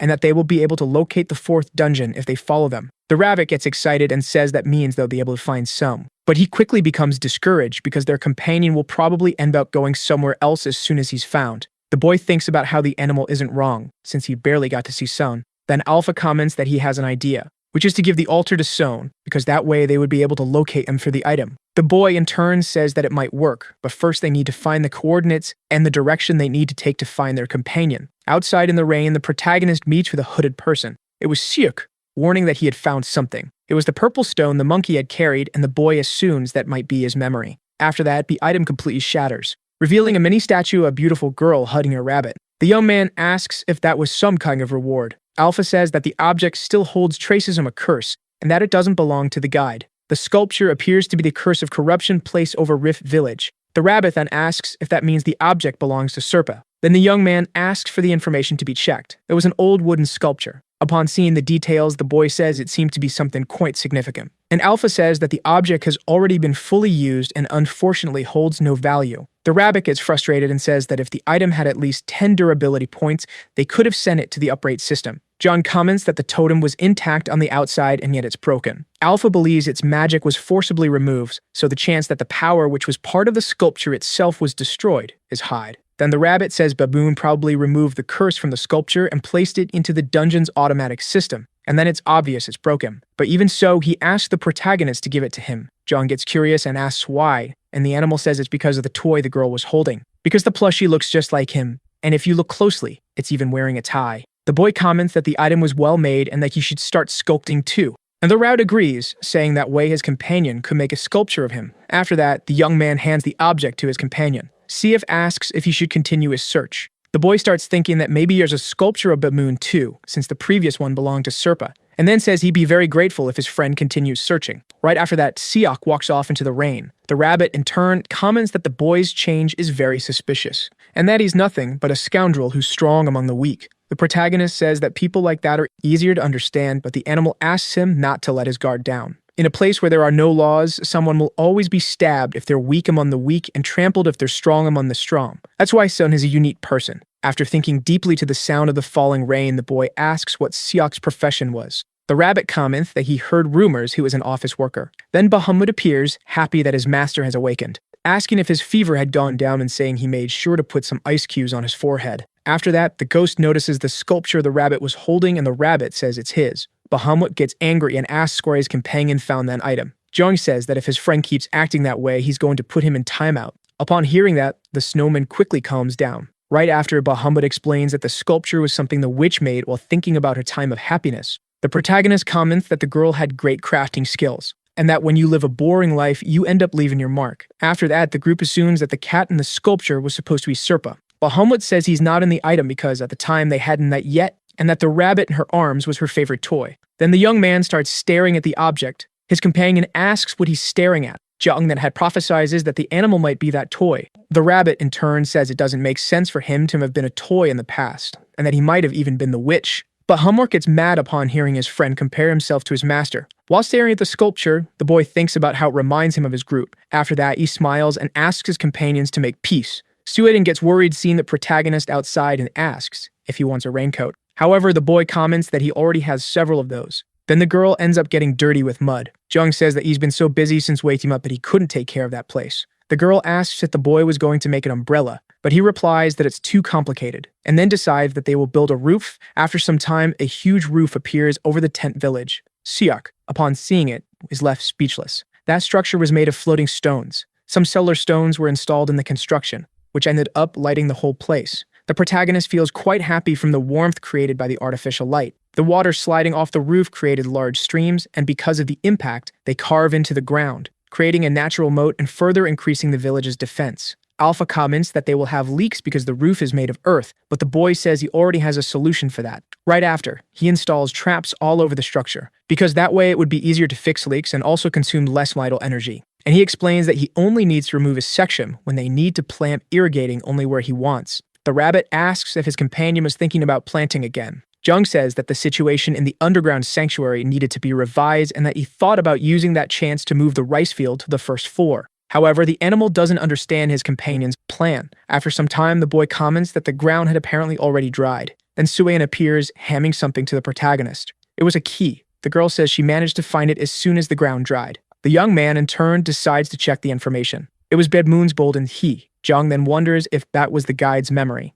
and becomes curious about the item's use. The girl supposes that maybe it's something like an inventory scale that reveals itself when a keyword is spoken. The protagonist comments that it's not far from his idea. After that, the boy asks the key to reveal the magic storage. However, nothing ends up happening. But even so, the boy doesn't give up and tries speaking louder. Upon seeing that it didn't work again, Jung gets irritated and throws the item to the ground. Right after, Alpha finishes analyzing the magic and says that the key does an artifact that opens a subspace, and if used to open a door, a hidden environment that only Baboon knew will be revealed. The boy gets excited and says he was right and that it really is a storage. But Alpha says his companion can't use that key because he's not a mage. Upon hearing that, the boy falls to the ground in disbelief. The rabbit, in turn, says that the monkey never changes, and as expected, his signature item was a key to his storage. After that, the protagonist asks if his companion isn't able to use the item, since he's also a guide, and the animal explains that they don't like people invading their secret space. Jung is surprised and asks if everyone has a storage, and his companion reveals that even he has one.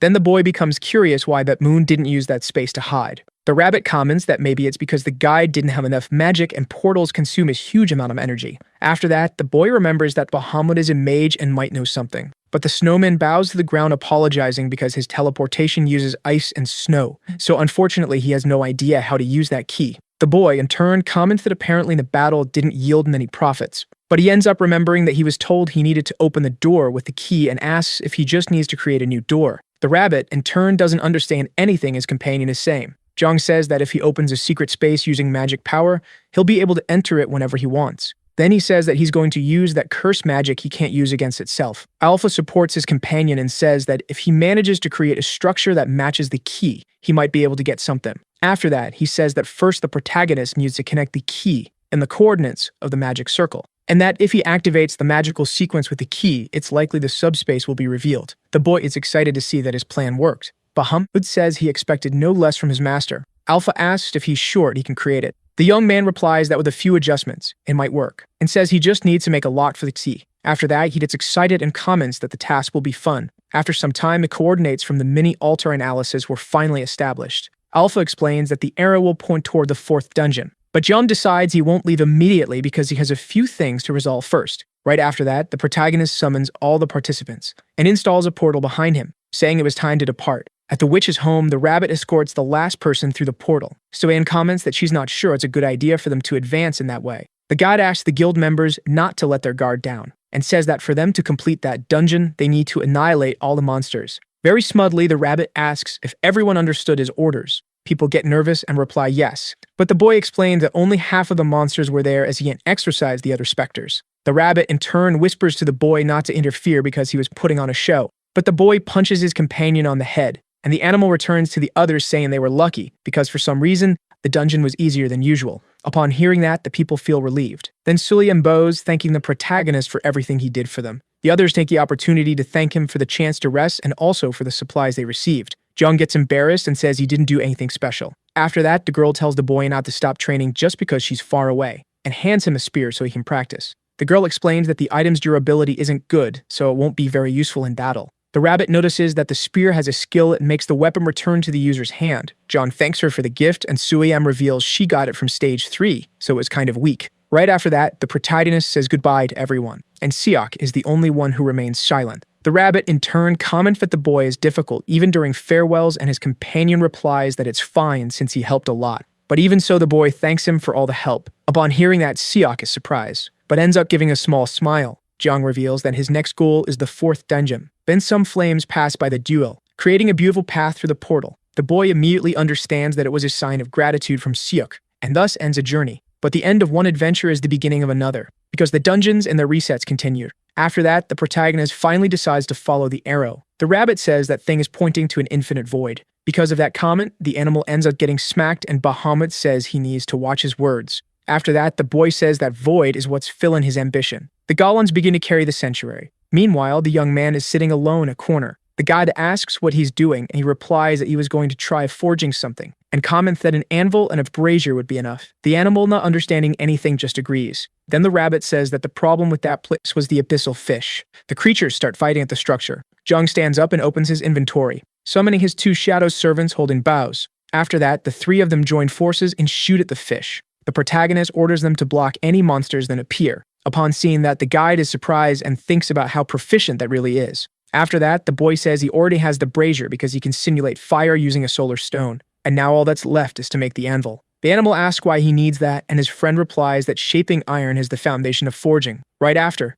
the boy says they'll have to return to the mountains of death because he needs materials. Upon arriving at the location, the Dew comments that the vibe was wonderful. The rabbit asks what exactly they came to do there, and the boy says he had seen some catacombs that might have something. After that, the guy gets startled by some rats on the ground. The gorilla transporting the group simply walks over the rodents. Zhang laughs and says he feels like he's returned to his hometown after his successful mission. Upon arriving at the cave, the protagonist finds a lot of limestone, but what he really needs is gypsum. The boy's companions become curious about how he knows all that. The boy comments that those are useless things he ended up studying for the ENEM. Then the animal says that apparently there's no gypsum there and asks what they're going to do. The protagonist in turn replies that they're going to mine limestone because there are some things they can make with it. After that, the group finds cement. That material is used much earlier than people think. An example is the pyramids, which were built 5,000 years ago. After that, the boy hands a pickaxe to the rabbit and says he'll have to help him with the work. The animal and Jom, along with the shadow servants, mined a limestone that was present there. While mining, the protagonist placed signs for the future.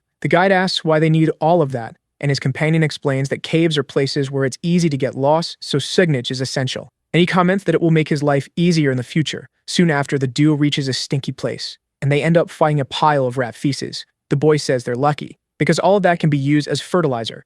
After that, the protagonist places another sign to mark the location. Zhang says they found a variety of things there, and that this means they need to keep exploring. The duo then continues advancing into the darkness, and they end up coming across a cemetery. Alpha explains that this was an area shaped to honor those who sacrificed themselves in the name of Earthia, and reveals that the mountains of death are Earthia's grave, and that the dragon banished them to that place after they lost the battle. Then he finishes by saying that this place is a remnant of her defeat. Right after, the protagonist asks if his companion's grave was there. However, Alpha replies that it wasn't, since he was the first and last apostle, saying that he protected Earthia until the last second, offering himself as a sacrifice, and asks why the boy was curious about that. The protagonist says that the fact his companion doesn't have a body and can't eat his food bothers him. After that, he says he at least wanted to leave some flowers or something like that for Alpha. The rabbit laughs and comments that the boy is really good at caring about others, and Alpha thanks him for his kindness. When Johnny asks what they think about returning, the protagonist is still inside that great pyramid. He is very pleased with Bahamut, who had trained the new shadow servant. This is already the third servant he has managed to acquire this way, who is being properly indoctrinated by the ghost. For our boy, this is the perfect time, and he asked what the rabbit thinks about it. A plow was placed in the poor creature's hands. Definitely, the rabbit is not at all happy with this possible role. But the protagonist asked what he is waiting for. It's time to start plowing. The protagonist managed to create a complete field in the Temple of Heaven to start planting his peppers. Security is being handled by the golems and the shadow servants. Not to mention that the protagonist managed to gather enough material to build his own workshop, but he still wants to try a few things in the plantation. The new dragon disciple, Minjun, is being very helpful for this new task. Pepper cultivation demands a lot from the soil, and the presence of fertilizers is crucial, but the message the servant sent was too large, leaving the protagonist bored. Minjun, imagining that the fertilizer comes from monsters, suggested that the protagonist purify the material with his ability. As he had many doubts, the protagonist kept asking for advice from the new dragon disciple. The result could not be different. They had great success in the pepper plantation. Even so, the first results caused strangeness in the rabbit, but the plant has a fast growth rate, which ended up surprising the little creature. Startled, he went to his master to tell what happened, as he has doubts if this should be normal. Even the protagonist was surprised by that development. The peppers are growing faster than the potatoes in the dungeon. It may be that all this was achieved with the help of the fertilizer, as if he were using guano. The rabbit has no idea what that means, and the protagonist explained that it is a fertilizer made from dried bird droppings, and that it has been fought over in trade wars. Fertilizers made from conventional bird droppings are also very good, and they are now using rat droppings from the dungeon, which is proving to be very effective. As the rats eat everything, Alpha confirmed this information. In every corner of that place, there is life, and it is to be expected that the fertilizer used is rich in nutrients. The goddess Elphia prohibited the sacrifice of living beings, and began to accept another type of offering. Plantations like this are useful for producing vital energy. The normal rhythm for harvesting peppers would take a few months, but since the rabbit dedicated himself a lot to the growth of each of those plants, the results they obtained were truly incredible, even leaving the rabbit very emotional, and while he admires the plantation, the protagonist is entirely focused on building his workshop. Observing the oven he had built, he thought he should take a minute to rest. While he dedicates himself to the magic book, the rabbit came to him to say that his master has been dedicating himself a lot to this book, and the protagonist said he likes to write down the things that come to his mind. Handing a cup to the rabbit, he said he made the object with a recipe he wrote in the book. The rabbit wants to know what is inside it, but the protagonist told him to taste it right away. After drinking the contents of that, the rabbit was impressed. He felt that the drink was refreshing and sweet, with a slight nutty flavor. Alpha ended up notifying the protagonist that he achieved a new accomplishment, as he made a drink using grain powder, which grants a 30% resistance to heat. After that, the protagonist finally managed to build his workshop, achieving yet another accomplishment. Anxious about what might happen there, the rabbit asked if his master would start producing super powerful weapons. None of that had crossed the boy's mind. What he actually wants to make are household utensils, like a frying pan, another for cooking, and a ladle for soup hearing. The rabbit was once again sure that his master is completely crazy. Returning to work, the protagonist noticed something different and asked Alpha.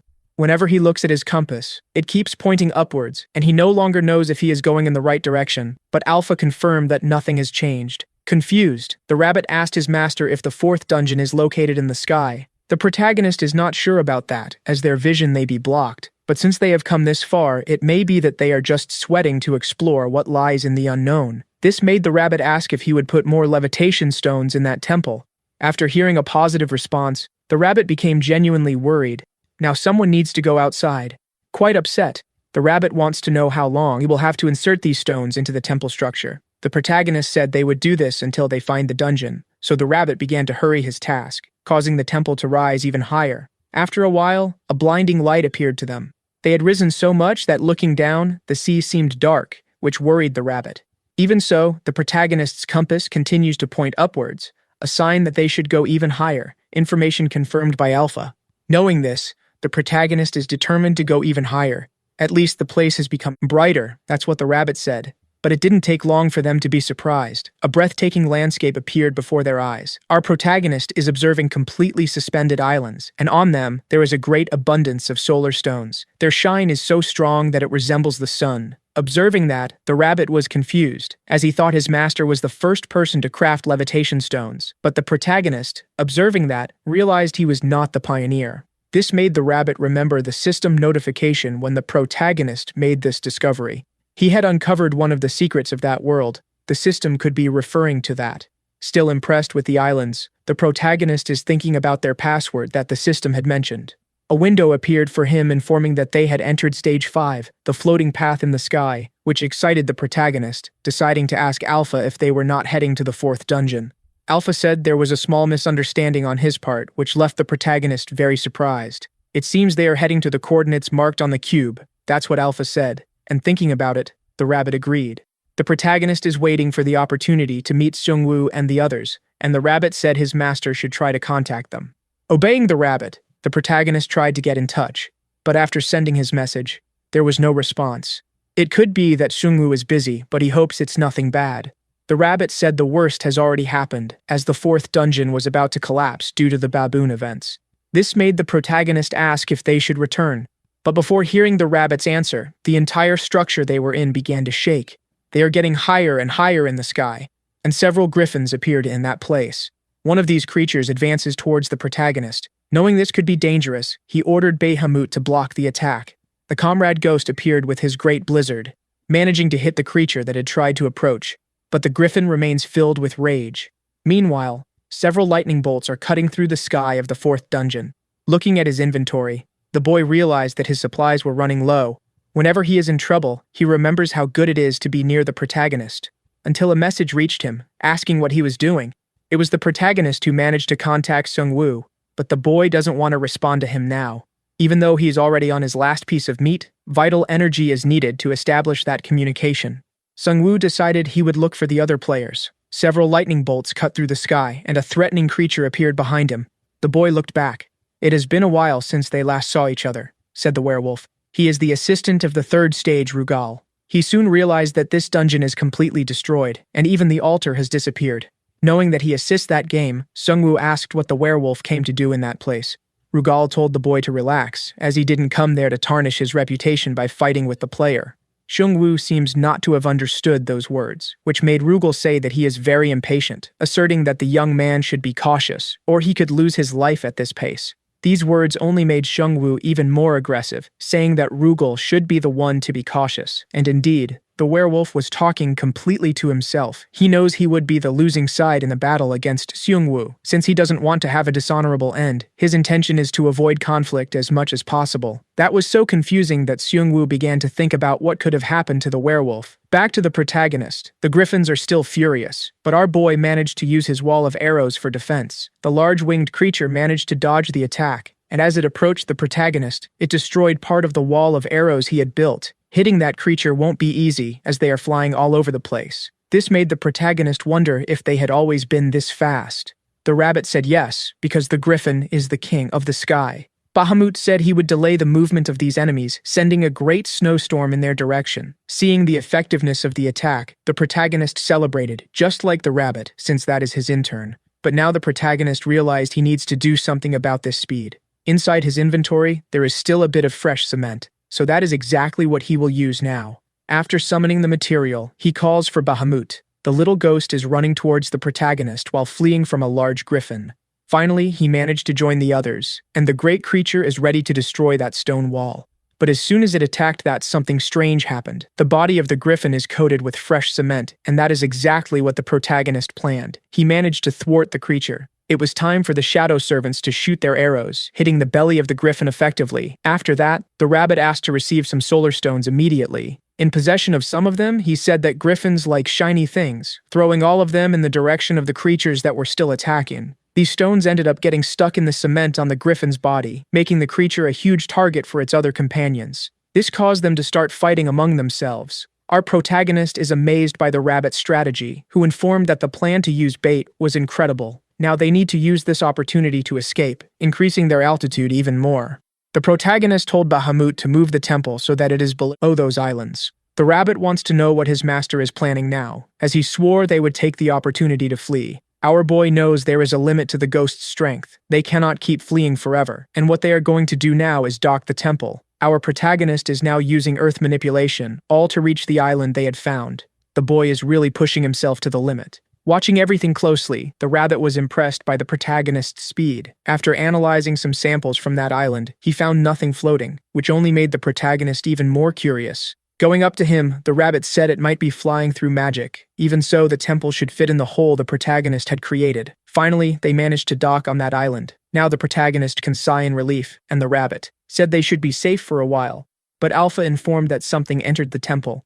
The protagonist was very worried about this news. All he wanted was a little rest, and he asked what happened this time.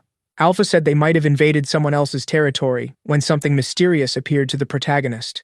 Back at the place of the fourth dungeon, the werewolf sniffed something in the air. He is responsible for all the strange things that have happened lately. Xiongwu said he hadn't done anything strange, but he thought he might have the protagonist's scent. Rugal claimed he could smell mana, so the human didn't need to lie. He could sniff the scent of the missing assistants on this person. Quite upset, Xiongwu said the wolf must choose between being scared or starting a fight. He can't do both. He soon realized that the wolf's personality was strange. He didn't usually act this way.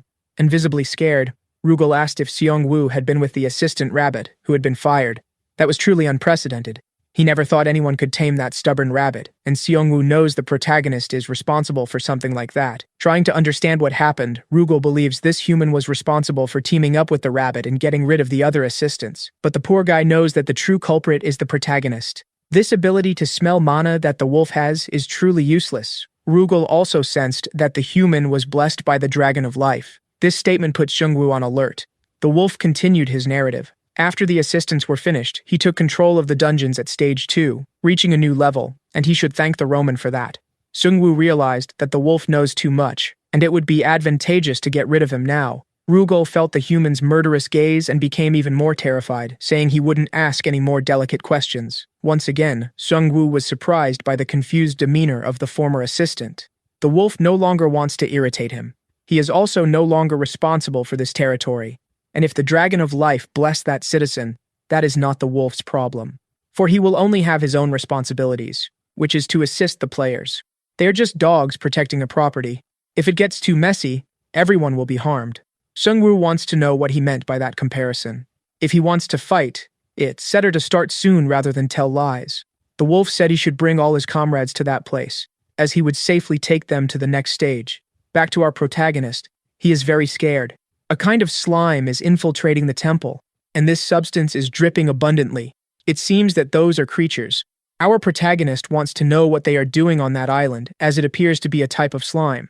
The rabbit said not to underestimate it, as this creature can consume anything. It is the king of greed, but they are weak against fire and ice, and it is necessary to attack their core, that small green stone. Knowing this, the protagonist thought it best to ignore it. It makes no sense to waste time fighting something he can't eat later. It would be better to keep digging in another direction. The slime that had infiltrated began to look around, and it soon found the pepper plantation. The creature started to approach, full of curiosity, and that left the protagonist very worried, just like the rabbit who said they should stop it immediately. Desperate, the rabbit said he would remove the levitation stones. The protagonist agreed. They need to get away from that island. Bahamut had already started the attack. He will try to freeze that enemy. Protecting the peppers, he used his blizzard once more. The protagonist realized it was necessary to gather the enemies in one place before they start to spread all over the temple. Our boy managed to act with great agility. He had built a kind of well to collect the creatures that are infiltrating. He asked Alpha if he could register that as a trap, and Alpha said he was worried about that. Those creatures could escape and devour everything. In light of this, our protagonist called for Bahamut. They need to move these creatures while the rabbit removes the levitation stones. In no time, they managed to remove the temple from that place, leaving behind a waterfall of slimes. After a few more minutes, the protagonist managed to make another place to dock, and soon slimes began to appear again. The protagonist realized he needed to keep searching. Several hours passed, and the same thing kept happening repeatedly. No matter how many holes the protagonist made, slimes always appeared. So he decided to wait for the creatures to be completely drained. For now, they will still depend on Bahamut's powers. Those creatures are falling into the ocean, being devoured by the evil fish. The rabbit, observing this, did not imagine the fish would like that so much. Now the protagonist became curious. He wants to know if he could eat the slime too, and very angrily, the rabbit told this glutton to forget that stupid idea. But the protagonist had already priced some monsters, and he is willing to purify these creatures to satisfy his culinary curiosities. Feeling the greatest disappointment he has ever encountered in his life, the rabbit watches those disgusting creatures. To him, it is truly surprising that anyone would be interested in that. Only a degenerate monster would be capable of consuming something so repulsive. And looking at the protagonist, the rabbit was startled. Our boy is using his purification magic. The core of the creature began to shine intensely. As soon as the glow faded, the core released smoke. Having maintained its original coloration, the protagonist became very curious. He decided he would try to purify it once more, and he did this repeatedly. Even the rabbit is becoming curious, wondering if this will really work. After countless attempts, something happened. But our protagonist is wondering what he has purified, for that creature now resembles a fried egg very much, and he is wondering if the taste should be the same. The rabbit said his master had forgotten what he was looking at. It is still a disgusting creature. Using his authority, the protagonist said the rabbit should taste the creature first, which left the poor thing quite upset. Alpha decided to intervene, stating that either of them could eat that, and it could be used as a sacrifice. Now the protagonist is braver, as he knows he purified the creature. He decided to place his hand on part of it, managing to grab a bit of the creature. After observing for a while, he decided to consume it. More and more curious, the rabbit wants to know what the taste of this monster is. The protagonist's response is overwhelming. It tastes like nothing. Finally, the rabbit decided to try it too, saying it has the texture of soft air. The experience was a great letdown. Even so, the protagonist is full of determination. He will make that creature tasty, no matter what happens. Decided that he would try to fry it or even steam it, yet the flavor remained the same by immersing it in hot oil. The most he managed was to change the texture, which now resembles that of fried eggs. The protagonist decided to give up on his quest for flavor, focusing on improving the texture of it. Now he handles the creature as if it were dough. The rabbit asked what he is trying to do. The protagonist said he is trying to create something new, but the texture is too sticky. He thought a bit of flour could solve that. After observing for so long, the rabbit realized that the protagonist is enjoying it. And indeed, he said it is very fun. Knowing he has many peppers, he thought about making some kalguksu, a Korean dish that resembles a noodle soup. Those floating islands remain illuminated, and a kind of mysterious glow appeared high above them. In that place, all the players appeared, including Shengwu, who wants to know if they are at stage 5. His eyes finally beheld that landscape. Being completely amazed by the fact that the islands are floating, Rugal said that they are all floating, and they must pay close attention to his words now. From the 5th stage onward, they will not find any more game assistance. It may seem like good news, but it is very inconvenient. Some players are surprised by this, until someone decided to raise their hand to ask a question. That girl wants to know who will be their guide from now on. The wolf said that this is an excellent question. The place they are in now is called the floating path of the sky. The first task assigned to them is to find the path that exists in that place. Visibly suspicious, Xiong Wu asked for more details. The wolf said that these islands will eventually start to fall, and they have a time limit to find the correct path. Now the players are quite scared. Each of those islands they are seeing are isolated dungeons, some very dangerous, others not so much. It will be up to them to discover which path is the correct one. Quite frightened, one of the players seems to have seen something and is asking what they are. It is those creatures that consume everything that are approaching. Rugal said that they first need to manage to get out of that place alive, for this is the habitat of the king of gluttony. Now all the players are fighting for their own survival. The noise produced by them reached the protagonist's ears, who promptly ignored everything as he is cooking. The appearance of that dish even scared the rabbit. Abyssal fish and armored shellfish were used, not to mention that the broth is red. It does not look appetizing, but the protagonist said that the rabbit is already salivating. He should stop hating things for no reason. Finally, the time has come for them to taste a bit. The appearance is completely traditional. It looks more like an expensive soup from an oriental restaurant. Rugal is distancing himself from the players. His mission is just to guide them, and he is sure that this task will be difficult. In the middle of the path, he stopped immediately. His nostrils sniffed something. He finally managed to find the protagonist, and is wondering who these people are. After tasting that improvised noodle, the protagonist concluded that the flavor of this recipe is wonderful. In fact, the one who was skeptical throughout the process is very impressed. The rabbit really liked what he had tasted. For the protagonist, this was expected, as he was the one responsible for making that recipe. While savoring the noodles, the protagonist became distracted. This was immediately noticed by the rabbit. Now both realized that the wolf was there too and want to know what brought him there. The protagonist still does not know that assistant, and was promptly informed by the rabbit. Alpha said that an intruder entered the temple. Knowing that he is an assistant surprised the protagonist, and at that same moment, Bahamut introduced himself to practice violence if necessary. Knowing this, the protagonist raised his finger, said that everyone must prepare for something extremely brutal. All his companions are already ready to chew the wolf's bones. Feeling all this aggression, the wolf began to become deeply scared, revealed that he does not know our protagonist, but has no desire to fight him, besides not being responsible for that region. But for the protagonist, those words are empty. He has no reason to trust the wolf. However, he noticed that he has a different personality from the other assistants. Completely desperate, the wolf decided to turn to the rabbit, who knows exactly how he is. The protagonist asked if they know each other, and the rabbit revealed that he met him when he was working in the game. In light of this, the wolf already expected to find him alive, as he smelled the rabbit on a player who is at stage 3. Trying to imagine who it could be, the rabbit thought it was the child, but that wasn't it. The wolf remembers the player's name, Dong Min, who has the ability to eat, but he was corrected by the rabbit, as the correct name is Dong Tong. This conversation brought relief to the protagonist, knowing that one of his companions is well. The wolf revealed that this is a talented player, and very soon he will reach stage 4. This information left the protagonist surprised. But that wasn't all the wolf sensed in the boy. He also caught the scent of the life dragon. Knowing the complex relationships that govern the dungeon, the protagonist and the rabbit became worried. Now that he has found these people, the wolf knows that Shunwu was not responsible for obtaining this scent, but rather these people, and the wolf wants to know what their relationship is with the life dragon. Delivering information is not something the protagonist will do. He returned to instruct his companions to prepare for battle.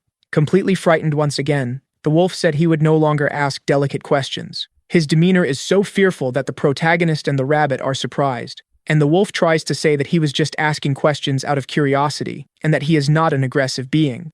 In fact, he doesn't even care about the dungeon, as he is not responsible for managing it.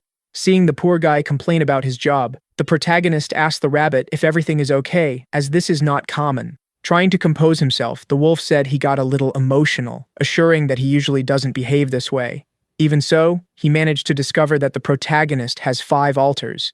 He has his own means of obtaining this information. Besides that, this floating temple must also be an altar that serves the life dragon. Leaning close to the protagonist's ear, the rabbit said that wolves have a very good sense of smell, and that this fellow can sense the smell of mana, not to mention that he must have been promoted. He must have taken the position of the baboon. Irritated, the wolf said he heard their entire conversation.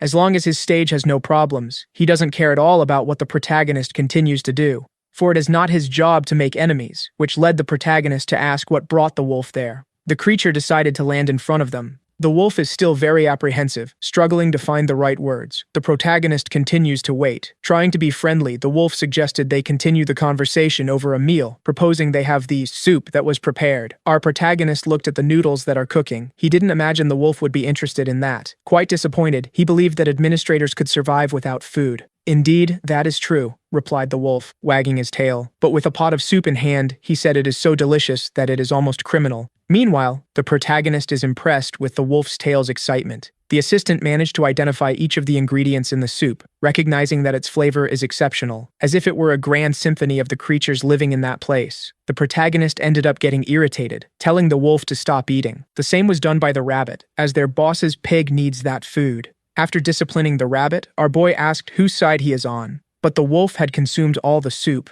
There was nothing left for them to eat. Having been treated to such a beautiful meal, the wolf said he would give them a reward. Words that caught the attention of the rabbit and the protagonist. In fact, the wolf has a proposal to make, and as he said, he only cares about his stage. Doing extra work is something he abhors, and he needs to dedicate himself completely to his primary task.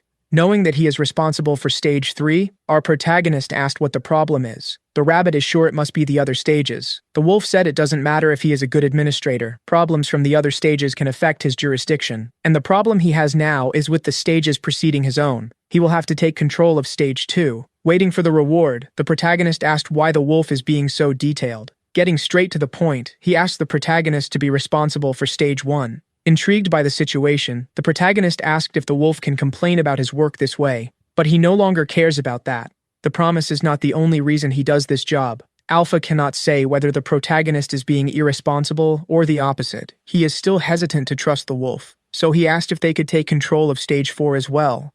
The truth is that this would be very beneficial for him. However, everything is going well in stage 4. Changing management could end up harming things. He said that Sherpa's magic is helping a lot, and the protagonist decided to ask what she did. Since there was a possibility of the 4th stage collapsing, the Abyssal Sea became the final dungeon of that place. Hearing this solution, the rabbit was very impressed. The truth is that this type of magic is common in the higher stages, from his wolf. Sherpa's greatest talent is not magic, it's mimicry. Now the protagonist knows why the shadow servants imitate all his actions. After presenting his proposal, the wolf wants to know if the protagonist will accept it. The boy said he is not very interested in that. This surprised the wolf, as for a human he is being extremely arrogant. Even the rabbit agreed with the wolf. A proposal like that is very good. But the protagonist wants to avoid problems and excessive responsibilities.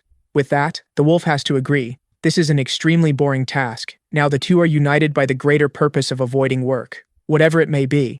The posture of both left the rabbit disgusted. And there is another issue for the protagonist. The refusal of that offer only harms the wolf. The poor creature fell silent, but he ended up agreeing with those words and asked what he could do for the protagonist to change his mind. Revealing his price, the boy said he could receive an excellent item, but the wolf cannot do that. He can only gift players who have entered his domain. Not satisfied, the protagonist asked if he could receive a combat skill, but the wolf is not a god and said he cannot do that. Now that he is disappointed, the protagonist believes the wolf is useless. So the boy had to think a bit more about the situation. He said he could take control of the 1st stage, but he would charge a small favor from the wolf for him to carry out a small task. Since the deal is advantageous for him, the wolf decided to ask what should be done. Our protagonist wants to know if there is a player named Seungwoo on those islands, and the wolf said yes, stating that he met him. As soon as he learned this, the protagonist asked for them to be brought together, but the wolf said that only players can pass through his gate. If that is the case, the protagonist has the solution. He just needs to send the rabbit in his place. It should be easy for the wolf to protect someone like the rabbit from the griffin's claws. The creature confirmed that this is an easy task to execute. Handing a small item to the rabbit, the protagonist said he should deliver it to Seungwoo. Our boy even became worried, imagining that the wolf might eat the rabbit, but the little one said that everything is fine. When they worked together, they used to be colleagues, but the wolf made it clear that they are not friends. Heading towards his destination, the protagonist watches them, wishing that nothing bad happens. Meanwhile, on the islands, Seungwoo is defeating griffins with his sword. The first monsters were those slimes, and now griffins have appeared. The battles keep happening. Interrupting his thoughts, the rabbit appeared, leaving the player quite surprised. Fulfilling his task, the rabbit handed the small altar to him. That's all the rabbit said, and he is already saying goodbye to the player. The next day, the protagonist is relaxing peacefully in his bathtub. That habit is very strange for the rabbit, who would like to know why his master doesn't get tired of it, but our boy said it is perfect for solving his stress problem. The rabbit soon remembered that they need to manage stage 1, and the protagonist is thinking of a way to get back there. They are in a great dilemma, as all he does is use the gate. Alpha said that the gate cannot be used until it is repaired. The rabbit believes they will have to make the journey back the natural way. Bahamut said he can open a path if necessary and give his life for it. But he was soon reminded by the protagonist that he is a ghost. Bahamut said it was just a figure of speech. Alpha also mentioned that there is another solution to this problem, just increase the gate's skill level to level 2. Now the protagonist realized that he needs to make more sacrifices. He thought he had gathered enough life energy, as he built many altars, but the protagonist used a lot of energy when he fought against the other assistants. Now, our boy asked if he should offer some of the food he had gathered. He immediately placed large amounts of food on the altar. Everything disappeared in the blink of an eye. Quite interested, Alpha wanted to know if there is more food, but the protagonist stated that he also needs that to survive. Suggesting another alternative, Alpha said that 2 griffins should be enough, a price that scared our boy. Alpha asked if he still remembers why he became a guardian of that temple. It is to use the gate and return to his world of origin. The protagonist said he still has that goal in mind. Now that he has no other choice, he thought about asking for help from the other dragon disciples. Talking with Xiongwu, the player said it would be challenging for him to execute something like that.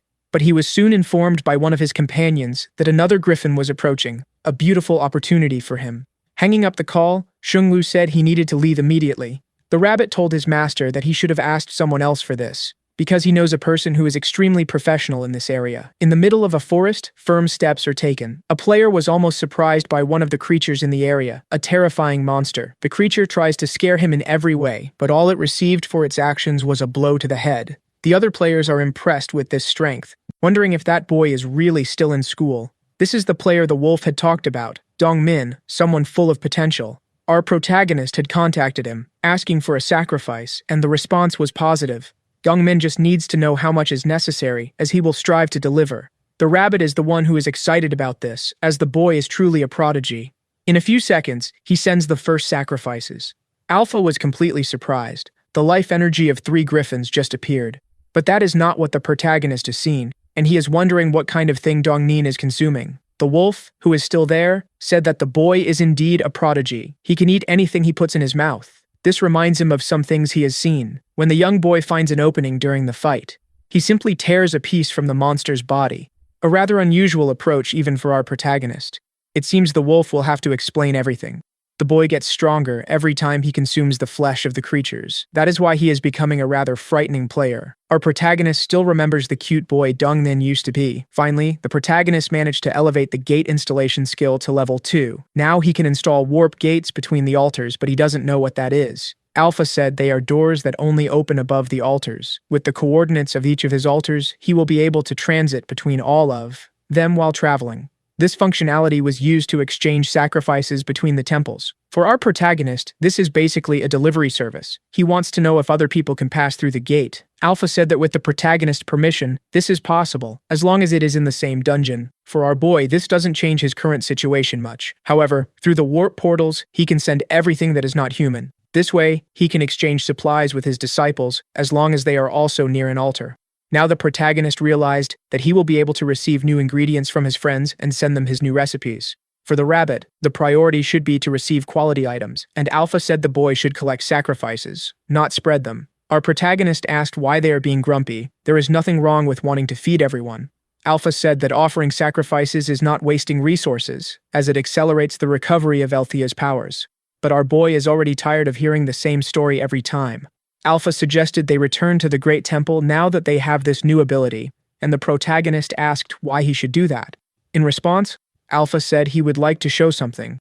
Once at the Great Temple, both the rabbit and the protagonist were surprised. They can see a divine power that is spreading more and more through the dragon's bones. Finally, Althea's body began to regenerate. The glow of those bones is truly impressive. Moved, the rabbit introduced himself to Althea, but Alpha said he is being exaggerated, as he has never met that deity. Bahamut is also very impressed with that. being at the service of Althea, promising eternal loyalty. Now it was the rabbit's turn to correct that exaggerated behavior. The more sacrifices are made, the greater the dragon's recovery rate. Our protagonist realized that this is a much cooler process than he was imagining. The little squirrel should already know this, as he is responsible for guarding that room. Eventually, all parts of that body will be regenerated. Intrigued, the rabbit asked if this would really happen, and Alpha confirmed the regenerative capacity of the dragon's magical power. After seeing that with his own eyes, the protagonist thought to himself, this made his motivation increase even more. He will achieve many sacrifices, for he wishes to complete all the pieces of this dragon. These words were offensive to Alpha, but he overlooked it, as the protagonist's motivation is what truly matters. And now, he showed a large amount of food he had stored, leaving the rabbit upset, as it was hidden. After going to the Great Temple, they returned to Stage 1. The protagonist had just defeated a large stone golem. This performance left the wolf impressed, as everything happened in 10 seconds. Definitely, that person is not ordinary. Looking at the rabbit, the protagonist asked how many golems he had defeated, and according to the little one's calculations, this is already the 12th. A quite formidable number, and for our protagonist, it holds a special meaning. It has been a year since he arrived in this place, and he had absolutely nothing. But after starting his journey, he conquered various things. In that very place, he almost lost his life, and now he has taken control of this dungeon. For the rabbit, the feeling is incredible. He really missed the first stage. It was time for them to start working. After that battle, a golden sphere appeared for them. The protagonist asked what he should do now. Responding to him, the wolf said that the task is not very difficult. He needs to offer a living sacrifice to take control of the dungeon. This left the protagonist intrigued, and the wolf reminded him that he needs to place the living thing on the altar and remove its life. Our protagonist does not want to do something like that. Alpha said it would not be necessary. The end dragon prefers to take life, but he could offer fresh ingredients. That's when the protagonist remembered the peppers he had harvested not long ago. Alpha said the fresher they are, the better. Now the boy will use the opportunity to clean his inventory. He will even use the potatoes he had collected. Watching all that, the rabbit began to be very impressed. The protagonist placed everything he had in his inventory on the altar, as he drew a happy face, saying it is his masterpiece. But for the rabbit, all that is nothing but a bad joke, as it looked ridiculous. However, the protagonist wanted to have a little fun. Still, he offered the sacrifice. While doing this, the wolf decided to approach them, performing some magical circles with his hands. Alpha does not know what this means, and even the protagonist began to feel scared. The wolf asked the children to calm down. He is just changing the coordinates so that the players reach the next stage. He changed some settings so that players can heal all the survivors and can open the gate after completing the first stage. Otherwise, those who are left behind will be completely consumed by the rats, for that is what happened to the inhabitants of this land in the past. As soon as he learned this, the protagonist was surprised. He had not imagined that anyone lived in this region. The wolf said that these lands met their end a long time ago, but that their cycle continues to repeat. More and more curious, the protagonist asked if the wolf was talking about the dungeon resetting, and he is correct. That is an endless cycle of perdition. Now the protagonist is thinking about the other dungeons. The wolf said that each of them faces a different type of disaster. The continuous production of rats is what destroyed the first stage. In another dungeon, the problem is the weather, while the black mist of the abyss is the perdition of another. After hearing all that, the rabbit is impressed that people can create so many problems to perish in all these ways. His comment displeased the wolf, and he said it must be very nice not to be able to remember anything. But the rabbit could not understand those words. The one who paid attention to this was the protagonist, as the baboon had said the same thing. More and more irritated, the rabbit wants to know why everyone says this to him and wants to know what he had forgotten. He is sure they are hiding the fact that he is the reincarnation of a powerful person, in this case, a witch. The wolf said he was just her doll, and as a child, he used to bite him. This seems to have completely shattered the rabbit's dreams, which pleased the protagonist. Noticing the smile on his face, the rabbit told him to stop it soon, and the protagonist remembered the sculpture they found. There was a rabbit in it, and he always believed it was a doll. With so much evidence, the rabbit is becoming increasingly disappointed. He does not remember anything because he really was a doll. Smiling, the wolf said it's true, stating that as the rabbit levels up, he will discover more about the past. Even though he was just a puppet, he saw and heard a lot about the witch. But none of that matters to the rabbit. The fact that he was a puppet destroyed all his self-esteem. However, that didn't last long. Now he wants to believe that his soul is that of the witch. The wolf recommended that he stop being obsessed with it. For now, the rabbit has a new master to serve, and indeed that is the situation. This brought an even greater disappointment to the rabbit, which made the protagonist wonder if he has any problems to solve now. Finally, the wolf finished altering the coordinates. It's up to the Guardian now to declare dominion over this region. The time has come for the protagonist to shine. He said that this region now belongs to the Dragon of Life. The system said that the place is now called the Rabbit's Temple and the Rabbit's Dungeon. Surprised by this information, the rabbit asked if Alpha is trying to mess with him. Moreover, the monsters will not attack them unless they are attacked first, and all energy generated in the dungeon will be collected by the altar. Alpha believes that the best manager for that place is the rabbit, which is why he named it that way. The protagonist also agrees with this, as it is a profession the rabbit is used to. Finally, after all these trials, the king returned to his throne, that's what the rabbit says, claiming that the people of that place will have to kneel before his presence. Putting a bit of common sense into the rabbit, the protagonist quickly punished him. The little creature apologized for what he said, but reminded that he needs to train the new players so they can survive in this place. The protagonist said that the rabbit will manage, but the one in charge of that place is the protagonist, and he hopes no one dies in this region. Sighing deeply, the rabbit said that his master has very naive ideals. Humans always die. And if they take it easy, they would be eradicated in the following stages. But the protagonist disagrees. If people survive long enough, they will end up getting stronger. He is the best example of this speech. The rabbit reminded that the monsters will not listen to him. It will be hard to help the players. Hearing that, the wolf said it's true, as the creatures act according to instinct. But the protagonist has an idea to solve this problem. He decided to create a training program for the new players. The assistants have no authority over the monsters. They are simply ignored by the creatures. But if provoked, they can become dangerous. Overall, the assistant is basically invisible to these creatures. That's why the rabbit became interested in this training program for players, wanting to know what the protagonist's strategy is. Monsters that are animals can be out of control, but there is a way to use the plants. Alpha thought that our boy wants to use his traps, and that's exactly it. He wants to prevent other players from getting hurt too much. Thinking about the number of plants needed, the rabbit asked Alpha if this wouldn't consume too much life energy, but Alpha likes the idea of using traps for defense. Still, they need to solve the energy problem. The protagonist asked what kind of sacrifices he can offer. Alpha said that fresh harvest can be very useful, and meat can be used as well, but it cannot have blood. Knowing this detail, the protagonist asked why it has to be that way, and Alpha said it's necessary for the purification of the offering. Alpha wants to know how the energy problem will be overcome, and the protagonist said he will solve it by training the players. From now on, the artisans will have more work to do than the warriors. Neither the rabbit nor the wolf understood these words. Still, the protagonist began to put his plan into action. He is already building the first trap, using only his plants. Altering some settings, he made those carnivorous plants less dangerous, as they will not use their digestive juices. Putting this method into practice, the protagonist began to feel more and more confident. But since that was still distant from the wolf's plans, he wanted to know the details of the traps. Our protagonist and the rabbit are completely ignored by the plants. The monsters of that place also seemed to not care about them, which only made Daewon's job even easier. However, his presence caused a big misunderstanding among the players. A woman seems to be seeing something. She and her companions managed to find the protagonist, who continues to walk safely in the forest. Knowing this, they decided to approach him. Our protagonist is busy with other things. As soon as he heard the voices of other people, he became a bit worried because those people should not approach him in any way. But since they did not understand their gestures, they decided to approach anyway. The footsteps of these players are getting closer, causing all the monsters in the area to decide to attack them immediately. Those poor souls could do nothing about it. Visibly distressed, the protagonist tried to prevent this from happening. This misunderstanding continued to repeat itself at that stage. When people saw the protagonist moving safely, they tried to approach him immediately, causing the difficulty of the dungeon to increase to the maximum. Disappointed with what he was observing, the rabbit asked his master where the training program was, and the protagonist was wondering why there were so many people in that place. It was Bahamut's turn to help as well. He uses his blizzard to push some monsters away, which are being frozen by the intense cold of his techniques. Even the players had to bundle up, and the ghost apologized for that. This is a temporary solution. The rabbit wants to know if the protagonist will be able to help the players this way. Bahamut cannot help everyone.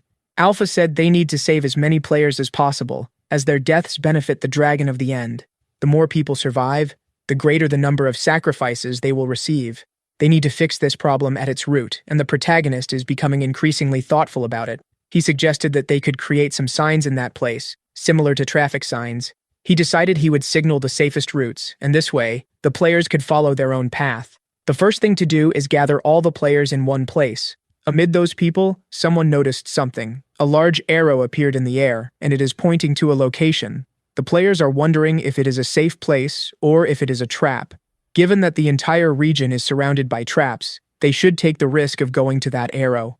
The protagonist's construction turned out to be very useful in attracting attention. Several people are heading to the designated location, and the players from that area are getting closer. On the way, they encountered a large creature, dangerous for all of them. Collaboration proved necessary if they wanted to move forward. This automatically reduced the number of casualties. Finally, the first group managed to reach that place. To everyone's surprise, there were some cabins and walls. This is the safe zone created by the protagonist. While the players talk, the rabbit appeared to them. It has been a while since he last spoke to players, so he is a bit nervous. Enthusiastically, the rabbit welcomed them all. Performing this task is very natural for the rabbit, who managed to explain in 10 minutes how the dungeon works. The players need to overcome the challenges if they want to return to their worlds, but they still don't know what to do now. The rabbit said he would split them into 3 teams. The first will be responsible for hunting, while the second team will be in charge of preparing the food.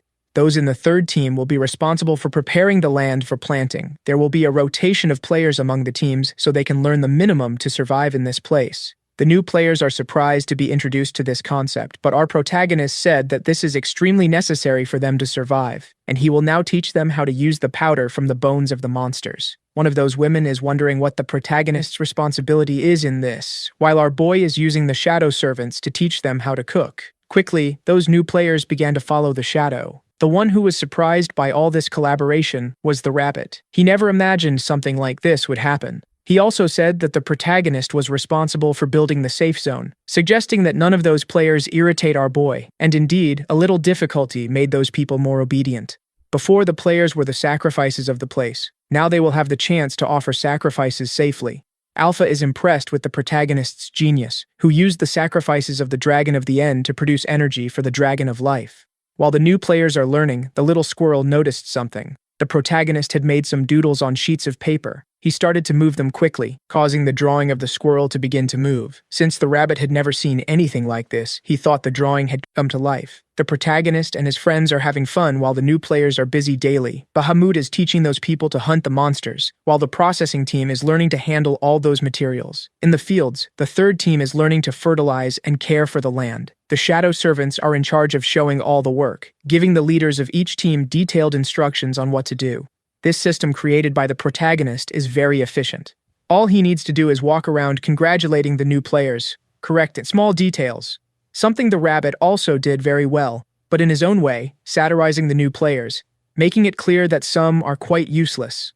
Unbeknownst to them, they began to work together on the same strategy. The protagonist is the nice guy, while the rabbit is the devil. And those players were increasingly grateful to the protagonist. His popularity began to rise. Finally, the first potatoes appeared there. It was up to the protagonist to congratulate the effort of those people. Looking at the potatoes, he thought about building a trap to increase everyone's safety.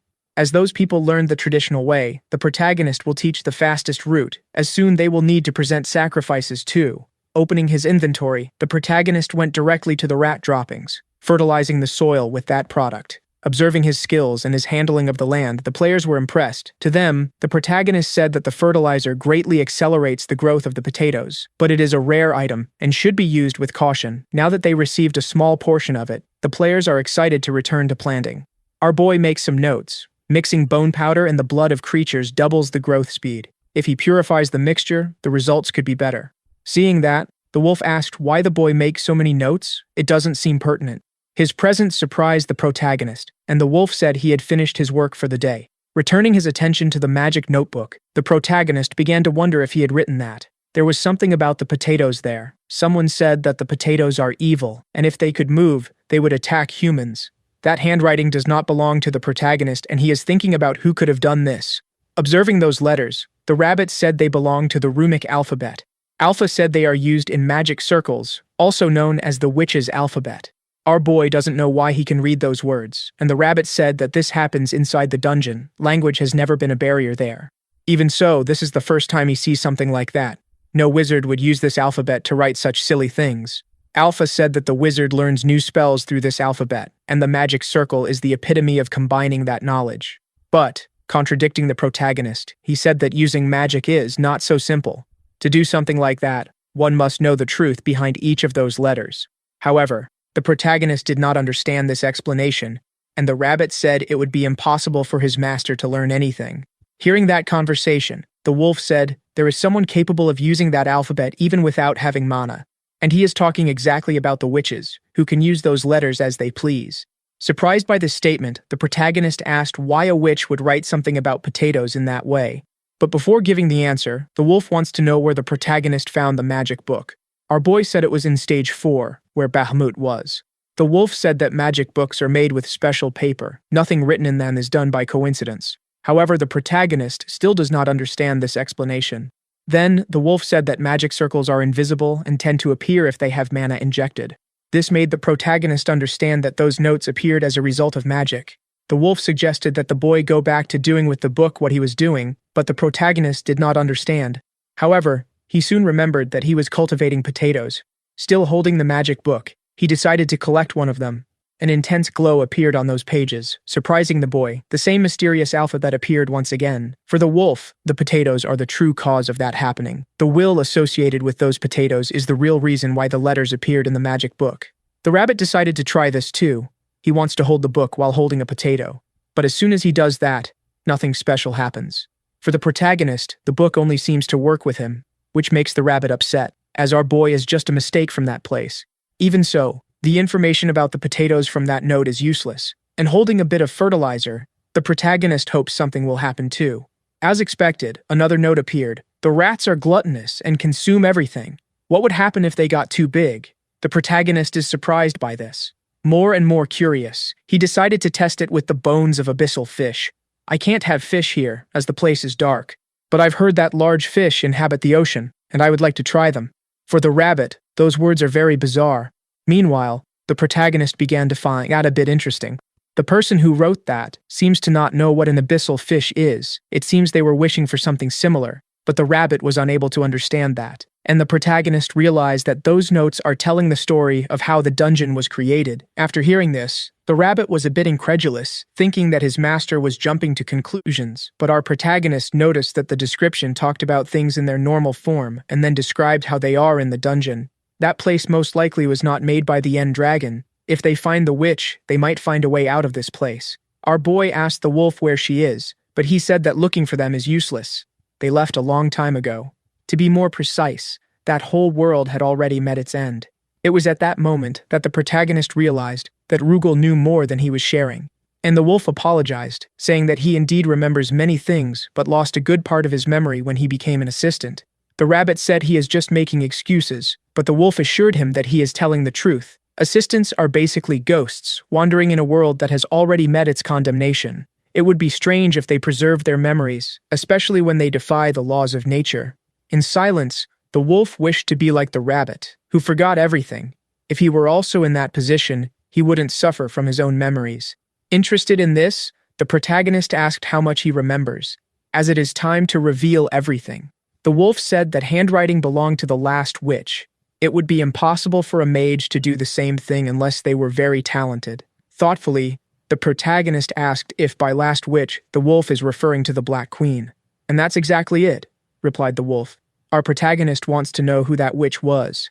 The wolf said that some people saw her as a cursed witch, while others saw her as just a poor wretch. After many deaths, she was the only survivor, hiding from the Empire in her underground refuge and having a lonely death. Even so, she was a splendid queen. With the protagonist's new strategy, the players are alternating between groups. As a result, a group of very talented people emerged from that stage. All of them learned to eradicate monsters with extreme ease, and they are already eager to process those carcasses, collecting the necessary materials for cultivating the earth. There is a very dark determination on each of their faces. This even left the protagonist and the rabbit quite surprised. The bonds between the players had grown even stronger. Before them, the rabbit said that the time for graduation has come. While he does this, our protagonist is walking through the forest, collecting the items that the monsters had stolen.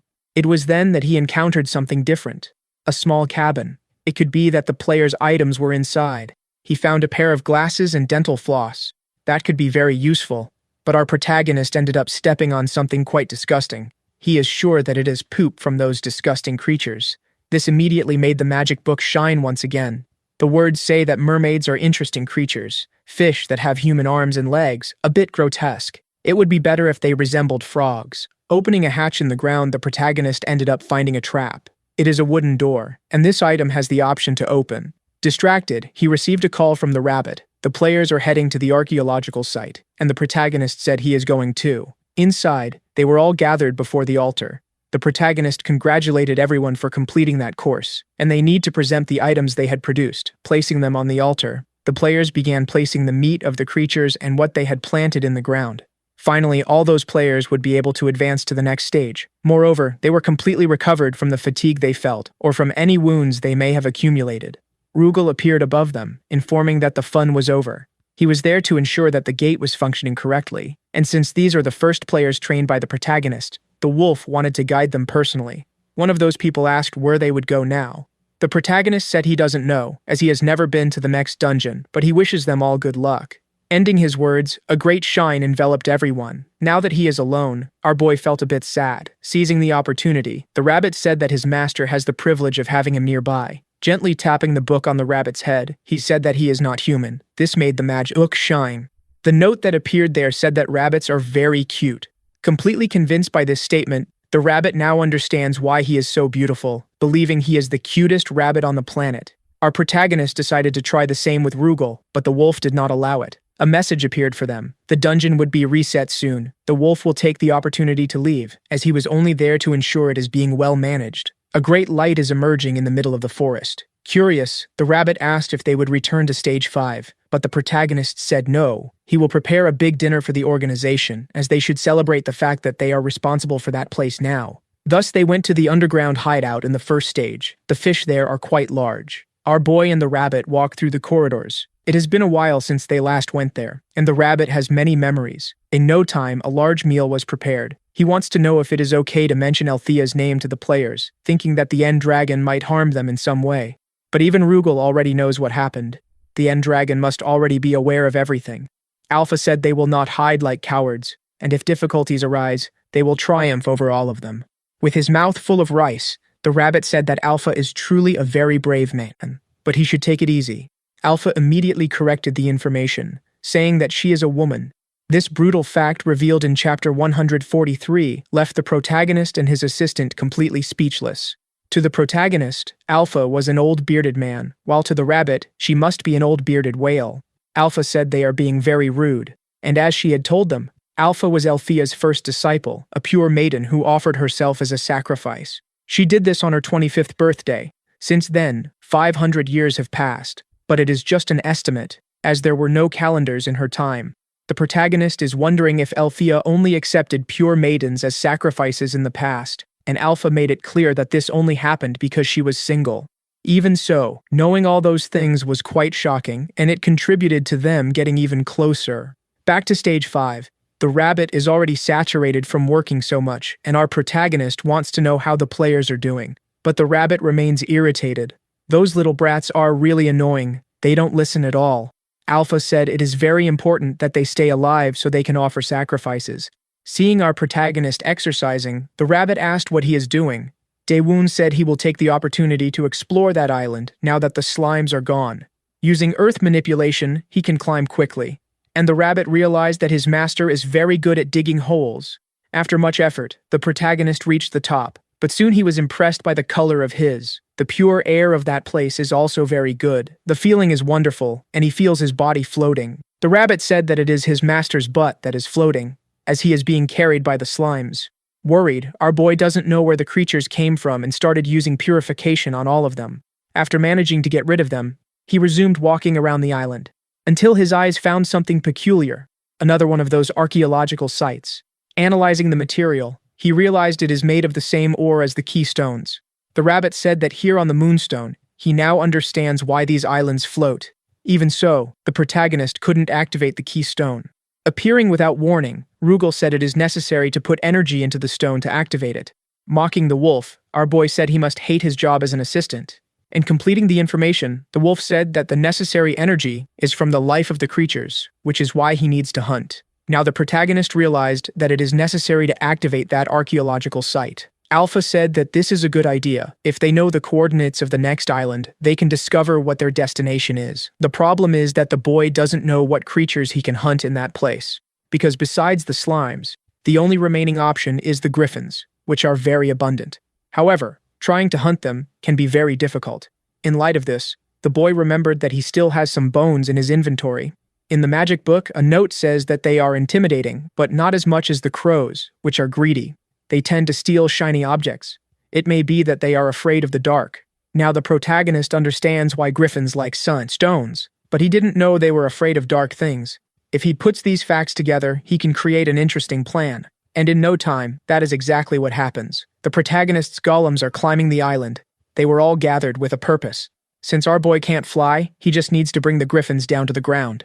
Giving the return order, the golem's eyes began to shine. Shortly after that, they completely dimmed. The rabbit is impressed with what has happened. The protagonist has perfected his command over the golem's cores. Even though they have armor, the griffins are formidable opponents. And now, with the return order, he can gather the cores immediately. This way, he won't lose any of his creatures. The rabbit said this strategy is very good. And that's not all. Our boy showed his new tool. Not knowing what it was for, the rabbit asked why there are so many grooves on that piece of metal. Going to a stone, the protagonist asked if the rabbit remembers that spinning skill. If he combines that with a tool like that, something interesting will happen. Our boy made a strike. Now he can use the spear as if it were a drill. But, to his surprise, the force of the impact completely destroyed that stone. Even the rabbit was impressed by this, and the protagonist understood that he would need to control his own strength. In any case, the drilling spear is complete. Bahamut also saw that and was equally impressed, as he remembers a knight from the Empire who had a similar technique. Knowing that technique is powerful, the protagonist asked the Shadow Servants to try to replicate it. Now that he has his attack weapons, it's time to prepare the battlefield. On the side of one of the islands, the protagonist is working hard, collecting more and more solar stones. He takes the opportunity to practice his skill with the balance, raising the spinning skill to level 3. Finally, night fell upon them, and all the solar stones were gathered. The rabbit doesn't understand why the protagonist took so many, and he said they are necessary to build the setup. The technique he used is the same as building observation towers, but the boy added a slight curvature this time. Impressed, the rabbit said he had never seen anything like that in his entire life. What our boy just built was a large earth pumpkin. Visibly confused, the rabbit wants to know how that will help them hunt the griffins. Our boy said they must hate the dark, which is why they like the solar stones. When all of them are gathered in the pumpkin, its light will attract the creatures. That is a great trap to lure them in. Worried, the rabbit wants to know what he will do when he gathers them all, and remembering the last battle, he realized that the griffins are very individualistic. His plan is to make them fight among themselves until they are very exhausted. Only then will he hunt them. The rabbit asked what will happen if they decide to act as a team. The protagonist said they will certainly be in big trouble. Even so, it's time to put the plan into action. Everything is dark that night, and the solar stones have already been gathered. The protagonist built the setup for war. He ordered Bahamut to spread the smell of fish. The order was immediately obeyed by the little ghost. Elsewhere, at that stage, Sungwoo is fighting against some creatures. One of his companions noticed something strange. Using his enhanced vision, he saw that there was something different in the wind, causing several griffins to move. Sungwoo was very confused, as he knows these creatures are not active at night. Something happened, and that number of creatures is very abundant. Worried, one of those players thought they could be annihilated, but the elder among them soon realized that the griffins are after something else. They are heading to a specific island, which has been transformed in appearance. Even from where they are, it is possible to see that large pumpkin. The boy with the bow said it looks a lot like Halloween pumpkins. With the setup properly arranged, the protagonist told the rabbit to welcome the guests. But the poor fellow is not so enthusiastic about it, and he doesn't even understand why the protagonist is wearing a fur coat, an opinion shared by Alpha. Our boy told them to stop questioning his tastes. It's time to prepare, because the guests have just arrived. The griffins are heading towards the light. Several of them dove into that pumpkin. The creature's eyes became completely hypnotized. Many solar stones are in that place. Moreover, there was a very interesting smell. Several fish were placed inside that large pumpkin. The rabbit wants to know if this will really work, as they spent a lot of fish. Our protagonist, like a good loan shark, said nothing is free, and the griffins will pay with their own organs. It's time to start this party. The protagonist used the return order. Far away, Rugal observes everything. He has never seen a player deliberately deceive the griffins. The great glow can still be seen inside the pumpkin, but in just a second, it completely disappeared. This left the wolf quite surprised. Our protagonist is waiting for all the solar stones he had collected. Now that they are trapped in the dark, the griffins have started to attack each other. The creatures are very furious. From afar, the rabbit watches everything closely. Our protagonist wants to know what he is seeing, and the rabbit confirmed that the creatures are going completely out of control. Rugal appeared near our protagonist to ask what he is doing. saying that the boy is a complete lunatic. That sounded like a compliment to the protagonist. It's time for Bahamut to spring into action. The poor thing is hiding among the fish, and he will make his clones appear. Little ghosts are holding mandragoras. They immediately started punching those roots. Everything is happening according to plan. It's time for Alpha to collaborate as well. Arrow traps were set in that place, and the griffins were caught by surprise. It's time for our protagonist to join the battle too. Rugal said that the boy is just a human and wants to know how he will fight those creatures in the dark. The protagonist said he has his own methods, but we know it's actually pure plot privilege. Even so, the rabbit is also very worried, imagining the protagonist entering that place. Our boy took his first steps inside the pumpkin. He is already using the ant antennas, as well as the strength of the boar. Armed with his spear, he can hit the griffins with ease. There's nothing the creatures can do against him. Bahamut is also helping in that fierce battle. All this while the protagonist continues to annihilate his enemies. Rugal realized that the true victims of that place are the griffins, and the rabbit said that his master never plays fair. For the wolf, that's not even a battle. It's simply cheating. However, he has to acknowledge that the protagonist is indeed very strong. As the sun rises outside, the final blow was dealt. Our protagonist didn't even notice that time had passed. His spinning skill reached level 6, just like the ant antennas. Completely impressed, the rabbit can't believe that the protagonist defeated 40 griffins at once. His master is truly amazing, but our boy knows that all of that is just flattery. He needs to hurry and prepare all that meat. Rugal told him to hurry, as the path to the next island has already been opened. Alpha said that the protagonist needs to get rid of the blood and is impressed that he managed to gather so many creatures. The protagonist told Bahamut to take care of the creatures with the butcher's knife, as he is now heading to the archaeological site. Arriving at the other place, he saw a black mist. It comes from the abyss. An error message appeared for him. The warp gate cannot be used. The protagonist already expected that his plan wouldn't work, but Alpha reassured him, saying that they managed to gather a lot of life energy. The same black mist can be seen on another island. Alpha said she can feel the energy from Sungwoo's mini altar in that place. The rabbit noticed that the griffins do not approach that mist. The wolf said that using the mist as protection is the only way to travel safely between the islands. Our protagonist disagrees with this, and the wolf realized that he thought of another way. The protagonist wants to use the mist to travel manually. This statement left the wolf quite confused.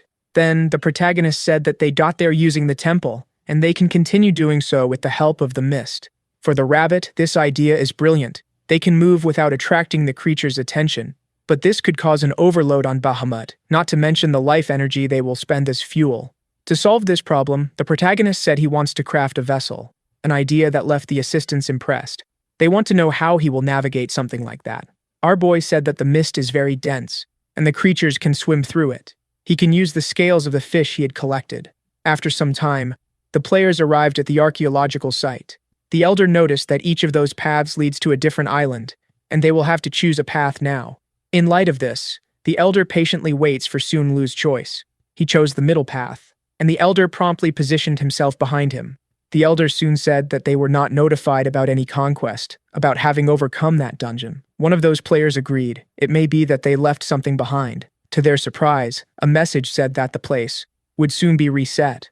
This left the players very worried. The ground of that place began to shake completely.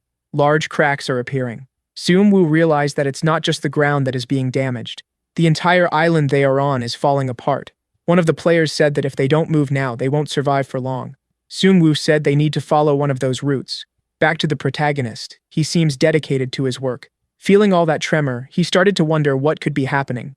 The wolf said that the island's energy was used to create the mist, which is why this is happening. The protagonist realized that the assistants are calm because they can fly. Following the explanation, when the dungeon resets, the islands are destroyed, and then they form again. Everything that falls is consumed by the abyss fish. But our boy doesn't want to lose all his griffins. He hasn't put them in his inventory yet. Alpha said they might lose all their sacrifice. Knowing they need to hurry, the protagonist told the rabbit to check the path to the Sky Temple. Bahamut said he has already prepared all the carcasses, and the rabbit informed that they are having problems. The underground tunnel has been destroyed.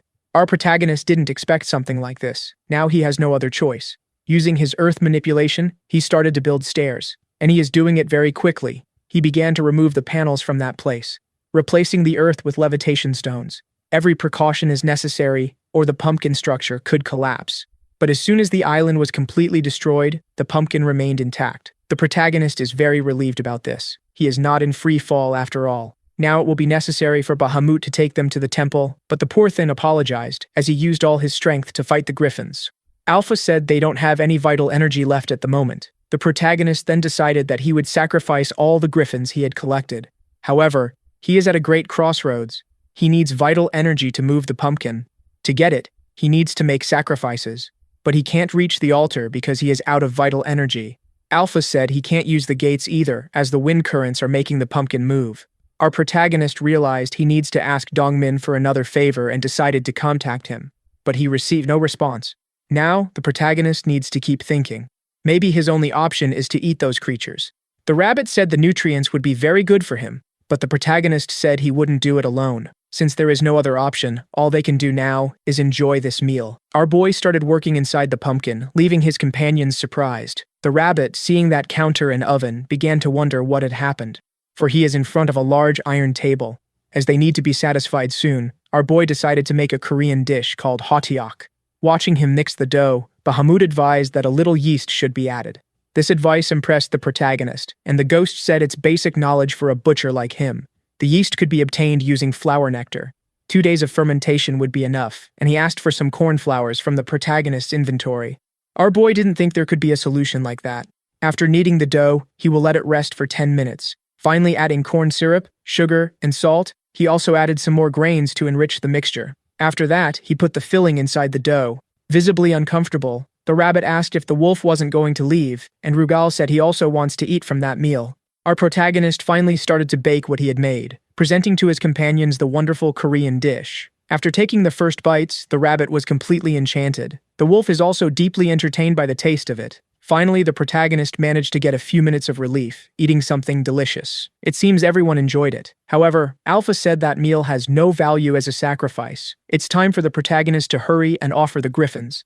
The boy told Alpha not to worry. The main dish will soon be served. Continuing with the gastronomic adventure, the protagonist began to sauté some more ingredients. He finally managed to do what he wanted. Grilled griffin ribs, based on a recipe that should be made with chicken. The wolf and the rabbit went completely out of control at the appearance of that dish. Alpha said the wolf cannot eat that meat, which left the snake creature disappointed. That ingredient is precious for Althea. He asked if he would be willing to take the griffins to the temple. The wolf realized that this task is not easy. As he is a game assistant, he could not offer a sacrifice to the Dragon of Life. Alpha said that the reverse is true. They cannot contribute to the Dragon of the End. Our protagonist told Alpha not to be so hard on the wolf, as he has been a great help. Then he placed a plate of food in front of him. At first, the wolf found that a bit strange. Our protagonist said it's fried rice, made with the oil that cooked the ribs. There's no meat in it. If that's the case, Alpha agreed. The wolf realized that the flavor is wonderful, even though it doesn't contain meat. After the arduous task of consuming all that tasty food, they finally gained the energy to make the pumpkin move. Other players managed to reach the temple of Stage 3, among them is the little glutton. Those accompanying him noticed that everything was easy because of his power. Someone appeared behind the boy, saying that he had gained a lot of weight. He really doesn't stop eating. That was said by the wolf. The boy noticed a very nice smell coming from the creature. It's certainly fried rice with chicken. The wolf denied the information, but the boy said he cannot be fooled, as he has a very good nose. And the wolf said he only ate rice. Even so, it must have been very tasty, and now, the boy wants to know what brought the wolf there. Rugal said that those players managed to complete the third stage. It's time to move on. Alpha told the protagonist that the first disciple arrived at the temple, and the protagonist is thinking that Dongmin finally has a bit of free time. It's time to ask for sacrifices. After eating all that, our protagonist feels uncomfortable with the idea of asking something like that from the boy. As they are already close to the altar, he will do it in a way that benefits everyone. Back at the Temple of Emptiness, it's raining heavily. Our protagonist contacted Dongmin, and the boy responded with great enthusiasm. He knows he is in the protagonist's territory, but that place is filled with people he doesn't know. The players are trying to scare the boy away, saying he should seek shelter elsewhere. Our protagonist didn't imagine there were other people there. They left the village empty. Dongmin said that village doesn't belong to those people, as his property already belongs to someone. But those extras don't want to abandon the rice that was planted there, and they are willing to use violence for it. They started casting attack spells towards Dongmin. But the boy had become a powerful fighter, easily dodging all those attacks, which left the extras surprised, as he is very fat. The boy didn't like this comment. Removing his clothes, he said the extras should remember who started the attack. The extras still don't understand what is happening. Dongmin is using the power of his ability. He becomes very strong when he is satisfied. His strength increased threefold, and he lost all the excess weight he had. He immediately tightened his belt very firmly. The extras were completely impressed by that. Dongmin showed them an extremely functional body, completely chiseled through violence. He asked if he could break a bit of the village's roof. Our boy said it's fine, as he could fix it later. That was all Dongmin needed to hear. With a single jump, he managed to get close to the walls, and he is ready to deliver the first blow. In no time, he took control of the village. Alpha is impressed with his performance. The boy learned to use the vital energy stored in his body, but the protagonist didn't understand those words. Then Alpha said it would be easier for them to observe that with their own eyes, instead of listening to an explanation, saying that the protagonist has an ability that refines his vision. Not understanding that, the protagonist remembered the map he has. Alpha said he can see his disciples anywhere. He may not be that skilled yet, but suggested he try. Watching the map closely, the protagonist decided to click on one of his towers. To his surprise, he saw exactly what was happening in that place. Alpha said that the protagonist now resembles a god who can see all things, but our boy thought it looked more like a computer game. And observing Dongmin, he began to wonder why he is so thin, which worried him, thinking he was stealing the boy's food. Not knowing that he lost weight because of his ability, the protagonist apologized. Curiously, Dongmin heard our protagonist's voice, and he is sure it came from the sky. The boy was so confused that he even thought it might be his hunger speaking. But soon he started talking to the protagonist, asking if he had become a god. The protagonist did not think that his map could do something like this. It's as if he threw something into virtual reality. For the rabbit, that form of communication resembles the whisper of the assistants. Alpha said that the dragons share the same power, even if they are on different sides, and the end dragon must use this method as well. Worried, the rabbit realized that the end dragon must already know everything that has happened. Still, it has not done anything. Thanks to Dongmin's effort, those extras were soon indoctrinated, and following Alpha's instructions, he asked everyone to follow him. The first sacrifices began to be presented. Accumulating vital energy, an intense glow appeared on the altar. This led the rabbit to them, and, desperate, he said that an emergency is underway. They have a big problem. Thanks to Dongmin's contribution, our protagonist managed to gather a large amount of vital energy, and his friends managed to reach the Sky Temple safely. The protagonist immediately sensed something was wrong. With the help of his map, he noticed that several red dots were approaching. The skeletons tended to gather in the Gap village, but this always happened randomly. This time, they seemed to be organized. In light of this, the protagonist and the rabbit exchanged glances. Worried about this, they immediately created a warp gate, heading to the temple of the Gap village. This suggestion was given by the rabbit himself, who immediately began to investigate the situation. This also left the protagonist very worried, as he does not know what might be happening. Looking at the number on Dongmin's forehead, the protagonist asked if he knows what that curse means. The boy said that Rugal had explained everything. Even so, he is worried and asked if the protagonist thinks something bad will happen. Deep in thought, the protagonist said he hopes everything turns out okay. Outside, under heavy rain, the rabbit managed to find the skeletons, but he cannot say what they are doing. All those creatures are moving, and they are building a kind of altar made of bones. Rugal, who suddenly appeared, said he has a bad feeling about this. The rabbit believes he is responsible for it, but the wolf said he did nothing. They should focus their attention on the players. The rabbit was offended by this comment, but the wolf warned that this land is cursed, and it would not allow the players to make sacrifices for the Dragon of Life. Worried by this comment, the rabbit asked if his master had seen that too. Through the extension of the map, the protagonist said yes. He does not know what will happen with the conclusion of that tower and thought about destroying it soon. But the rabbit said it is almost completed, and there is an even bigger problem. That is not the only tower being raised. Inside the village, our protagonist observes everything, accompanied by the other players.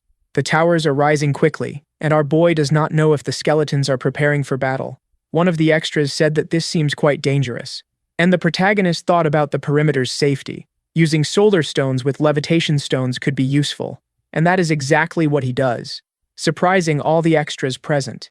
It was then that Dongmin said something is coming out of the water. They immediately look at the nearest tower. Something seems to be emerging from its interior. A large skeletal knight, dressed in armor and mounted on a horse. The creature seems to be worshipped by the other monsters. Not to mention, it is much larger than all of them. Its presence alarmed the protagonist, as this monster is definitely a giant. It walks calmly among those creatures. Rugal was impressed by the presence of the Black Knight. The rabbit did not imagine that the skeletons could perform such an invocation. Faced with that creature, the players were terrified, believing they could not survive. Fear is spreading rapidly. Only one person among them remains intact. A loud scream began to spread. The players had to cover their ears, because the protagonist had grabbed a mandrake, and he ordered everyone to hold their form. They need to prepare for the knight's arrival. The walls cannot be destroyed. The players were confused for a while, but soon realized that action would be necessary. They need to do something if they want to keep living. Those capable of attacking from a distance sent their attacks toward the knight, who made just a single movement with his shield, avoiding being hit by all those attacks. By deflecting that power, a great explosion occurred behind him. Dongmen realized that this would not be enough. They need to start close combat. As soon as they saw those words, the extra players realized that if they did not obey the boy, they would meet a fate worse than that dealt by the giant's hands. The first wave of survivors descended from the wall. They are ready to engage in combat. But it is very obvious that this will not be easy. Completely full of confidence, Dongmin is prepared to crush the enemy's head. However, as he approached the Black Knight, he ended up being hit without realizing it. His body was thrown several meters away, leaving his companions incredulous. Now those extras are truly terrified. To make matters worse, the Black Knight is capable of giving orders to the conventional skeletons. The fact that he can speak the human language left the protagonist surprised, not to mention that the skeletons are advancing in military formation. The protagonist decided he would focus all his traps on the large skeleton. The plants began to shoot, while others are grabbing the approaching creatures. Dongnin, who is still trying to recover from the attack, almost got hit once again. Before him stands the furious knight. Before the situation could get worse, an armored golem appeared to protect the boy. This left Dongmin quite relieved. The protagonist will divide his squad into 3 groups, with the help of Bahamut and his clones. It's time to use the new map function to gain a strategic advantage in this battle. Giving orders to the players, the protagonist told them to ignore the normal skeletons. They need to attack the towers that have not yet summoned other knights. The order quickly spread across the battlefield. Bahamut's clones are doing this with the golems, and the first of the towers began to be destroyed. This action was soon noticed by the Black Knight. He did not like what he observed with his eyes, pushing one of those golems away. The rabbit saw that the creature was going to prevent the destruction of the other towers. With that, the protagonist was sure he was facing an intelligent enemy. He ordered Team Number 2 to stop the creature's advance. Knowing his enemies, the knight told the skeletons to attack the core of those golems. Our protagonist was surprised to realize that the knight knew the weakness of his golems. Several skeletons are climbing onto one of the golems. Seizing the opportunity, the knight thrust his spear into the golem's body. That blow seems to have been fatal, as the knight managed to rip the core from his enemy, now holding it in his hands. The protagonist was very apprehensive about this, as he imagined that soon this core would be destroyed. To prevent something like that from happening, he used the return order, making the core return to his hand. If he had taken a little longer, he would have lost that core. The protagonist told the golems to protect their cores while they are fighting. Even so, the skeletal knight remains determined. He charges with his horse towards the battle. The same is being done by the protagonist's golems, who ended up colliding with the large creature. The players present realized that this battle had become too intense for normal people. However, the protagonist is becoming increasingly pleased. Thanks to his battlefield management, he managed to destroy the first tower. This only made the knight more and more irritated. In the company of the rabbit, the protagonist climbed onto his octopus. Worried, the rabbit noticed that his master was going to enter the battlefield. The protagonist believes that if he destroys that tower, the knight will disappear. As he is focused on the golems, the protagonist will use this opportunity to destroy the tower personally. Therefore, he boarded the flying octopus. With his balance in hand, the protagonist began to use his purification technique and the spinning technique. As soon as he did this, he descended among all the skeletons, easily destroying those enemies. With the Bone Destroyer achievement, defeating those creatures is easy for him. Before the large tower, the protagonist began to build a trap. The rabbit wants to know why he is doing this inside the tower. The protagonist said he would soon find out. Now that they are outside, they return to the flying octopus. Full of enthusiasm, the protagonist fired his traps. Inside the tower, the plants began to attack everything. In a few seconds, the structure was destroyed, to the protagonist's delight. This destruction caught the skeleton's attention, who gathered around the tower's rubble. In a few seconds, they began the process of reconstructing the structure. Watching this closely, the protagonist realized that the skeletons were using their own bodies for this. Elsewhere on the battlefield, the Black Knight managed to rip another core from his hands, destroying it completely, which made Alpha notify the protagonist. Losing that core, our boy realized he could do nothing, as he was distracted destroying the tower. Now he has only 11 golems remaining. The rabbit said that this number is still satisfactory, but the protagonist needs to rethink his strategy. Even though he has many golems, the knight is extremely powerful. It's only a matter of time before he destroys everything. Thinking about ending the battle quickly, the protagonist contacted Dongmin. He said that he and the other players should attack the knight, focusing on one of his legs. The truth is they are already trying to do that, but the knight is very fast. Knowing they need a little help, the protagonist sent the flying octopus to assist them. Dongmin had to warn the players not to attack that octopus, as the creature is on their side. Returning to speak with the protagonist, Dongmin wants to know how they will be assisted, as that creature is very slow. In response, the protagonist said they will be thrown far away. The octopus is already prepared to obey his orders.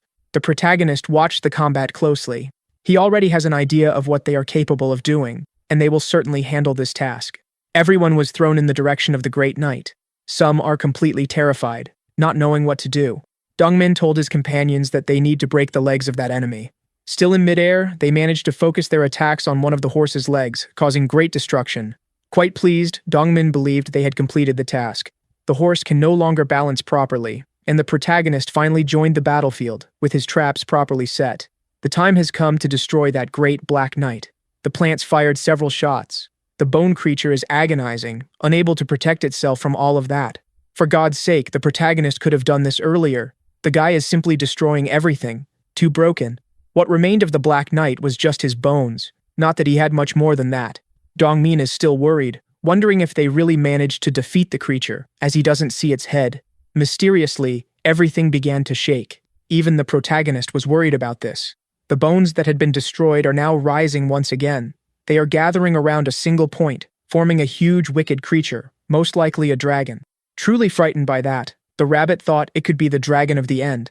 Alpha told everyone to be cautious, as he feels the energy of the dragon of the end in that creature. It opens its jaws in a terrifying manner, roaring and frightening everyone. The protagonist asked if this is really the dragon of the end, but Alpha assured him it is not. It is just a copy. On top of the wall, Bahamut observes the bone dragon. Even he is terrified by that. But that monster is a hybrid between the Black Knight and the bone dragon, the Dragon Knight. Bahamut rushed to the protagonist to say that he has no chance of winning. They need to flee immediately, but our boy doesn't want to do that. This response left Bahamut very confused, realizing that the protagonist wants to protect those layers. The protagonist said he also needs to defend his rice field, something that didn't surprise the rabbit. In fact, it was expected. Mounted on the ostrich, the protagonist charged into battle. He can move with great speed through that place, firing several shots with his purification technique, hitting the body of the Dragon Knight at every opportunity. The purification is capable of damaging the creature's bones, but in a few seconds, skeletons appear to regenerate the damage. Our protagonist realized what is happening. Dongmin has no idea what they can do to defeat that great creature, which is also of a great size, larger than anything they have ever seen. Some extras are no longer feeling fear. They have accepted that they will soon die. Our protagonist knows he is not as eloquent or reliable as Seongwoo. Still, he continues to move quickly, as he is protected by the script. And there is something he is really good at. After passing his hand over the battlefield, the protagonist created floating stairs. A large portion of earth began to lift the bone dragon. That caused the creature to lose its balance. Despite being a dragon, it is very likely that it doesn't know how to fly. And thanks to what the protagonist did, the creature is falling towards the ground. The protagonist asked Alpha if the enemy's weakness is the head of the Black Knight. Alpha said yes, as he feels the vital energy concentrated in that place. Observing the protagonist's dedication to fighting that enemy renewed the battle spirit of the extras. The rabbit found that strange. He didn't expect the extras to be so determined. But for the protagonist, the occasion was perfect. Those people wanted to know what they could do to help, as if they were going to be defeated. It would be better to try something. The protagonist patiently explained the dragon's weakness. All of this while the great creature was regenerating its broken bones. Finally, everyone was prepared for the true battle. The protagonist said that the extras only needed to fly around using those platforms, trying to attack the enemy's head. But he made it very clear that they should not get any closer. They should attack from a distance. The golems were the first to initiate the attack. Next, the extras also tried to hit the creature's head. Dongmin managed to break several bones using only the strength of his hands. The coordinated attack finally reached the creature's face, but after the dust settled, they realized that the dragon was still intact.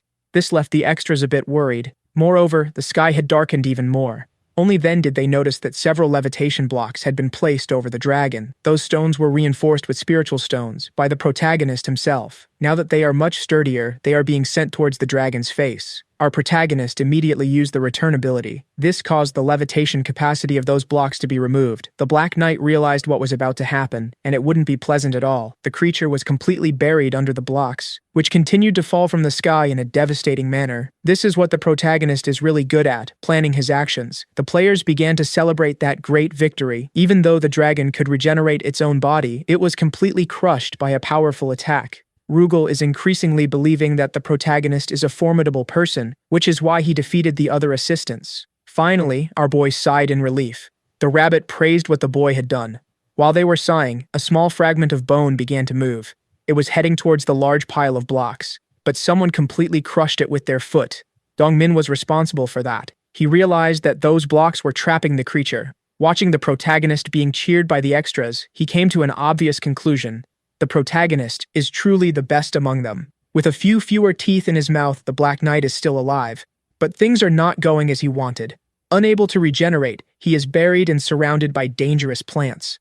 Our protagonist went to him just to say goodbye, causing his plants to act against him as if they were executioners of a Mexican cartel. Thanks to this, the protagonist managed to advance his purification to level 8, as well as other of his abilities. Receiving the Dragon Knight Hunter achievement, when attacked by undead, he will receive 20% less damage, in addition to receiving an attack and intimidation bonus. Our protagonist liked these rewards very much. They are proportional to the enemy's strength. The rabbit said that undead have no chance against him now, and the protagonist wants to know what the other players' rewards were.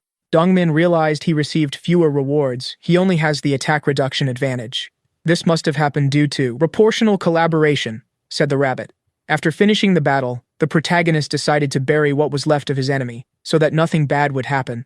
But at the top of the hill he had built, something appeared.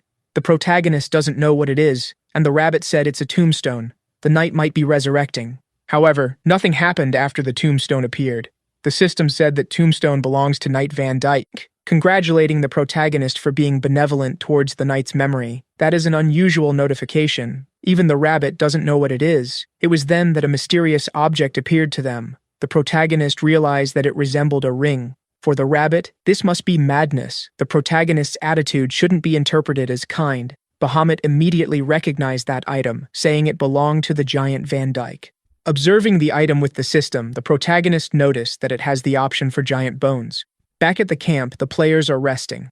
The day was very long for them, and celebrating the victory is more than necessary. Some are bombarding the rabbit with questions, wanting to know how many stages there are in that place, and if all of them would be sacrifices for the end dragon. Irritated, the rabbit told them to ask one question at a time. Meanwhile, Dongmin continues to eat a lot. He ended up passing by the entrance of one of those huts. The boy went to inspect its interior, only to find the protagonist sleeping, who must be quite exhausted. Our boy seems to be having a dream. He is in the middle of a fair, and people are buying fruits. Besides not knowing where he is, he can't understand why his hands are so big. He soon realized that those were not his hands. He was probably seeing someone else's memory, and that person must have been a giant. A window opened in the tower he was observing. The girl on the other side greeted Van Dyke. She said he is still quite enormous, and the giant replied that the girl is the one who is very small. Our protagonist has the impression that he has seen this child somewhere before. The two are chatting amicably. The child said she is not tired. The giant said he would like to help her more, and the child replied that it's okay. He doesn't need to try so hard. Everything went dark, and the landscape changed to lightning cutting through the sky. The city is now engulfed in flames. The giant's hands are stained with blood. He is already in his final moments. Van Dyke said he abandoned his responsibility as a knight, and now the beast forest is on fire. Even so, he regrets nothing. Although he did not prevent the world from being destroyed, he managed to save that child's life. His body may be consumed by fire, but his bones and soul will live forever. He would do anything to keep that child safe. And now, he thanked the protagonist for purifying his tormented soul. The protagonist woke up quite agitated, and he heard in his own head the words of the giant who left him his own bones. Our boy thinks he is going crazy, as he is hearing voices. It was then that a great light appeared between his hands. The rabbit decided to inspect the inside of the tent, as he heard the shouting outside, but the light had already disappeared. Feeling quite relieved, the rabbit thought something bad might have happened, and the protagonist revealed he was also worried. He can't say for sure, but he had a very realistic dream, and the voice from the dream spoke to him after he woke up. Bahamut said that a part of Van Dyke must be with him now. Our boy is wondering if he really saw that man's memories during his dream. He also remembers the girl he saw. Most likely, she was the witch. Showing curiosity, Bahamut asked what Van Dyke's last words were. Getting up from the bed, the protagonist said it was nothing special. He said the giant thanked him. He handed him his bones. It was at that moment that the rabbit found something strange.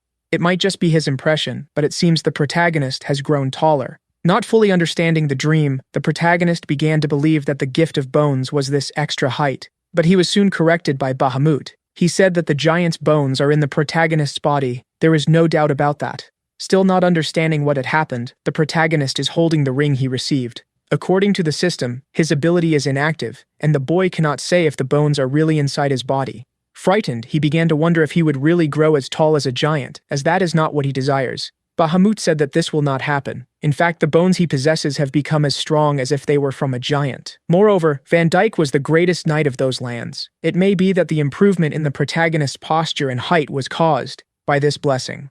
Giants are born with physical blessings. Their bones cannot be cut or broken except by aura attacks. From the moment of their birth, they possess enough strength to subdue a bull. They were born to fight, and now the protagonist has inherited all these benefits. For the rabbit, the dungeon's mistake, which is our protagonist, continues to cheat.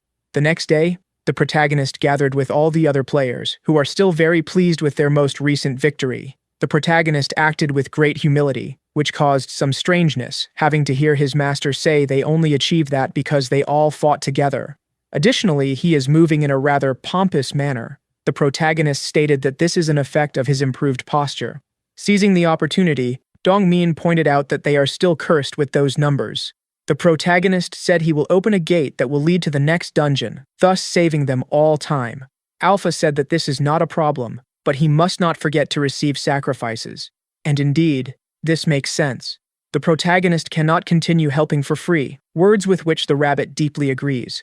As everyone had rested enough, the protagonist asked the players to present their sacrifices before heading to the next dungeon. They are all carrying large amounts of bones, and they were directed by the protagonist to go to the altar located underground. The rabbit was still worried about the possibility of another knight appearing, but as everything is calm, he remains relieved. Those players are just following orders. They never expected to work in the dungeon this way. This left the protagonist deep in thought, making him have a brilliant idea, which left the rabbit very worried. Our protagonist wants to create a sales machine, and Alpha wants to know how this can improve the sacrifices. Then he said that players are offering sacrifices because they are being helped. When he leaves that place, it is likely that no one will continue working without any reward. To solve this problem, he will make the players return to this village, as he will build a rice vending machine, so they can offer voluntary sacrifices. When they hunt the skeletons, they will be able to exchange them for a quantity of rice. This way, he will have a constant flow of vital energy, while the players will receive food. The rabbit realized that this could motivate many players. Alpha is still a bit skeptical, but she understood the logic of the plan. Quite motivated, the protagonist said it was time to build his rice machine. He built a tunnel that leads directly to the underground altar, putting an automated door at its entrance. He asked the rabbit for help with this, so that the door only opens for objects that are not alive. The protagonist needs to improve the design a bit. So he made the door look like a box, and there is a sign on it. Players just need to place the bones inside. They will be automatically measured by the altar itself. This will cause the rice in the field to be reset. Alpha finally understood the idea. All they need to do now is automate the service, and for that to happen, it is necessary to raise the reset skill to level 2, and that's exactly what the protagonist does. Now he can set conditions before the object is reset. In practice, it's what happens with a dungeon when its boss is defeated. The rabbit started mocking Sherpa, who had to work hard to create an automated system, unlike the protagonist. Quite convinced, our boy said there is a big difference in level between them, but the rabbit is very embarrassed by the poses the protagonist is making after receiving the giant's blessing. The rice vending machine was finally presented to the players. Their reaction was extremely positive, and a guide with detailed instructions was also placed in that spot for new players who might show up. Properly prepared and ready to move on to the next stage, the extras thank the protagonist. Dongmin is on his way, hoping to meet the protagonist soon. Finally, the boy crosses the portal. The rabbit is pleased with the work being done. They managed to help more players, and the protagonist said they should return to stage 5. Because his shadow servants are working on something, it's time to check their progress. Arriving at the floating islands, the rabbit was quite surprised. The The pumpkin that the protagonist had built was completely covered in scales from abyssal fish. Our protagonist was sure that the shadow servants would do an excellent job. Finally, they can navigate through the fog. The pumpkin can do this easily, after being upgraded. The rabbit watches the fog closely, trying to understand how it works. The truth is that he found the look of the pumpkin quite tacky, but the protagonist said that if the design were relevant, it would take a long time to make that vessel, and the priority is to join Sungwoo soon. Because the other players have already managed to advance in this dungeon, however, the protagonist is irritated with the slow pace of progress. With no patience for that, he decided to gather all his golems. Our protagonist called the rabbit to see what they had done, but the poor creature couldn't understand. In the hands of one of the golems is a paddle made from the fish scales. Our protagonist will place the golems inside the floating pumpkin. Right after that, he will activate his trump card, the octopus engine, which is also completely covered in scales. Watching all of this, the rabbit became even more confused, not understanding what was happening. Our protagonist stated that the golems will row, while the octopus will function as an engine for the entire structure. Now it's time to advance at full speed. The protagonist's large vessel is cutting through the dark fog. Dressed appropriately as a pirate captain, the rabbit is giving orders to everyone, but he was soon schooled by the protagonist, who was already missing hitting the rabbit. He would like to know where the rabbit keeps so many costumes. The poor thing said that nice people like him always have many clothes. It was then that the protagonist realized he must store those clothes in the storage that all assistants have. This made the protagonist remember that he had forgotten the baboon's key. There is still a long way to travel to the next island. Our protagonist decided to investigate that key further. Further ahead, Sungwoo and the others ended up finding something.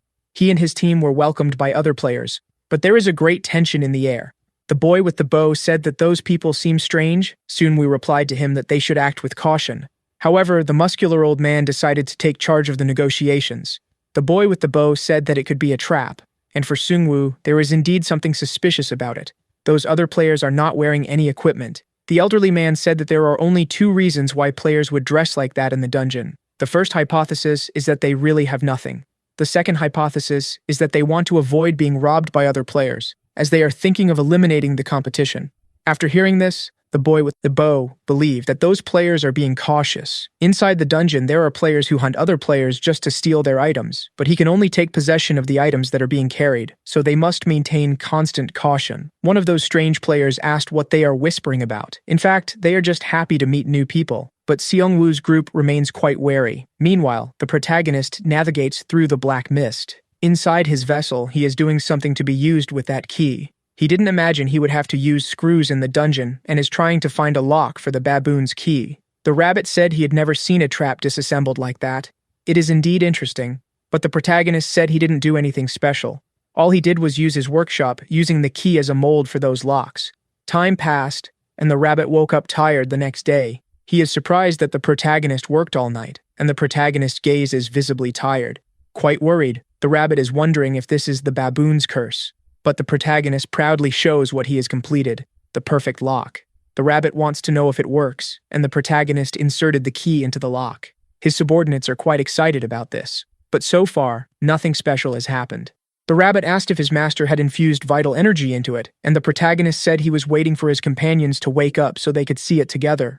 The rabbit wants to know since when the human considers him so much. It was when the protagonist said that something dangerous might happen, so he needs help. Alpha is now going to infuse vital energy into the lock, and it will finally be opened. The baboon's magical storage has been accessed. A bit apprehensive, the protagonist said the rabbit should go first, but the creature is equally apprehensive. Since both are fearful, they decided to enter that portal together. And that's exactly what they did. On the inside, the protagonist was left completely speechless. There was a large amount of wealth and rare items that had been accumulated by the baboon during his work as an assistant. The rabbit had already expected something like this to be found.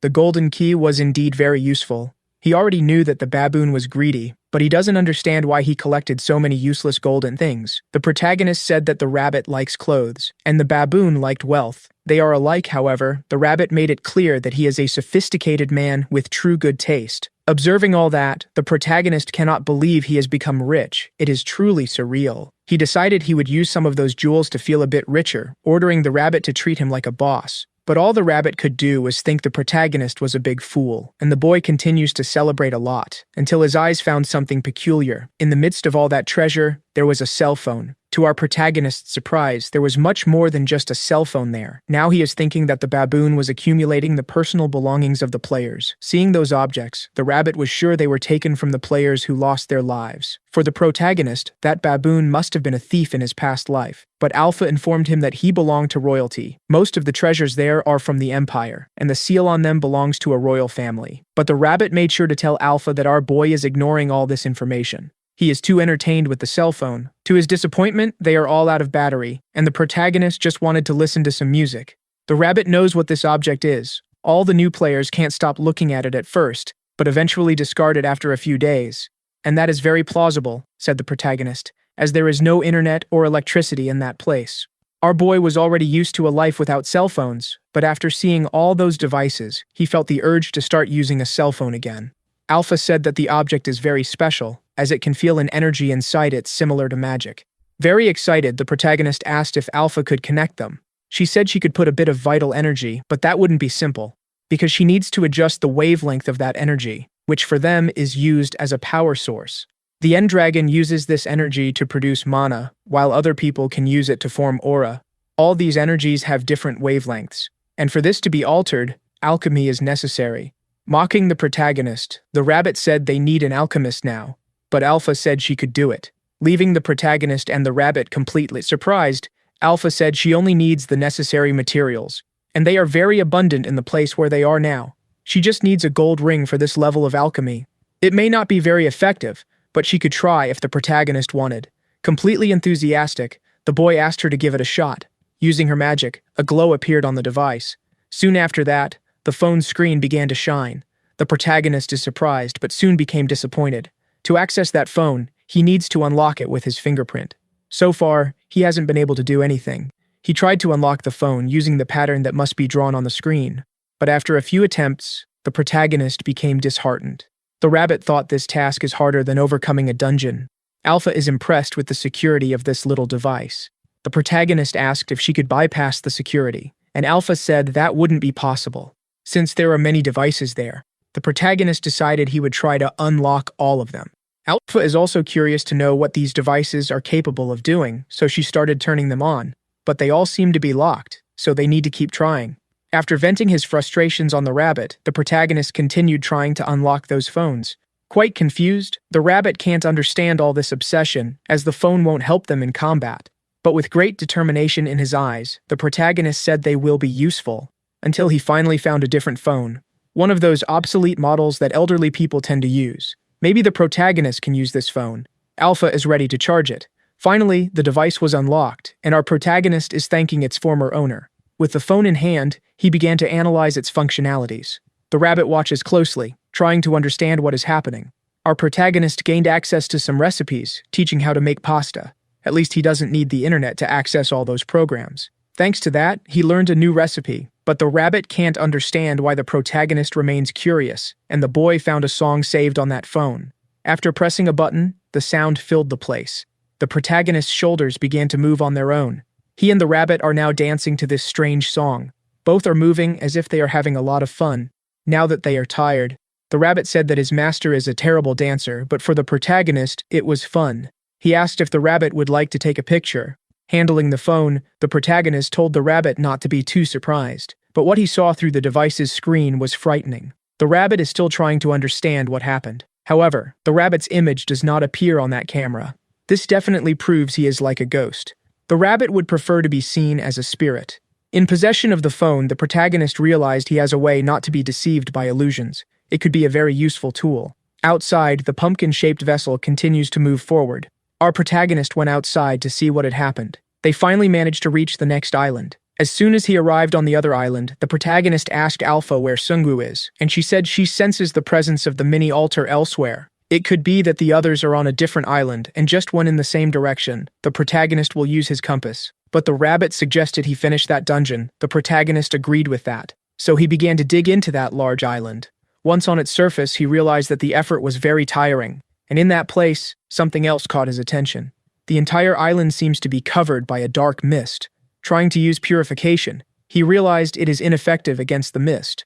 The rabbit soon asked his master to be cautious, as he felt danger in that place. It would be good to be in the company of golems. but our protagonist is more interested in using his new lock. He opened a portal to the other side. Bahamut was inside. The little ghost and the golems are ready to help. As the islands are in constant motion, the gate can only be used if it is on an altar, but that magical lock can be used at any time. Bahamut is responsible for taking care of that dimension filled with gold. The golems were also placed inside that storage, so they could be quickly summoned. The rabbit said that the fog is melting the portal to the other dimension, so they must hurry to retrieve the golems. A bear and 2 ostriches managed to escape. Knowing the situation, the rabbit suggested that his master summon his creatures up through the temple, but the protagonist wants to build his base soon. He built a wall to protect them from the fog. While he is busy with that, someone approached them. That person asked if our protagonist is a newbie and what he is doing in that place. 4 other players appeared to our protagonist. All of them are wearing little clothing and have little to no equipment. Our protagonist doesn't know if they are players, and the rabbit smells blood on them, which is why he felt danger in that place. Even though they are not wearing any equipment, the rabbit can tell they are strong just by looking at them. Our protagonist wanted to know if they were robbed, but the rabbit is amazed by his master's naivety, as soon he would become the victim. The protagonist thought those people were unlucky, and the rabbit said that few in the dungeon live a life of luxury like the protagonist. Those extras are intrigued by the protagonist's origin. The woman said he would surely be robbed soon, so they should hurry for that to happen quickly. The rabbit said those players should not be underestimated. They are very skilled, ready to execute a sword strike. The extra said he would take all the protagonist's items, but he was soon surprised by something. One of the protagonist's golems is ready to protect him, successfully hitting the extra's stomach with great force, knocking the player to the ground, breathless. The other extras began to panic, because that stuffed bear seems to be a black belt in violence. One of the players said that, in fact, that is an ogre, but it shouldn't be in a place like this. The woman with the bow suggested they retreat to attack from a safe distance. She ended up shooting one of her arrows in the direction of the protagonist, but our boy has incredible attributes. He caught the projectile mid-air, leaving the girl completely speechless. Our protagonist, while destroying the arrow with his hand, said that attacks like that won't work. He soon realized he would need a day to explore that island. Jumping several meters into the air, he surprised all those extras with his physical strength. Knowing he is stronger than expected, the players decided to hide in the fog. The rabbit found that unusual, as they wouldn't see anything in the fog. But the bald guy among them said they know the terrain very well and they would soon surprise them. Fortunately, our protagonist is using that old cell phone, capable of seeing through illusions, surprising the bald guy with a punch to the head. As expected by the protagonist, that old cell phone had become an excellent tool. He has already managed to find the other girls who are hiding in the fog. It's time to stop all those people. Summoning his shadow servants, he told them to teach those extras a lesson, but to take it easy. Shortly after, the extras were properly subdued and are begging for their lives. Our protagonist managed to build his shelter, but it will still be very difficult to construct an observatory. He thinks that using propellers might make it a bit easier. All are covered with fish scales, and he asked his shadow servants to start spinning. Meanwhile, pillars are being raised. Those players cannot understand how the protagonist is getting rid of the fog while building a large tower. Finally, our boy turned his attention to those people. It's time for them to have a very frank conversation. Little by little, the extras began to tell everything they know about that place, claiming that it is indeed true, which the protagonist should believe them. The rabbit said they are all deceivers, as they smell of blood and must attack unsuspecting people to get their equipment. But the boy said they only react in self-defense. They scare other players to get their items. There is no other way to survive in that place. After hearing all that, the protagonist seems to have become quite frightened. What those players told is terrifying. A certain number of deaths is necessary to keep going. This can be done through monsters, but some players want to take the easier path. That's how they started hunting other humans. This put all the teams at war, advancing in the island's score and obtaining items from other players. But those extras claim they are just stealing items. The rabbit said they continue to be criminals, because after they subtract someone's items, it's obvious what will happen to that person. Even hearing this, the extra said he is also a victim of that. But the rabbit hates moral relativism, stating that if everyone is a victim, then no one is the victim. Anyway, that's why people hide their items in that place, and it requires a lot of caution when attacking others. The rabbit found it interesting that players are wandering around without their items, risking being attacked. Now the protagonist wants to know what he needs to do to level up, and that extra realized that this newbie might have great potential and could possibly surpass this stage. He told the protagonist that they fled from the center of the island and don't have much information to share. The players in that place are fighting to get a treasure chest, Our protagonist continues to pay attention to this story. This is the Mist Island, those who continuously flee from the darkness. They ended up finding the maze that is in the center of the island. This information surprised the protagonist, and the mist cannot enter the maze thanks to its high walls. And in the middle of it, there is a large tower. Rumors say that the treasure chest is hidden in that place. The protagonist thought that all he needs to do is reach that chest to complete this stage. He just doesn't understand why players are still hunting each other. Then the extras said that all of this is just a rumor. No one has confirmed the chest's existence. So the rabbit asked how they know about something like that, since the players on this island have not had access to the truth, and if the chest is the solution, whoever reached it must have gone to the next stage. The extra said they heard this from the villagers. This information impressed the protagonist. He didn't imagine there was a village in that place. The extra said he is outside the maze, and they were expelled from that place. The people who live there are not players. They are residents of this island. Wearing a golden helmet, our boy leads the way through the mist. He is very curious to meet the residents of this place, and the rabbit wants to know if his master needs to wear such a flashy adornment. But the boy said he doesn't do it just to look good. There is something inside that helmet. A piece of high technology that allows him to see through the illusion. It is a cell phone. Showing one of the devices to the extras, he said they could find their way through the mist with that. Those people were immediately surprised to see a cell phone again, especially with a full battery. Using the device's camera, they realized it sees through the mist.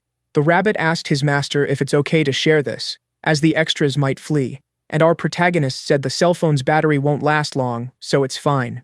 Our protagonist asked the rabbit to doubt humans less. People don't betray for just any reason, especially in a mutually beneficial relationship. Our boy called his shadow servants, and one of those extras got scared. The protagonist told everyone to stay calm. The shadows will always come as bodyguards. Thus, they all continued traveling. The extra said they would soon reach the field of vipers. Later, they would cross the field of scorpions. And after walking a lot, they stopped to rest around a campfire. Our protagonist noticed something on the thigh of one of those women, a large scar. He asked what caused it. She said it happened after being bitten by a viper. When that happens, the wound becomes hard as if it were a rock. That's why they call these snakes stone serpents. The rabbit seems to know what that is, stating that the curse of petrification happens in that place. Until one of the extras panicked. The place they were in was completely surrounded by serpents. There must be a den of them nearby. The leader of the extras told the protagonist to stay protected, as there is a way to fight those creatures. It is necessary to have a spear like the one he is carrying. The rabbit said the situation is very ironic. Players who tried to rob them are now needed to help them. In the face of a great challenge, it is necessary to join forces. But the protagonist wouldn't fall behind. He put the black belt bear in violence to work, while the extras used their tricks to protect themselves. Finally, the serpents were annihilated. That girl who already had a scar ended up being bitten once again. The rabbit seems to have become worried about her, and asked if everything would be all right. The woman said the poison disappears in 3 days, but it's a period of great discomfort. Looking at that scar, the protagonist thought about how he could help her in some way, and asked to examine the wound. He immediately used his purification ability, and the stone scar began to disappear, leaving the girl completely surprised. The leader of the extras was truly impressed. The purification ability is really incredible. The last time he saw it was during the early stages. It's amazing that the protagonist has come so far with this ability. But our boy remains quite thoughtful. He decided to pick up 2 snakes that were on the ground, and the rabbit quickly realized that his master would certainly try to eat them. However, the protagonist made one of the snakes inject venom into the other. The creature's body was automatically petrified. Using his stone sculpting ability, the protagonist destroyed it with his own hands, thanks to the giant's strength. But the rabbit wants to know why the protagonist is doing such foolishness. However, he began to think about the ability to fulfill stones and the curse of petrification. Perhaps the protagonist was thinking of something. The protagonist realized he had found an extremely interesting weapon. Everything those serpents poisoned turned to stone, and when the protagonist saw this, he had a brilliant idea. He sent his shadow servants to shoot poisoned arrows, while he himself could crush the monsters that had been turned to stone. Filled with enthusiasm, he asked the extras to gather the destroyed serpents. Moving forward into the fog, the protagonist encountered a desolate scene. Everything seemed to have been turned to stone. It was as if the region had been hit by a nuclear explosion, but the leader of the extras replied that he had no idea what happened. Everything was like this when they arrived. The protagonist remembered Rugel's words about the cycle of perpetual ruin of that place. This could be the work of the petrification curse. The rabbit agrees with this, but said they have more urgent tasks. Feeling pity for that goose, the protagonist tried to purify it. Even though it returned to normal, the creature is lifeless. However, the tree that was purified returned to normal. Apparently, everything depends on the target of the purification. Now that he learned more about the petrification curse, the protagonist decided to jot everything down in his magic notebook. He soon heard a warning from the extra. They managed to reach their destination. The protagonist saw a large wall. That must be the labyrinth. From there on, they must be very cautious, and the protagonist remembered that the extra had been expelled from the village. The rabbit wants to know what caused this, and embarrassed, the extra said they were caught stealing the crops. Our protagonist is impressed that they cultivate something in that place. Even if everything turns to stone, the extra said he saw a small garden where they grew carrots. This information seems to have been very relevant to the rabbit, who is now deeply interested in them. And he asked the extra to quickly show the way to that wonderful plantation. Leading them all to the village, he told them to be discreet, or they might attract the villagers' attention. But the protagonist doesn't want to steal anything. He thought about making a fair trade, getting carrots in exchange for meat. The extra said he would try that if communication was possible. But the protagonist will soon find out everything. Entering the village, all they saw was an abandoned place, and the first living creature they encountered didn't seem very human. In fact, there was some resemblance, but it was a zombie. Our protagonist didn't expect the villagers to be like this, but the extra confirmed it. What lives in that city are zombies. Now the protagonist wants to know how they managed to plant carrots. Even the extra can't explain that, but he is sure of what he saw with his own eyes. He thought that place was abandoned, but as soon as he picked the first carrot, all the zombies in that place advanced towards him. That's how they became a team. Before that, they belonged to different groups. The rabbit understood that difficult situations can create unlikely allies, and even love. For the protagonist, the only thing that matters is that the zombies can plant. It's time to go to that garden. But the extra said they shouldn't do that at all. If they provoke a single zombie, they will be chased by all. They must do this quietly, and the extra is worried about the bear's steps, which could attract a lot of attention. Our protagonist made the golem float, as he was equipped with levitation stones. Intimidating, the rabbit asked why the extras are helping, as he still hasn't forgotten what happened, and the young man said that with help, everything becomes easier. Not to mention that they can easily cross the mist, which greatly accelerated the journey, but the rabbit said that this was only possible because of the cell phone. The protagonist heard a whisper, saying that there is a treasure in the middle of the maze. Whoever finds it will have great luck. It's the zombies who seem to say these words. That's how the extra learned about the rumor. He heard the zombies too. The rabbit said that is the voice of the specters. The body and soul of those people are trapped in this village due to a curse. Thinking about this, the protagonist believes they are just common zombies. But he soon heard something happening in that town. It seems very familiar, as if he had seen those streets somewhere before. Only then did he remember the dream he had, through Van Dyke's eyes. The rabbit quickly noticed the protagonist's exaggerated reaction, who began to share what he saw in his dream. Then he started to follow the path he took during the dream, being immediately followed by all his companions. The giant was heading towards a large tower, but at that very moment, access to it is being blocked by the wall. The rabbit suggested they turn back, and the protagonist ended up agreeing. There is a lot of mist in that place. Our protagonist knows that the witch's thoughts materialized in that dungeon. As for the maze, it could be an allegory for the witch's childhood when she was confined. The outside seemed like a big maze to her, something she could not escape from.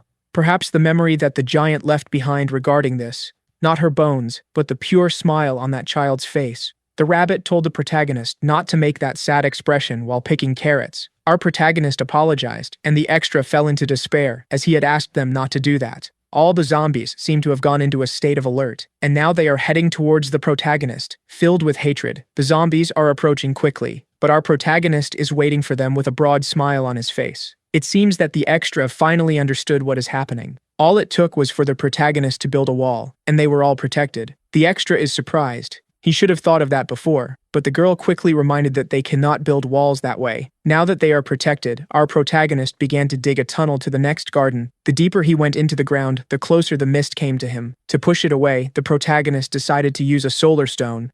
The people outside are wondering what kind of life our protagonist had before the dungeon, as he seems very comfortable with all of this. Finally, they managed to reach the next garden. After savoring the first carrot, the rabbit said they are very tasty, and the protagonist told him not to eat them all. The truth is that the protagonist thought rabbits would have diarrhea if they ate this, but that particular rabbit even eats pork ribs, so it must be fine. No one knows what kind of treasure lies inside the maze, but the protagonist found more interesting things, like a lettuce plant. But he soon realized it wasn't just that. There was also cabbage in that garden. This way he could make some kimchi, something he had wanted to eat for a long time. The extras were so excited that they helped the protagonist gather all those vegetables. Properly protected by the wall, the protagonist hears the same rumors coming from the zombies. The leader of the extras said there is a pattern to those words, as if they were giving hints about the maze. To the protagonist, it seems like a game. The girl who had lip fillers, for God's sake, I've wanted to comment on this for several minutes, said she noticed something interesting among the zombies. The protagonist seems to be interested in this. So he assembled some staffs with the solar stones. The other girl went to show them the way. Now the rabbit understands what those extras were talking about. There was a zombie quite focused in that place. He and some of his companions were tending to the land. Now the protagonist knows who is responsible for planting all of this. The rabbit decided to approach to find out what they are talking about. They are lamenting for the child, who seems to have done nothing wrong. She was adored as if she were a saint, but ended up being punished. The protagonist also went there with the levitation stones to hear what they are saying. They are lamenting for the girl, saying she is blessed and not cursed, but they could also be punished for having that opinion. The protagonist realized they are talking about the witch, and the rabbit agrees with that. Believing he had heard everything the zombies could offer, the rabbit began to withdraw, but the protagonist asked him to wait a little longer. They talked about Van Dyke, that he should save the child, and that she deserved to be happy. The protagonist asked if the rabbit heard that too, but the creature didn't seem to understand properly. Then, our boy said they had talked about the giant. The rabbit seemed to downplay this information, saying that his master was still sleepy. For the protagonist, there is a possibility that only he heard those words. Opening his inventory, he decided to analyze Van Dyke's ring. As soon as he picked up the item, it began to shine brightly, releasing a lot of energy. The protagonist is sure he is a very lucky person. As he extended the ring with his hands, something began to happen. A distinct glow had come from the artifact, and that had gone directly to the labyrinth. The beam of light is heading towards the wall, and it ended up being blocked by it. A voice was heard by all, saying that the poor child should find happiness. The impact of the light on the wall ended up creating a large hole. Our protagonist and the extras were surprised by that. The leader of the extras believes it is a shortcut and began to wonder what he had heard a little while ago. Worried about this, the rabbit said they could be walking into a trap, but our protagonist is sure that this is not the case. In silence, the rabbit believes there must be a reason for his master's excess confidence, suggesting they should enter the labyrinth. Our protagonist asked why the extras are standing still. They found that together and should explore together as well. Walking along the platforms, they advance very carefully. Everyone is heading towards the opening in the wall. The leader of the extras knows that everyone's life is in the protagonist's hands, but after healing their wounds and sharing vegetables, he definitely should not be a malicious person. In fact, it is quite the opposite. He is excessively kind. And this leaves the extra quite thoughtful. Perhaps the reason for all this generosity is the fact that the protagonist is on a completely different level than them. Finally, the first step was taken inside the labyrinth. Our boy analyzes all those walls. The giant's ring began to show a path, the direction they should follow. Thus, the protagonist and his team continued to advance. The rabbit realized that if it weren't for this item, they would already be lost. Growing more confident, the protagonist knows they won't get lost in this place, and now he can feel a bit more at ease. It's time to summon his golems. Seeing the size of that, the extras were scared, and the girl with the lip filler seems to have had another aesthetic procedure, but it's just an elephant from our protagonist, and he asked his new companions to get inside it, or they would end up being left behind. Now that everyone is inside the creature, the protagonist said it may not be very comfortable, but they are safe. After hearing everyone's thanks, our boy felt even more confident, as they wanted to return the favor. The leader of the extras soon realized he would receive a task. Our protagonist already had something prepared for them, the fangs of the stone vipers. There were several arrows too, next to all those fangs. Our boy wants to combine these items to make poisoned arrows. The extras began to feel like they were hired to work in an underground factory. While they are working diligently, the rabbit appeared at the golem's window, asking his master to come outside to see what is happening. Responding to the rabbit's request, the protagonist went to the top of the elephant's head, spotting two large spiders in the way. It was time to test the poisoned arrows. The shadow servant is ready to fire. The arrow is heading towards the first spider. As soon as it made contact with her, the petrification curse began to spread. Our protagonist was happy about this. His strategy is working very well. Then he asked his new employees to keep working tirelessly, as they need to continue advancing through the labyrinth. In that same place, several people are desperately trying to escape. Behind them, a large iron ball is rolling down the path. If they stop for any reason, they will be turned into pate. The bald man realized he would have to use his ability if he wanted to survive, firing some energy balls in the direction of that iron stone. But things did not happen as he was expecting, and now there was little left before he is completely crushed. To his complete surprise, the iron ball passed by him without anything happening. With his underwear much heavier, the bald man opened his eyes discreetly. That had only been an illusion. He couldn't believe he had fallen for yet another one of them. The true danger of the labyrinth is that they will never know what might be real in the traps. The bald man's friend had returned to see what happened. They need to keep moving forward, and the bald man suggested they go back to the nearest crossroads. The leader of the extras observes everything through the lens of his cell phone. He was surprised to realize that the large iron ball does not appear on the device's camera. This only makes him admire the protagonist even more, who managed to perceive all of this. But he wants to know how he managed to turn on the cell phone. Our boy said that this was possible after melting a bit of gold. Then, he decided to show the extra how he can produce energy. The extra was surprised by this, but is sure that the technique was only revealed to him because it cannot be replicated. Knowing that this is a very complex illusory trap, the protagonist asked Alpha if they could do something like that. Alpha told him it would be impossible, as he is not a wizard. Thanks to the giant's ring, the protagonist continued advancing through the labyrinth, until they encountered yet another challenge. The tower located at the center of everything finally appeared before them. Some time ago, other players were facing several spiders. They are cunning creatures and can ensnare their victims using webs. One of those extras is about to be turned into soup, but instead of being finished off, he was taken by the creature to another place.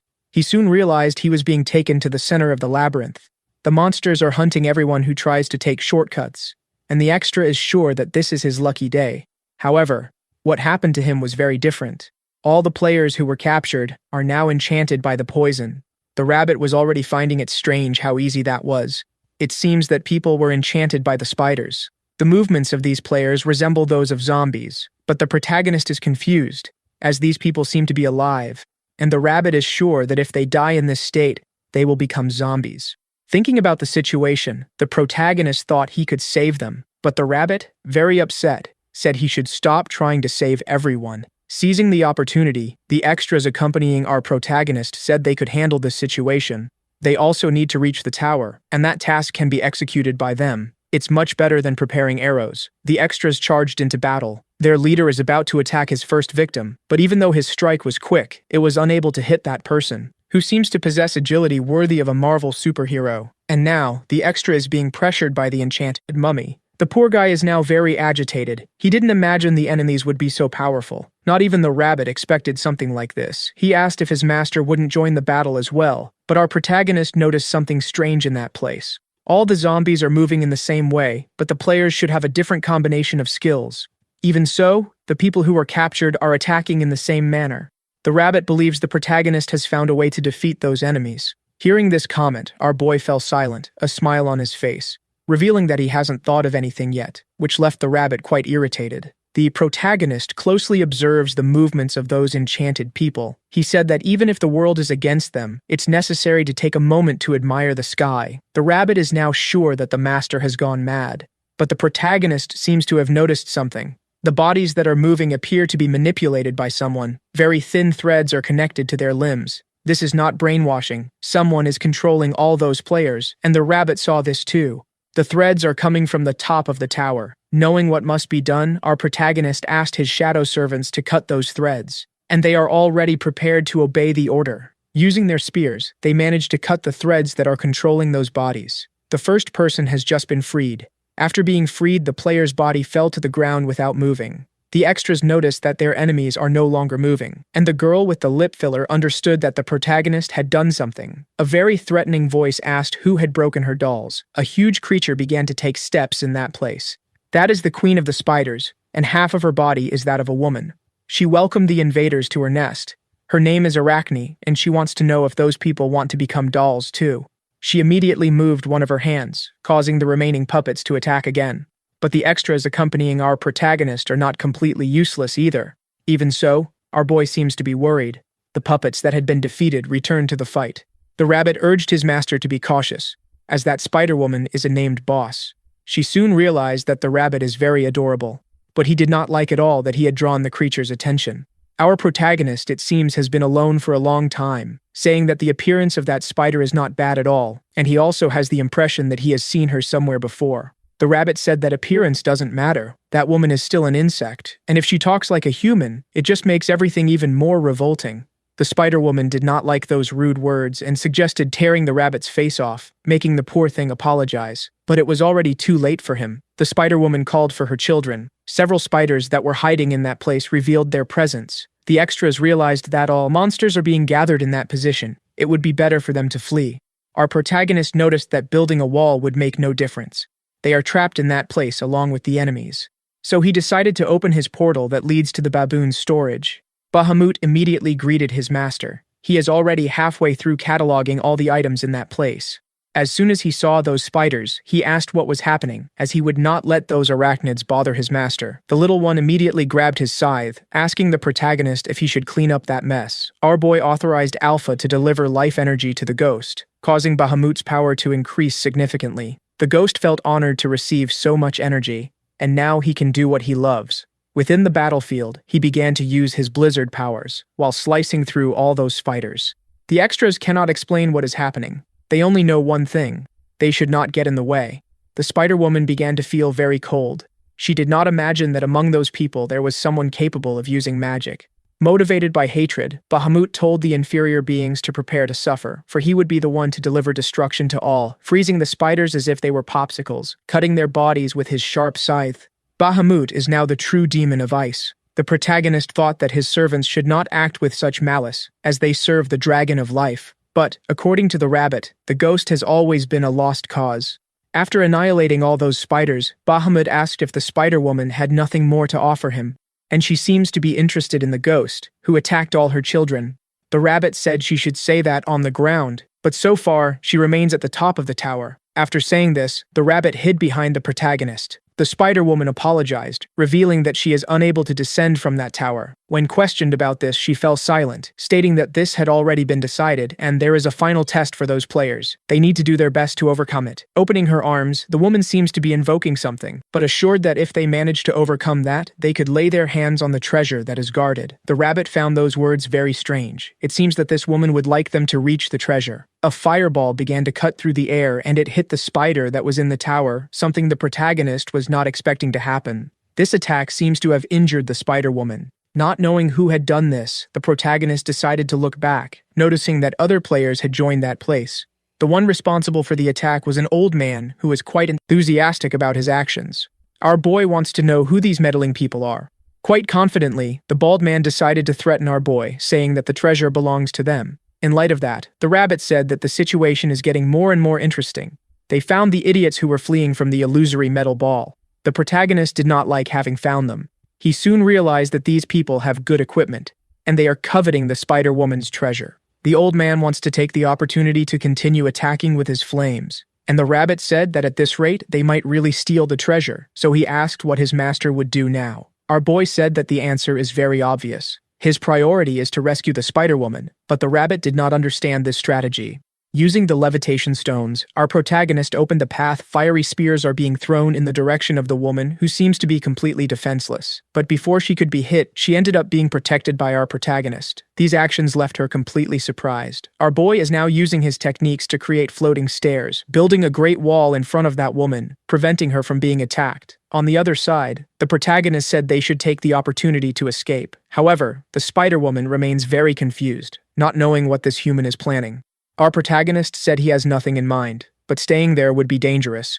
They need to go to the labyrinth, as there is no other alternative. The bald extra wants to keep attacking. They need to get past that wall to hit their victim. Determined to do so, they decided to go around the structure. All the protagonist needs to do is build another wall, and this time, he will make more than one. With his skill, he began to create several walls, leaving the spider woman completely speechless. The rabbit is wondering what kind of player would protect the dungeon boss. His master has definitely gone mad. While continuing to work, the protagonist spoke once again to the spider woman. She needs to hide because she is in danger. Apologizing to him, she said she cannot do that, as she has always been trapped in this place, and will eventually lose her life at the hands of a player, as that is her fate. Our protagonist did not imagine she knew this.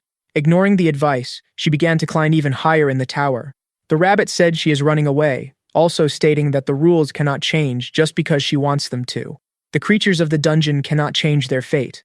It is possible to try, but some things are impossible. Breaking the wall of that tower, the protagonist decided he would try. He will enter from the inside. Mounted on his ostrich, he began to climb the stairs. The rabbit is worried about this situation and asked Bahamut to accompany them as well. Outside are the extras, who do not know what they should do in this situation. They are afraid to stay outside. The bald idiot is outraged because the Spider-Woman just hid inside. Seeing these fools, the leader of the extras remembered his evil side, as those people are carrying very interesting items.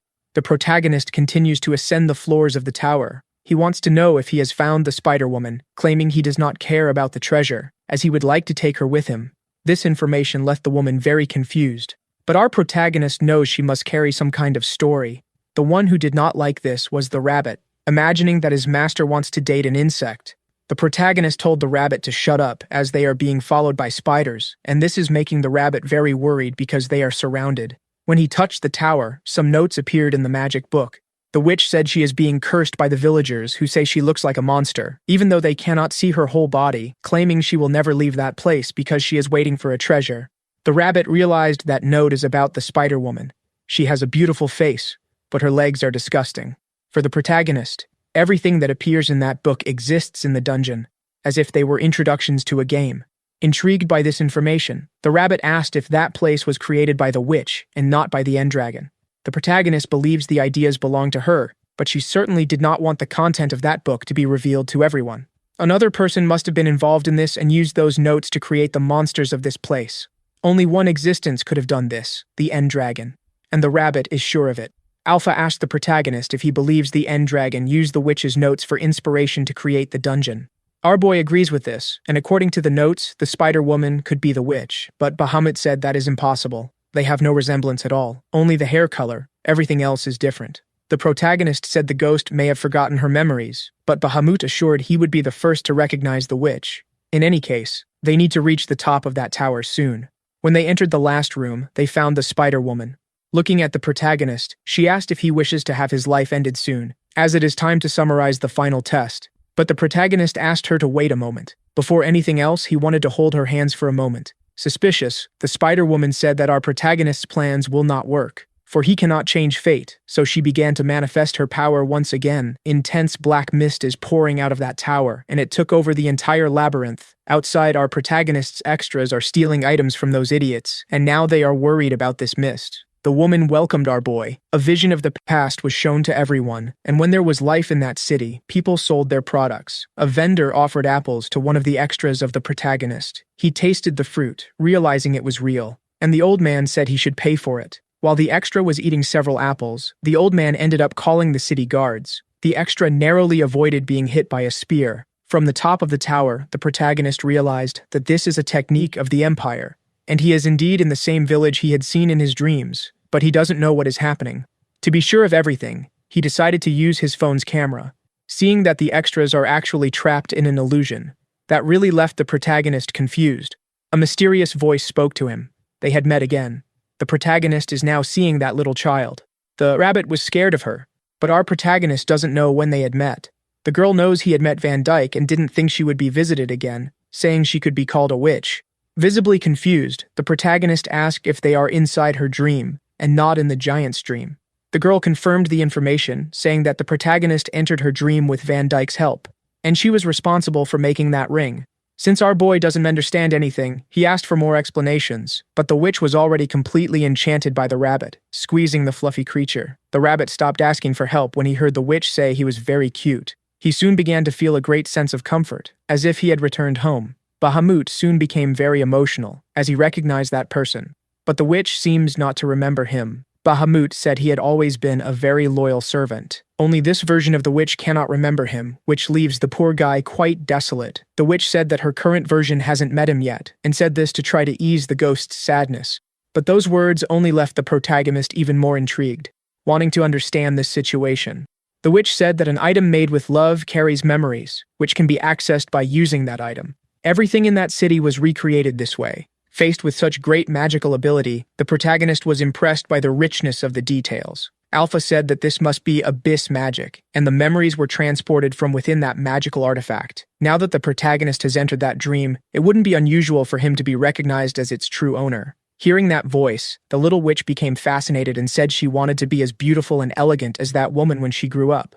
Alpha was surprised, as she didn't imagine she could be seen, and the little witch said she could see her perfectly, as she is very charming, and I'm sure she must be very kind to the people she loves. But Alpha said she had never loved anyone, not in the sense the little witch suggested. Looking around the room, the protagonist asked where the spider woman is, and the witch pointed to the floor, saying that if they were looking for her spider, she is there. The protagonist immediately looked down. There was a small spider in the corner of that room. The witch said it was her pet, and that she is very adorable. The protagonist now observes the little witch closely. Very emotional, he realized that the child had no friends at all, but now he wants to know what the last test is and why they were brought to this place. Touching the spider, the protagonist asked her to say something. But more notes appeared in the magic book. The witch in the tower is the spider, not the girl. Anyone who fell into her web would become her servants. The little witch wanted the spider to grow up quickly so she could protect her. The protagonist was surprised by these revelations. The desire of that little child was not to be known as the witch everyone talks about, and she certainly wished for the spider to protect her. After closing the magic book, our protagonist spoke directly to the spider woman, believing she was hearing everything. Protecting that little girl is her final test, and the witch asked if our protagonist would protect her. The young man said yes, and he was soon followed by Bahamut, who stated he would do the possible and the impossible to protect her.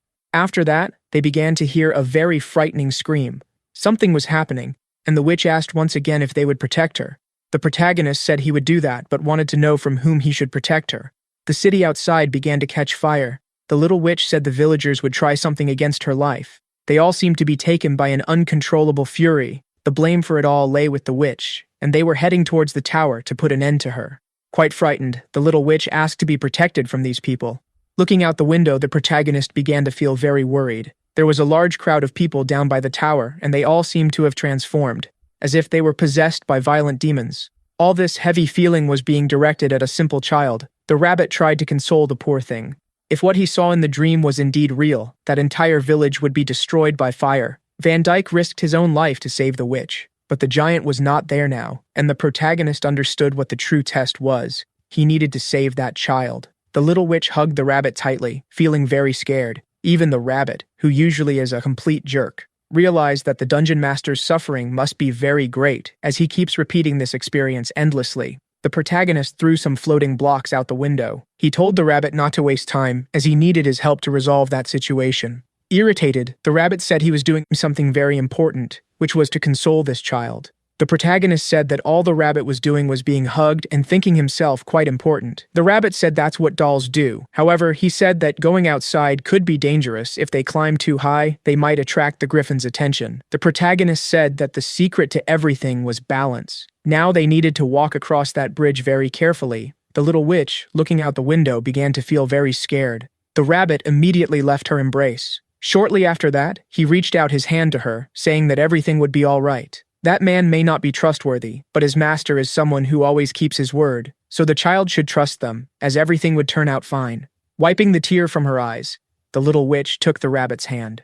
Now they were all trying to cross that floating bridge. The rabbit asked the child not to look down. The extras, who were helping the protagonist, finally managed to climb the tower. They said that outside of that place everything was very chaotic. They couldn't say what had happened. The protagonist said they arrived at the right time as they were leaving that place. Slowly, they all began to cross the floating bridge, and the protagonist realized they had reached the limits of the labyrinth. That wall was very thick, but he could dig through it. But before doing anything, Van Dyke's ring appeared. The intense glow of the artifact made a hole in that wall. Our protagonist didn't imagine the ring could do something like that. The giant continued to help them all. With the path clear, the protagonist was motivated to keep moving. One of the extras warned that the spiders were following them. Willing to cooperate, the extras were prepared to fight against those creatures, using their weapons to prevent the spiders from advancing. All this while, our protagonist remained focused on making the floating bridge. The little witch remained quite terrified, but the rabbit did his best to comfort her. The giant's ring continued making holes through the walls of the labyrinth. While the protagonist kept making his way with the floating bridge, until they finally reached the outside. Looking at that, the extras celebrated, as they had thought they would never leave that place alive. The rabbit was very thoughtful. It might seem like nothing, but the protagonist built that bridge with little space, besides avoiding all the monsters on the ground, while hiding from the griffins, using the mist as cover, not to mention the uneven ground, which changes the height of the walls. To the rabbit, his master truly is an impressive human. Looking at the little witch, our boy said she could open her eyes now. Still gathering a bit of courage, she decided to do as she was asked. She could finally see the things outside the tower. The protagonist was showing her what the world outside the labyrinth was like. The girl was moved by this landscape and thanked him. With that, the protagonist achieved another accomplishment. All the participants were healed, and the extras managed to level up. The protagonist's skills were also enhanced, but he hoped for other rewards, and the rabbit said that the other players also participated in the hunt. Even so, the little witch is very grateful. She wanted to reward our boy, but she has nothing to give him. However, the protagonist said that this was not necessary, and the little witch shouldn't feel bad about something like that. Willing to reward him, the witch began to use the enchantment. Alpha felt that this was pure, vital energy, and she had never seen anything so intense before. The witch said that the tower in which she was trapped gradually absorbed the vital energy from people, giving all of it to the witch. The protagonist was suspicious of this, but the little witch said that it did not alter anyone's life, posing no risk at all. Even so, the protagonist remained suspicious, as this was absorbed from people. The rabbit said that the other dungeons are maintained in the same way, so there's no problem at all. Finally, the boy decided to accept the gift, receiving another achievement: the gratitude of the witch. He now has the power of transcendence, capable of increasing the level of his abilities. Our protagonist does not know what this means. Alpha said it is just another term to refer to vital energy. This energy is always changing vessels. They can die, but the energy remains the same. An intense glow appeared before the protagonist. It was coming from the body of the little witch. The protagonist quickly realized this. The girl said she always knew she was no longer alive. The memory she could revisit ends at that moment. The rabbit began to lament. The dungeons always repeat, and that child is trapped in an eternal prison. But for our protagonist, this is an opportunity to see the little witch again. She did not expect to hear words like that, and the boy said goodbye to her, affirming that they would see each other again soon. As her body disappears, the little witch was very excited about this promise. With the conclusion of that dungeon, the whole city became quite silent, and our boy decided to analyze his own attributes after the witch disappeared. The skills he had developed so far are very advanced. The earth block and rock excavation are already at maximum, and this makes him quite happy, even if they are simple skills. But he remembered that he can now level up his skills, and he doesn't know where to start. For the rabbit, the decision is very simple. The protagonist should improve his main skill, and the protagonist is inclined to agree with this, as it is difficult to increase his purification. Thus, he ended up opting for this skill, finally reaching the intermediate level, gaining some new functions. While our boy analyzes this, a cat passed by him, holding something in its mouth. The object caught the protagonist's attention. What the cat is holding seems to be a bell. The system said it is the witch's bell, and it has some kind of hidden function. Trying to remove the item from the cat's mouth, our boy ended up scaring the poor creature. He tries to approach in a slightly more polite manner, as he would like to take the bell for himself. But the cat does not seem interested in that. He decided to throw the bell into the air, completely swallowing the object. A completely unexpected result for the protagonist.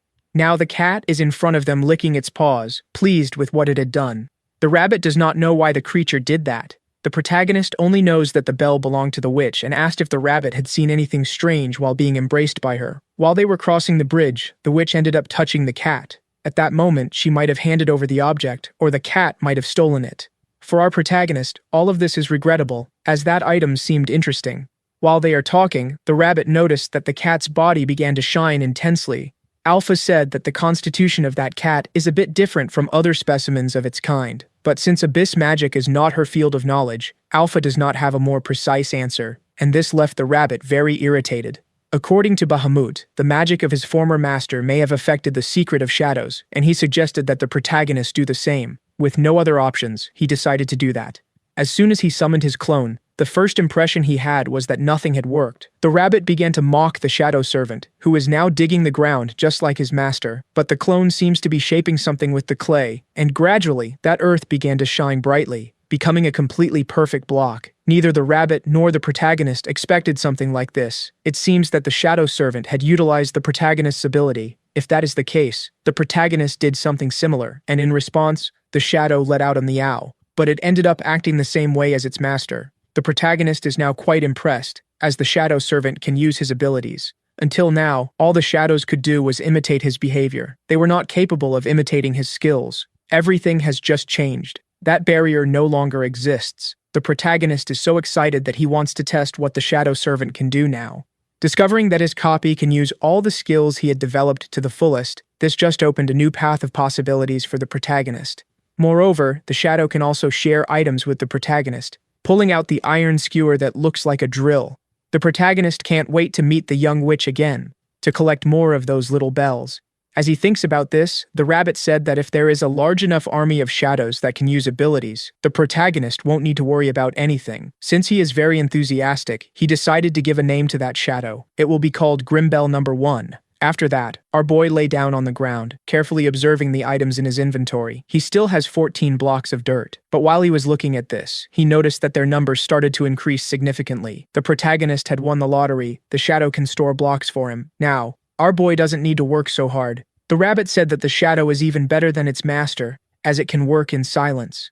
Noticing a change in the sky of that place, the protagonist felt that the dungeon would soon reset. But before that happened, he wants to attack the zombie village one more time, managing to collect a lot of useful materials, like pots, clothes, pieces of wood, and the like, to the rabbit. Our protagonist is just a compulsive hoarder. Finally, our boy arrived at the temple. In the company of his extras, those people decided to continue traveling together, and the protagonist wished for them to be careful. After saying goodbye, the extras kept watching the protagonist, until our boy asked if they weren't going to leave soon, but their leader wants to know which pillar our boy will follow, as they would very much like to accompany him too. So far, the protagonist has no idea, and advised the extras to go on their way, as he still has many things to do in that place. The extra was worried, as the protagonist could be reset, and thinking of his well-being, said he wanted to help him. If that's the case, the protagonist asked if the extra would like to take a look, as he really has things to do now. Now the protagonist is wondering what the limit of his inventory is. So far, this answer has not been reached by any player. No one has managed to accumulate enough items to discover this limit. Thinking about the possibility of there being no limit, storing a whole house wouldn't be impossible. In light of the protagonist's boldness, the extras were impressed. For if it were possible to do this with a house, perhaps it could be done with an entire village, and to everyone's surprise, this was not an impossible task. The protagonist is now full of enthusiasm. Sharing the inventory with the shadow servant is very useful. Now he can store things at great speed. The extras decided to stop understanding the protagonist. The plot advantages over him are on a completely different level. Finally, the system announced that the dungeon will be reset. At that moment, the farewell was inevitable. The extras wished the protagonist a good journey. As the reset happens, the protagonist is safe inside his flying vessel, patiently waiting for the witch, who is in the center of the maze. Inside the tower is the Spider Woman. She sighs deeply, knowing that soon everything will repeat itself. It seems she retained some of her memories. That doesn't seem pleasant. She watches the window closely until she finds something with her eyes that catches her attention. Through the maze, someone had created not just a bridge, but a rice field. This simple gesture left the Spider-Woman quite emotional. For the rabbit, the bridge would be enough. So he asked why his master also made that rice field. Our protagonist thought that just a bridge would be too lonely. The rice field makes the atmosphere a bit cozier. Outside the tower, the Spider-Woman is impressed that the protagonist made the journey there alone, and visibly impressed, asked if he came there to end her. The protagonist was confused by these words, thinking that she had forgotten everything, and perhaps the little witch had too. This could make things problematic. The woman said that the protagonist is a human full of tricks, and our boy asked if she wasn't going to summon her mistress. Hearing this request, she stated that she would begin the final test. In the room at the top of the tower, the little witch was happy that the protagonist had returned. Her words relieved him, as she managed to remember him. In a few seconds, the child was already hugging the rabbit, while Bahamut is prostrated worshipping his mistress. Once again she apologized to the little snowman, as she still didn't know him and had no memories of him. Her identity is just that small memory, in which she likes rabbits. The protagonist asked if she really is in the witch's memory. The child said it is her past, and it took her a long time to discover this on her own. Even so, she thanked the protagonist, as he made another bridge, which made her life easier. Our boy fell silent after hearing this. That is the same bridge he made last time. What was added were just the rice fields. The structure of the bridge was not affected by the dungeon reset, which remains unchanged. It may have been Van Dyke who helped them, and thanks to him, this bridge will protect her from now on. The girl gets emotional at the memory of her giant friend. The protagonist said that even if no one comes to save her, she can escape through that bridge in her window. Now the protagonist wants to talk a little more before the villagers start the attack. The little witch asked if he wants to receive another one of those bells, and the protagonist was surprised, as he didn't imagine she knew about that. However, the girl cannot do anything about it, as she gave her bell to the cat. The protagonist was surprised to find out that the item was not reset. The girl apologized. She only has one bell, and the one she gave to the cat was the last. Disappointed, the protagonist realized he wouldn't be able to improve his shadows anymore, but the witch saw the bracelet the protagonist carries and asked if it was his future version that did that. The protagonist answered positively. Knowing he needs that item, the little witch said it would be easier to find another version of herself. Our protagonist hadn't thought of it from that angle yet, and the little witch said she has the impression that another version of her is trapped there in the past. She has the memory of a single bell, but if another version of her were found, there could certainly be another. The protagonist realized that this makes sense. He asked the child what her name is, and the little witch said she can be called just Witch, but the protagonist knows that is not the name she wants. Knowing she is a fragment of memory, he suggested calling her Memory, as it is a better name than Witch. The girl seems to have liked this suggestion, and she returned the protagonist's kindness with a big smile. After reuniting with Memory, the protagonist continued on his journey. According to the giant's dream, his next stop will be the Beast Forest, and it's time to go to that place. But before that, the protagonist needed to change his route. Going to the Gap Temple, talking to the rabbit, he asked if the Beast Forest wasn't in the first dungeon, but before answering him, the rabbit noticed something in that place. Soon the protagonist also saw it with his own eyes, becoming impressed. An ant in that place seems to have noticed the protagonist, and she is not alone. Several ants are walking on the ground.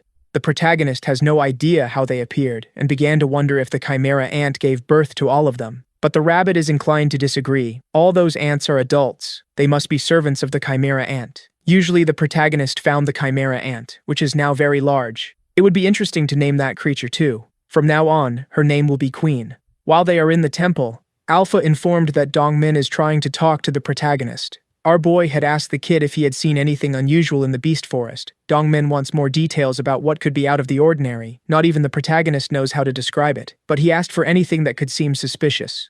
This left the boy quite thoughtful. It seems he has an answer for the protagonist. He said there was a large cave beneath the mountain, but when he entered that place, there was nothing. The protagonist wants to know if he is talking about the cave with solar stones, and that is what Dongmin was referring to, but the protagonist is responsible for having created it. In any case, he asked Dongmin to get in touch if he remembers anything out of the ordinary. Now the protagonist realized there is no other option. He needs to go to the forest and search personally. That place originally is in dungeon number 4, a place with a great abundance of food, frequented by several players. Those who have overcome this dungeon cannot go beyond the entrance of the forest, but this does not apply to the protagonist. The system said he used a cheat to enter that place. The chief of that place was the two-headed ogre, and the rabbit reminded the protagonist that the creature's hide was used to enhance the golems. Now our boy is thinking about Dongmin's words. To conquer the forest, it is necessary to defeat 3 enemies, but it is very difficult to find the chief, as everything from the archaeological sites is scattered throughout the forest. The protagonist is not thinking about defeating the chief, but if there is a clue about the witch, it will be at the archaeological site. And the biggest problem he faces now is the fact that he is completely lost. All the trees look the same to him, just like the caves embedded in the cliff. He can't even remember the cave where the two-headed ogre is. Only then did he remember that he had installed a portal inside that cave, and he asked if Alpha could figure out the coordinates. But she apologized. It's possible that the monster destroyed the gate. She can't locate anything. If there were any markings on the ground, it would be much easier. Dongmin said there is a large lake near one of the historical sites, and now the protagonist decided to search for the lake. In the middle of the forest, the protagonist built an observation tower. Just looking at the map, it's hard to say where the lake is. However, he has already managed to identify a region with a large number of enemies. The rabbit said that monsters are also living beings, and it's natural for them to gather near water sources. The protagonist praised the rabbit's contribution, as it makes a lot of sense. It's time for them to start moving. Blinded by a bright light, the rabbit doesn't know whether to die of embarrassment or stay silent. The protagonist is wearing a full golden armor, and the rabbit wants to know if he is really going to keep wearing that. But the protagonist said there might be illusions in that place, and with the cell phone in the helmet, he can protect himself from all that. Before long, the protagonist ended up finding something. Several giant mosquitoes are approaching him. So, Our boy needs to start preparing for a session of violence. Using his spear, he managed to take down the creatures that were getting closer, ending the lives of the mosquitoes. Finding that quite disgusting, he doesn't know why the insects are so big. Dongmoon told him to be cautious, as he had forgotten about the mosquitoes, and they are very problematic. But to the protagonist's surprise, the remaining mosquitoes decided to flee. While he regrets having dirtied his spear, the rabbit decided to analyze one of those carcasses. That is not a mosquito, it's a gnat. For the protagonist, this is not important, and it doesn't make a difference. This only left the rabbit very irritated, as unlike mosquitoes, gnats do not drink blood, and that is important. Moreover, they always live near water sources. To gather information, the protagonist opened the magic book. The mosquitoes of the magic forest are large and frightening, and can suck blood even through clothing. According to the magic book, that is a mosquito, contradicting the rabbit's information. However, the rabbit stands by his position, claiming that memory was too small to know the difference. Analyzing the carcass personally, the protagonist realized that this gnat could be dangerous. It's impossible that the little witch confused a gnat with a mosquito. The rabbit wants to know what his master will do now. It will be dangerous to cross a swarm of gnats alone. As the enemies are fast, the golems won't be very useful. It can only be problematic. But the protagonist, as always, seems to have had an idea. The beast forest will have to wait. He decided to open the magic lock.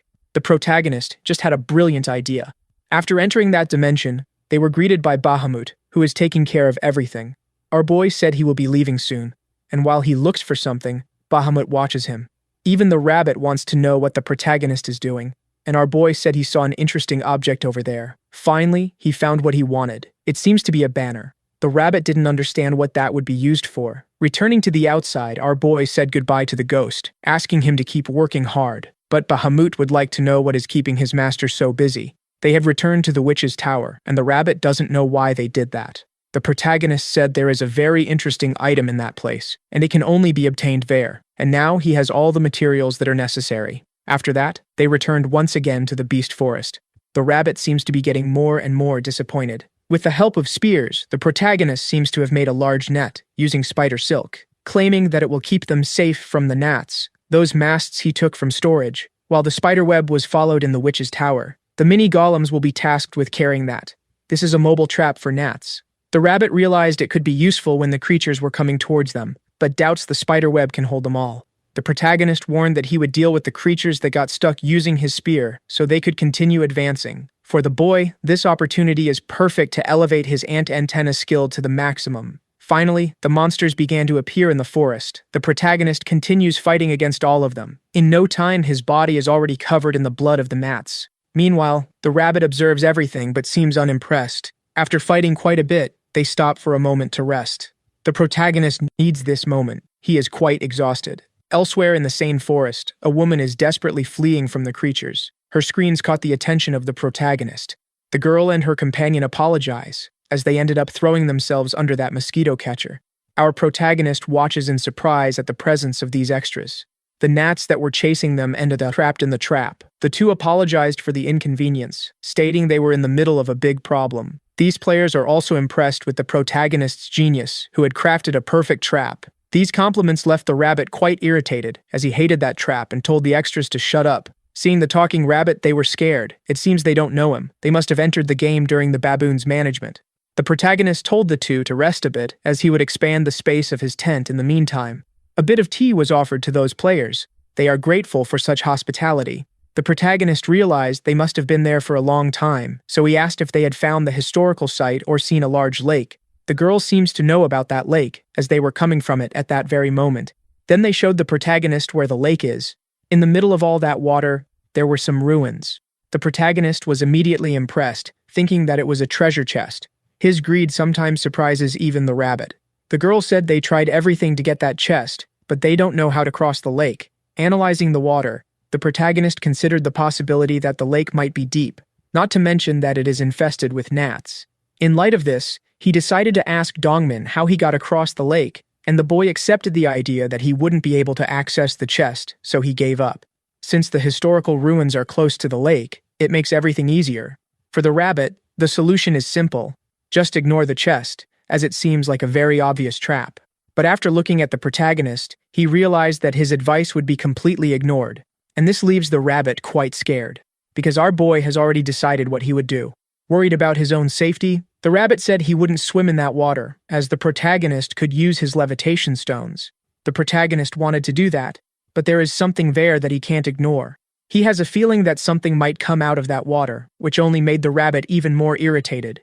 Using the ant antennas, the protagonist will conduct some tests, throwing a piece of meat into the water. In the first few seconds, nothing happened, but the ant antennas picked up something. The meat that was thrown into the lake simply disappeared. This is a sign that something is hiding there. Even knowing this, our protagonist wants to conduct a few more tests, throwing another piece of meat into the water.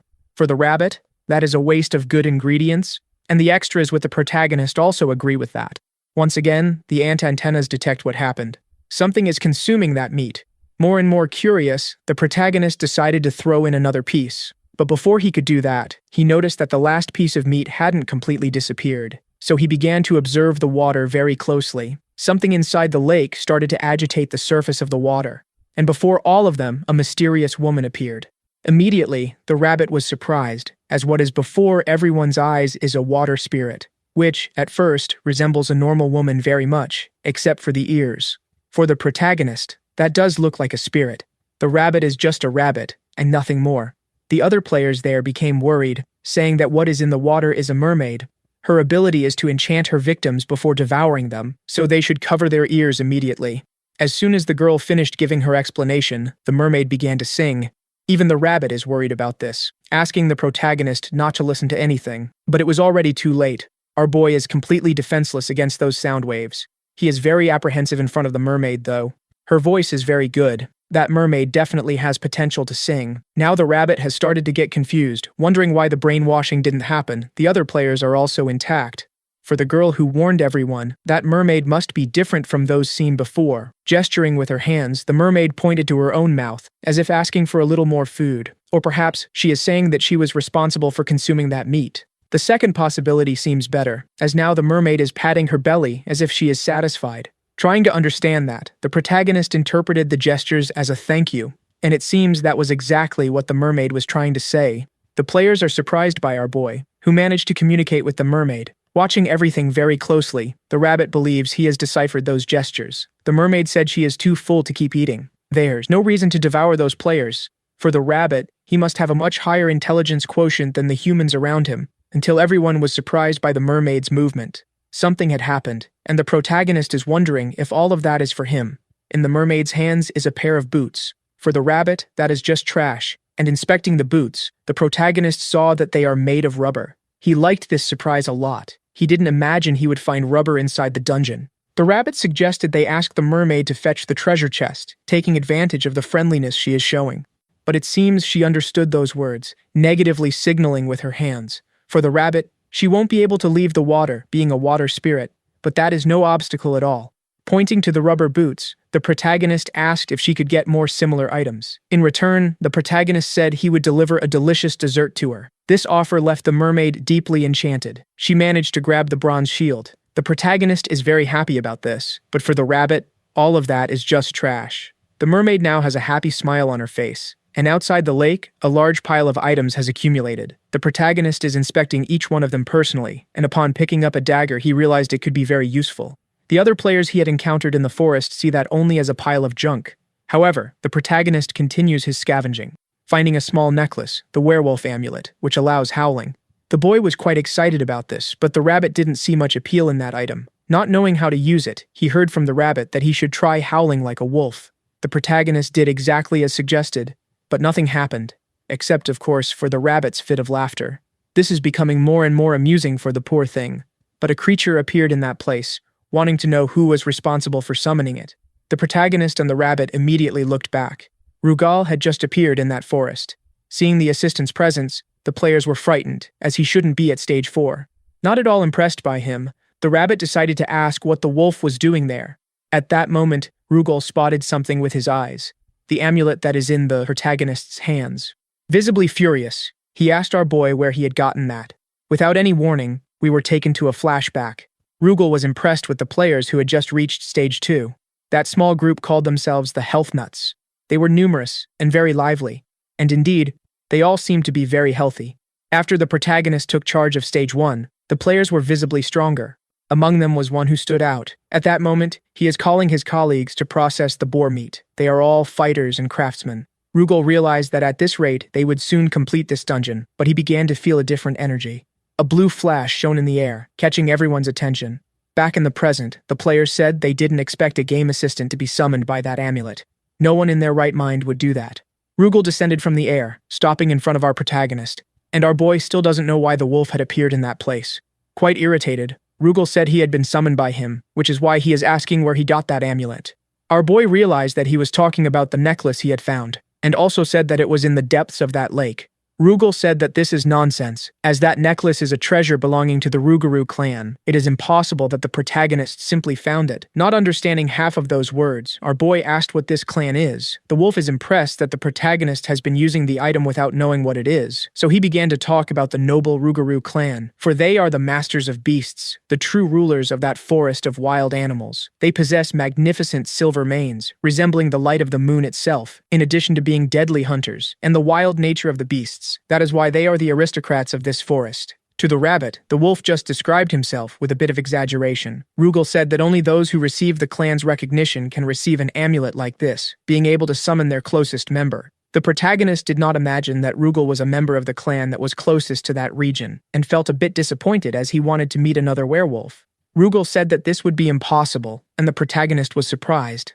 Then, the wolf revealed that he is the only survivor of his clan. A bit pitying, the protagonist said he did not imagine the wolf had such a tragic story. Now he wants to know if he can make a wish. The rabbit is also eager for this, but the wolf just got irritated with these comments. But he thought to himself that this is true. He needs to guarantee a wish from the one who summoned him, but the amulet was never given to the protagonist. And if Rugal is not going to do anything, the protagonist wants to know why the wolf appeared, for they are very busy now, rummaging through all that junk that was in the lake. Having not contributed to them, the wolf simply returned to where he was. The rabbit was impressed by this, and the protagonist began to wonder if they had irritated the poor wolf too much, as he could have stayed there longer. However, a wicked idea arose in the rabbit's mind. They could summon the wolf once more, with the help of that amulet. Speaking directly to the object, the protagonist asked if Rugal could hear him. Once again, the wolf appeared in the forest, irritated at being summoned, while the protagonist and the rabbit had fun with it. Crying with laughter, the protagonist said he just wanted to make sure he could summon him again. Apparently, Rugal cannot ignore the call of that amulet. The poor wolf realized he is in trouble in the hands of those degenerates.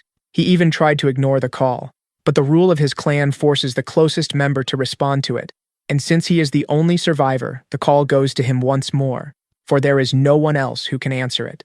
Now Rugal is very furious and asked not to be summoned again, disappearing once more into the sky of the forest. However, the protagonist seems very entertained with the presence of that amulet, calling once again for Rugal. Once again, the wolf appeared to them, bringing joy to the protagonist and the rabbit, at the cost of the wolf's mental health.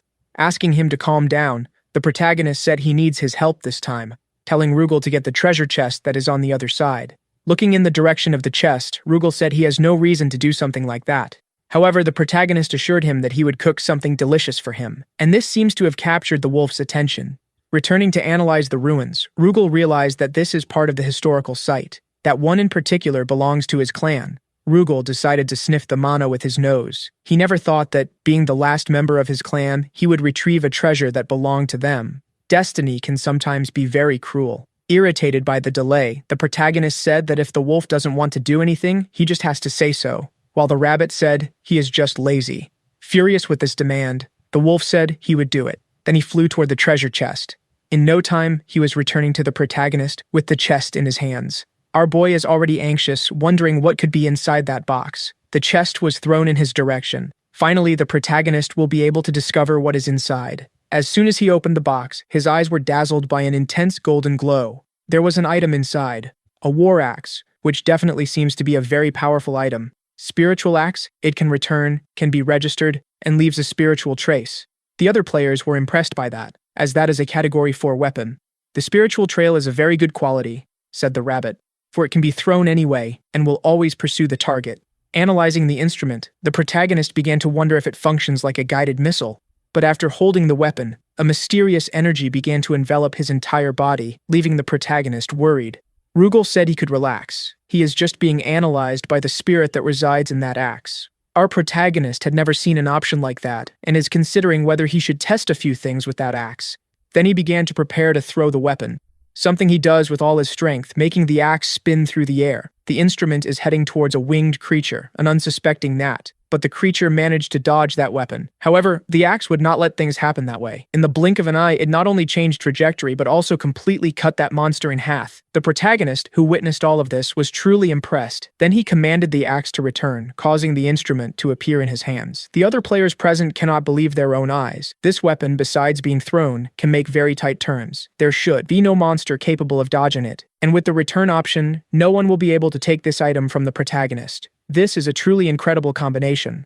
Rugal was very pleased with the player's enthusiasm, stating that it is a treasure of his clan. Impressed by the description, the protagonist said that the axe could be very useful in the future. Even so, he decided that he would offer it as a sacrifice to Alpha, which left Rugal quite irritated. Even Alpha asked if he wanted to sacrifice something so valuable. In fact, the rabbit is now questioning his master, as this should not be done. But the protagonist sees no advantage in those abilities, as he already possesses a skill to track the target. What is really important is the registration option. The protagonist offered the artifact as a sacrifice without a second thought. Rugal could hardly believe what he saw with his own eyes, as that item was truly formidable. After doing this, the protagonist went to the dimension where he keeps the baboon's treasures, asking Bahamut for some axes. A division of shadow servants with the same abilities has just been created. The rabbit does not know where the axe went and also did not understand why all those shadows appeared. But the protagonist has an idea. This is the easiest way to find out where the witch is. Not understanding anything at all, the rabbit asked what the protagonist's plan is, and he said that the registration season has arrived. Immediately, the servants began to work, cutting down the trees in the forest. The wood being processed was soon stored by all of them. With no trees to hide in, the gnats are no longer a problem for them. In exchange for the protagonist's generosity, those other players are taking care of the approaching monsters while the shadow servants work. The result achieved by our boy was truly impressive. The forest is being rapidly devastated, until they encountered an excessively large tree. A single shadow servant would not be enough to cut it down, but our boy has an idea to overcome this challenge. He decided that he would help his servant with that task. With the strength of the boar, the protagonist and the shadow managed to cut the tree in a single blow. Watching all of this, Rugal realized that this could be very bad.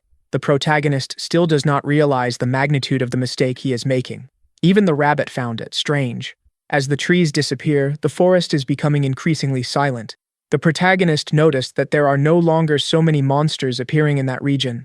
While he was talking to the rabbit, he felt the entire ground begin to tremble as if it were an earthquake. Our boy has no idea what this is and began to wonder if the dungeon was being reset. But the rabbit said that is not what it is about, asking the protagonist to look in another direction. Something is happening in the part of the forest where there are still trees. The birds are flying, and something grand is passing through the trees. In fact, the trunks of those trees are starting to move. The protagonist realized that they are all coming together, giving rise to a single tree. That stands out in the middle of that forest, giving rise to a great creature. Rugal said that this was caused by the protagonist who did not stop cutting down the trees. Quercus does not forgive those who destroy the forest, but the protagonist has no idea who this entity is. The wolf said that it is a guardian of that place. The sentinel tree Quercus, which is also a quite formidable and powerful monster. Alpha said that this name belongs to the guardian of the trees. He only heard about it through legends, and it is the first time he observes it with his own eyes. Visibly scared, the protagonist did not imagine he would encounter a legendary creature. At that moment, he realized he had awakened a very dangerous enemy. The rabbit had already expected something like this to happen, yet he was ignored by the protagonist who said he had warned about the consequences. The boy grabbed the rabbit by the ears, saying that he had not given any kind of warning. Now, that immense creature is approaching them. The tree's feet crush everything in its path, and the most impressive thing is that the trees are clearing the way for the monster to pass through the forest. It truly is a formidable enemy. Quercus continues advancing toward the protagonist. Even though the situation is dangerous, the monster moves slowly, so they might be able to solve this problem. Mounted on his ostrich, the protagonist began to distance himself from the creature. Even if he executed a combined attack with the shadow servant, he might not be able to win. The best solution is to avoid conflict. For the protagonist, it would be better to stay out of the tree's reach until it can no longer be seen. Rugal appeared just to say that this strategy won't work. Even though that monster has no eyes, it is guided by the trees of the forest, which will tell it where the protagonist is hiding. Our boy thought about fleeing to the floating islands, but there are trees there too. Rugal confirmed it would be completely useless. No matter where the protagonist is, a new Quercus will materialize just to attack him. Alpha realized they would be chased forever, and Quercus will destroy the temples in its path. The rabbit said that all of this is the fault of the human who angered Mother Nature. If the trees guide that monster, the protagonist realized that if he can get rid of all of them, he will be safe. Rugal and the rabbit are impressed with the protagonist's ability to think of foolish things. He is certainly crazy. He possesses exactly what caused all the problems they are now having to solve. Even if the protagonist regrets his actions, there is no way for him to go back on what he has done. Now that things are this way, he decided he will cut down all the trees. He and his shadows began to cut the forest in an even more aggressive manner. Rugal asked if the protagonist is not a fool and if he is not afraid of the forest's wrath, but our boy completely ignores the warnings. He can avoid the monster's approach using his gates. It is time to change position. Several gates are positioned in that place, all of this according to the protagonist's strategy. Alpha warned that soon the life energy will be depleted, but the protagonist said that everything is fine. He will get more energy soon. It was at that moment that he noticed the presence of the little squirrel, which must have approached him while the gates were being created. The great Quercus continues to approach. After seeing that creature with his own eyes, the little squirrel was amazed. Then he started to run, and the protagonist asked where his little friend was going. The rabbit noticed that the creature was impressed to see that big tree. Despite everything, he is still just a squirrel, but now the rabbit is intrigued. He wants to know why the squirrel managed to level up so much. Our protagonist returned to his task of cutting trees, and he asked the rabbit where the squirrel is, discovering that the creature approached the giant tree. Knowing that he is safe is a relief for the protagonist. Quercus's hostility has turned solely toward him. After a long day of work, night fell upon everyone. Rugal wants to know what the protagonist will do now, as he will continue to be followed by the forest's wrath for eternity. Bahamut told the wolf to shut up, as the master is sleeping at that moment. The wolf asked if the ghost is not going to sleep, but since Bahamut is a lich, he does not need such things. His task during that night is to keep the golem moving until the protagonist wakes up. Meanwhile, Rugal noticed that the shadows did not stop cutting the trees of the forest. More and more intrigued, he is wondering if the protagonist can maintain that escape for eternity. It has been a week since they have been in this situation, and the protagonist continues fleeing from the great tree, but due to its speed, Quercus poses no risk at all. Our boy asked if his shadows are ready, as it is time to act. They are producing new golems. The wolf and the rabbit do not know what this means. It seems that the protagonist is having fun in the company of the shadow. Rugal decided to go up high once again. There he could see that half of the forest had been devastated and that everything would be reset soon. Even so, it would have been much better if he hadn't seen all that devastation. The protagonist called the wolf to join them for a meal in case he wasn't too busy. Several steaks were properly prepared for this meal. Completely engrossed in the taste of it, Rugal said that this recipe is magnificent. The protagonist asked them to eat slowly, as the food won't run away. Rugal wants to know why the protagonist isn't cutting down the trees himself, and the boy said that the shadows do the job better than he does. Hearing that, the wolf realized that the protagonist uses his automated system much better than Sherpa. While savoring that meat, the protagonist thought he should cook other types of meat as well, and in the middle of his meal, a glow from the system window appeared to him. The title of Diligent Lumberjack, receiving the ability to cut trees. A completely unexpected achievement. A certain psychologist created the rule of 10,000 hours. This is the time needed to practice to become a master at something. Even though the protagonist didn't do that for all that time, he cut down 10,000 trees within the dungeon. For the rabbit, that achievement makes no sense at all. The protagonist did nothing. Only his shadows worked. The protagonist disagrees, as the shadows are also him. The rabbit tries to shout to the dungeon that it is being deceived. The ability to cut trees allows the protagonist to do it faster while regenerating his health. In the dungeon, several abilities can restore the player's health. Some only accelerate natural recovery, while others reduce health loss steadily. The ability most similar to the protagonist's is blood absorption, but in his specific case, the targets are not humans or monsters, but the trees. Thinking about this, the protagonist realized he would have to cut trees if he got tired during a battle, and the rabbit still doesn't understand that. Our boy is eager to put his new ability into practice. Putting an axe in his hands, he cut down the nearest tree. He felt that his synergy with the axe had increased significantly. It was like an extension of his body. He also noticed that his health increases by 1% for each tree that is felled. Perhaps he could even avoid death with this.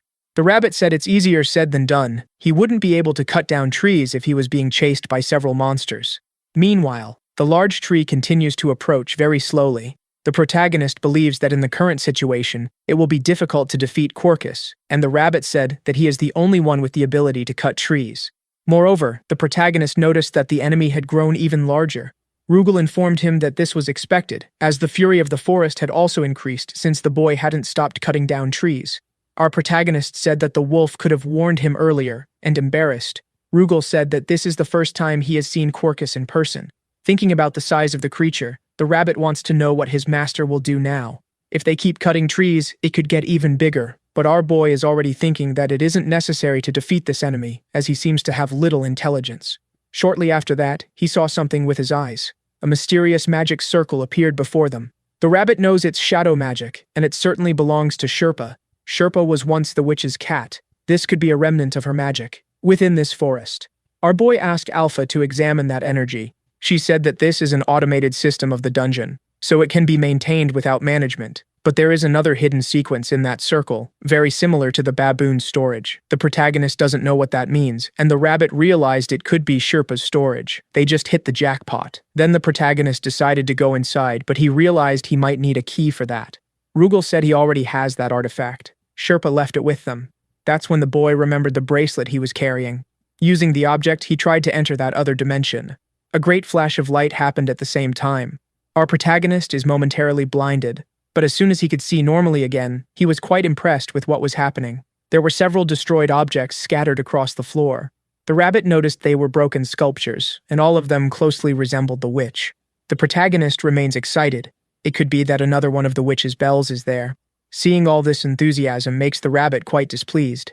Meanwhile, the wolf is thinking that when coincidences repeat, it could just be destiny.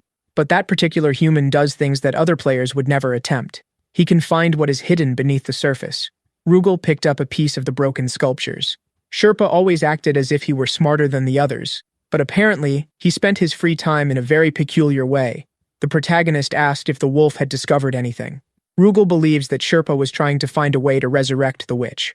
And one thing he is sure of. That giant cat did not stop searching for her. The rabbit was moved. Only a jerk would hit a cat mourning the loss of its owner. Only trash would do something like that. But the protagonist said there was no other choice, and asked if the rabbit called him dungeon trash. Quite cheeky, the rabbit asked what his master would do about it, since he did indeed call him trash. Shortly after, the rabbit had been indoctrinated, receiving a few blows to the head. According to Rugal, Sherpa could hardly remember his owner. Still, he wanted to bring her back to life. That's why he automated the dungeons, to keep collecting mana, to try to revive the Dark Queen. In fact, it was Sherpa who named the witch the Dark Queen.